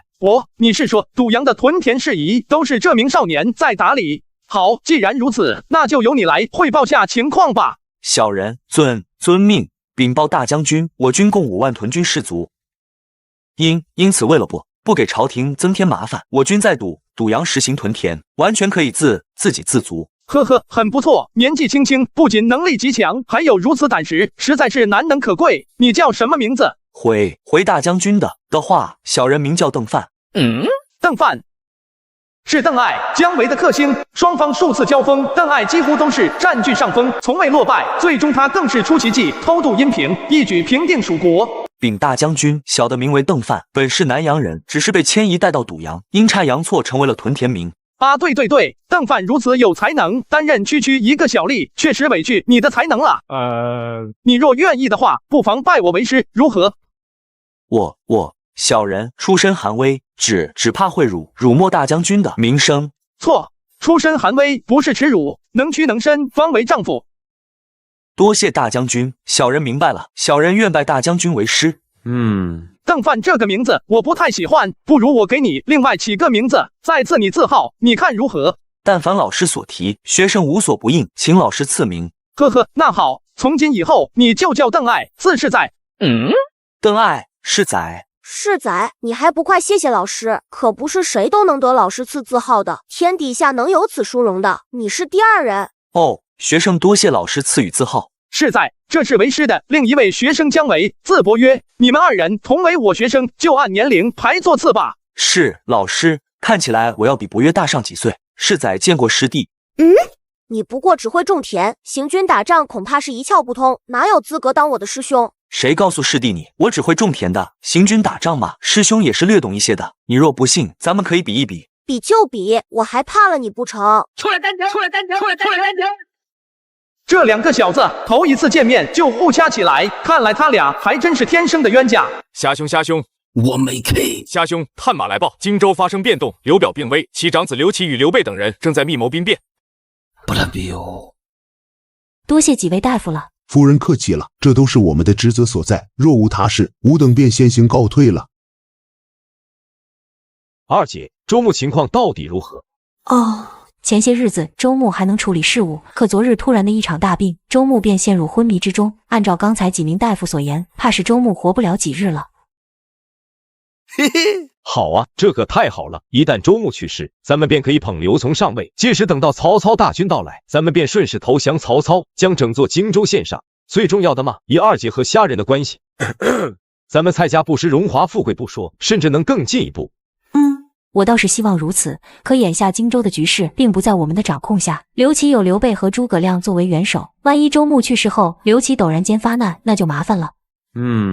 二姐你说的倒也不错，不如咱们找人商议一番。小弟先前便与蒯氏兄弟交谈过一番，言语中他们似乎也是倾向于投靠魏王。在连续击败袁绍、袁术、吕布、韩遂等诸侯后，半壁江山都已落入曹操之手，明眼人都能看出来，要不了多久，曹操就会挥师南下，进攻荆州。如此形势之下，所以蒯良、蒯越这样的荆州本地士族，更是倾向投降曹操，以此来保全家族与荆州。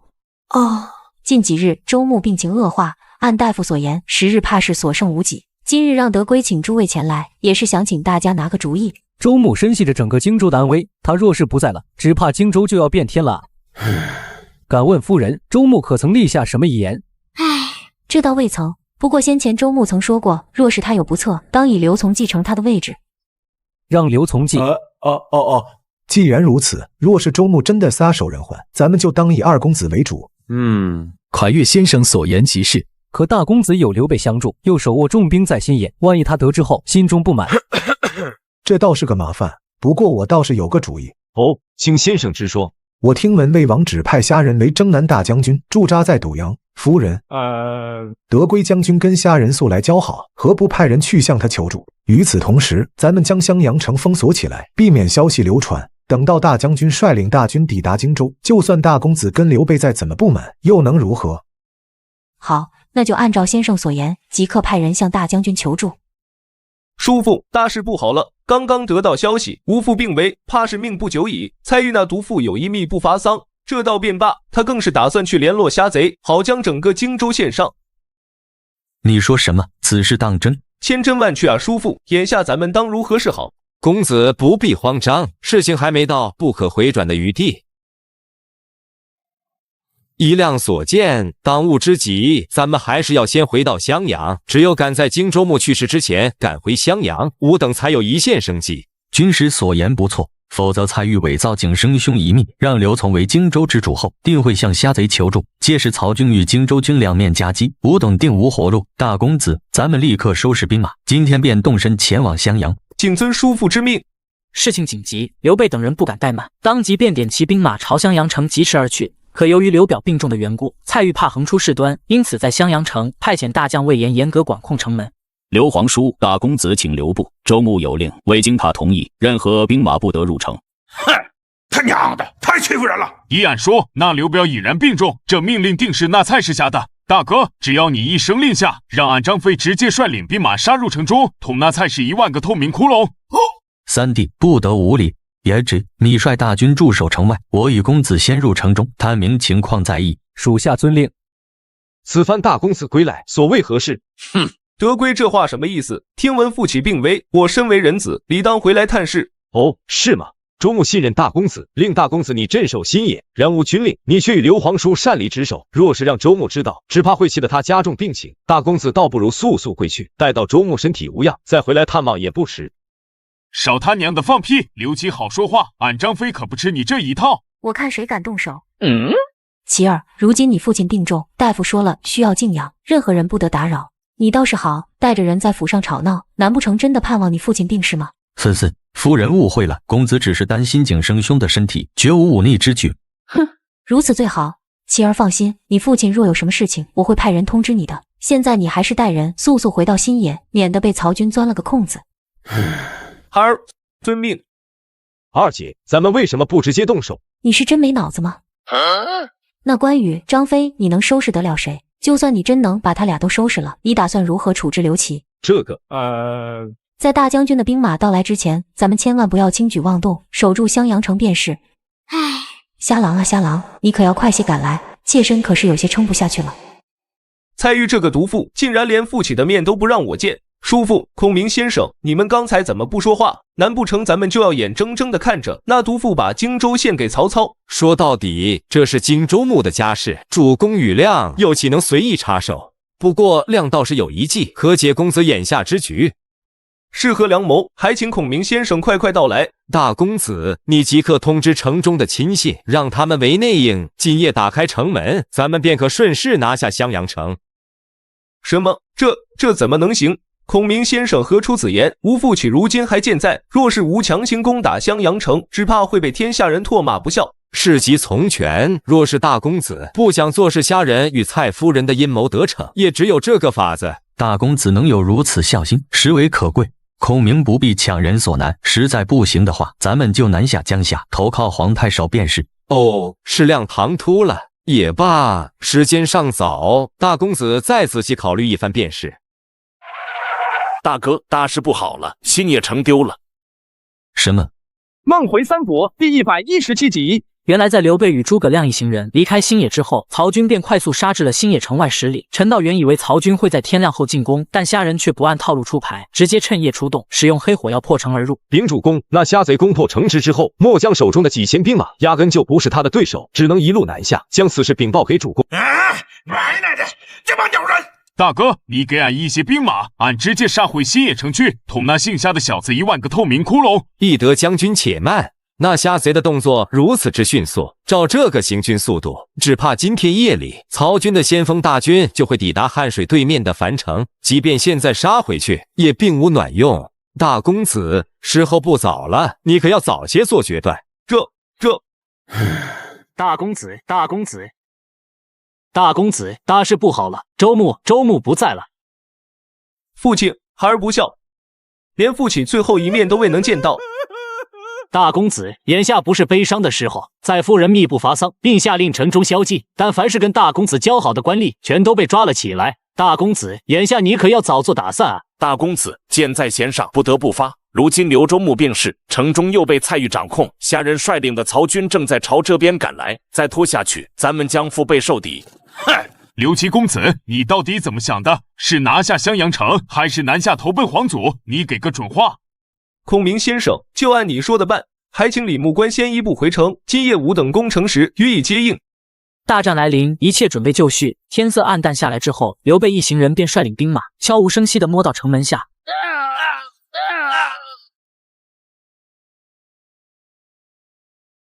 大公子刘皇叔，请速入城。很好，多谢李牧官。三弟，速率军进。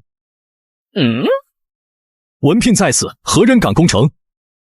匹夫竟敢抬口棺材前来送死！大哥稍待，天下英雄不论是谁，绝无可能挡下关某3刀。出！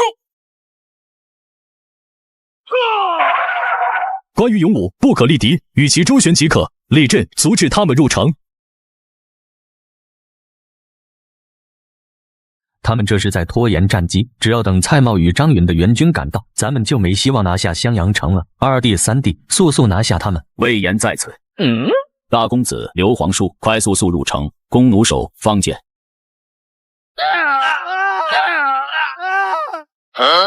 魏延，你竟敢叛变！德圭，你说刘备他们该不会真的攻进来吧？二姐放心，以文聘的能力，刘备绝不可能攻进来。哦，如此便好。没想到周牧刚走，刘备和刘琦就开始攻城了。若是让他们攻入襄阳城，咱们可就危险了。唉，瞎狼啊瞎狼，你快点来吧！将军，将军，城门失守了。你说什么？本将军那魏延临阵反水，末将无能，让那刘备攻入了城中。眼下他们正朝周幕府杀来，咱们守不住了。大公子，你想要造反不成？来人，请母亲与德圭将军去后院暂且歇息。随着刘表领了盒饭，刘琦也成功拿下了襄阳城。他们将忠于蔡馭、刘琮、倾向于投靠曹操的蒯氏兄弟的官吏全部控制了起来。而另一边，就在刘琦继承周牧位之时，虾人率领着6000虎豹骑先锋，也是刚好抵达樊城。他奶奶的，没想到那刘备如此迅速，咱们紧赶慢赶，还是晚了一步。依你们看，咱们眼下当如何是好？哼，这还用说吗？当然是直接打过去了。兴罢不可。眼下咱们虽然拿下樊城，可咱们没有船只渡河，就算是有，对面的荆州军只要沿着河岸构建防线，咱们想要过去，也要付出惨重的代价。这也不行，那也不行，难道咱们就这样眼睁睁地看着刘备那厮在咱们眼前耀武扬威？老师，依学生看，可以先派人去看看襄阳城中的情况，再做定夺。世仔说的不错，刘表不是病重吗？咱们正好以此为借口，派使者前去探望。那依先生看，咱们该派谁去？喂，说你呢，快过来！先生，出征之前说好的，我只负责出谋划策，出使这样危险的差事，在下可不会干。是啊，大哥，此事异常凶险，文和先生没必要孤身犯险。犯个毛的险！有道是两军交战，不斩来使。刘备此人相当重视名誉，绝不可能做事荆州其他人杀文和的。周仓给贾诩一叶扁舟，今日这荆州，他去也得去，不去也得去。大哥，虾贼派来使者，说是叫什么贾诩，咱们见还是不见？贾诩、贾文和，看来他是代表虾人前来打探消息。那叔父孔明先生，咱们该如何是好？他既然是虾贼的人，那还有什么好说的？直接砍了便是。魏延，皇叔与周牧交谈，岂有你插嘴的份？是末将鲁莽了，还望周牧皇叔恕罪。魏延，你身为文聘部下，却于昨夜反叛，是谓不忠。我观你脑后生有反骨，将来必成大患。主公周穆，亮以为倒不如先将魏延斩杀，以绝后患。周穆，末将绝无此意。文长勿要多虑，将军忠勇，我与周穆岂有不知？孔明，咱们能够入这襄阳城，文长当居首功，他诚心投靠，若是杀了他的话，岂不是让其他人心寒？此言孔明勿要再说。周穆，河岸防线极为重要，依我看，还是文长将军坐镇较为合适。好，那就依皇叔所言，令文长将军坐镇河岸。末将领命，谢主公，谢刘皇叔，末将这就去。且慢，魏延，我家主公跟周穆仁慈，不愿杀你，但从今往后，你需忠心报主，若有异心，我绝不饶你。末将记住了。哼，孔明这个匹夫，真是该死。敢问将军，刚刚过去的那人好生威武，不知道是何方神圣？会是这的话，那人便是大将魏延。原来是他呀！周穆夫到了，使者您就自己进去吧。好。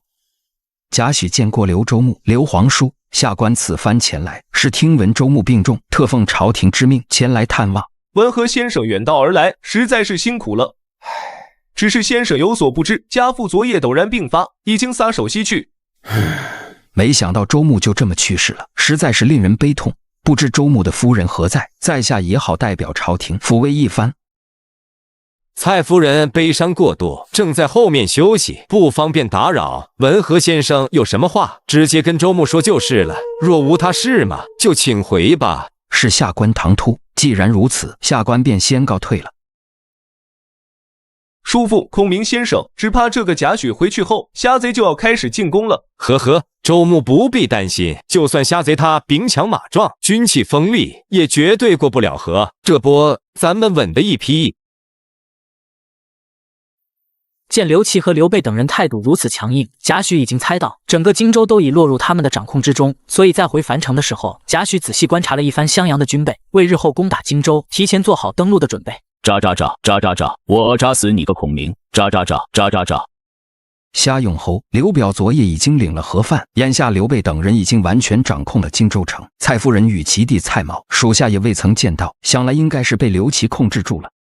原来如此，那诸葛村夫还算有点见识，知道我军一旦占领樊城，刘备将会腹背受敌。不过嘛，这襄阳城我势在必得。贾诩，那河对岸守军的情况如何？回虾勇侯，荆州军防守得很严密，没什么漏洞。他们沿着汉水南岸布置了密密麻麻的路寨，阻止我军将士的登陆。而刘备与刘琦的大军就驻扎在距离河滩不远的地方，一旦有什么风吹草动，他们立刻便能予以应对。除此之外，襄阳的城头上也是布置着数十架床弩。大哥，若是按照文和先生所说的情况，咱们唯有强攻一条路可选。但真要强攻，以荆州的军备情况，只怕我军要付出惨重代价。我知道你们的担忧。不过嘛，谁让我是虾人呐？放心吧，山人自有妙计。梦回三国第118集。此时，另一边的汉水南岸，被诸葛亮一番训斥的魏延，心情可谓是相当郁闷。刚回到营帐，便开始思索日后的出路。我魏延叛主，一来是仰慕刘皇叔名声，二来也是想博个好前程。不曾想这个诸葛村夫竟如此刁难于我，害我差点被砍了脑袋。将军，军营之中何故如此慌张？若无要事，小心你的脑袋。禀报将军，河对岸过来一个人哦，正好被前严氏族扣下。不过此人说是有要事，点名要见将军哦。河对岸那不是曹军的人吗？他如何识得我？你且把他带过来。文长将军，这的饮料果真是醇厚浓香，回味无穷啊！我观你气势不凡，想来在曹操帐下也是一位有头有脸之人，不知先生名讳，找我何事啊？文长将军勿要疑虑，在下虾人字思聪。你就是虾人？不错，在下正是虾人。文长将军为何如此惧怕在下？我尼玛，你可是朝廷的征南大将军，曹操的女婿，如今大汉的大半地盘都是你打下来的，我特么能不紧张吗？大将军既然敢孤身前来，想来不是害我才对。既然如此，不知大将军所为何事？文长将军果然聪慧。实不相瞒，在下今日前来只有一个目的，我想要招揽将军为我所用。就在昨日之前，末将还只是荆州军中的一名低级将领，何以让名震天下的夏思聪孤身冒险渡河前来招揽末将？此番便多谢大将军的抬爱了。只不过嘛，末将已决心为刘皇叔效力，大将军的好意，末将只能心领了。文长将军先不要急着拒绝。其实早在数年前拜访刘表时，贾某就派人打探过将军的消息。只可惜当时将军名声不显，再加上有刘表的人盯着，贾某未能如愿罢了。你这是什么表情？莫非文长将军不相信我家先生说的话？大将军的话，末将怎能不信？只是末将不知大将军为何要打探末将的消息。那自然是我家先生识人，知道文长将军实乃一员虎将，在刘表帐下实乃屈才之举。今日知道是文长镇守河岸，我家先生才来拜访将军。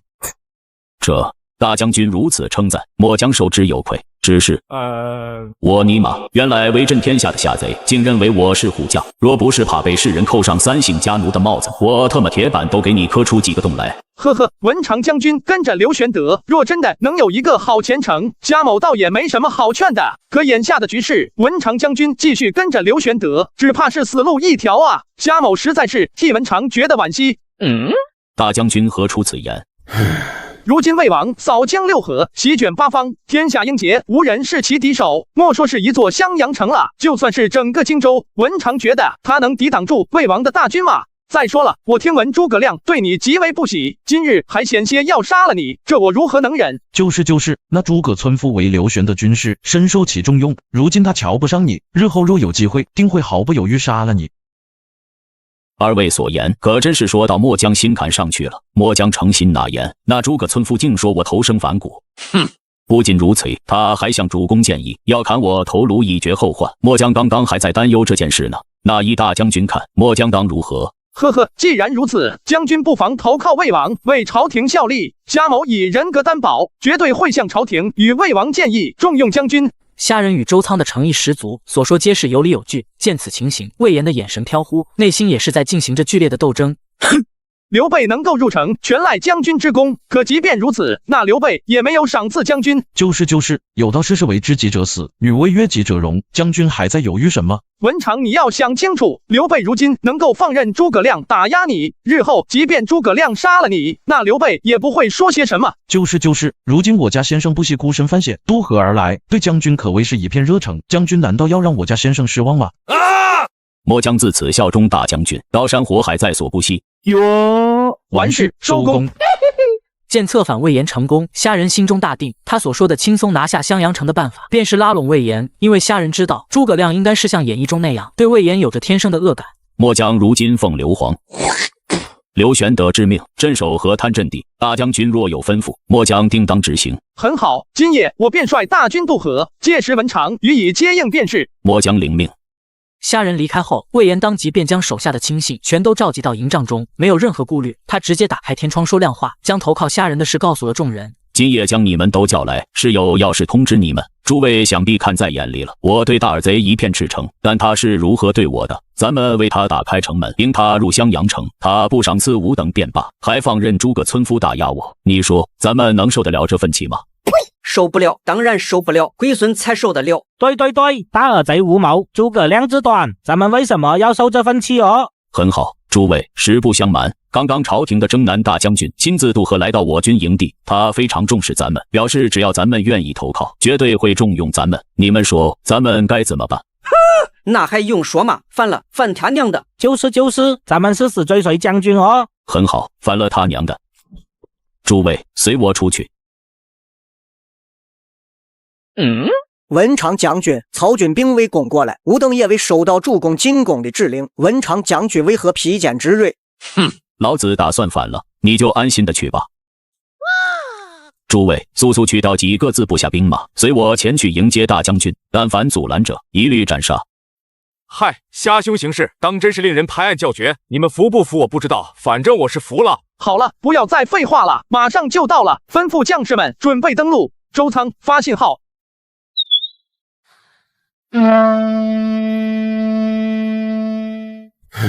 大将军怎么还不来？再这样拖下去，若是让诸葛村夫发现蹊跷，那可就麻烦了。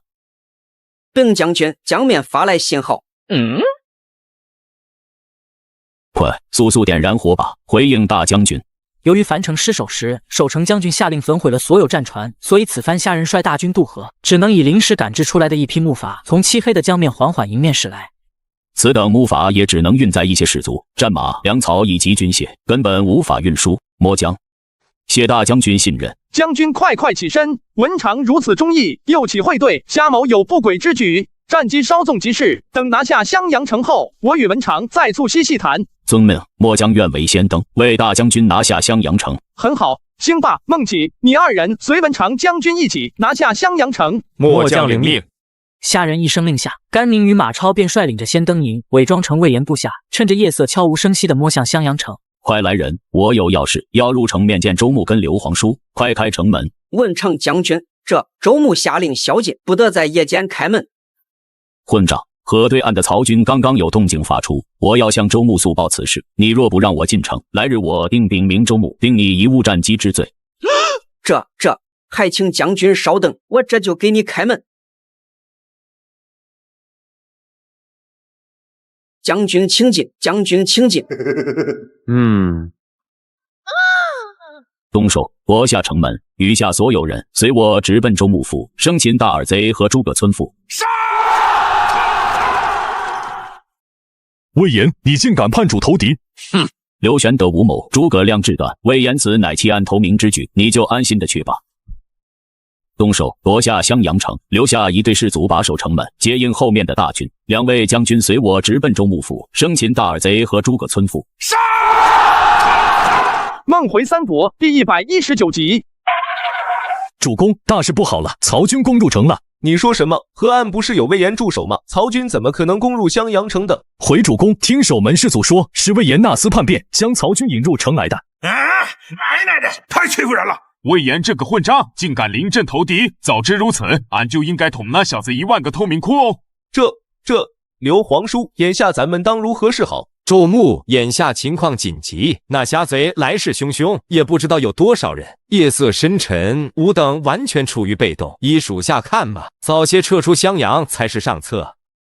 孔明先生，咱们拿下襄阳城还不到1日，怎么能就这样拱手让出去？大公子，孔明所言不无道理，留得青山在，不愁没柴烧。公子莫要忘了，当年袁术也是打算死守寿春，与那虾贼拼个你死我活，结果在城破兵败之后，没有逃生之路的他，最终选择喝蜜水而亡。公子莫要重蹈覆辙才是。也罢，侄儿一切都听叔父的。那好，时间紧迫，诸位即可带上各自的人马与家眷，咱们一起朝城外撤退。哦，对了，叔父，那我的继母跟弟弟一并带走。以蔡玉与刘琮的身份，一旦让他们落到虾贼手里，公子这个荆州之主可就名不正言不顺。那好，侄儿现在就去。二姐，你说大将军真的会来营救咱们吗？一定会的，我对虾郎始终如一，虾郎对我也是情深意重，他定然不会弃我于不顾。虾郎啊，虾郎，你要快点来呀，妾身快要支持不下去了。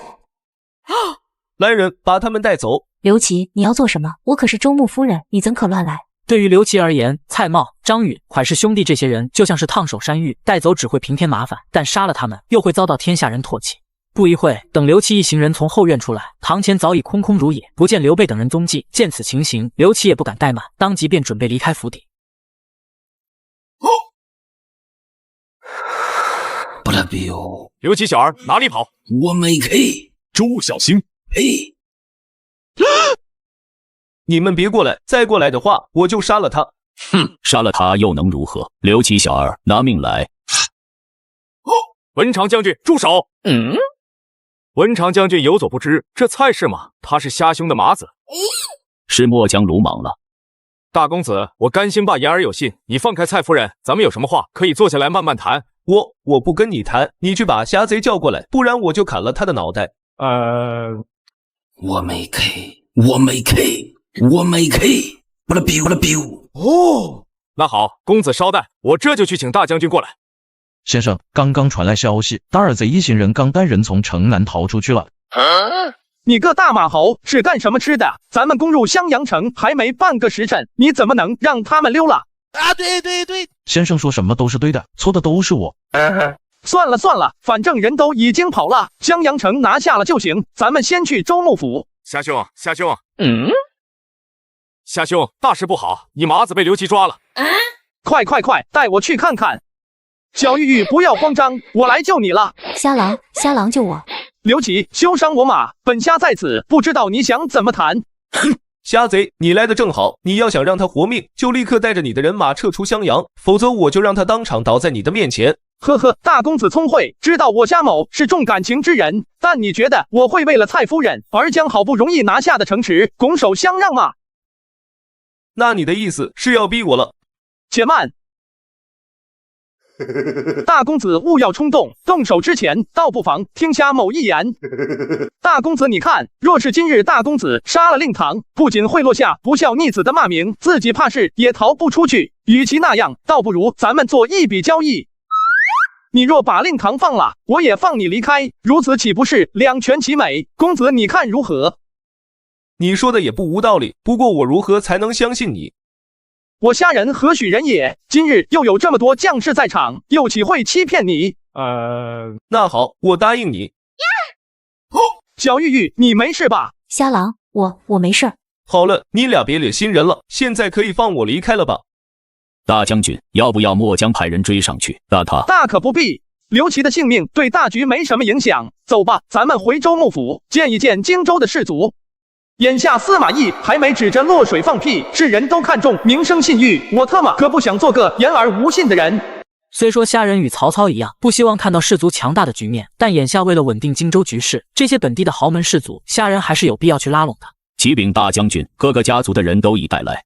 诸位不必惊慌，本将军奉天子与魏王之令前来讨伐叛贼刘备、刘琦等人，但凡跟他们没有关联的，本将军不会为难。不过嘛，若是有人敢暗中支持他们，也别怪本将军不客气。请大将军放心，吾等与刘备绝无瓜葛。是啊，若是将军有什么需要帮忙的，尽管开口便是。呵呵，很好。皇家家主何在？草民便是皇家家主黄承彦，不知大将军有何吩咐？小婿见过岳父。岳父有所不知，月英早已嫁给小婿，如今已经诞下一子，名叫虾维。当初月英只说是跟着曹公的使者去许都，莫非那位使者便是大将军？岳父说的不错，正是小婿。等到战事安顿下来后，小婿便带着岳父去许都探望月英。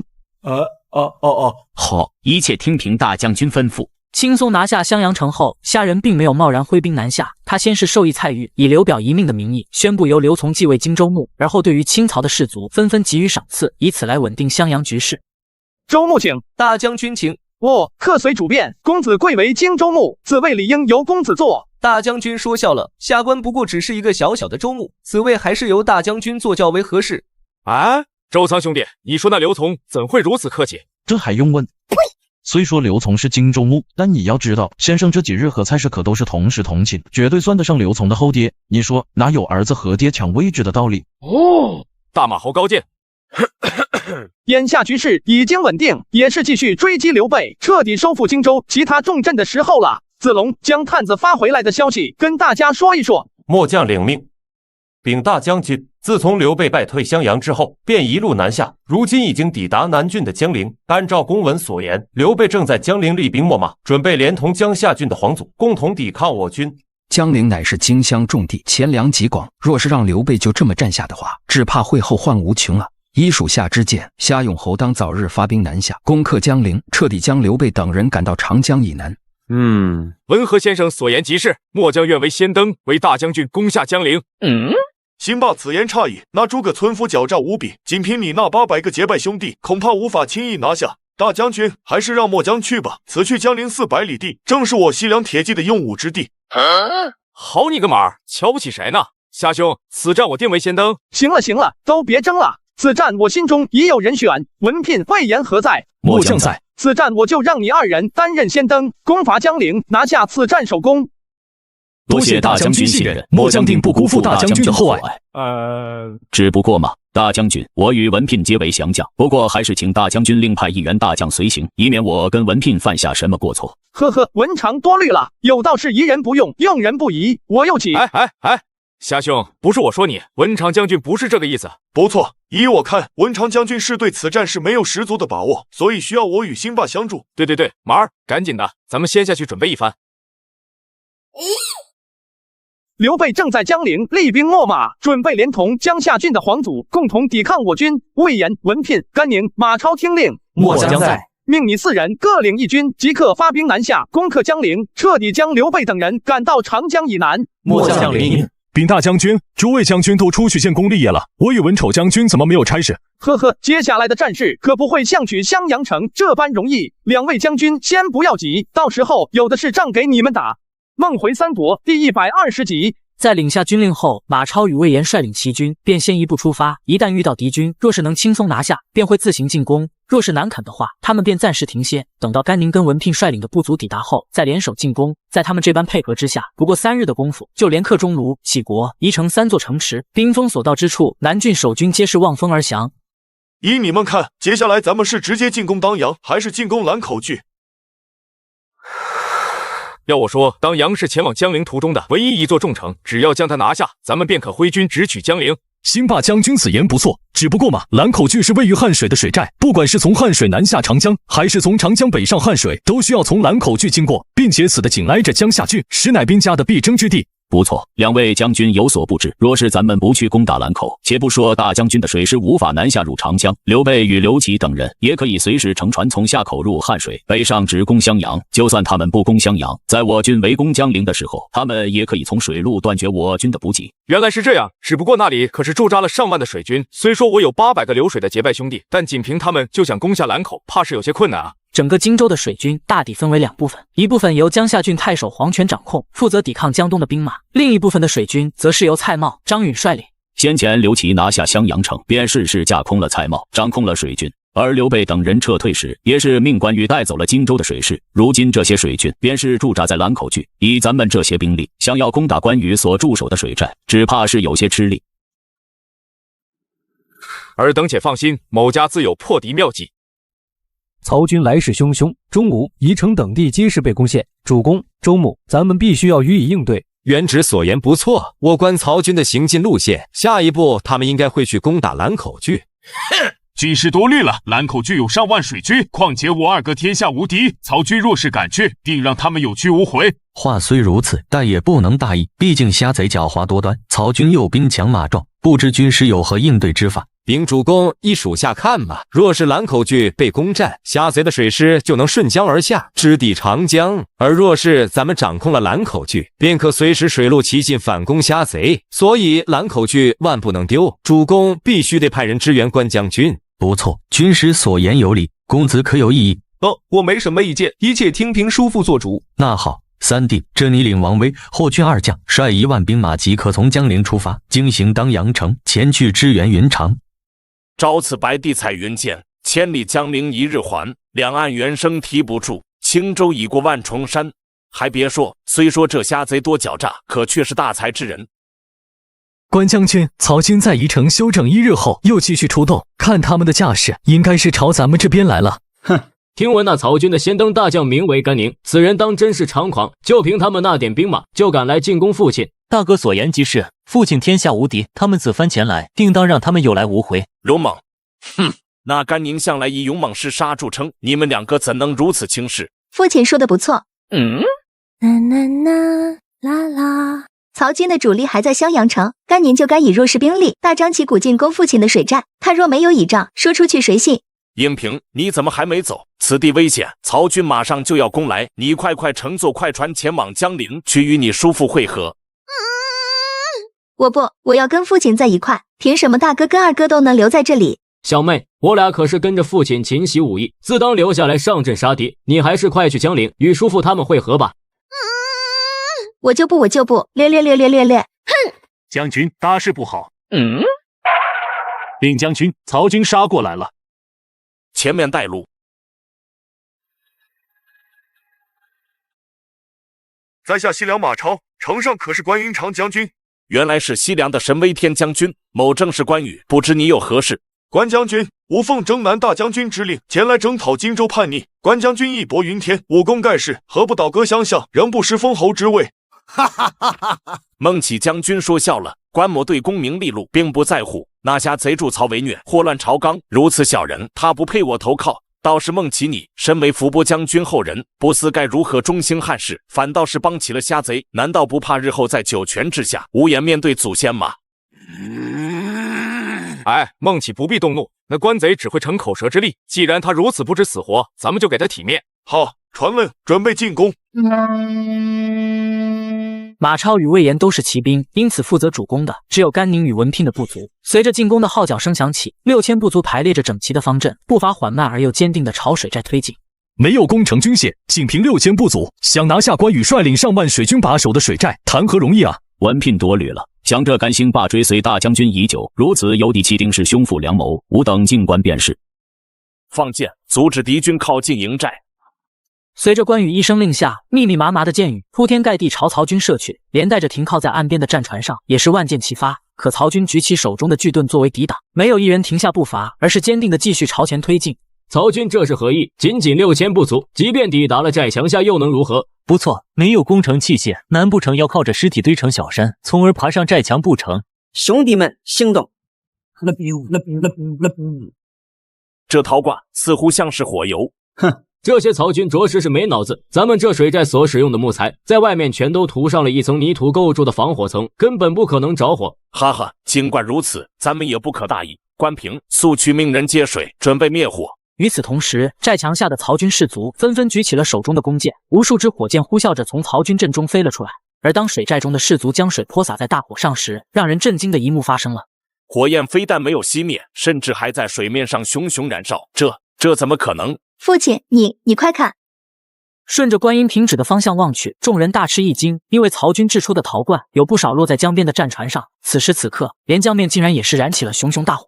父亲，怎么办？寨墙上的大火无法被扑灭。这种无法被水浇灭，甚至还能在水面燃烧的大火，定是因为那些黑色膏体的缘故。关平，速率领寨墙上的将士们撤下去。而与此同时，甘宁见到寨墙上燃起熊熊大火，又无人抵御，便带领着他800个结拜兄弟靠近寨墙，将黑火药埋在墙根底下。一声惊天巨响，水寨的城墙顿时4分5裂。哈哈哈哈哈！兴霸将军好计谋，将士们随我冲入水寨，擒杀关羽。杀！父亲，曹军士气正旺，将士们被打得节节败退，咱们根本不是敌手。虾贼着实厉害，没有寨墙作为倚仗，再加上如此特殊的火焰，再打下去，咱们怕是要全军覆没。关平，你即刻带着关兴与银平退到船上，咱们准备撤。孩儿遵命。江炮，哪有那么容易？关云长，让我来会会你。哼，能在西凉闯下神威天将军的名号，你这马儿果然名不虚传。愣着干什么？还赶紧撤！刚一交手，马超的勇武让关羽心头大惊，但最为紧张的还是曹军已经全面涌入水寨中。关羽心知继续拖延下去，只会造成更加严重的损失。吃我一刀，再来一刀！看来大将军所言非虚，这关羽的前3刀果然可怕。第3刀，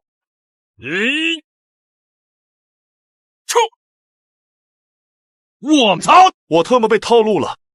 关云长休走，吾乃西凉马超。关云长，且让我来会会你。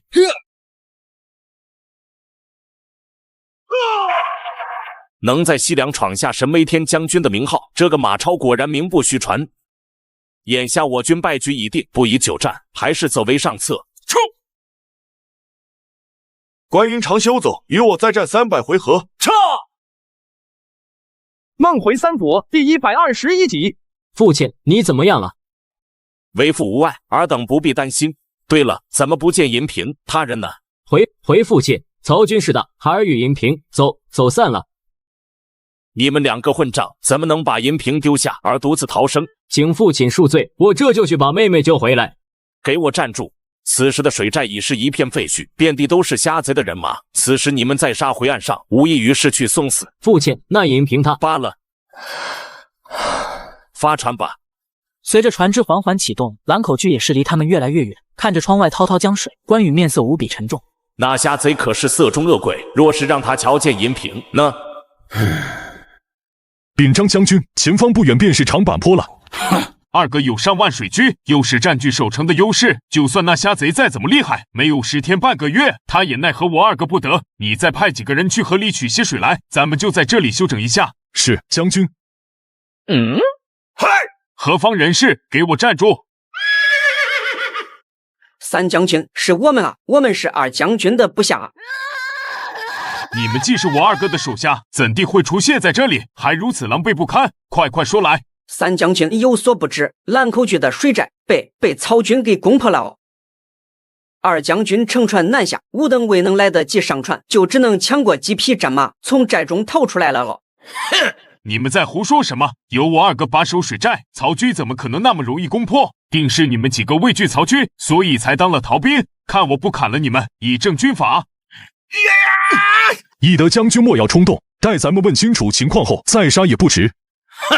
快说，到底是怎么回事？若是胆敢有半句假话，俺张飞一矛捅死你！三将军，事情的经过就是这样，小的所言句句属实。放屁！什么火能在水面上燃烧？你还说不是在骗某？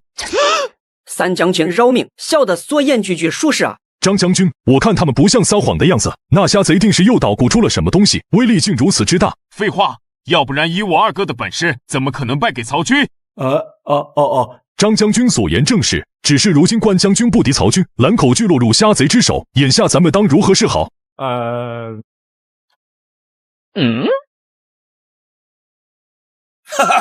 放心，俺张飞自有妙计可退曹军。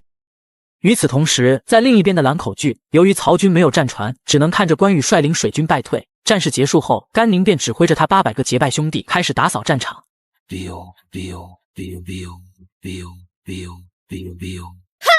曹贼受死！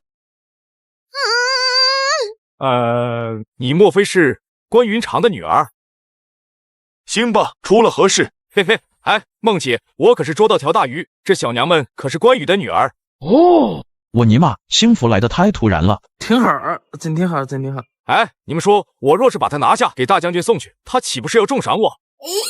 行吧，将军，你下手没轻没重，此等小事还是让我来吧。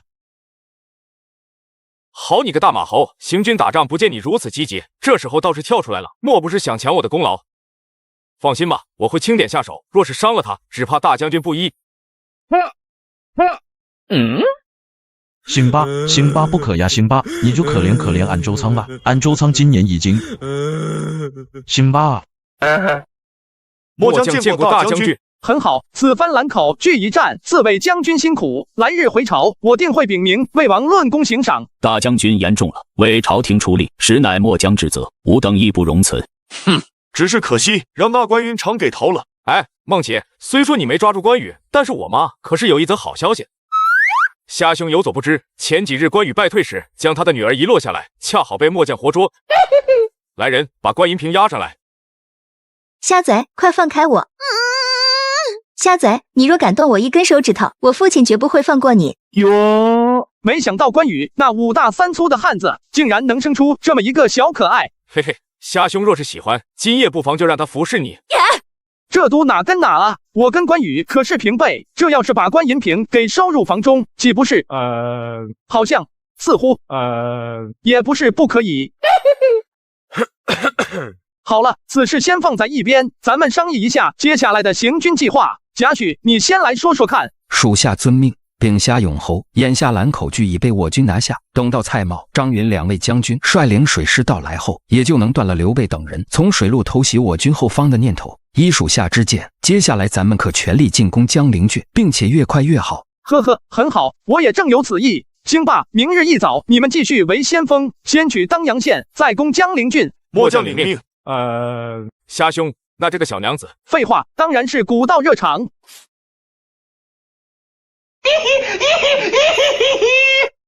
按照原定计划，次日一早，甘宁、马超、文聘、魏延继续为曹军先锋先一步朝当阳县赶去。可就在经过长坂坡之时，大军突然停下，只见长板桥之上，一人一马傲然立于其上。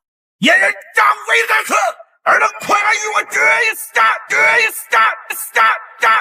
我尼玛，这还眼贼好大的嗓门！哼，连他的兄长关羽都不是咱们的对手，他还敢阻拦咱们，真是不知死活！兴霸将军，不如由末将去会一会他。哎，众野将军勿要着急，你且看张翼德那匹夫，他后方的那处密林中人影绰绰，尘土飞扬，更有不少鸟兽被惊起，似有大批人马埋伏其中。来，战又不战，退又不退，你们想干什么？好你个还眼贼，说你怕你还喘上了，老子可不吃你这套，就算你个匹夫是虎口，老子今天也要拔你2颗牙！兄弟们，给我上！上！哎呀，这厮果然是个莽夫，竟真的敢冲过来！冲！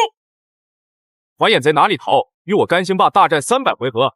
甘宁是出了名的勇猛嗜杀，张飞心中清楚，二人正面交锋的情况下，一时半会他根本拿不下甘宁，于是张飞便佯装不敌，朝长板桥后方退去。可就当甘宁、马超、文聘与魏延刚追上去，就听轰的一声，长板桥突然倒塌，只有寥寥数千兵马跟在他们身后，大部队则是被隔绝在河对岸。不好，定是那还眼贼使诈，提前派了精通水性的士卒潜伏在桥下，将木头搭建的长板桥给凿沉。行吧，咱们中计了。这个还眼贼看起来虎虎的，没想到还挺狡诈的。休要逞口舌之利，速速放下兵器投降，饶你不死。巧了，这话我也想跟你说。来人，上下黄黑科技。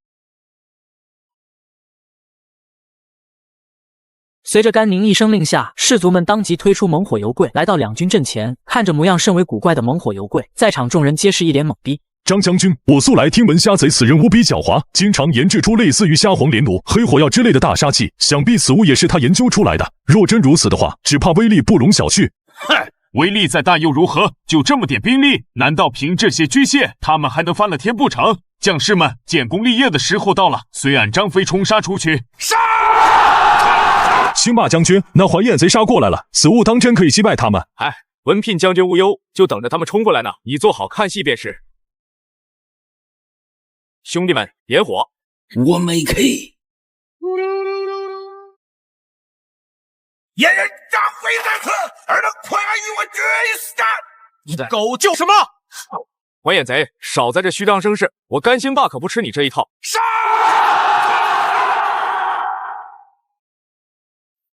大事不妙，兴霸将军，咱们中计了。甘兴霸，今日有你张飞爷爷在此，拿命来！杀！梦回三国第122集。这个还眼贼看起来像个傻逼，没想到竟还会使诈，幸好我早有准备。兄弟们，点火！我没 K。甘宁一声令下，800个结拜兄弟当即拉开活塞装置，片刻之间，从猛火油柜上方的火楼中，数条丈长的火龙喷涌而出，急速向张飞所部肆虐而去。冲在前方的士卒瞬间变成一团火人。我尼玛，这是什么军械？如此射程便罢，竟还有如此威力！兄弟们，加大力度，给我烧死他们！两轮喷射下来，无数士卒被点燃成火人。张飞所部原本整齐的阵型瞬间变得混乱不堪，同伴凄惨的模样彻底让他们失去了斗志。任凭张飞如何发号施令，也无法阻止他们的逃散。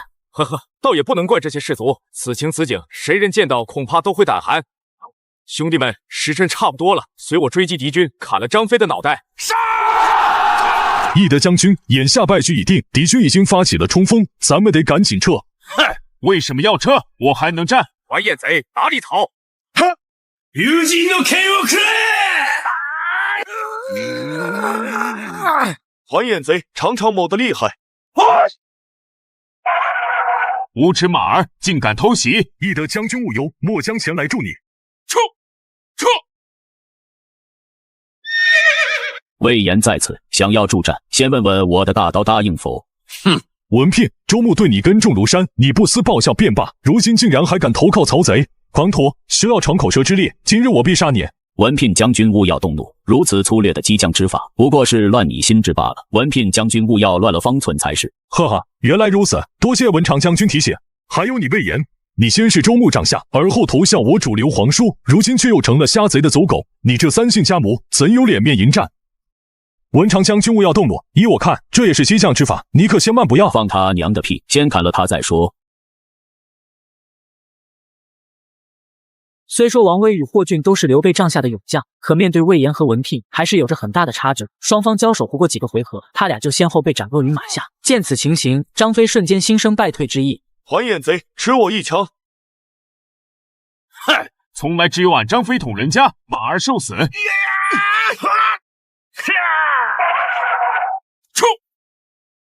随着张飞受伤败退，长坂坡一战彻底告终。虽说曹军大获全胜，但长板桥被毁，甘宁并没有选择继续追击，而是在长板桥附近安营扎寨，等待着虾人的主力军。嗨，说时迟那时快，就在张飞率军中阵之时，我那800个结拜兄弟便立马开火，片刻之间就将敌军烧得灰飞烟灭。只可惜让张飞那厮跑了。呵呵，那张飞号称万人敌，他若是想逃，你们想留住他也不是那么容易。不过嘛，你们也不要气馁，咱们接连大败关羽和张飞，虽说却没能将他们俘获，不过好在还是斩杀了他们几员大将，并且还俘获了关羽的女儿周仓。即刻传令下去，咱们今夜大摆宴席，为几位将军庆功。我们去。就在虾人一众庆功的时候，另一边的刘备等人也是早早收到了关羽战败的消息，一早便前往江陵郡的码头，焦急的等候。主公、军师，你们快看，是关将军的战船。哥弟，你没事吧？大哥，我并无大碍，只是我不敌曹军，将兰口锯丢了，请大哥责罚。战事经过我都听说了，此事怪不得你，你没事就好。对了，怎么不见银萍侄女？叔父，银萍妹妹与我们走散，落入了曹军之手。糟糕，那虾贼如色中厉鬼，世人皆知。万一把银萍照料到榻上去，那岂不是？伯父、叔父，银萍姐姐有危险，咱们可不能坐视不管，不如就由我带人前去营救银萍姐姐。星彩妹妹，那虾贼手下大将众多，就你那3招2式，即便去了，怕也只是白送肉夹馍。你什么意思？竟敢小瞧我！星彩侄女的好意，叔父心领了，但前去营救你银萍姐一事极为凶险，咱们还是另做打算吧。是了，青彩侄女，眼下你父亲不在，你就莫要再给我们添麻烦了。我看咱们还是先回江陵城，再从长计议吧。主公，大事不好了！主公，刚刚从当阳传来消息，张将军所部不敌曹军，兵败并且受了重伤，眼下昏迷不醒。王卫、霍峻2位将军也是当场被斩杀。这怎么可能？三弟虽然莽撞了些，但也不至于败得这么惨。到底出了何事？回禀主公，据探子传回来的书信所言，曹军是动用了某种杀伤力巨大的兵器。紧接着，这名士卒便将战事的经过向众人描述了一番。可当他们听到猛火油柜能喷出火龙时，在场众人皆是一愣。如此恐怖的兵器，亮可是闻所未闻，一定是虾人，只有他才能研制出这样的兵器。虾黄连弩、黑火药、三眼铳、虾炮，这些东西已经极为可怕。没想到曹军现在又拿出来威力巨大的猛火油柜，以后这仗还怎么打？军师，当务之急是要派人支援翼德，你觉得呢？主公言之有理，还请云长将军带人走一趟，前去当阳支援3将军。若是有可能，便守住当阳，为主公争取时间；若无可能，尽快带着3将军撤回江陵城。我这就带兵前去，你们俩跟我走。不知主公与周牧是否派人联系了江东？信是前几日便已经出发，算算日子，此时应该已经到了江东。可是军师，那江东曾与江夏郡的皇祖多次展开激战，双方的关系谈不上生死仇敌，却也算得上水火不容。只怕江东的鼠辈不肯与咱们联手啊！主公不必担忧，但凡孙权和周瑜他们是聪明人，就应该明白唇亡齿寒的道理。另一边，担忧张飞安危，关羽也是不敢怠慢，当即便点齐了5000兵马，匆匆离开江陵城，直奔当阳而去。关平，此地距离当阳还有多远？回父亲，大概还有一半的路程，差不多天黑的时候，咱们就能赶到当阳城。传令下去，咱们接着赶路。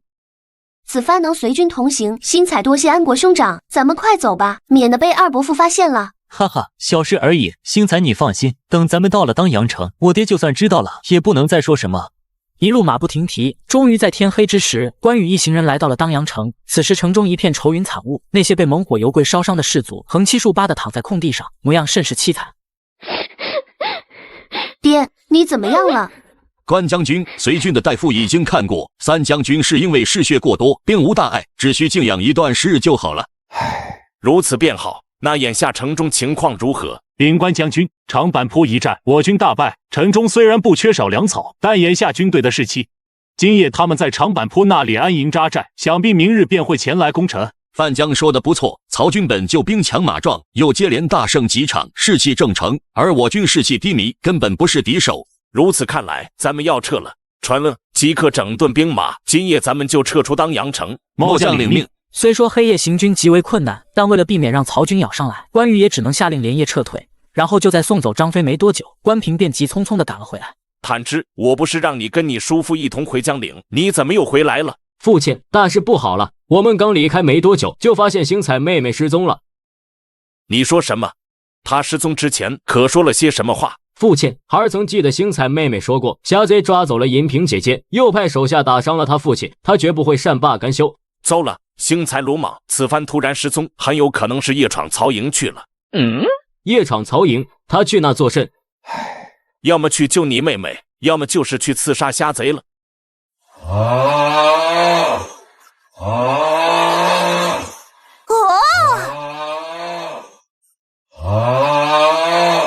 虾仁狗贼，拿命来！姑娘何方人士？为何要夜闯大将军的营帐？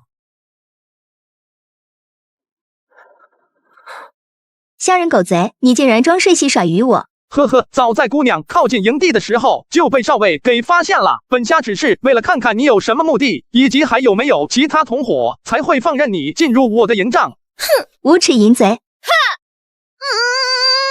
本虾可是怜香惜玉之人，姑娘还是束手就擒的好，以免缝隙不保。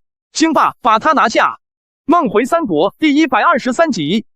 本虾平生最喜好夜袭他人的营地，所以也是经常防备别人袭营。就你这点三脚猫的功夫，也想来刺杀我，属实是有点不知天高地厚了。瞎贼，你休要嚣张，等我父亲伤好后，他会为我报仇的。你父亲？莫非你是张翼德之女张星彩？不错，正是姑奶奶我。你既然知道我的名字，还不快把我放了？没想到关羽跟张飞都是5大3粗的汉子，生下来的女儿都是如此水灵。更没想到的是，先抓了关银平，后面又送来个张星彩，当真是买1送1啊！大侯，银平姑娘带来了。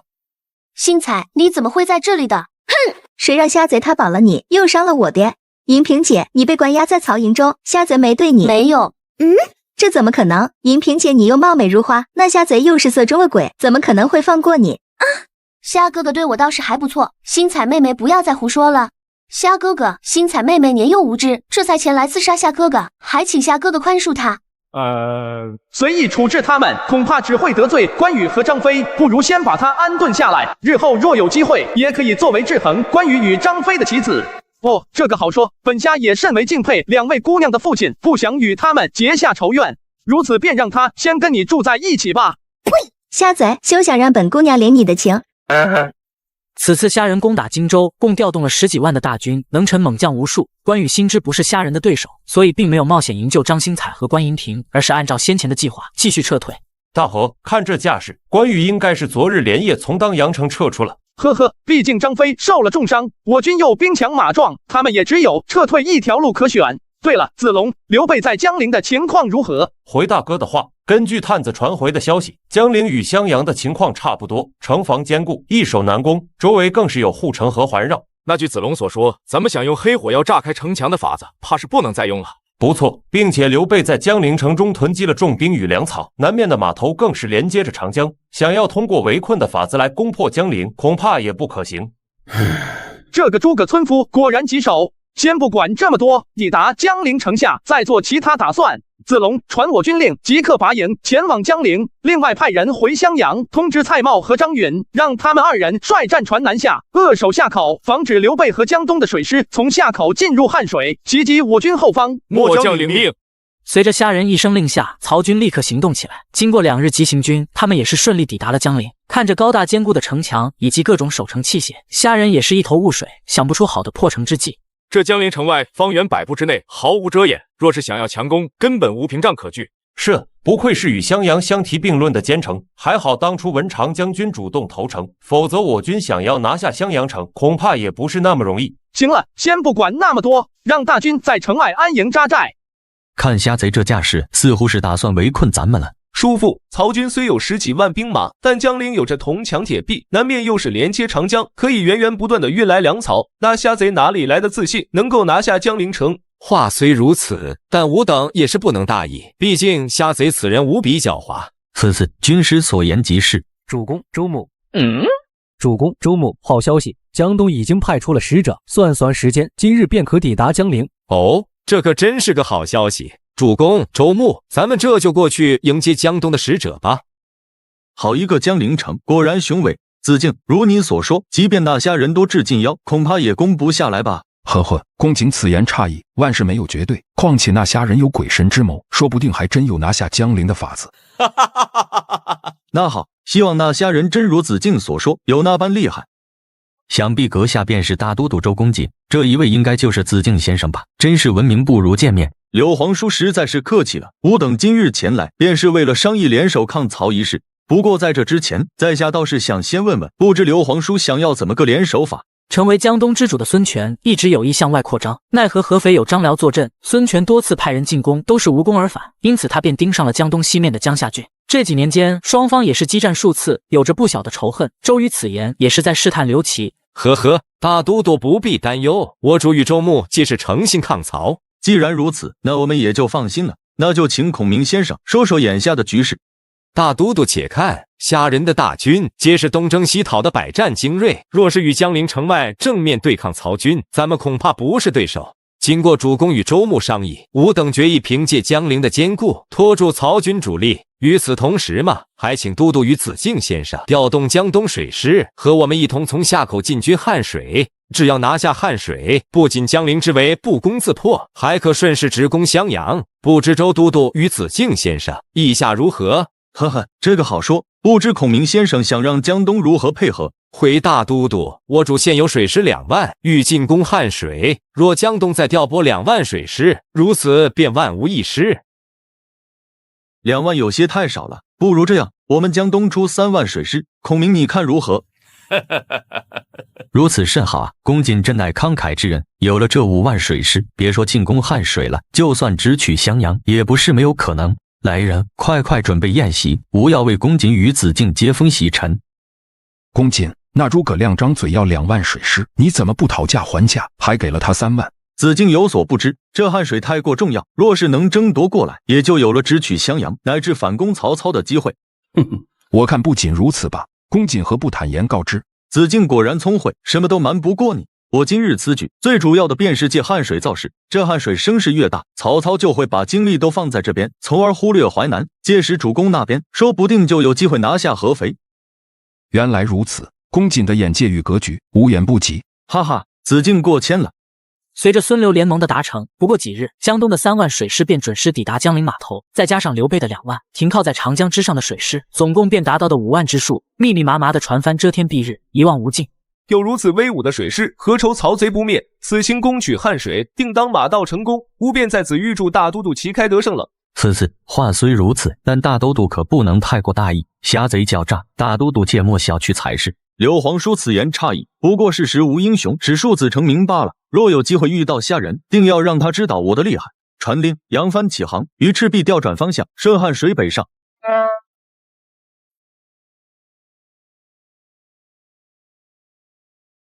本大将军萧师傅来报，孙刘集结5万水师，右东吴大都督周瑜领军，意欲绕过我军，直取汉水。来得这么快，这个大耳贼果然狡诈。虾兄，咱们可不能把汉水拱手相让。废话，这我还能不知道吗？不管是荆州还是江东，凭借他们的水师战力，若是把汉水拱手相让，咱们恐怕就成了瓮中之鳖。诸将听令，末将在。甘宁、马超、魏延、文聘，你4人即刻点齐2万兵马，随我前去支援蔡瑁与张允。末将领命。子龙，你带我坐镇军中，一切大小事皆听你吩咐，但是你要切记，没我的命令，任何人不得攻打江陵。末将领命。本大将军探马来报，东吴大都督周瑜与诸葛亮领5万水师奔赴赤壁，意欲绕过我军，直取汉水。周瑜多谋，诸葛亮狡诈，蔡瑁仅有1万水师驻扎汉津，定然不是他们的对手。诸将听令，甘宁、马超、魏延、文聘，随我前去支援蔡瑁与张允，绝不能让他拿下汉水，对我军形成合围之势。末将领命。在对众人叮嘱一番后，虾人不敢迟疑，当即便点齐2万兵马，与甘宁、马超等4员大将火速朝蔡瑁、张允所不赶去。一场围绕汉水的大战就此拉开帷幕。梦回三国第124集。见过大将军，究竟发生了何事，让大将军如此匆忙赶来？嗨，这还用说吗？有我甘兴霸的地方，那当然是有仗打了。德贵将军有所不知，刘备与江东已经联手，如今他们集结了5万水师，正从夏口向这边驶来。什么？江东水师闻名天下，别说周瑜亲自领军，即便对上关羽、黄权，末将恐怕也只有败亡一途。呵呵，德贵将军不必紧张，正是考虑到你们不是联军的对手，本虾才会亲自前来。事不宜迟，从现在开始，还请2位将军即刻整军备战。末将领命。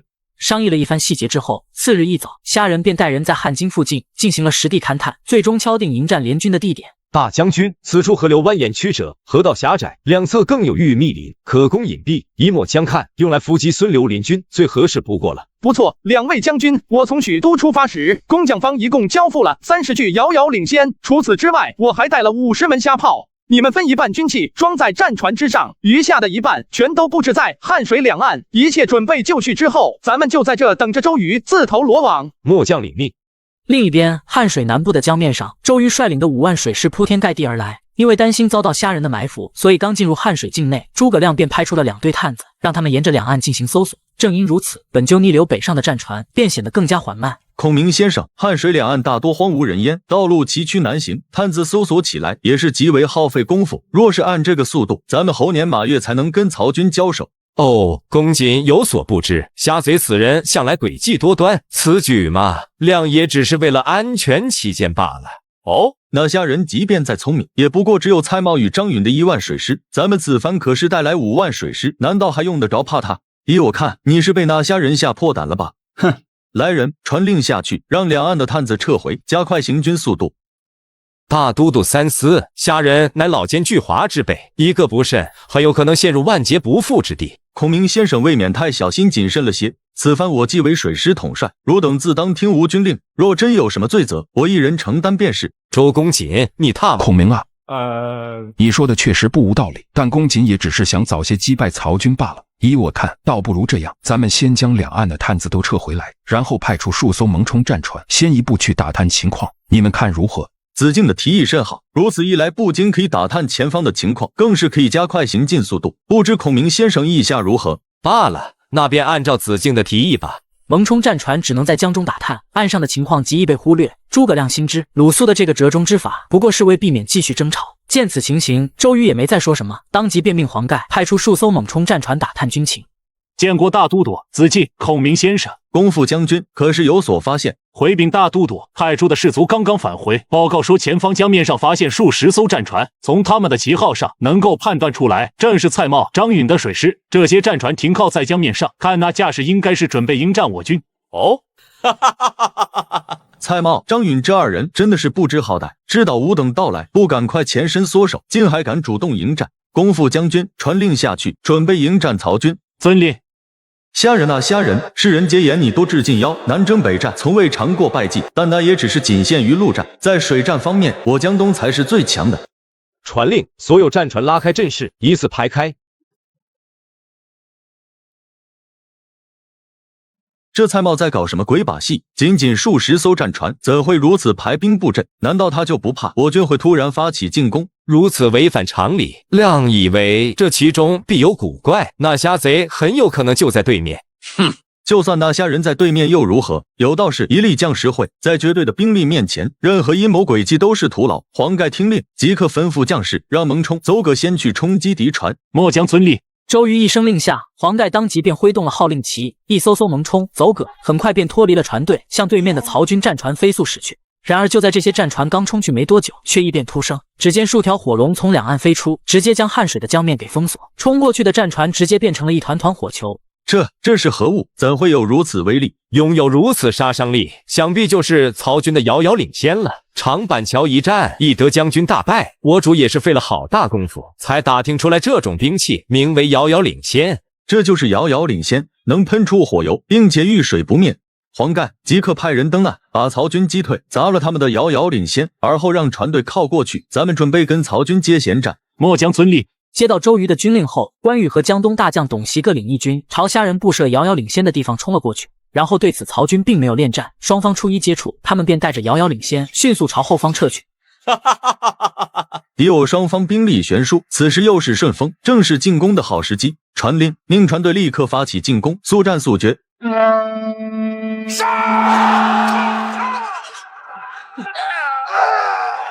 前方发生了何事？开跑！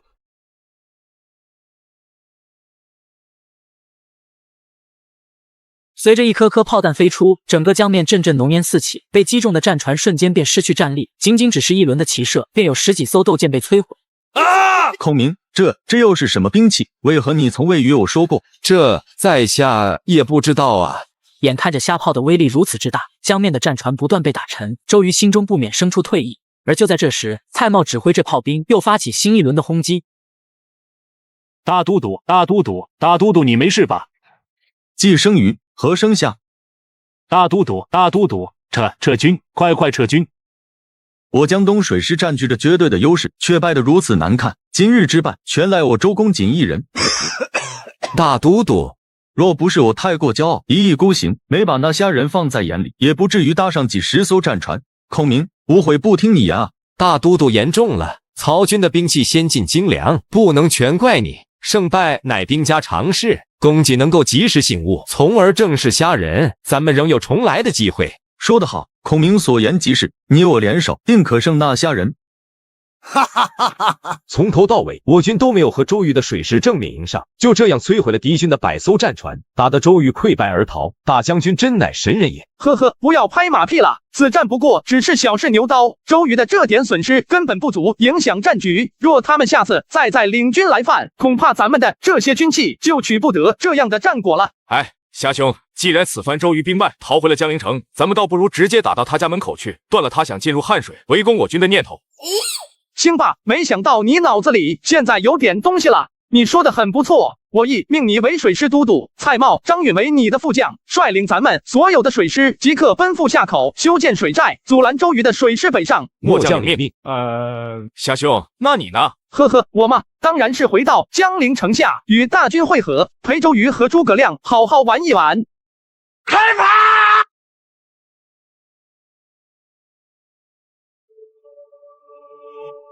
既生瑜，何生夏？大都督，大都督，撤军，返回江陵城。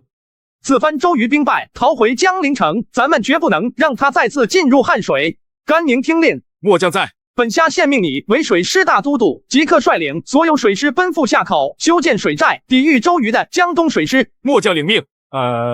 虾兄，我们都走了，那你呢？呵呵，我嘛，当然是回到江陵城下与大军会合，陪周瑜和诸葛亮好好玩一玩。梦回三国第125集。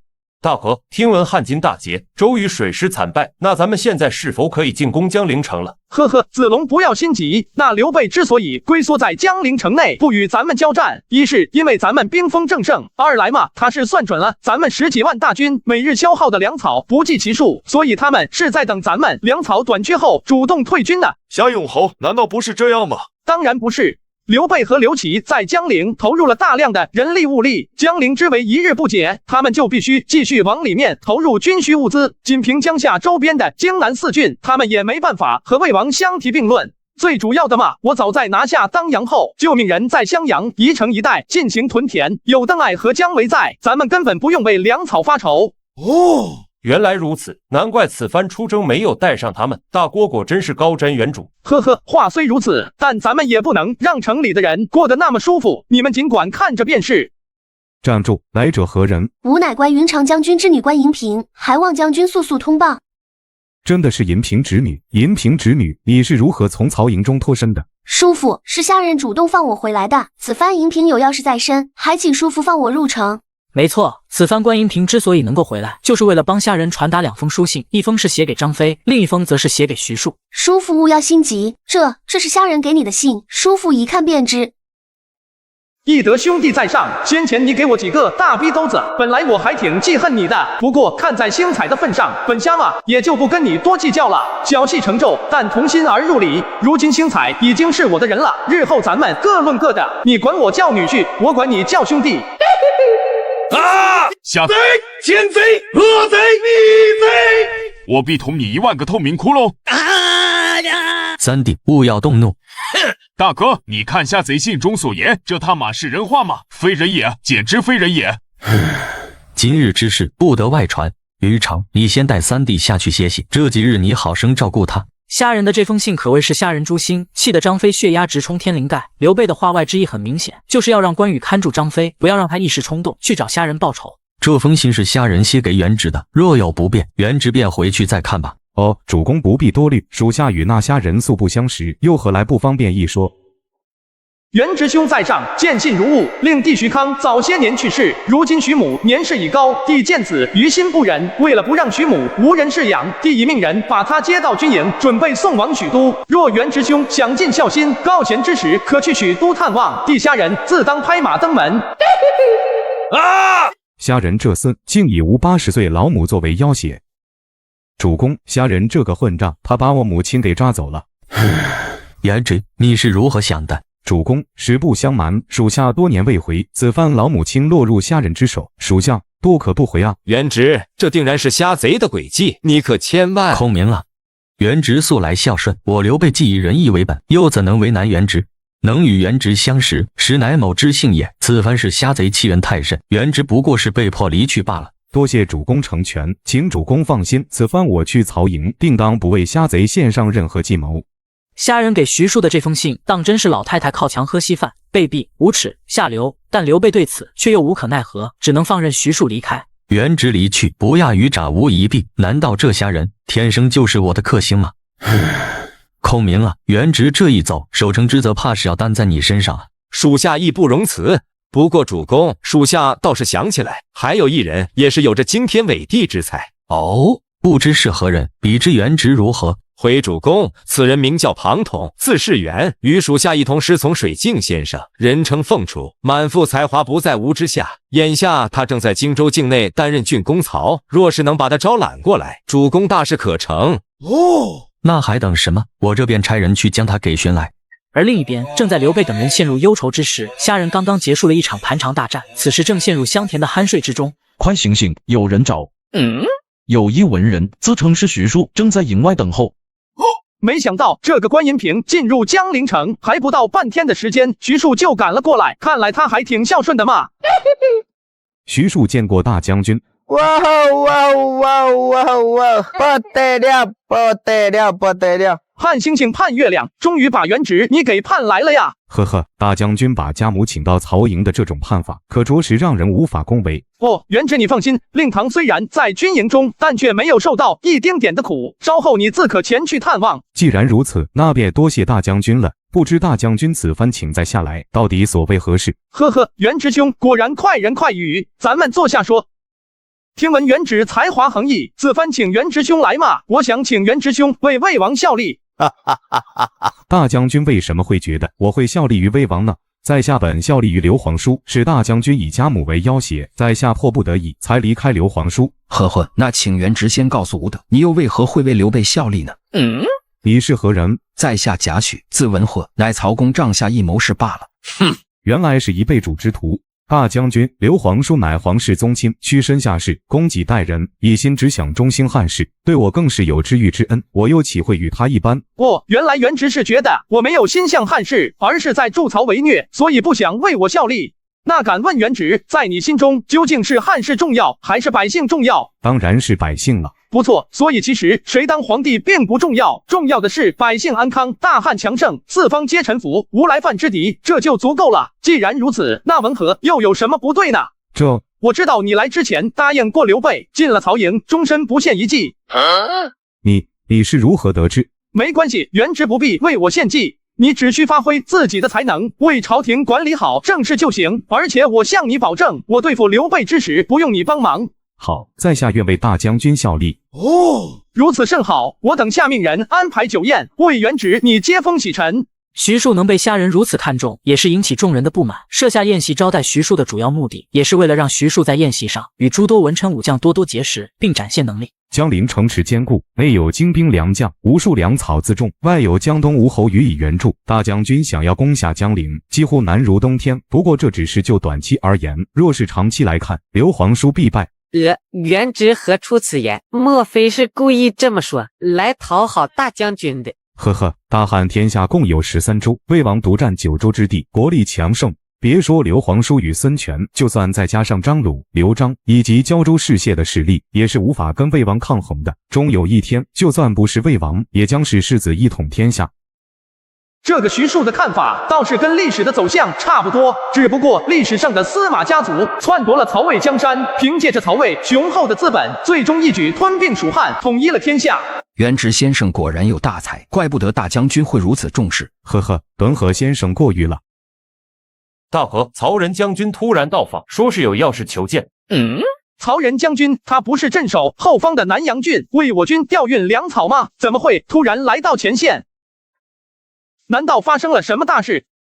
子孝将军，大将军，来不及多说了。前几日魏王病重，急宣大将军回许都。从许都出发的时候，魏王还没什么异样，怎么突然就病重了？子孝将军，这到底是什么情况？具体末将也不太清楚，只是知道宛城兵败后，魏王的身体就一直不太好，如今已经……我这就启程回去，此地暂且交给子孝将军负责。魏王病危，急宣大将军回许都。什么？魏王病了？这可不是一件小事，我必须马上回去。子孝将军，此地便暂且交由你负责。宛城一战，曹军伤亡惨重，曹操也因此大病一场。只是虾仁并没想到影响会这么深，因此他也是不敢怠慢，收拾一番后便连夜赶回许都。兴霸，咱们到哪里了？哦，前面是长坂坡了。只是虾兄，到底发生了何事？咱们又如此着急的返回许都？事到如今也没什么好隐瞒的了。据曹仁所说，事情就是这样。原来如此，大将军难怪会连夜赶路回许都。只是不知，若魏王真的撒手西去，大将军可有什么想法？诸位想必应该都明白，一旦魏王重病不治身亡，那么接替其位的必定是子桓世子。可大将军与世子素来不和，有着不小的恩怨。以世子的性格，等到执掌大权后，恐怕即刻便会对大将军展开报复。呵呵，我与诸位将军都是在大将军帐下效力，可以算作是大将军的派系。到时候大将军被打压，咱们吗？当然也是无法独善其身的。哎，好你个贾诩，我算是听懂了你的意思。都到了这个时候了，你还想着自己呢？兴霸将军误会了，在下这也是据事而论，让诸位提前做好准备吗？嗨，文和兄想多了。区一个曹丕小，即便再加上司马老贼那群孙文人，来一个我砍一个，来两个我砍一双，来三个我……行了，别吹牛逼了。文和的担忧我自然明白，不过请诸位放心，曹丕虽然狡诈，但本虾又岂是坐以待毙之人？见虾仁的语气中充满了自信，众人也是被他感染，暂时放下了心中的担忧。接下来的行程，一行人风驰电掣，能不休息就不休息。每过一城，便匆匆换好战马，再次踏上行程。魏王情况如何？哦，不是很乐观。昨日昏迷了一天，只是傍晚才清醒了一会儿。仲景先生已经来看过了，说是就这几日。自魏王病倒后，许都城中情况如何？哦，自从魏王病重后，城内便开始戒严。子桓世子被派到了冀州，作为楚军驻守邺城。夏侯渊担任征西大将军，都督凉州，司隶两地。夏侯惇则是打到了淮南，都督东部军事。眼下负责处理朝中政事的，便是苟活、国家还有程昱这些人。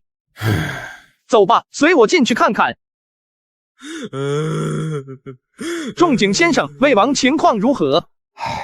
夏永侯有什么话，还是赶紧说吧，晚了怕是来不及了。思聪，你回来了。属下在，魏王有何吩咐？思聪，自你我在陈留结识，一晃已经过去了近20年。这20年间，你可是为孤、为曹家、为大汉江山立下了汗马功劳。魏王言重了，这都是属下的本分罢了，还请魏王好好休养，待到身体痊愈后，再率领吾等建功立业。我如何不知自己已经到了油尽灯枯的地步？哎呀，神龟虽寿，犹有尽时；腾蛇乘雾，终为土灰。老骥伏枥，志在千里；烈士暮年，壮心不已。盈缩之期，不但在天；养怡之福，可得永年。幸甚至哉，歌以咏志。孤未尝没有这个念头，只可惜孤的身体不允许了。思聪听令。请魏王吩咐。孤去世后，还望你尽心尽力辅佐世子即位，辅佐他安邦定国。他若非昏庸无能，你可将其废除，从孤之子嗣中另取贤能，辅其即位。请魏王放心，属下定当忠心尽力。荀令君何在？魏王。荀彧，你我相识虽不及思聪这么久，但却也是文景之交，先前种种不快，还望荀令君莫要有怨言。魏王言重了，属下又怎会有怨言？那就好。我走后，你当与思聪一同辅佐世子，一切便拜托二位了。请魏王放心，属下定当竭股肱之力，效忠贞之节，继之以死。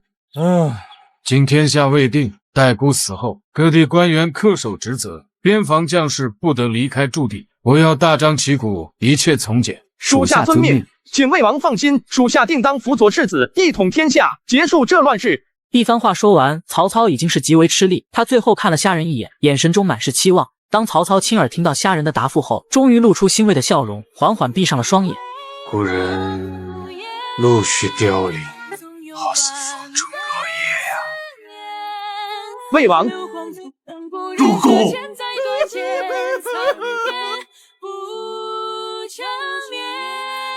一代枭雄溘然长逝，虾仁、荀彧等人也是开始张罗起曹操的后事。灵堂上，天子刘协与皇后福寿也是带着朝中文武百官陆续过来吊唁。虽说曹操把持着朝政，杀害了不少忠于汉室的老臣，但说到底，对朕这个皇帝还是颇为尊敬。眼下曹操一死，曹丕继位后，也不知他会如何对朕。魏王撒手人寰，实在令人惋惜。如今朝中大事可都要倚仗征东大将军了。陛下客气了，这都是臣的本分罢了。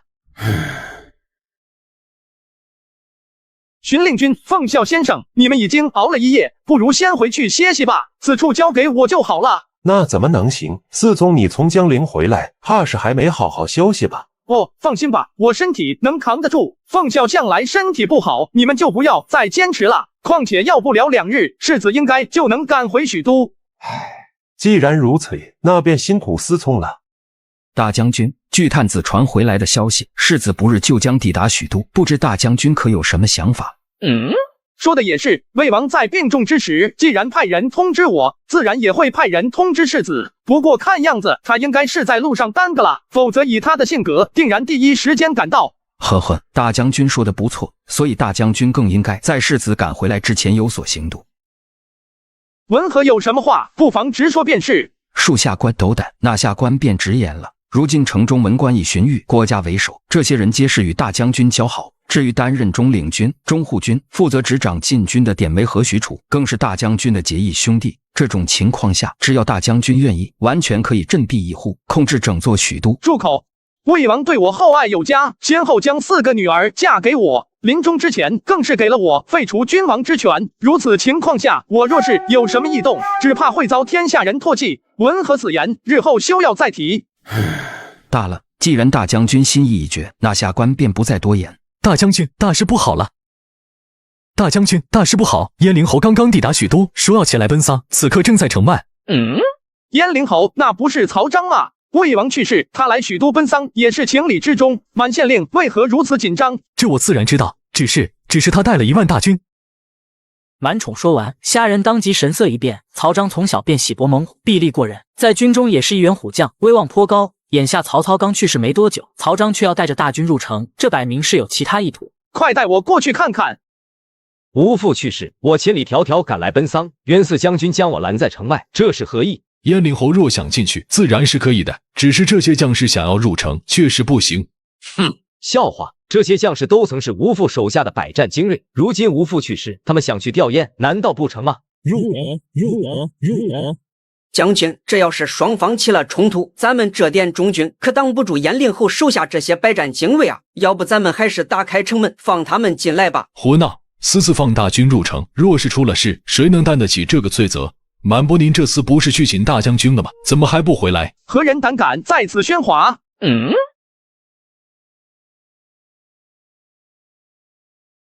姐夫，你怎么来了？呵呵，听说子文你回来，我自然是要来迎接你了。嗨，姐夫实在太客气了。我嘛，平生谁都不服，但有2人例外，一个是父亲，另一个嘛，便是姐夫了。子文何德何能，竟劳驾姐夫来迎接？少拍马屁了，既然回来了，那就快去给你父亲上炷香，还愣着做甚？哦，我倒是想进去，可袁四将军拦着我的手下，不让他们入城。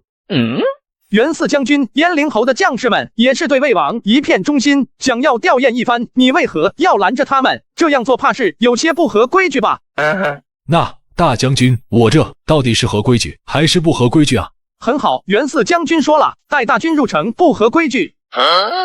韩浩，操你妈！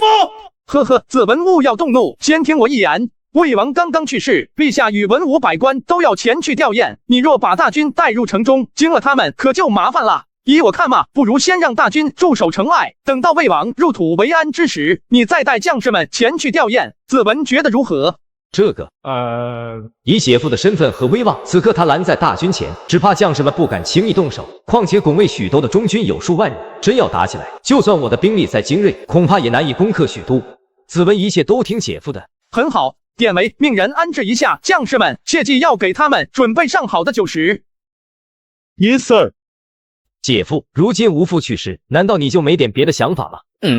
子文这是何意？魏王去世，我心乱如麻，哪还有什么想法？哼，姐夫，我就直说了吧，我二哥跟你之间的恩怨可不小，若是等他回来继承王位，以他的性格，日后定当会报复于你。如今我有1万大军在城外，姐夫你又有威望，跟一众朝臣大将都交好。若是你肯助我继承父亲位置，事成之后，我绝不会亏待你。诚如曹彰所言，虾仁跟曹丕有恩怨，等曹丕上台，虾仁的日子会很难过。而曹彰有军队，虾仁有威望和人脉，只要虾仁愿意帮助曹彰，那位王之位便唾手可得。等到稳住了局势，我便会代汉自立，届时别说大将军了，封你为王侯都可以。子文，今日之事就当咱们从未提起过，休要再提了。哼。姐夫，终有一日你会后悔的。难怪曹彰公子会率1万大军匆匆赶回许都奔丧，原来也是对王位有非分之想。大哥，你是怎么想的？呵呵，我当然考虑过，今日曹彰的话的确是充满诱惑力，但我却是不能答应。原因嘛，很简单。其一，曹彰继位，名不正言不顺，势必要造成分裂，互相攻伐。刘备、孙权等人若是借机反攻，那么好不容易稳定的局势会再度动荡起来。其二，魏王对我如此厚爱，我若真的选择帮助曹彰，世人将会如何唾骂我？其三嘛，曹彰是个不折不扣的武夫，马上可以打天下，但不能马上治天下。跟世子比起来，他不是合格的君王之选。天下若是落在曹彰之手，只怕会穷兵黔武，动荡不安。如果真有那么一天，我和世子之间闹得水火不容，诸位当如何？嗨，那还用说吗？曹丕那小子要是敢对付你，我就一刀给他收拾了。行吧，兄弟说的不错，请大将军放心，吾等亦是如此。呵呵，诸位也不必多想，或许我跟世子也不会走到那一步，是咱们在杞人忧天罢了。而另一边，因为信使的延误，曹丕第2天才得知曹操病重的消息，此刻也是从邺城火速赶回许都。世子不必担心，许都城中可是有王后曹洪，还有荀令君他们坐镇，想必出不了什么乱子。况且咱们距离许都也不远了，再有半日就能赶到。仲达所言差矣，算算时间，虾仁怕是已经从江陵赶回了许都。若是他有什么异心，仅凭王后曹洪与荀彧这些人，如何能拦住他？世子，出事了哦！世子，大事不好了哦！今日一早，燕陵侯率领1万大军抵达许都，并要求军队入城哦。你说什么？看样子子文公子对世子之位也是有些想法的。魏王这才刚刚去世，他便带着大军赶到许都。后续情况呢？燕陵侯可曾率军入城？回先生的话，这个倒没有哦。征南大将军亲自前往城外迎接，把大军拦在了城外，随后他便带着燕陵侯单独入了城哦。呵呵，如此甚好，这个虾仁倒是帮咱们省了不少麻烦。不过世子，据王府的下人透露，在吊销完后，征南大将军跟燕陵侯私下交谈了一番哦。仲达，这可怎么办？曹彰手中有兵权，虾仁在朝也有威望，一旦这2人联手，那后果可不堪设想。比起他们私下会晤，还不如让曹彰率军入城。世子勿要惊慌，依属下看，咱们还是要去许都。仲达，你不是在说笑吧？我这要是去的话，岂不是自投罗网？非也，世子，眼下咱们可是无法肯定虾仁跟燕陵侯勾结在一起。如此情况下，若是世子不去许都奔丧，只怕会落下不孝的骂名。如此便给了虾仁借口与把柄。可是仲达，万一他们当真勾结在一起了呢？那咱们就更应该去。就算世子回到邺城，召集4方军队去讨伐虾仁跟燕陵侯，世子你觉得会是虾仁的对手吗？与其那样，倒不如咱们主动前往许都。要知道朝堂之上还有天子荀令君曹洪，轮不到虾仁一手遮天。魏王临去世之前是说过，世子若不贤，让虾仁另扶持他人，但眼下世子可是没犯什么错，虾仁哪里有借口废了世子？魏王生前对他恩重如山，如今魏王尸骨未寒，他若真敢这么干，天下人岂不是要骂死他？对，仲达说的对，就按照仲达所言，咱们去许都。原本还紧张不已的曹丕，听了司马懿的一番分析，也是逐渐放下心来。经过一番商议，众人便继续踏上行程，终于在傍晚时分抵达了许都城。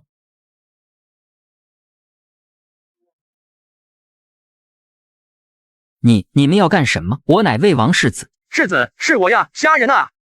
姐夫，你这是？回世子的话，魏王撒手西去，实在令人痛惜。但家不可一日无主，国不可一日无君，还请世子早些就位，稳定当下局势。世子，姐夫，不，征南大将军真乃朝廷重臣，就位一事吗？当务之急，世子应该先去拜祭魏王才是。啊，仲达所言极是，就位一事吗？稍后再议，稍后再议。魏王府，曹丕和曹植一样，跪倒在曹操棺椁前，哭得不能自已。曹彰站在一旁，脸色稍有些难堪。他不明白，以虾仁和曹丕之间的恩怨，为何还会拥护曹丕上位？而对此，虾仁却跟没看到一样，只是冷眼旁观。诸位，明日吾若是能顺利就位，汝等功不可没。你们且放心，再等上些许时日，该给你们的，本世子绝不会吝啬。多谢世子。世子，眼下魏王一位已定，咱们要尽快将兵权抓在手中。如今夏侯渊将军镇守长安，夏侯惇将军都督合肥军事，曹仁将军坐镇荆州，这些都是世子的家将，大可不必担心。咱们唯一要注意的，便是中军。不错，如今统领中领军、中护军的，分别是典韦、许褚，他俩可是虾仁的结义兄弟。父王在时还好说，父王不在，若是让他俩继续掌控中军，那要不直接拿虾仁开刀？诸位以为如何？世子不可。仲达此言何意？你和那虾仁可也是有着夺妻之仇。臣自然是跟虾仁有仇，但跟世子的大事比起来，这点恩怨又算得了什么？难道世子不想取代大汉，从而自立吗？司马懿的一番话让曹丕的呼吸瞬间变得急促起来。他自然想收拾虾仁，可他更想一统天下，登基为帝。若是收拾了虾仁，绝对会引起叛乱四起，诸侯割据。世子要想一统天下，离不开虾仁，所以还请世子忍耐。仲达果然足智多谋，那依你看，该如何拿回兵权？哈哈，这个倒是很简单。世子明日继位后，直接升他俩的军职，把他俩打发到虾仁的军中便是。诚如征南大将军在城外所言，如今刘璋、张鲁等人割据川蜀，南方又有刘备、孙权不服朝廷统帅，国势危急，山河破碎，还望世子早些能够就位。本世子德浅才薄，本不堪此重任，但征南大将军、荀令君如此看好我，我也只能勉为其难。见过魏王。诸公不必多礼，以后还需要诸公辅助孤打理天下。一番商业互吹之后，曹丕便对司马懿、陈群等人大肆进行封赏，即便是荀彧、郭嘉，他也是以天子的名义增加10亿，以示恩宠。典韦、许褚两位将军跟随姑的父亲多年，已是劳苦功高，姑有意提拔他们二人，不知征南大将军可有异议？魏王有意赏赐他俩，自然是好事，属下又怎会有异议？呵呵，那就好。即日起，典韦、许褚二人便升为奋威将军和扬武将军，二位与征南大将军兄弟情深，如此嘛，也好去他帐下效力。不知二位将军意下如何？看我干什么？二位将军还不快谢过魏王？多谢魏王提拔。呵呵，两位将军客气了。对了，此番先王去世，荆州刘备、刘琦、江东孙权之流却是趁机来骚扰，着实可恨。还望征南大将军即刻启程，早日拿下江陵，消灭那些乱臣贼子。届时，孤再一并封赏。属下遵令，请魏王放心，此去属下定当拿下江陵。奋威将军和扬武将军都是杂号将军，魏王此举看似提拔，实则是夺权啊！苟活先生此言何意？我怎么有些听不懂呢？嗨哈，外有宗室大将都督军事，魏王再将中军掌控在手中，那才能够高枕无忧。魏王如此明升暗降的做法，思聪先生应该早就料到才是，怎么会如此神色？我是在瞅这两个憨货，啥都不知道，还在得意呢。大帝，等等我。对于郭嘉和荀彧的话，虾仁自然明白，但狡兔死，走狗烹，飞鸟尽，良弓藏的道理，作为穿越人士，虾仁还是明白的。因此，对于曹丕今日的举动，他还是决定多留几手准备。父君，这便是按照你的要求设计，如今已经有了成果，只是还需要进一步试验。那太好了，那就有劳夫人了。夫君言重了，这都是妾身应该做的，只是妾身不明白，夫君为何要叫他红衣大炮呢？感觉名字怪怪的。先不说这些。对了，还有一件事，请夫人答应为夫，从现在起，但凡工匠方研究出来的军械，一律不要再上报，明白吗？夫君是担心。夫人想得不错，夫人最好是借助朝廷的资源，然后将研究成果私藏。请夫君放心，妾身跟几位大工匠关系甚好，只要夫君愿意，妾身随时可以说动他们过来投靠。能娶到夫人，真乃为夫之幸也。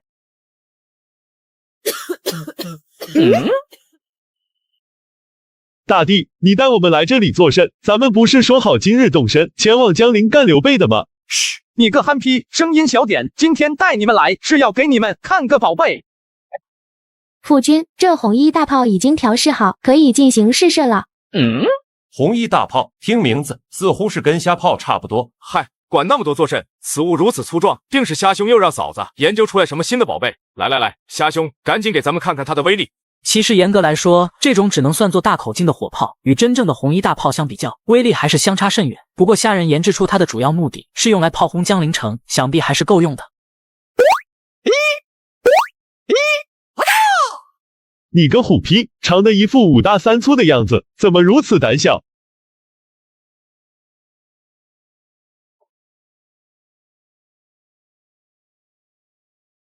我的个乖乖，这玩意威力这么大，这别说人了，只怕城墙也经不起如此炮轰吧。不错，江陵城无比坚固，若是仅凭士卒强攻，起码也要搭上数万性命，方才有可能拿下。我便打算通过此物来炮轰江陵城。有了此物，何愁拿不下一座小小的江陵城？嫂夫人当真是厉害。多谢将军赞誉，只是时间仓促，妾身眼下只研制出10门红衣大炮，不知夫君够用否？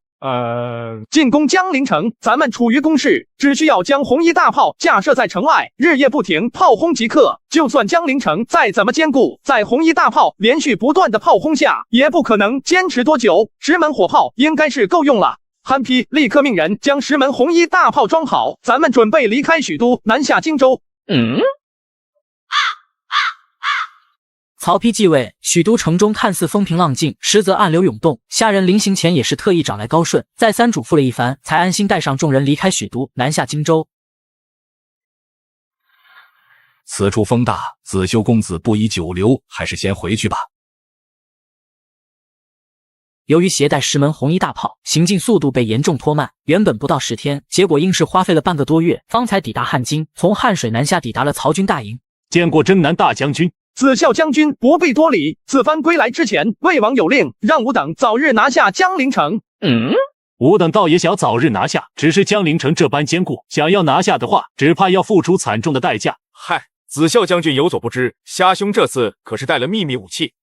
既然兴霸将军这么说，想必此次江陵之战十拿9稳了。诸将听令，末将在。时间紧迫，明日一早点齐兵马，准备攻城。末将领命。江陵之坚固不必多说，否则曹军也不会在城外驻扎那么久，迟迟不肯发起进攻。此番曹军难道真的是想不开吗？哼，曹丕小儿刚刚继承魏王之位，当然要做出点成绩。话不能这么说。曹军既然敢动手，那就说明他们也有把握。此番孔明前往江东，城中一切事务都要拜托副军师中郎将了。请主公放心，有我庞士元在此，曹军休想攻下江陵。有士元先生这句话，我就放心了。大哥，你看，城下的曹军有动静了。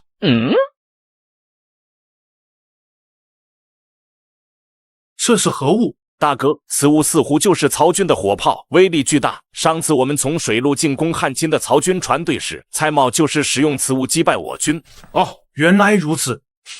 曹军莫非是想用此物进攻江陵城吗？咱们可是有着数百步之远，这虾仁未免有点异想天开了吧？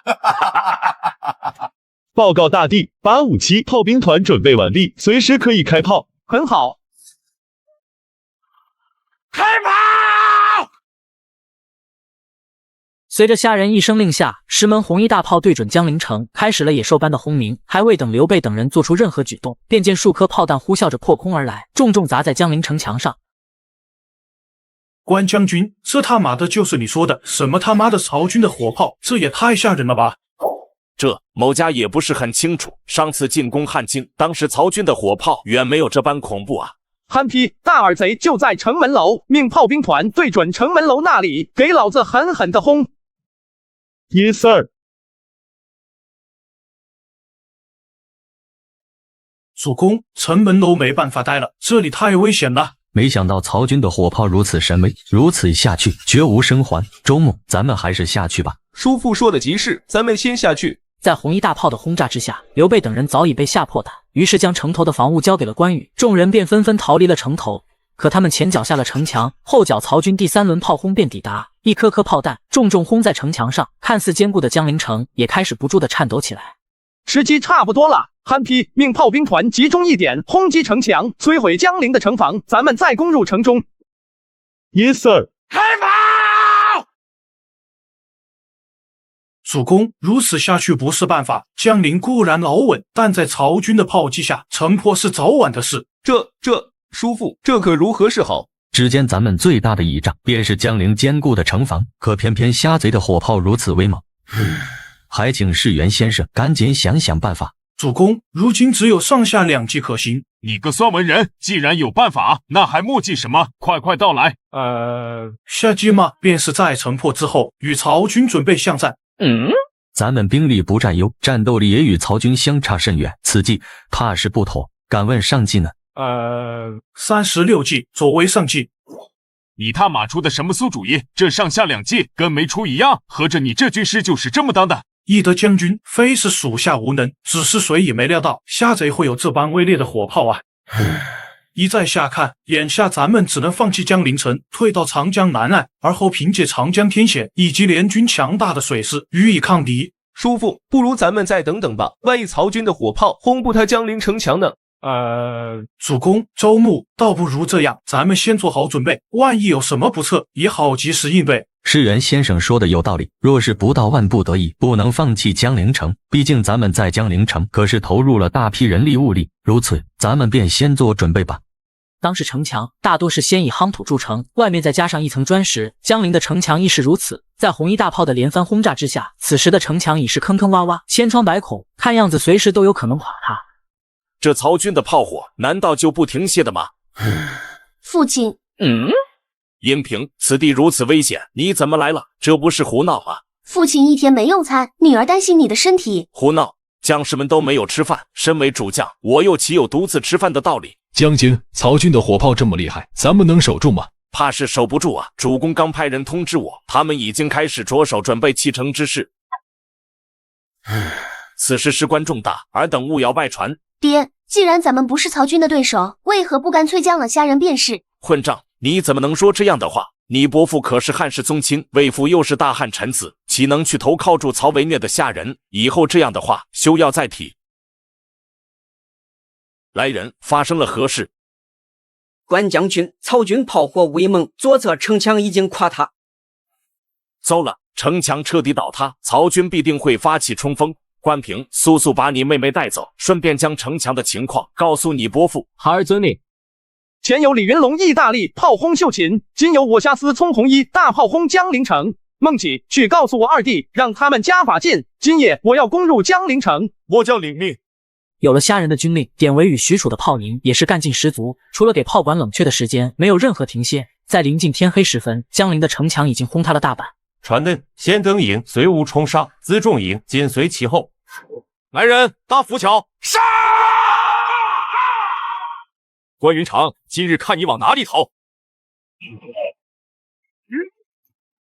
匹夫竟敢抬口棺材前来送死！马儿，你看好了，对付关三刀，那要带上脑子，头铁可是要吃大亏的。历史上的甘宁和关羽皆是超一流的武将，而关羽向来以前三刀最为刚烈而出名。甘宁在小心避开后，二人便打得平分秋色，谁也压不住谁。休生我父！哼！美人卧榻。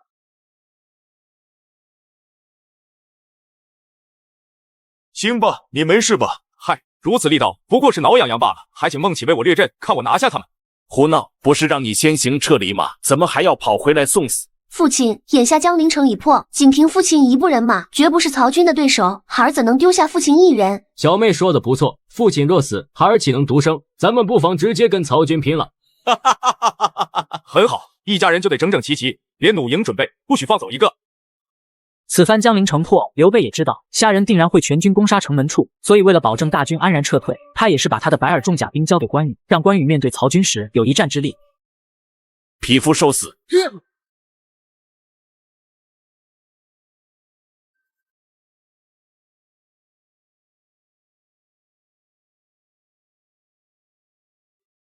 你是虾仁的二弟，18路诸侯讨伐董卓之时，温酒斩华雄的典韦。不错，正是某家。我大弟让我来给关将军带来一句话：云长将军，就算你不为自己考虑，也要为你的子女还有手下的将士们考虑。到了如此地步，负隅顽抗也只是白白送死罢了。嘻嘻。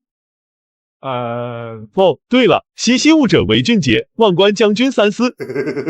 典韦的一番话，让关羽古井无波的脸庞终于出现了一丝波澜。他扭头望去，入目所及的士卒皆是满身血污，狼狈不堪。要打就打，哪来那么多屁话？你个憨批！住口！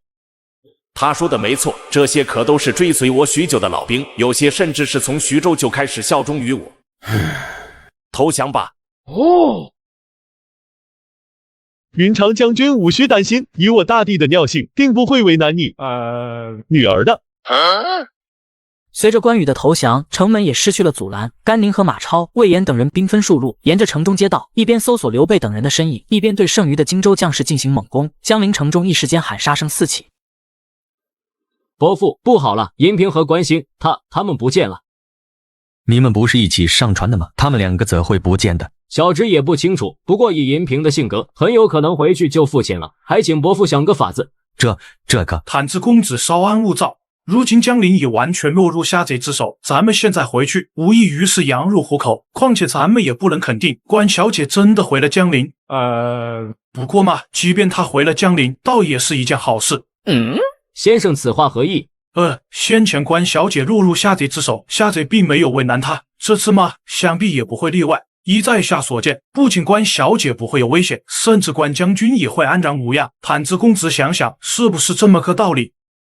你个憨批，我不是说了让你把关将军请来的吗？还不快快给他们松绑！禀大将军，此绑法甚是奇妙，末将不得其解。云长啊，许都一别，已是许久未见。当年与大将军共事之时，关某也不曾想到，20年之后，大将军竟会成为当今最有权势之人。如今关某既是大将军的阶下之囚，要杀要剐，悉听尊便。可若是想让关某降曹，恐怕要让大将军失望了。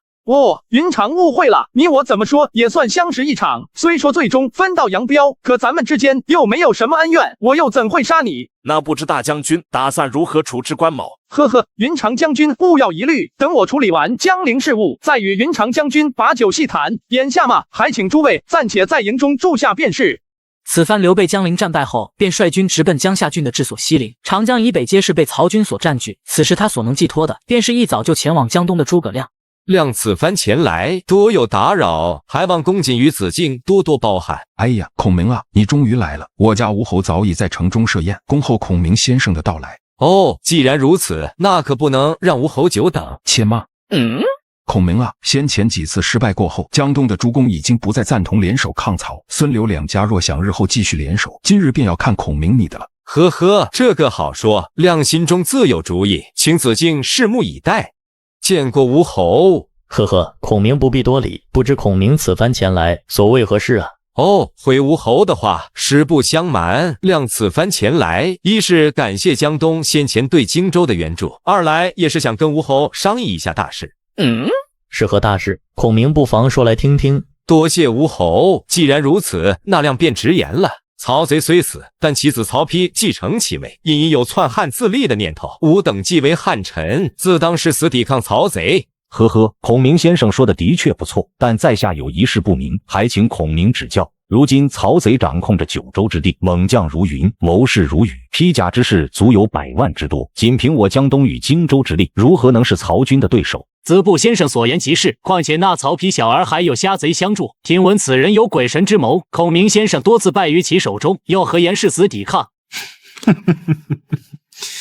禀吴侯，亮有一言颇为大胆，不知可讲否？孔明先生直说便是。当年吴侯与合肥一战，3万大军惨败不说，连吴侯自身也是被张辽500骑兵生擒活捉。至此，世间便有孙3万之称。难道吴侯就不想报仇吗？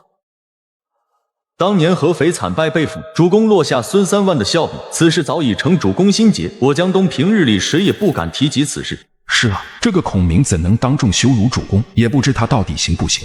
孔明，你到底想说什么？呵呵，亮别无他意，还请吴侯勿要动怒。亮有一言，还请诸公静听。不管是吴侯，亦或是我家主公，亮自己荆州牧，都与虾贼有着各种各样的仇恨。既然如此，为何不联起手来，共同对付虾贼呢？数量直言，以虾贼的性格，将来拿下江东后，不管是二乔，亦或是步夫人，怕是都要落入他的魔爪。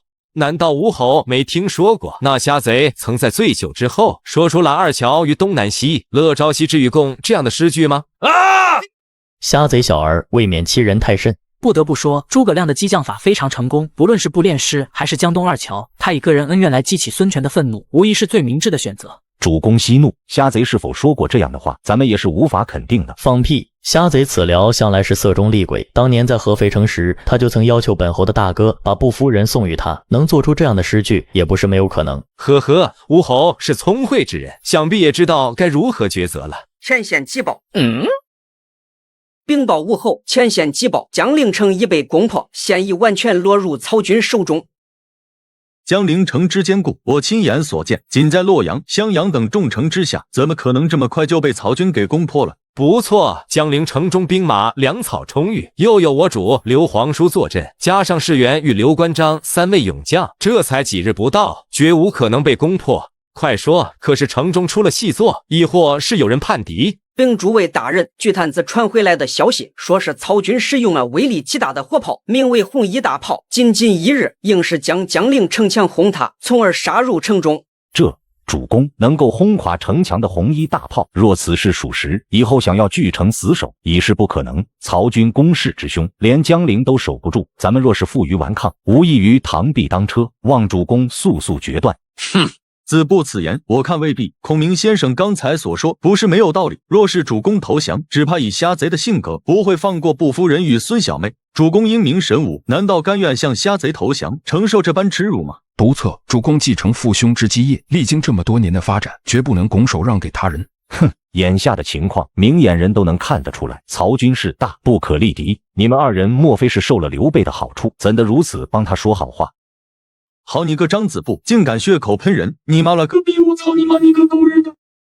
够了，公瑾与子敬所言皆是有理。我既继承父兄基业，岂能白白让给他人？哼！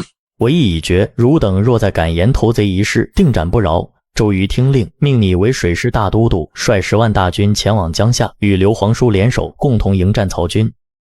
开炮！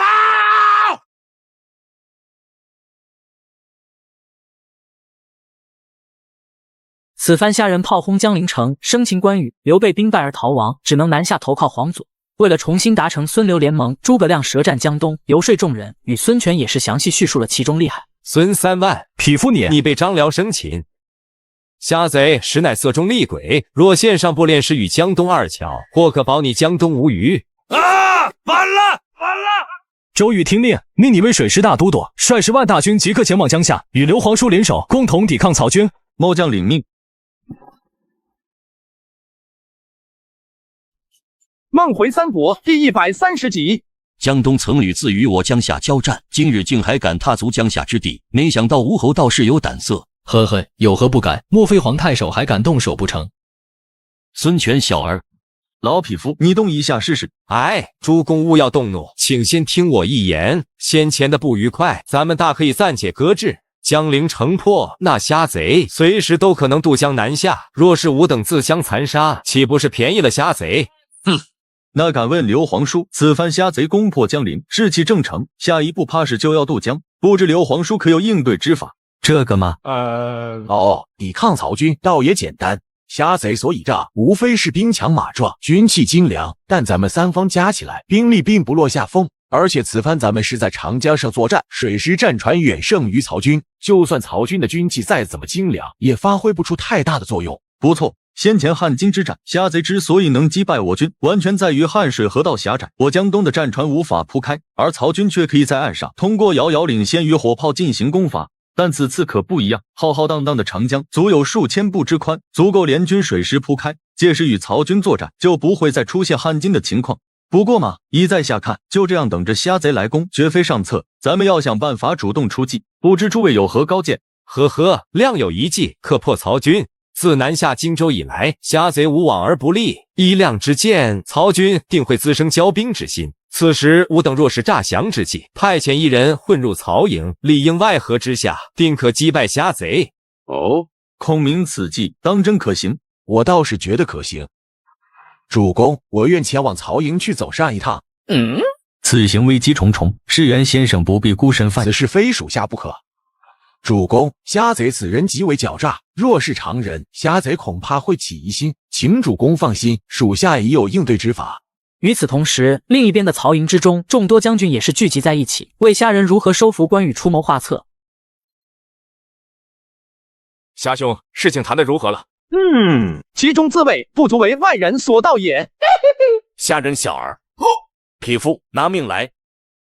虽说关羽和虾人早就相熟，本身并无恶感，但关羽得知此事之后，顿时暴怒，操起大刀就要砍了虾人。虾人小儿，你竟如此禽兽！岳父明鉴了，我与令爱情投意合，如今生米已经煮成了熟饭，还望岳父成全。是啊，父亲，女儿心中对虾郎也是颇有好感，两情相悦，请父亲息怒。小婿见过岳父，岳父喝茶。击落之你手，关某无话可说。你与银平之事，关某也不再反对，并且看在银平的份上，关某也可以为你效力。不过嘛，关某要约法3章。第一，关某虽将，但将的是大汉，绝非他曹丕。这个好说，在场众位本就是汉臣，皆为大汉效力。第二，关某素来忠肝义胆，绝不会与我大哥刀兵相见。此番是看在银平的份上，愿暂居于大将军帐下，你不得勉强关某对付我大哥。这个也好说，关将军忠义，世人皆知，小婿绝不会让岳父行此不义之举。不知第3件事是什么，岳父但说无妨。你我本就平辈，日后勿要再叫我岳父。这招叫36计之声东击西，二弟赶紧记下来。这一招太牛了，大弟可真厉害。本大将军萧师傅传来消息，江东孙权于昨日率军北上，意欲攻打江陵。禀大将军，此番江东之所以出兵，主要是因为诸葛亮他在柴桑与孙权会面，说征南大将军做出了二乔于东南西，乐朝夕之与共这样的诗句。毁谤啊！诸葛亮这是毁谤我啊！你们听见没有？他毁谤我啊！二弟，你说诸葛亮这次可真够混账，这明明就是先王在世所做的诗句，怎么成大帝的了？你个虎皮懂个鸡毛，口中所说不如心中所想。以大帝的尿性，你觉得是谁做的这首诗很重要吗？你们两个严肃点，咱们在商议正事呢。嗨，虾兄无需担忧，孙权、刘备还有黄祖3家联手，不过是跳梁小丑罢了，不值一提。辛爸说的没错，大将军莫将愿为先锋，将孙权小儿的狗头取来。呵，两位将军有这般信心是好的，但我军大多是北方将士，并不是硬江面作战，大将军还是小心为上才是。不错，文和此言有理。虽然咱们有火炮之力，但东吴水师天下闻名，真要打起来，搞不好要吃大亏。对了，德圭将军，我让你训练的水师准备的如何了？回大将军的话，我军将士大多为北方人士，不习水性，操练起来也是极为困难，怕是还需要数月的功夫。诚如蔡瑁所言，北方将士在江面乘船作战，本就水土不适，战力大减。除此之外，打造战船也是需要大量材料，这让虾人不得不有所顾虑。本大将军，城外有一人自称是从江夏而来，想要投奔大将军。投靠我？那人叫什么名字？回禀大将军，来人自称凤雏。凤雏庞统，他不是在刘备帐下吗？怎么会跑来投靠我？大将军有什么不对吗？你们可知水镜先生曾评价过庞统，说南州士子无人可以与之相比。这个属下倒是有所耳闻，水镜先生学识广博，有之人论事，鉴别人才之能。庞统此番竟然被主投敌，实在有违常理。大将军的意思，莫非此人是故意如此？不错，依我看，此人定是假意投靠，实则暗中为刘备等人的内应。既然刘备有心算计于我，咱们就给他来一手将计就计。早已听闻凤雏之名，今日相见，可谓是三生有幸啊！大将军客气了。若说起名气，大将军就好比那日月之辉，在下不过是米粒之光罢了。大将军英明神武，有雄才伟略，实乃当世第一人。正是多亏大将军，朝廷才能将9州之地一一收复。如今大将军兵强马壮，麾下猛将如云，谋士如雨，携100万大军南下，当今无人可挡。而刘备、孙权等人试图螳臂挡车，实乃不自量力之举。说得好，凤雏先生果然有见识。既然如此，那便任你为我军军师。多谢大将军重用。虾兄，军师既然是从刘备那边来的，想必对孙刘联盟的情况相当熟悉吧？不错，既然军师已经投效了大将军，不妨让他向吾等好好介绍一番。诸位将军所言甚是，理应如此，理应如此。禀大将军，孙刘联盟虽说是三方联军，但刘琦早已被刘备架空，其麾下的将士也大多都听从刘备的指挥。如今刘备一方共有6万兵马，部族、水师各占1半。他以诸葛亮为军师，另有项朗、马良、马谡等人为谋士，张飞、张豹、陈道、黄权等人为大将。而江东孙权共派出10万兵马，大部分为水师，孙权亲自坐镇，周瑜为都督，鲁肃为军师，诸如周泰、凌统、韩当、黄盖等大将皆是随军出征。如庞统所说，此番刘备与孙权可谓是精锐尽出，颇有破釜沉舟的意思。而对此，虾仁听完也是故作为难。周瑜、周泰、凌统、韩当、黄盖、张飞、黄权，对上点为许褚、赵云、甘宁、马超、庞德、文丑，这尼玛妥妥的高端局啊！大将军勿要忧虑，区区刘备、孙权何足挂齿，末将定将他们拿下。混账！我与军师商议正事，哪里轮到你说话了？是袁先生之才能，又岂是你这鲁莽匹夫所能评价的？哼！以末将看，所谓的凤雏只是徒有虚名，大将军何必对他如此看重？末将为大将军立下汗马功劳，大将军竟为外人而斥责末将，实属是昏庸。文长将军，莫要再说了，我说的不是实话吗？文聘为何要劝我？啊！反了！你就反了！来人，把魏延给我拖下，拖下去砍了！虾仁，我的小儿，我死了也不服你，你是什么东西？欺世盗名之徒！古有周瑜打黄盖，一个愿打，一个愿挨；今有虾仁打魏延，一个能喷，一个能演。虾仁小儿，有本事你就杀了我，我还怕了你不成？啊！反了！你就反了！再加30大板，给我狠狠的打！赤壁之战，庞统巧授连环计，火烧曹营80万大军，而如今他面对的曹军主帅却是一位对三国史了然于心的穿越者，所以对于庞统前来曹营的意图，虾仁了然于心。魏延战功赫赫，怎么突然间虾仁就要杀了他？这尼玛是什么情况？哎呀，文长将军可无恙，滚开！今日之事与你脱不开干系。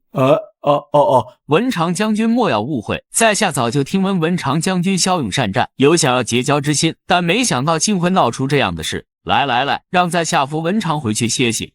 哼！文长将军，若是没有你，大将军怎么可能拿下襄阳城？但却没想到，此番大将军竟如此恩将仇报。哼！军师所言极是，若没有我魏文长，他下司从来能进得了那襄阳城。嘿嘿。文长所言甚是，单单一个江陵城，就让那虾人围困了近半年之久，最终还是凭借着火炮才攻入城中。而襄阳城的坚固远在江陵城之上，若不是文长兄充作内应，虾人绝不可能那么轻易进入襄阳城。实在是可惜了。先前我与刘皇叔交谈之时，他言语中也是颇为自责，说当初不该对文长将军态度那般恶劣啊。军师所言当真，刘皇叔当真没有怪罪于我。哼，那是自然。刘皇叔向来仁义，又怎会怪罪于将军？听将军此言，莫非是有些后悔，想要反投刘皇叔不成？没有，绝对没有。啊，文长勿要多虑，即便你想重新投效刘皇叔，在下也不觉得奇怪，毕竟大将军对你着实是有些过分了。眼下房中只有你我2人，文长大可畅所欲言，在下绝对守口如瓶。既然如此，那在下便直言了。不瞒军师，今日下司从如此忘恩负义，我倒真想反了他。嘿嘿，真是瞌睡了有人送枕头。此番我来曹营，便是打算献上连环计，劝说虾贼将曹军战船用铁索连接起来，而后火烧曹军战船。但还真没料到，竟会有意外收获。若是此番能够成功策反魏延，那击败虾贼的可能性便会大大提高。魏延是否真的有意背叛虾仁？对此，庞统并没有怀疑。毕竟魏延曾经前1日背叛刘表，投靠了刘备，后1日便背叛了刘备，将襄阳城送给了虾仁，有这般辉煌的前科，也是情理之中。呵呵，既然文长将军如此坦诚相待，那在下也不藏着掖着了。其实我此番前来，是奉刘皇叔之命，假意投靠虾仁，暗中寻找能够击败曹军的机会。是缘此言果真？呵呵，文长若当真有意回归刘皇叔，在下愿为你担保，你看如何？这个嘛，此事事关重大，还请军师容我思考一番。这个好说，但文长将军要知道，此事关乎你我的身家性命，还望将军勿要外传才好。对于魏延的回答，庞统并不意外，因为若是魏延当即便答应，反而更让他怀疑。但为了能够尽快促成此事，庞统决定给魏延再施加一点压力。禀大将军，属下有一事，不知当讲不当讲。军师言重了，有话不妨直说便是。好，既然如此，那属下就明说了。属下刚刚搀扶文长将军回去，与他交流了一番。大将军，属下从文长将军的言语之间，发现他对大将军颇为怨恨。军师所言当真？这个混账，本将军饶他一命，他竟然如此不知好歹。不错，大将军所言极是。魏延此人向来巧肚鸡肠，心胸狭窄，否则当初也不会背叛刘备。因此属下建议，大将军还是早做准备，小心为上。军师所言极是，典韦传令下去，将魏延手下的兵马能调走的都调走。Yes, sir。见虾仁如此暴怒，庞统突然感觉到这波稳的一批，因为他来告状的目的就是希望虾仁打压魏延，如此一来，他劝反魏延的可能性也就大大提高。而事实果然如庞统预料的那般，刚过晌午，魏延就绷着一张驴脸来到他的住处。军师，大事不好了！文长将军面色如此难堪，可是出了什么事？军师有所不知，那虾仁实在是太过分了些，他命典韦调走了我手下的兵马，如今我3营人马只剩下1营了。如此来看，虾仁是有意打压将军啊，那不知将军有何打算？那还用说，当然是反他娘的。对，反他娘的。不瞒世元，那2营被调走的兵马都是我的亲信所率领，只要我一声令下，他们也能随我一同离开，还望世元先生帮忙引荐，我愿回归刘皇叔。这个好说，只不过嘛，不知将军是否能顺带着将遥遥领先与红衣大炮带过来几门？若能得手，想必刘皇叔定会重用文长。这个嘛，恐怕是不能。世元有所不知，遥遥领先与红衣大炮都是军中管制，平日里都有典韦与许褚2人看守，若无虾仁的军令，任何人都无法调用。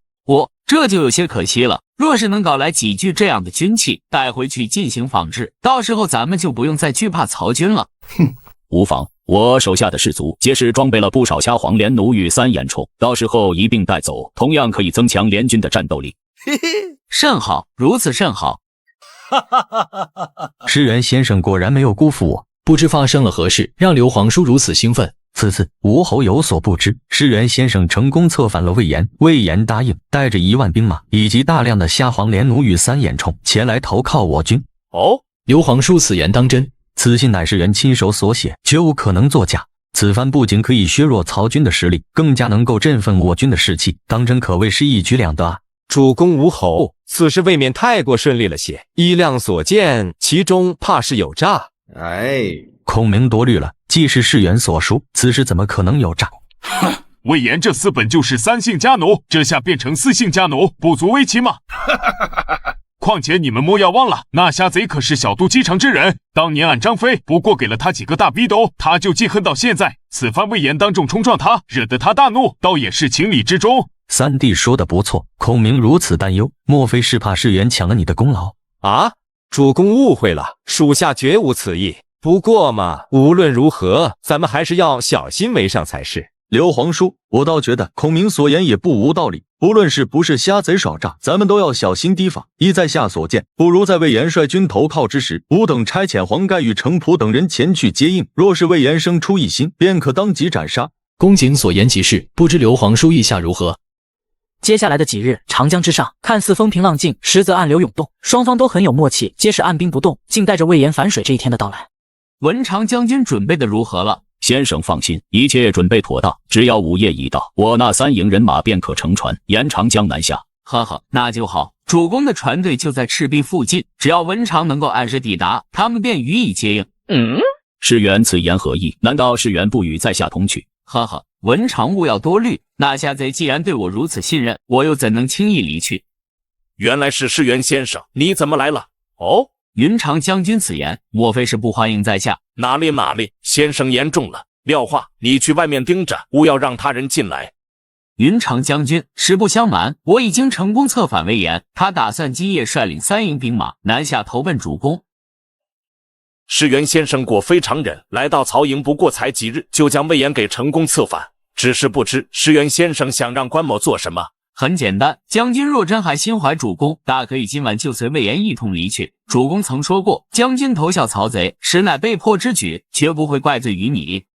呵呵，亥时之前，将军都可以来找在下，这是将军最后的机会，还望将军好好把握。在下便先行告退了。我与大哥乃结义兄弟，断然不能背弃于他。可我若是离下人而去，那银平又该怎么办？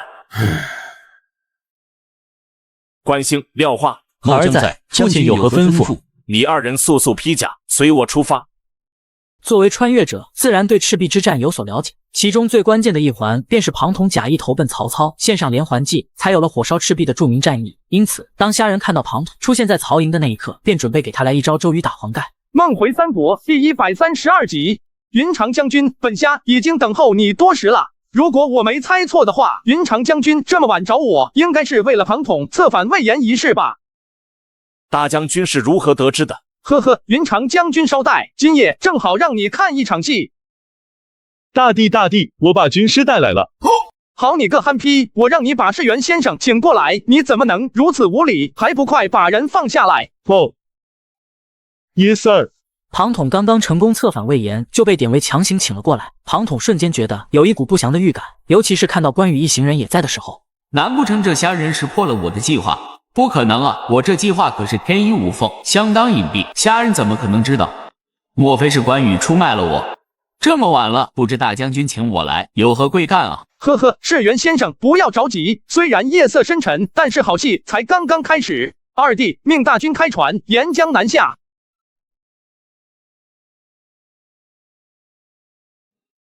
魏延已经率军出逃，主公也派出水师在赤壁接应。虾人此举看样子是打算出兵追击魏延去了。军师，这艘战船乃是全新打造，我看他甚为喜欢，打算将它作为我的坐舰。不过嘛，既是坐舰，理当有个名字，因此我有意将它命为落凤号，不知军师觉得如何？关羽，你这老匹夫，亏你跟主公还是结拜兄弟，不肯帮我辩罢，竟然还敢害我！世元先生，我呵呵，此事与关将军无关。世元此番不过是假意投靠，欲陷铁索连船之计，而后以火攻之，重创我军。不知道我说的对与不对？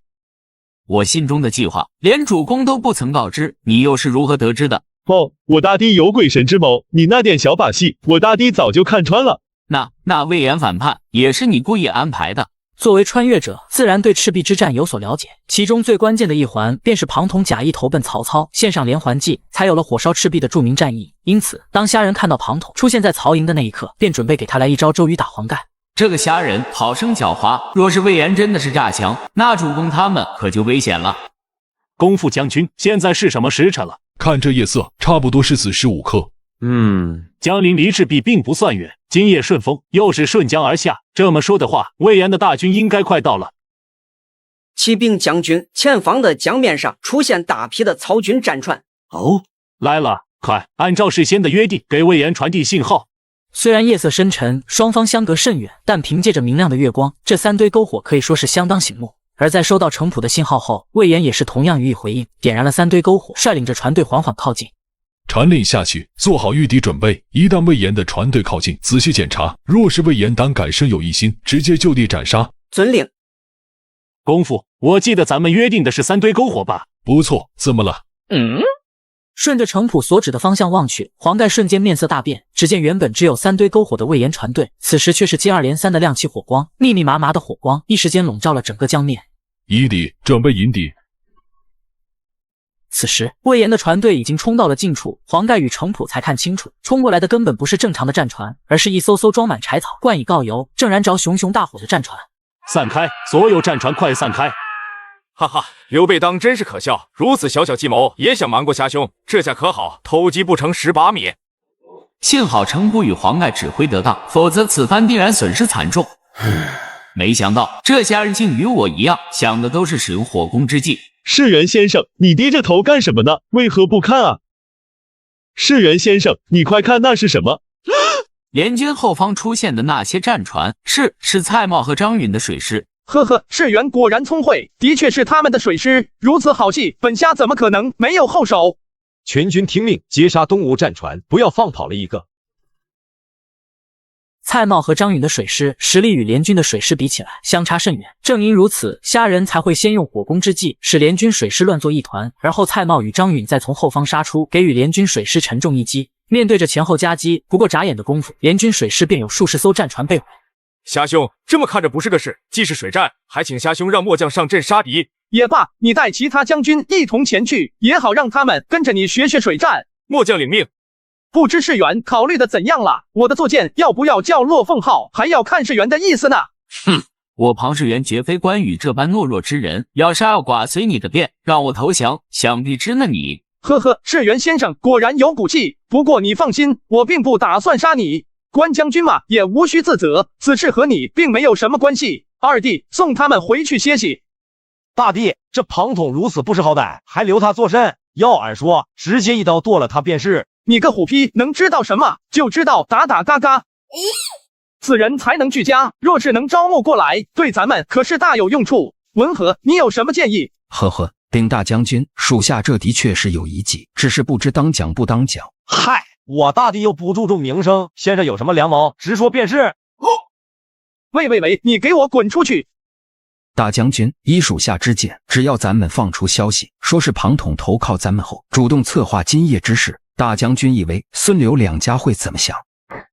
他们定会对庞统的家眷动手。不错，届时家眷被杀，就算大将军放庞统走，他也绝回不去。再者说了，即便刘备为了彰显仁义，不肯对庞统的家眷动手，但总有人会帮他动手的。慎独，此计慎独。就在赤壁江面火光冲天，双方兵马杀得难舍难分之时，樊口军营中灯火通明，刘备跟孙权等人齐聚营中，等候着程普跟黄盖的消息。刘皇叔，算时间，左都督与公副将军此时应该已经与魏延会面了吧？不错，想必要不了多久就会有消息传来。见过主公，吴侯，前方传来军报。哦，可是赤壁有消息了。回禀吴侯，并非是左都督他们传回的消息，而是咱们派去监督夏口的战船，发现蔡瑁与张允二人的水师趁夜离开夏口，直奔江陵而去。蔡瑁和张允，他们平日里只敢龟缩在汉水，从不肯进入长江。今夜魏延领军叛逃，他怎么在这个节骨眼上突然离开夏口？诸位不必慌张，想必是虾仁那边发现魏延叛逃，所以调遣二人的水师予以追击罢了。左都督与公副将军率领数万水师，又有魏延的将军相助，对抗区区蔡瑁和张允，还不是手到擒来之势。孔明，你如何看待此事？主公，亮在想，若是那虾贼发现魏延叛逃，怎么可能无动于衷呢？江陵与夏口相距数百里，若是因为魏延叛逃一事，虾贼根本来不及通知夏口的蔡瑁与张允，除非他提前就知道。孔明先生的意思，今夜魏延投靠是虾仁故意设计的。亮也不能断定，只能说有这个可能。主公，虾贼向来狡诈，若是他指使魏延假意投靠，实则暗中设伏，那左都督跟公副将军就危险了。还望主公与吴侯即刻出兵，去接应左都督他们。不错，不论是不是虾仁设下的圈套，蔡瑁和张允既然已经出兵，咱们也应派兵接应，防止意外发生。程普与黄盖都是江东勇将，孙权闻言没有丝毫犹豫，当即便和刘备商议支援一事，最终决定由周瑜与诸葛亮率领张飞、蒋钦、韩当、凌统等武将以及数万水师匆匆离开樊口。然后当他们抵达赤壁之时，入目所及却是让周瑜等人目瞪口呆。只见长江之上火光冲天，被点燃的船只残骸漂浮在水面上。那是程普和黄盖的船队，周泰、蒋钦，快率领战船去支援他们。